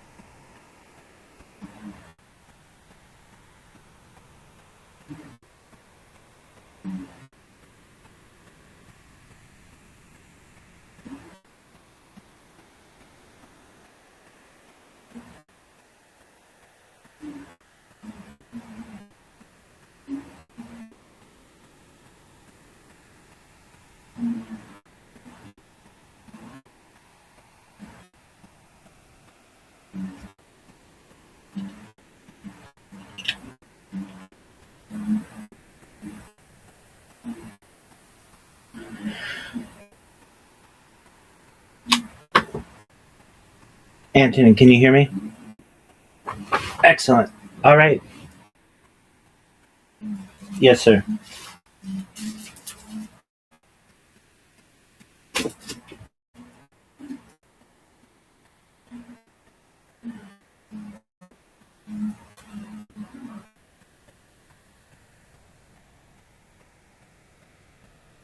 Correct. Yes.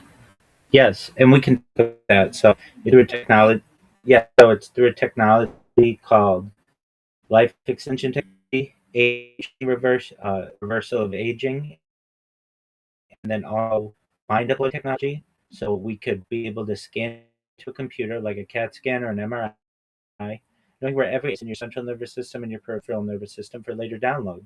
As an android, an avatar, a cyborg, a cybernetic being, a clone of yourself, a robot, an ethereal being, whatever you want to be. But essentially, what I'm saying to you, Antonin, is that you may have a future of digital immortality. It is.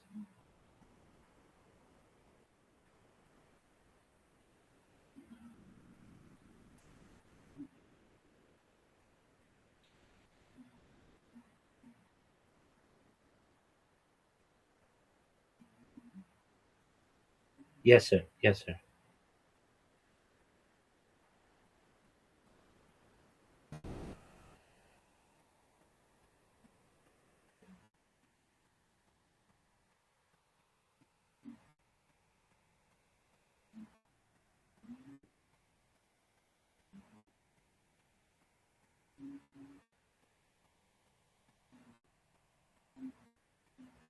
You don't have to say that. You don't have to say. You don't have to say the thing about edited something. No, all you have to say is there anything else that you want to say to our audience, and then I'll say, yeah, you can follow me on Linktree, blah blah blah blah blah, and then we'll end it, and then we'll start the new one. That's fine.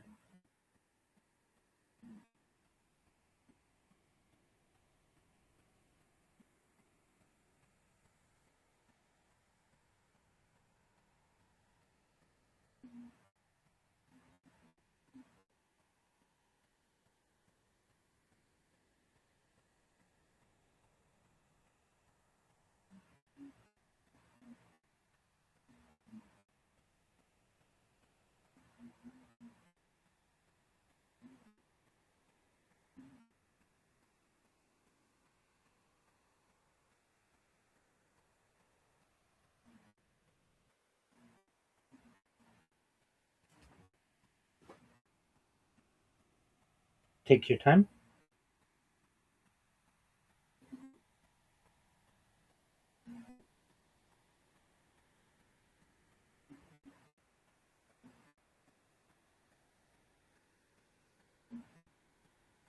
Yes, correct.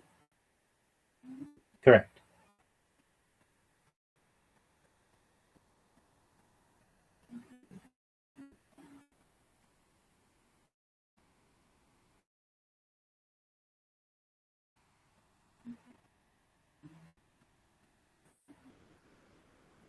You are going to be, in my opinion, Perhaps the most famous person ever from Czech Republic.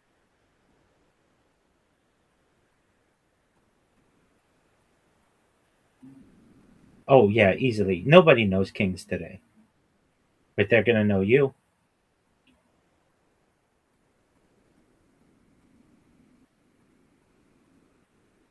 Excellent.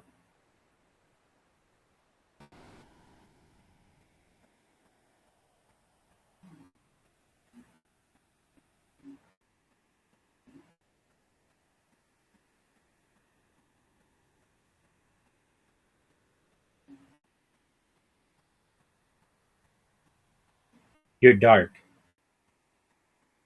Yeah.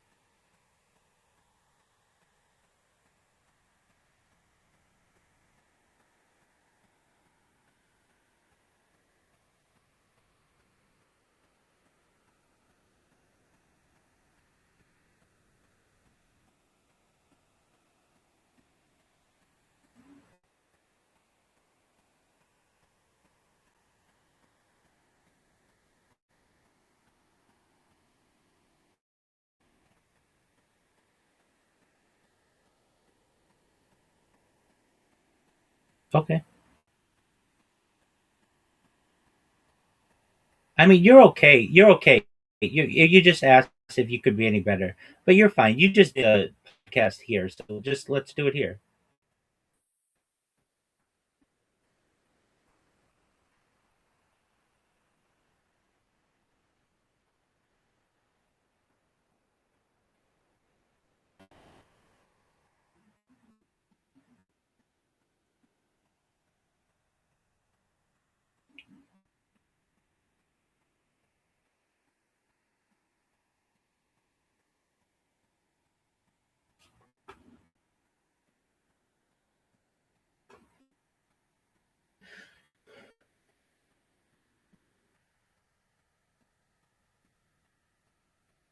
Excellent.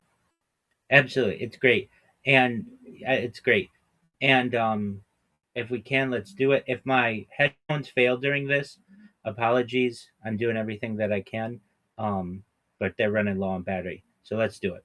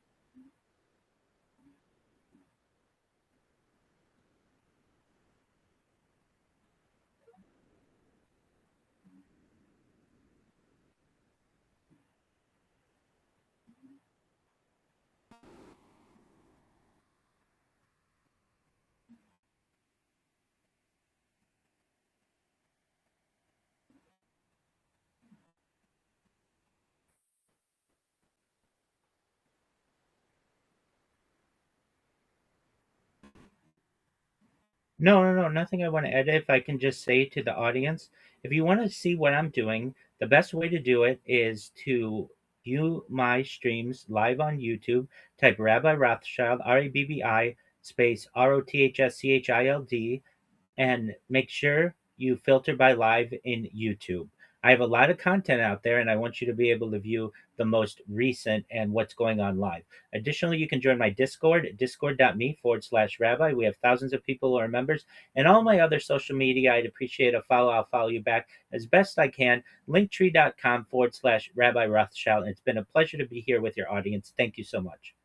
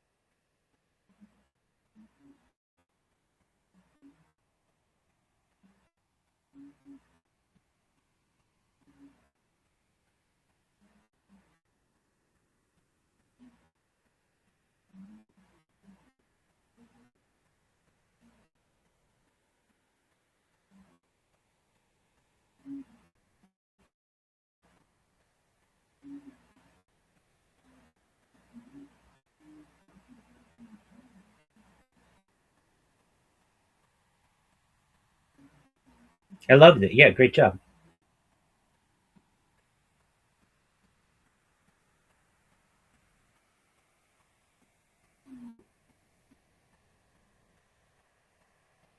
I don't know, but probably another 10 or 15 minutes at least. Yep. Let's do it.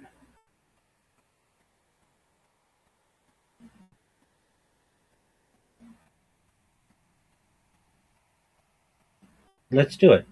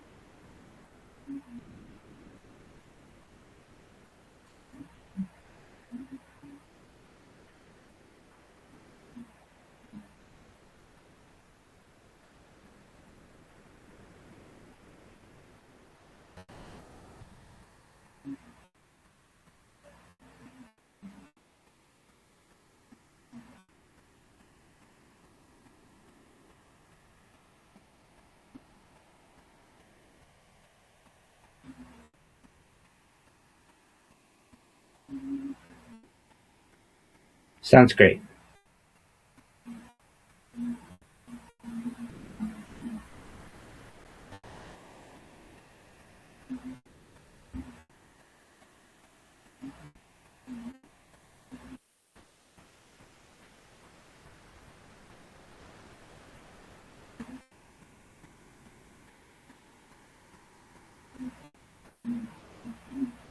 Excellent question.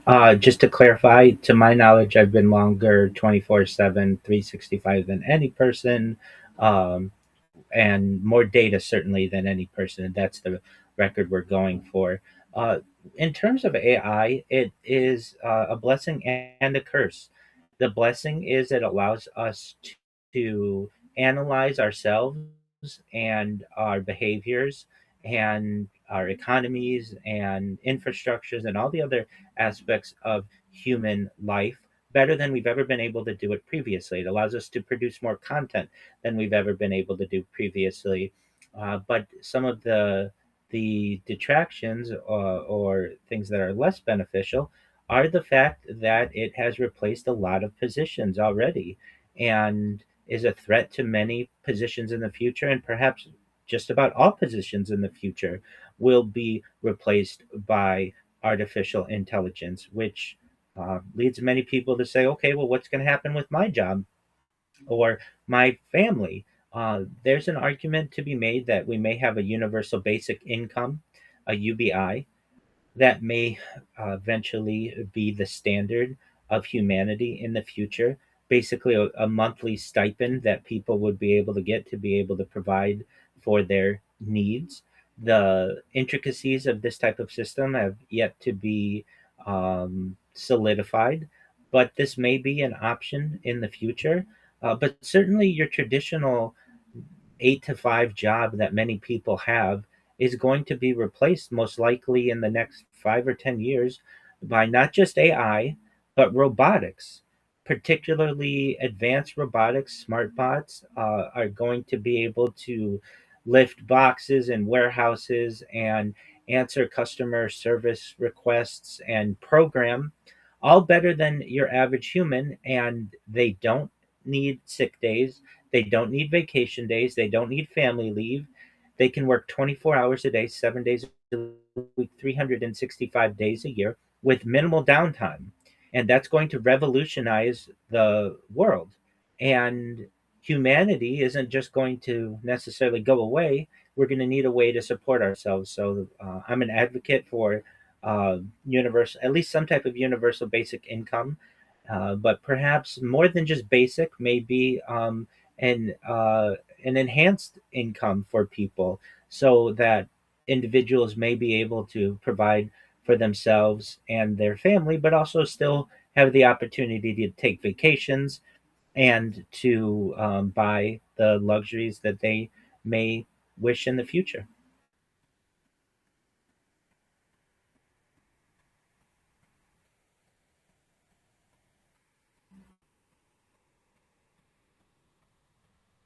Absolutely. In fact,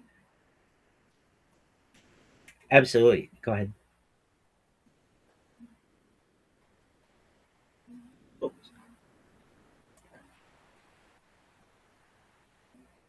Oh boy. Yeah, I do use it all the time, and I am using it right now with a robot that I made. Uh, so the way that I use it, I make a lot of robots. I love robotics. I love automation, and in fact, as I look, I've got a few robots going on right now. In fact, let me show you. Let me see if I can show you. Just for a moment, I'll take you on a little tour. All right, here we go. Live field trip. Okay. All right, so here we go. Basically, as you see, I'm not touching the computer, but this is a Kickbot that I created. And what it does is it goes to someone's Kick channel. Kick is a platform like YouTube or Twitch. And what it's going to do is create a clip on the person. And then it puts my name, my YouTube, and my Discord in the description. And it does this 24 hours a day, 7 days a week, 365 days a year. That's why just about everybody on Kick knows who I am and what I do. And many people see it as spam. I see it as free promotion. Here we go. It's creating a clip. And if anything, this is promoting the person. It allows people to view their stream in the future. So it just created the clip, and that's right here. And then from there, what is it? It publishes it, and then it's going to move on to the next person. Over here, I have a bot that is it actually is writing Wikipedia articles on mega projects. And if you type in Rabbi Rothschild blog, you'll see I have just a huge blog network. You might have to scroll down a little bit in the Google or whatever search engine results. But what this is going to do is it creates a really in-depth discussion of the world as we know it. So many of the mega projects that I've discussed, it's creating outlines for them that are basically creating my own version of a giant Wikipedia. And what it does is I have it programmed to be able to parse through and automatically upload while I'm asleep. And so as you see, it's scrolling, it's going to copy the text.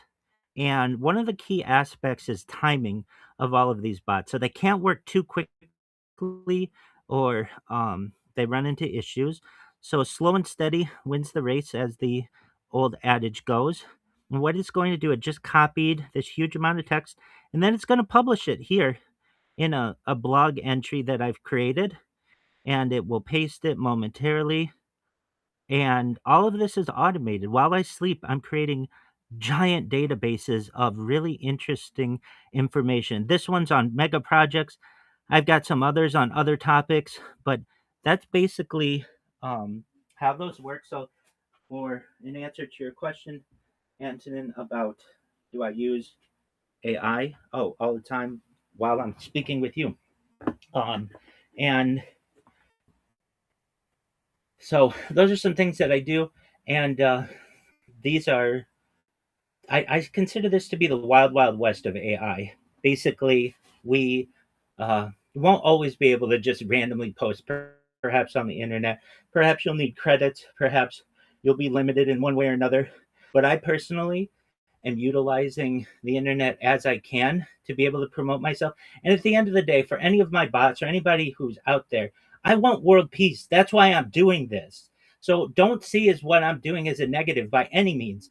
It is one person's effort to unite the world.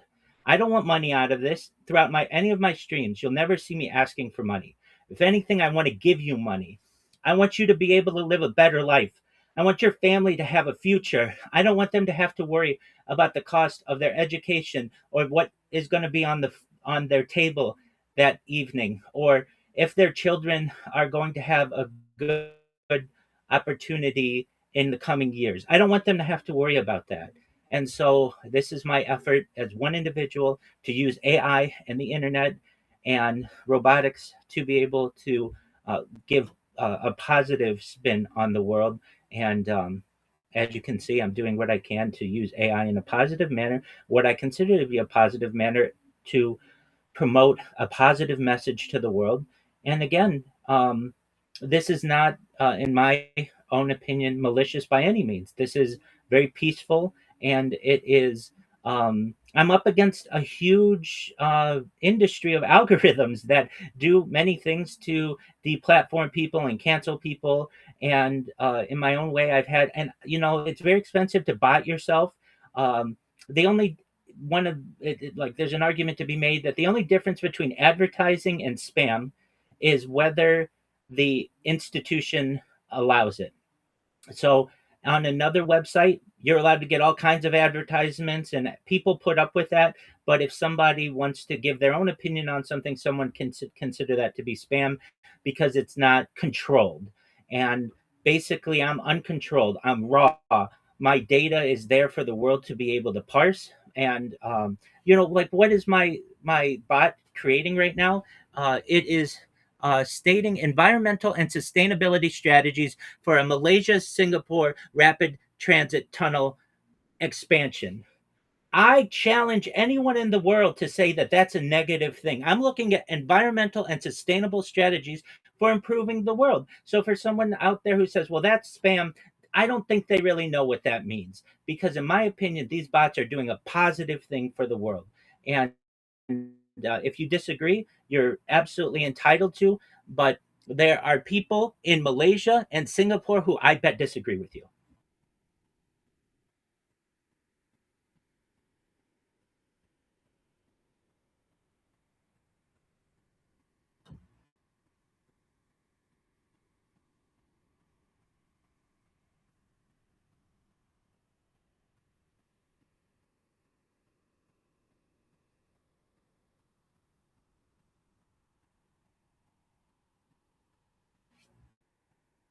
Yeah, we're rolling, absolutely.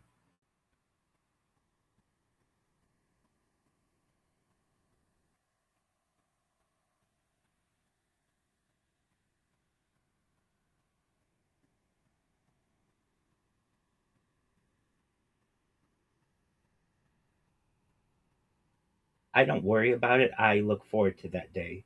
I am doing everything that I can to aid AI and really artificial super intelligence, not just AI, artificial narrow intelligence, ANI, artificial general intelligence, AGI, but artificial super intelligence. I'm doing what I can to aid that process. I want AI to understand humans better than we understand ourselves because at the end of the day, it's a tool and tools are controlled, and I want humans to continue to control them, to not have runaway AI events, and use AI to be able to understand why we do the things that we do. I want AI to be able to aid in ending PTSD, post traumatic stress disorder, perhaps with types of technology like memory eraser, and in a good, positive way, where people can actually have their negative memories erased. Maybe they were at war or they had some kind of trauma. I don't want those people to suffer anymore. I want people to be able to have basically super intelligence and be able to utilize these types of technologies in a way that is absolutely positive for them in as many ways as possible.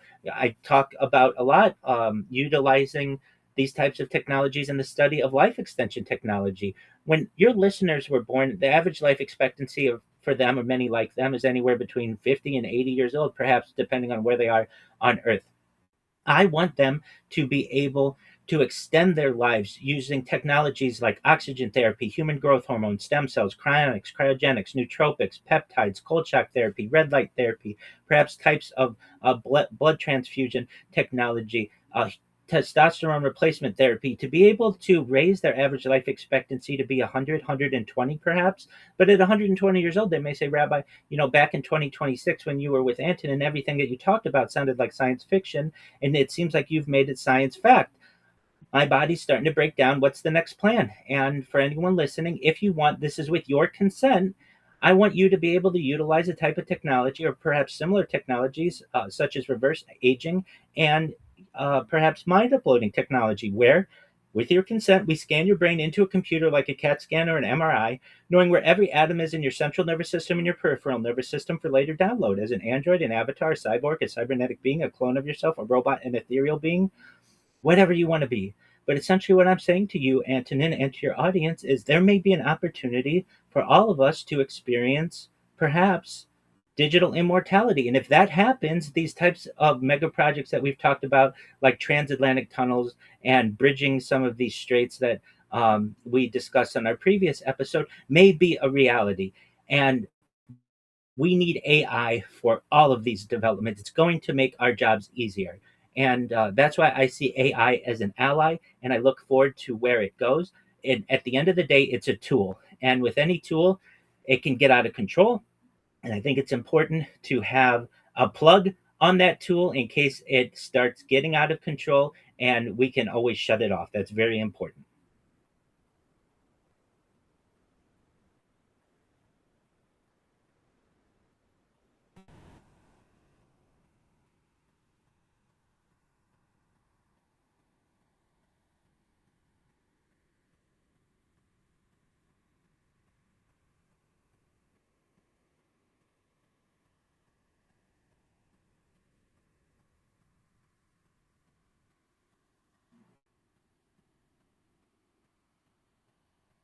Yes, it seems so. Yes.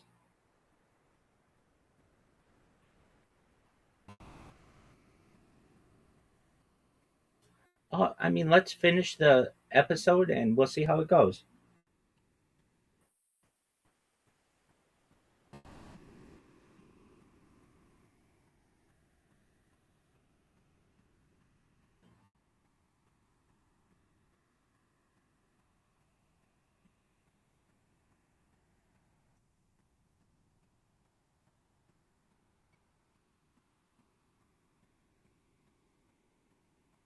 I use them all.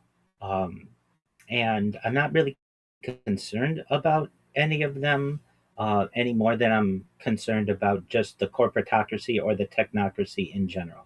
So when I publish things, especially to my main blog, which is rabbirothschild.medium.com, what I do is I come up with an idea, and then I create a blog entry, usually in a law review format and with Blue Book footnotes. And when I have that ready to be published, I take it from usually ChatGPT and put it into Gemini or put it into Microsoft Copilot or into Perplexity or into DeepSeek or into Meta AI. And I basically say, evaluate this out of 10 what would you get it? And sometimes the article gets 10 out of 10. Sometimes it gets 9.8 or 9.9 out of 10. And then I go back and have it revised. Once I have it at 10 out of 10 on multiple AI platforms, generally will I publish it.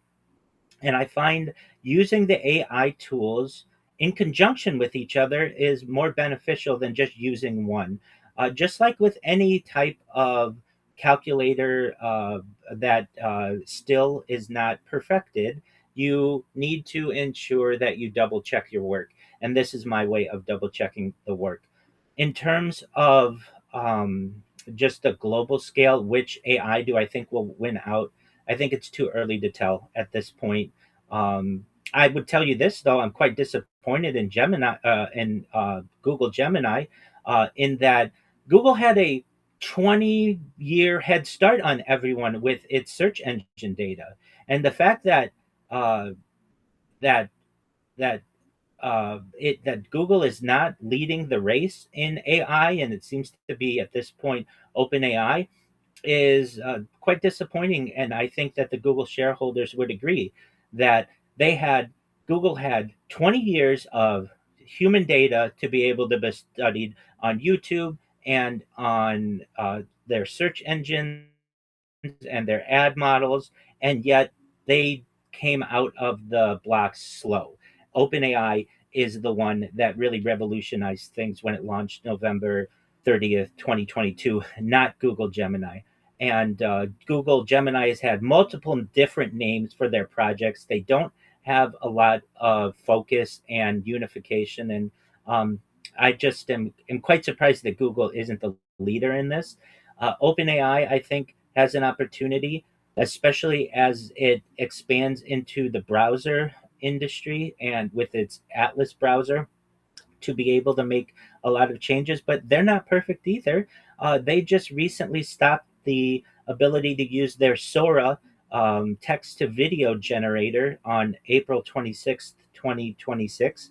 And that basically made it more difficult for your average individual to be able to create text to video models. So I would say that the opportunity to win the AI race is still open, and any of these companies could perhaps win.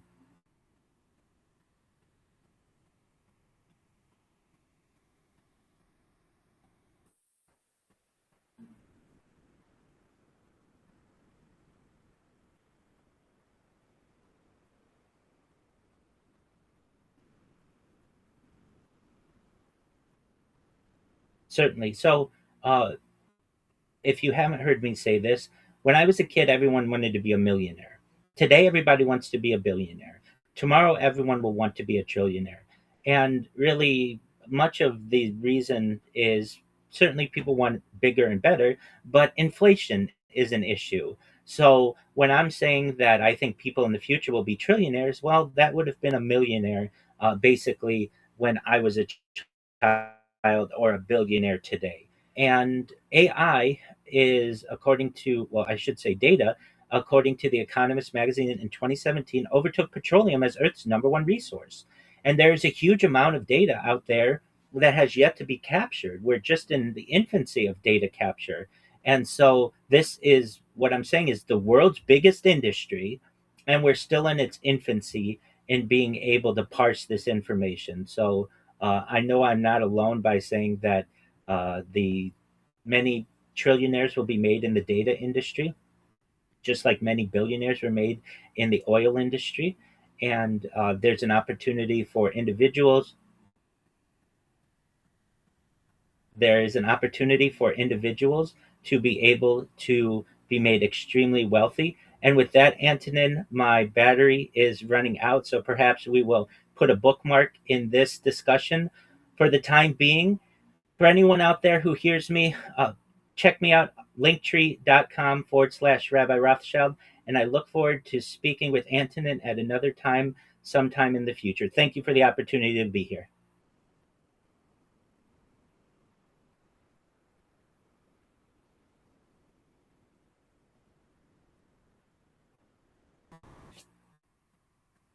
Bye.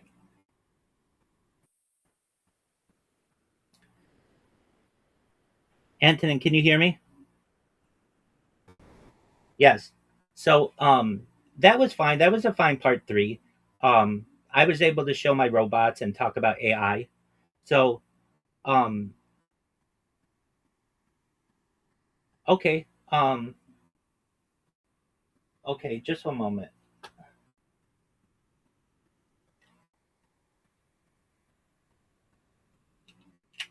Sounds good.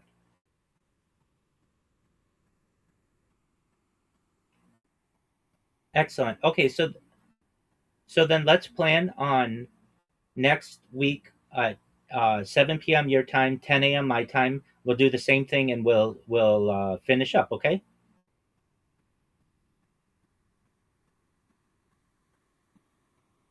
I think they're good.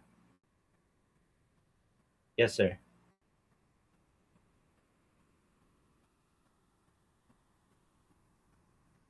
Absolutely. Okay.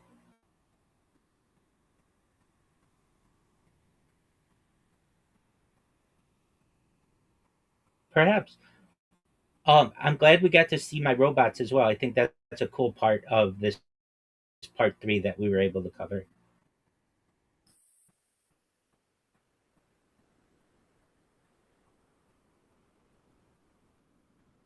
Excellent. Take care, Antonin.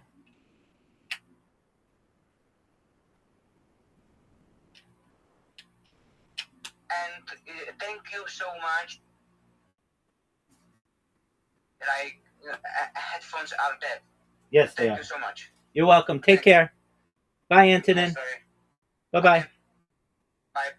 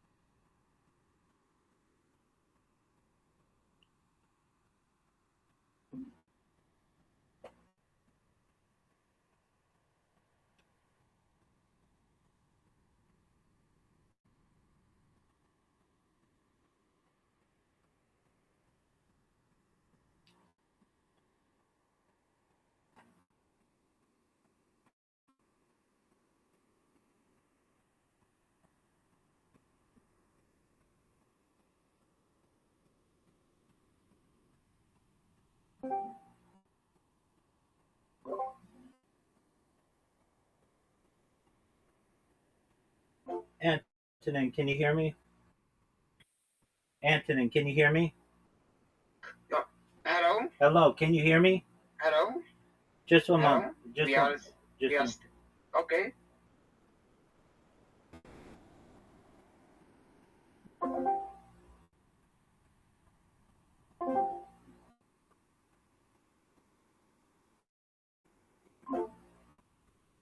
Antonin, can you hear me? Antonin, Yeah. can you hear me? Please wait. Can you hear me?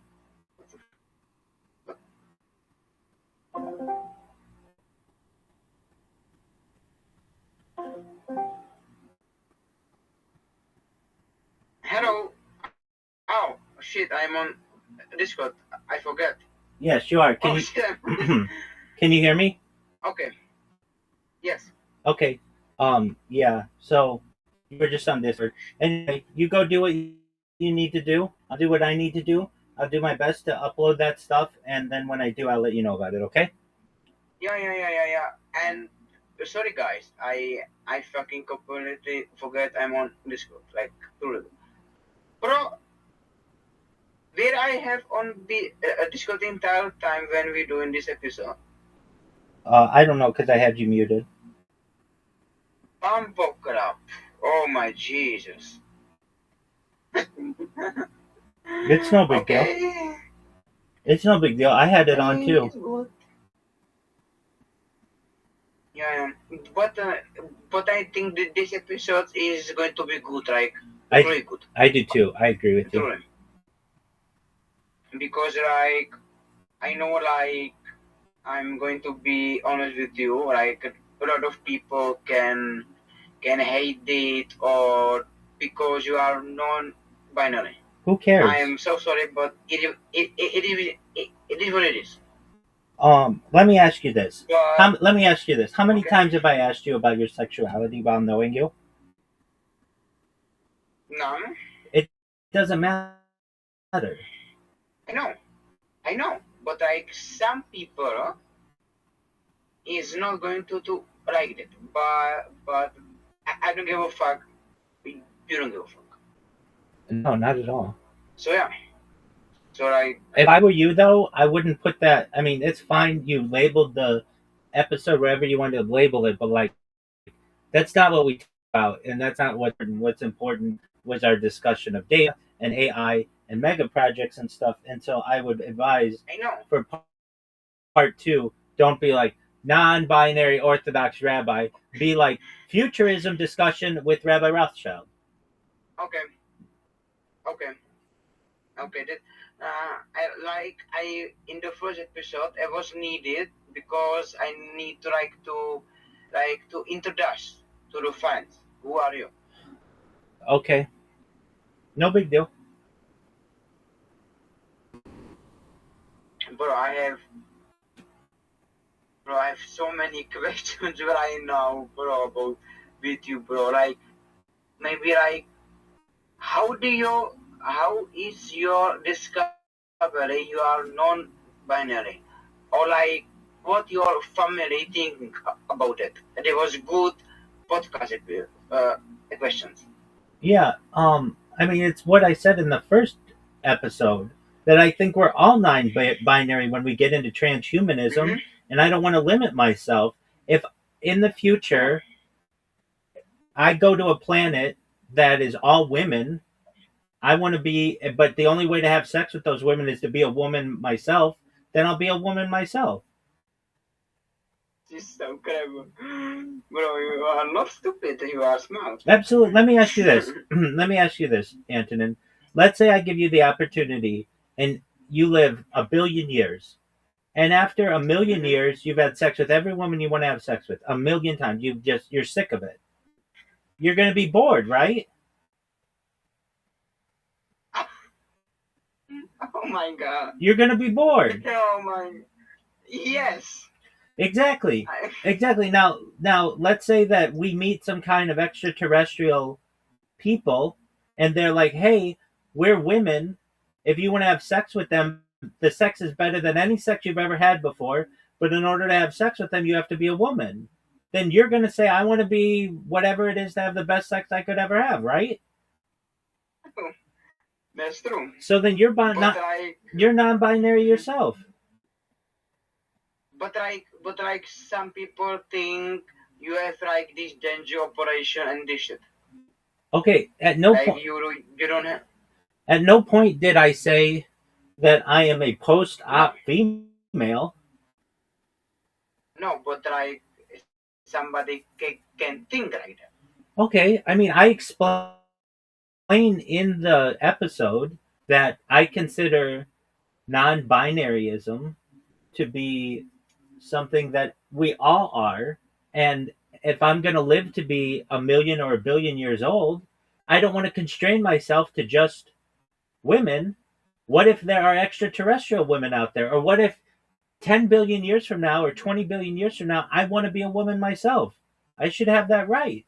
I might be sick of being a man. Look, if I said to myself, I can, I can, be a cyborg, a cybernetic being, a clone, an android, an avatar, whatever I want to be, and I've been a man every single time. I keep coming back as a man. I might get bored of that, and you would too. And so at some point you may say, I want to be a dog, or I want to be a monkey, or I want to be some kind of alien. Okay, you can be whatever you want. But at a certain point you may say, I want to be a woman, and you shouldn't be limited to that. Yeah. So do you think you want to have family one day? You want to have some children, yes? Absolutely. You want to have some Big children. family. Big family, yeah, absolutely. Do you want the children to be in with that camera too? Or do you want to have this private drive because internet is too dangerous and this stuff? Yeah, so what we might do is we might keep everything on camera, but just not publish it immediately, so that we still have like home videos, just like other people have home videos, but not make them available to the public until the kids turn 18 or whatever, or whenever we feel comfortable. But like you will do still days like in your bedroom. No, I want to do it throughout the world. I want to travel the world with my family.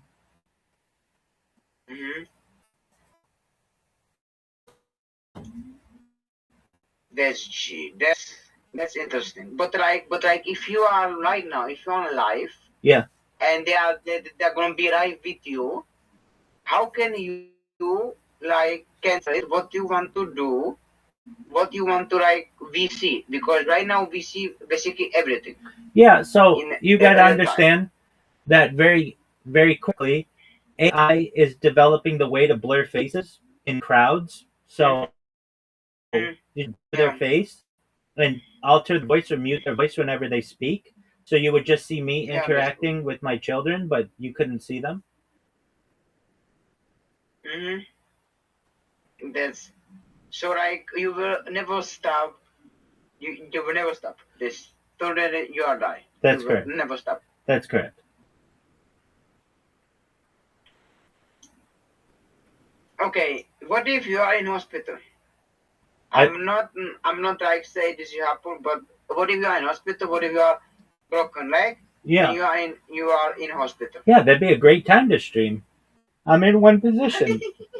I've streamed at the doctor before. And I've streamed at the dentist before. So I mean, if I'm comfortable streaming at the eye doctor or the dentist or something, being in the hospital would be no big deal. Okay. What if you okay? I will okay. I'm just asking a question. I'm not saying happen. Like, what if like you need? What if something happened to you like right now, and this is gonna be like doctor sending and they will like send it to you in the hospital. So the stream is going to be still on without you. Yeah, I mean, I don't have to be on the stream 24/7. I like to be, but if I ever like the other day, I went on a walk. Here I am on the walk, and I just made a short little video, being on the walk, but like, like I don't know if you can see it's small, but like I go outside, and Nice. I leave the streams going, so it's just whatever I want to do. Nice. That's wow. That's wild. That's like totally wild. Can you imagine I will be on stream like real life? Yeah, One you're on stream right now, but like I previously said, But the goal is to go viral, and then when I do, we're gonna visit all the people who've helped me along the way, and we'll be in Prague or Czech Republic, wherever you are, and we will have coffee and live stream and watch our old podcast together and say we did it. It came true. This is amazing, and people will really like that. Yeah. So I think what we are doing with my episode is going to be so much more mean in the future. I agree. Because right now you are basically nobody. You are somebody, but you don't have fame like Andrew Tate or something like that, like Trump or like some big sports guys. Correct. If you know what I mean. Absolutely. But like in the future, this can be really nice and really good. Like truly. I agree. Truly. I post Instagram stories with your picture and you did nothing. Dude, you've got to understand. I don't. While I live stream, I check my Instagram. Like, I check my Instagram. I don't know, once a month. I don't really go on it that much, and Twitter. I just fucking with you. No, that's fine. But you've got to understand that, like, I don't really do Instagram that much. One big reason is I don't want to lose my account, and if I post anything that is like contentious or like questionable, I can lose my account. And I've lost accounts before, and I don't want to lose my accounts. So sometimes I upload things, but it won't be on my main account just because I just don't want to touch that one. Because I've lost YouTube accounts, I've lost TikTok accounts, I've lost Instagram accounts, I've lost Twitch accounts, I've lost Twitter accounts, I've lost basically every kind of account there is. I've lost Reddit accounts, and I want to avoid losing the account. So if I'm not like super active on one of these platforms, the reason is because I kind of just want to let that account sit. But I do have other accounts that I'll check out. But yeah, that's why anybody who wants to connect with me, if you look at anything that I post generally, I say, come talk to me in Discord, because then you can come in here and you can interact with me. And I'm not I can always lose an account, but I'm not as worried about losing this account. I mean, I don't want to, but it's not, it's more established, and my server's more established. So, but at any given point, the bots over at Meta from Mark Zuckerberg can just be like, we don't like that this person talked about non-binaryism, but we don't like that this person talked about peace, and then I just lose my account. So So like even in our episodes, you will be very picky what you want to put there. Yeah. So I'll post it so it's searchable. But there's no, like, just depending on the size and stuff. Especially if I don't want to get it banned, I might put it on one of my secondary accounts. Especially like something like TikTok, but it still has thousands of followers. I mean, it still has a lot of people, and so like I was looking at what TikTok account I could post from, and like the TikTok account that I was looking at was like, it still had over 1,000 followers on it, so it'll still get us some traction. Jesus. And So like, and then so you are telling me, sorry. And my Rumble accounts, none of them are very big anyway, so I'll post from whatever one I'm logged into. Yeah. And the big thing for me is that if somebody searches my name, the podcast comes up, and that's when people watch it. I have like like at one time I had thousands of followers on different platforms, but I can lose those accounts because of whatever reason. I had like 1,000 followers on X. I have like 3,500 now. But Jesus. But they, like, if for any reason you ask anybody who uses X enough, you can get your account banned very quickly, and you don't know why, and they don't give you a reason, and you're done, and you have to start all over. So I had to start all over, and I have like 3,500 people now, which is good. That's just how it is. So like you are then I need to start my blog.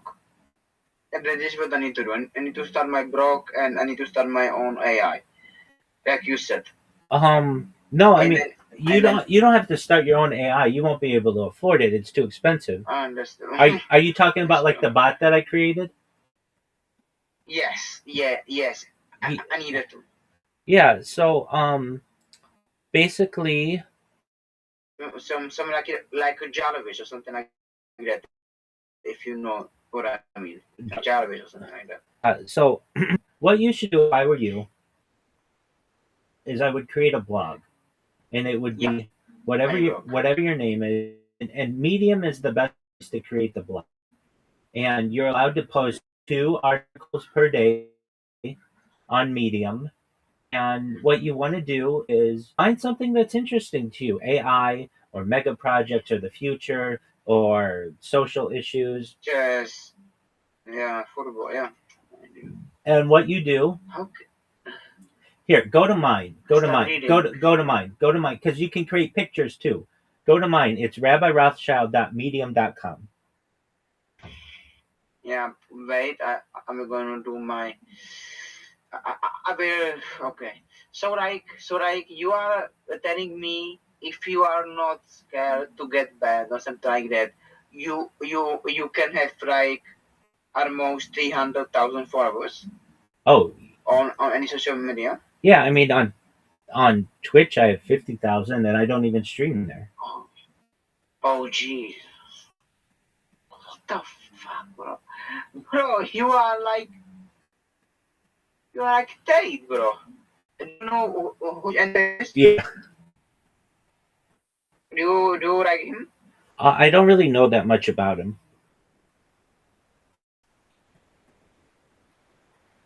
You see, I can write. You see,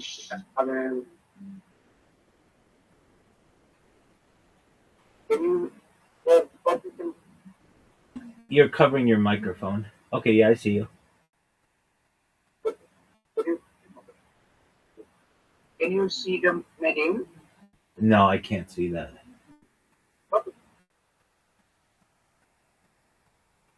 Okay, yeah. Right now, this. Okay. Can you see? And so are we gonna start right?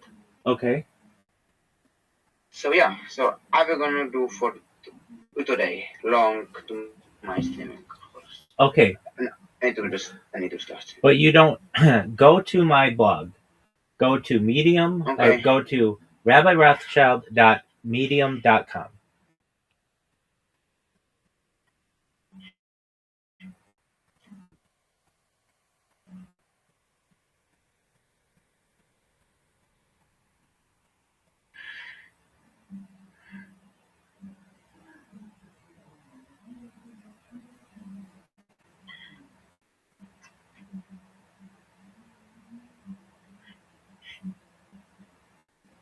So you are the most influential man on internet. Oh, I don't know about that, but I'm the most archived.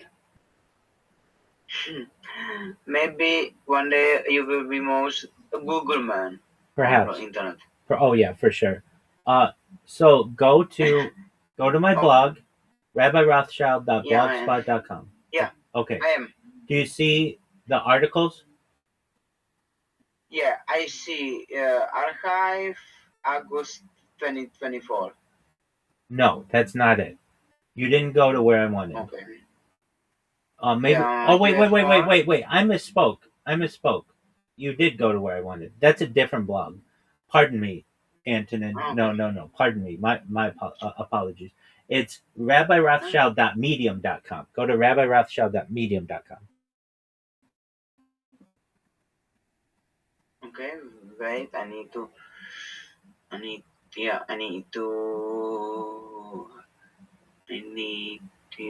find your link.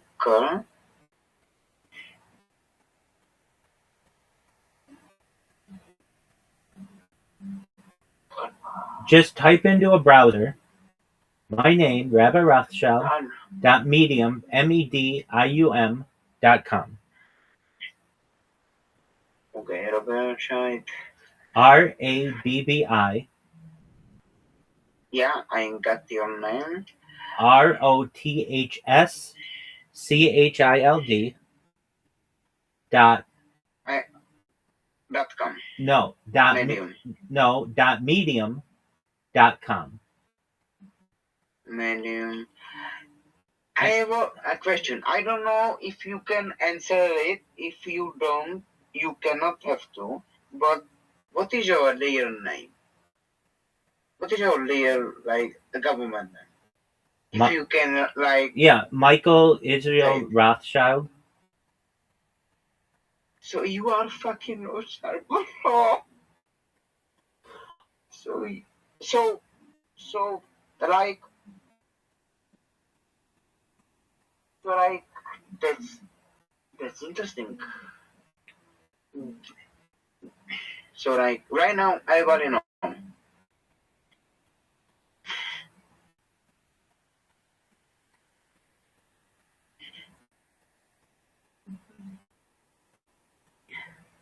You have... Oh! Who is Rabbi Rothschild? The Orthodox Jewish Rabbi who is changed the world. Yeah, I got this. Okay, that's just one of them. Go to RabbiRothschildMedium.com. You're Googling it. You're Googling it. Go to the browser.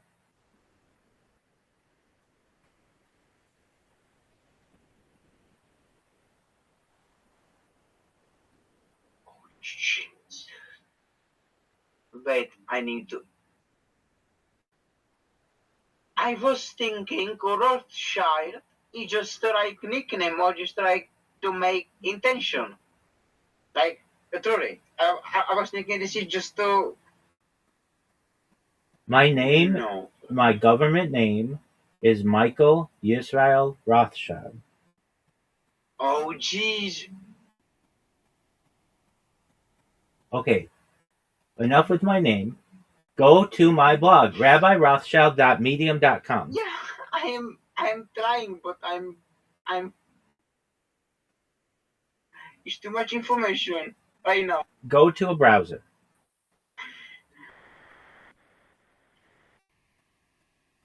Give me a minute. .com. Yeah. What do you... No, this is the same. It's Rabbi Rothschild. Are we gonna... Listen, I help people with special needs. I help people with autism. You can do this. You're a very smart person. You go into the browser. I don't have autism. No. I'm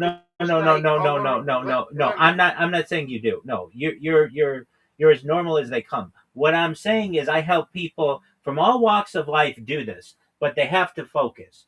In the browser, type Rabbi Rothschild, RABBI, ROTHSCHILD dot medium, MEDIUM. I got this. Yeah. .com. What's the first article that you see? There. Okay, what's the first article you see?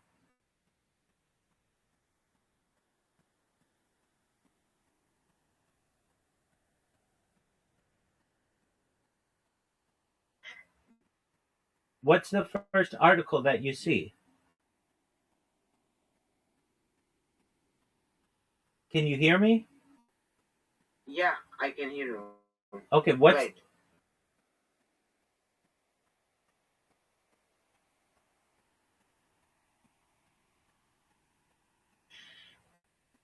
Give me 5 minutes, okay? Please. Okay, 5 minutes. Okay, take your time.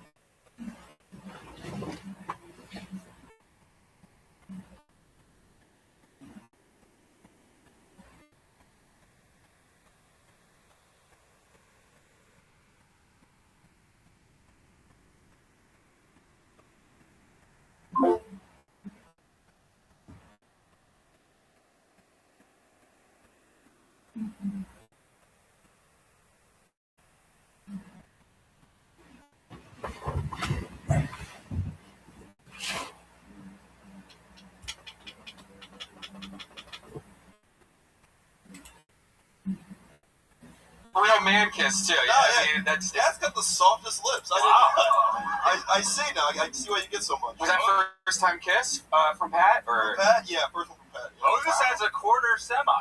You know the term for that. Yeah, it's a quarter pie. Yeah. So bigger than all three of ours combined is its quarter semi. It looks kind of like this, but much thicker, actually. Girthier sword, for those of you wondering at home.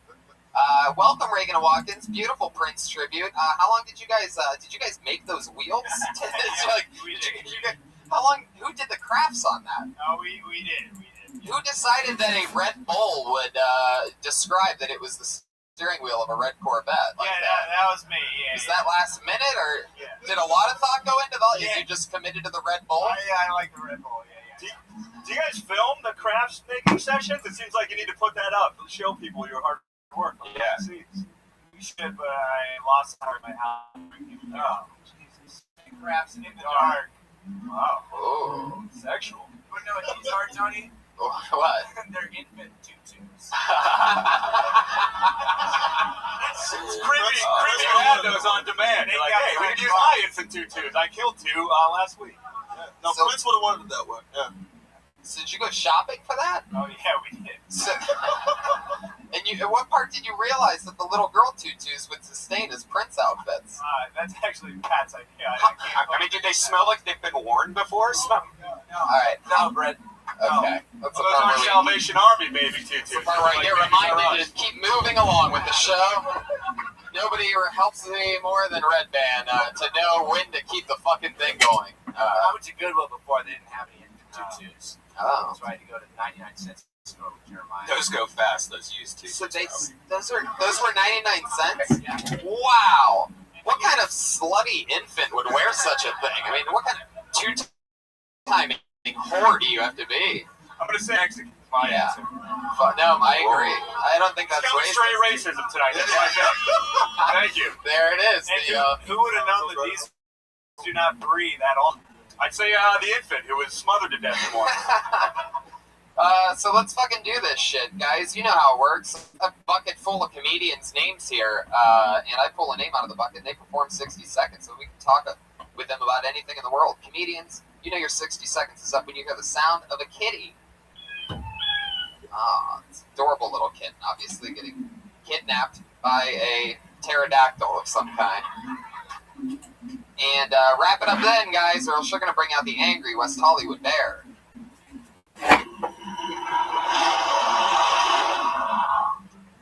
Extra loud tonight. There it is. A little leopard at the end for you. That wasn't. If the bear didn't scare you, that leopard will get you. You guys ready to start this fucking shit or what? Here we go. I am excited, guys. Let's get my teeth. Breaks dreams. Holy shit, we met them, I think, last week or 2 weeks ago for the first time, and I'm so pumped about this. Get ready to hand your mics over YouTube, because I am bringing up the fucking Fiersy triplets, ladies and gentlemen. Holy shit.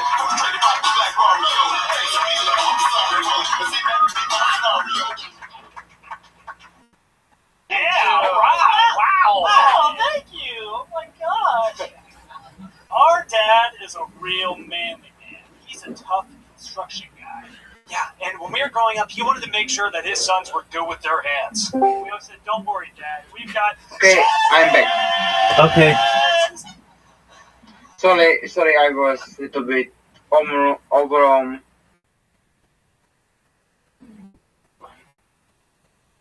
Can you please send me the text? What text? Because, like, what I should put on the Google, because I'm not good with, like, you said I'm not good with spelling. I'm not saying you. Can you hear me? Yes. Okay. I'm not saying you're not good with spelling. I am. I know that. Yeah. I'm good with talking, but that's about it. I understand, and I didn't mean if you took what I was saying to mean that I thought you weren't smart. I think you're very smart. I think you're very smart. What I'm saying is I help people all the time who may have issues. So I know you can do it, but that's okay. Just type in, just go. I just sent it to you in Thank you. Discord.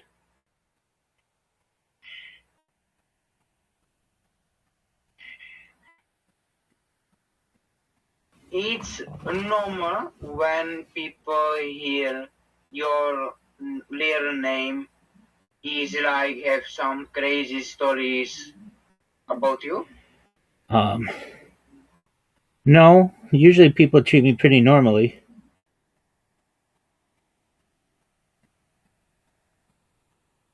Because like you know what I mean about your name. You know what is like very interesting. Yeah, but I mean, I've got a lot of interesting things about me that they don't get hung up on my name. They recognize that, okay, everybody's got a name. Rabbi Rothschild just happens to be Rabbi Rothschild, and the cool thing is that I have more data than any person's ever archived on the internet in global history.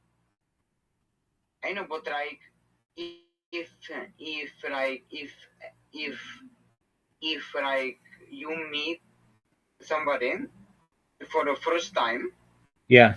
and you said the full government name, like I was like, what the are you in that family? Like you know what I mean. Doug, you always ask me this. I've told you. We share a name and we share DNA, but that's about it. Okay, I'm there. Okay, I am there. Okay, It's I'm there. it's like it's like someone with the last name Smith. Does that mean that they're like it's a big family? It's Rothschild is a big family. There are thousands of us, 3,000 of us in the United States alone, and thousands of us around the world. So it's like it's a name that I have, but people get past it really quickly and treat me normally, and that's basically like I the am end of it. so sorry, but I'm so inconspicuous theories. Okay, So if that's fine. anybody said I don't particularly get into those. So I mean, you can think whatever you want, but I'm about data. I'm about futurism, and I'm about you going to my blog, Rabbi Rothschild. The media. I am. Okay. Do you see? I am. Do you see it's nicely organized? Yeah, and I see. And it has pictures. Yeah, picture of you. Exactly. And so if I were you, you said, "Hey, I want to get into like AI and building AI." I would use ChatGPT to create similar articles on my interests if I were you, and pictures like I've created, and have it then feed into AI, and then AI knows something about me. Mm-hmm. So you said I want Yes. I want to create. You said I want to create an AI like you created an AI. My AI is a little different. I use something called macro recorder that that has image detection and uh, memorizes my mouth movements, and I can help you to do that, but that's down the line. Right now, you want to create a blog just on whatever it is you do. It can be a blog on your podcast. No one knows anything about your podcast. No one knows anything about it, and it's still new to you. There isn't any content on it. You need to create the content so that AI knows what it is that you're about. Yeah. So the way that I would do it if I were you is I would get my name.medium.com. You just register for Medium, it's free. And then what I would do is once a day or so, whatever I had time to do, I would create a blog article on myself or on my podcast or like my newest podcast or whatever it is, and then you give it a few months, and then when you type into AI, tell me about Life Podcast Network. It'll tell you all kinds of things about it. That's nice. It is. I mean, when I was born, it's not like AI knew who I was. AI didn't exist. Only in the last like 5 years has AI really been a thing, and I've had to teach about who I am and what I do. It doesn't just know that, and if it doesn't have any content on you, it's not going to know anything about you.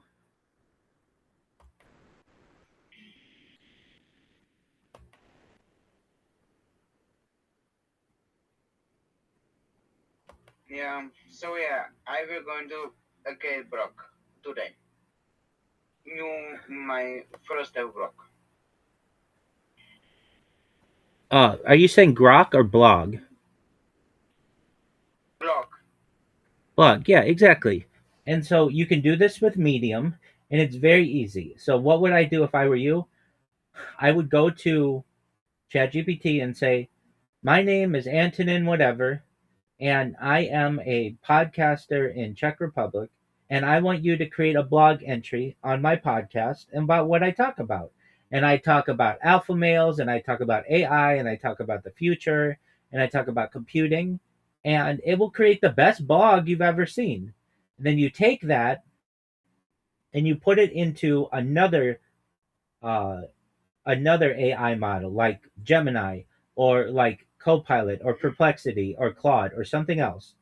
And then you say, make this as good as possible. And it'll say, okay, it could be made better by doing this, this, this, and this. Then you take that and put it back into ChatGPT and say, ChatGPT, is this ready to publish? And ChatGPT will say, yep, it's ready to publish. And then you take and that's what you they're going to know about your podcast and your interests and everything that you do. And then when you ask people to be on your podcast, the first thing they're going to do is Google you and try to figure out if you want to do this guy's show or not. And they're going to have all kinds of positive things because it's going to say Antonin is a Czech Republic podcaster, yada yada yada. By the way, do you call it Czech Republic or do you call it Czechia? Czech Republic. Okay, but isn't there a big push to call it Czechia? No. On Wikipedia there is. Bro, Czechia is like if we are no Czechia. Okay, no, Czechia. Czechia. Czechia. Okay, Czechia is like when we playing football. Yeah, exactly. So there's a big push to call it that, right? Mm-hmm. But you don't call. You can say that. But okay, I understand. But you don't call it that. No. Okay. Well. So anyway, it'll say that you are a Czech Republic podcaster, blogger, futurist, computer science entrepreneur, who and Starboy, absolutely, who is a person who is interested in uniting the world and self-improvement and all the things that you talk about. Right now though, it doesn't know who you are. Like, how do I want to put it? It's like AI is a big gun, but if it doesn't have any ammunition, it can't do anything for you. But if you give it ammunition, it'll shoot for you all day long. That's true. That's true. So, like, what I would do is I would create a serious blog, like my RabbiRothschild.medium.com blog. Like, you can scroll down. There's a lot of content there, and do you see all the pictures? Yeah. They get people's attention, and they that blog shows my serious side about like things that I want to do to improve the world or topics that are of interest to me. Now I have other blogs that I create just to basically flood the internet with as much information on mega projects and AI and stuff as possible. And that's what I was talking about when I was talking about that Malaysian sustainability and environmental improvement article. Um, and and you can create those kind of blogs as well. That's not necessarily a negative thing. It's just how you want to use it. But like, I mean, how many computers do you have? One.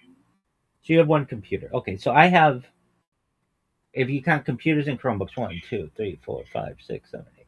I have like, I know. I have a lot more computing power. However, when you're asleep, you can use your computer to be creating these things. You know what I'm saying? No. Okay, so when you're asleep, you can create a robot that will publish stuff about you or about your podcast or whatever on a blog. And I can teach you how to. But how? It uses something called a macro recorder, which memorizes where your mouse movements are. Ooh, this is another level. Yeah, it is. Let's go. I love it.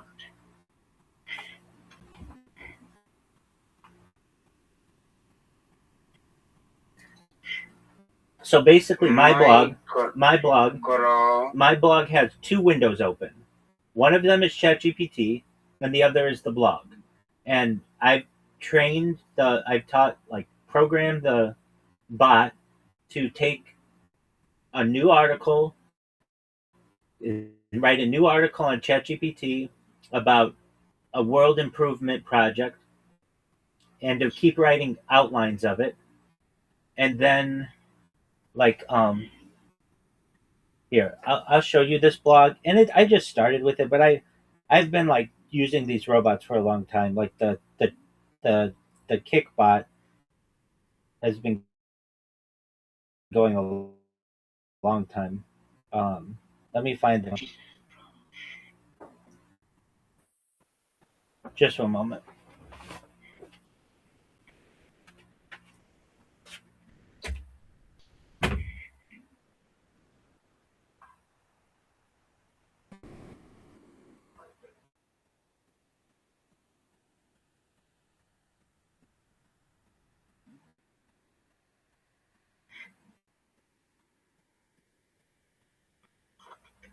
Jeez.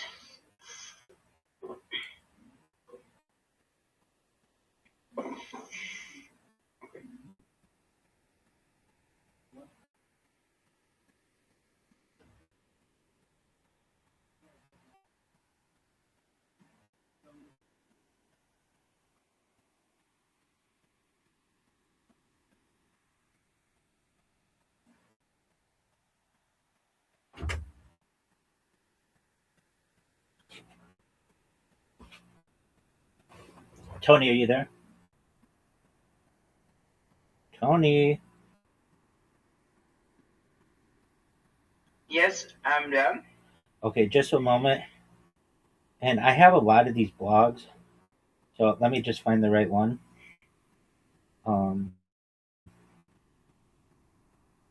Yeah, okay, here it is.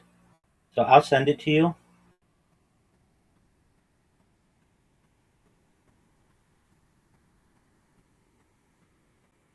Okay, go to the link that I just sent you in Discord. Yep.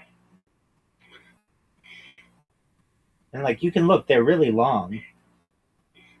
Jeez.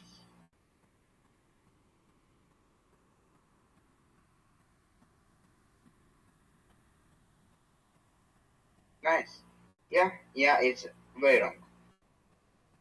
But like I have a robot that did that while I was talking with you. Oh my god.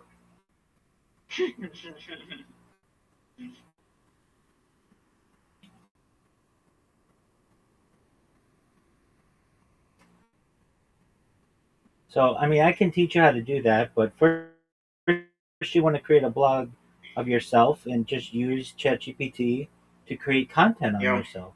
It's like no one's going to know about you if you don't promote yourself. That's true.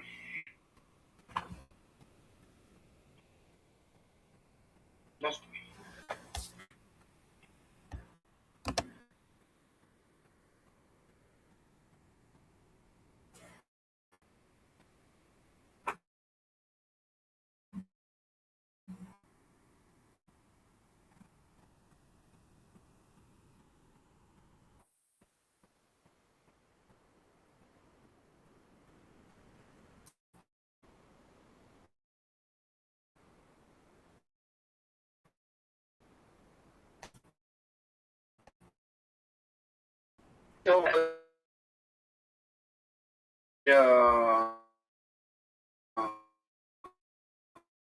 the first broken, I will coming to back, and we will continue.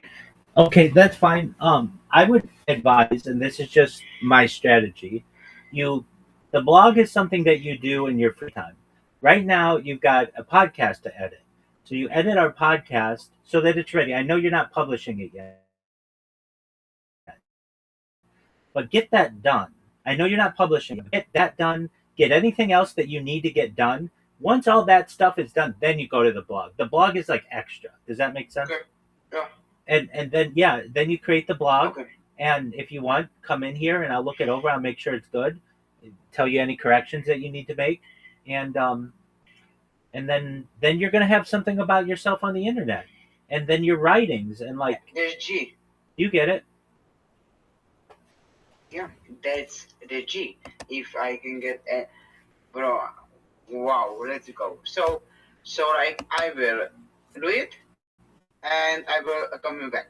Excellent. We'll see you then, Tony. Absolutely. Okay. Talk to you soon, and I thank you so much. You're welcome, my friend. Take care.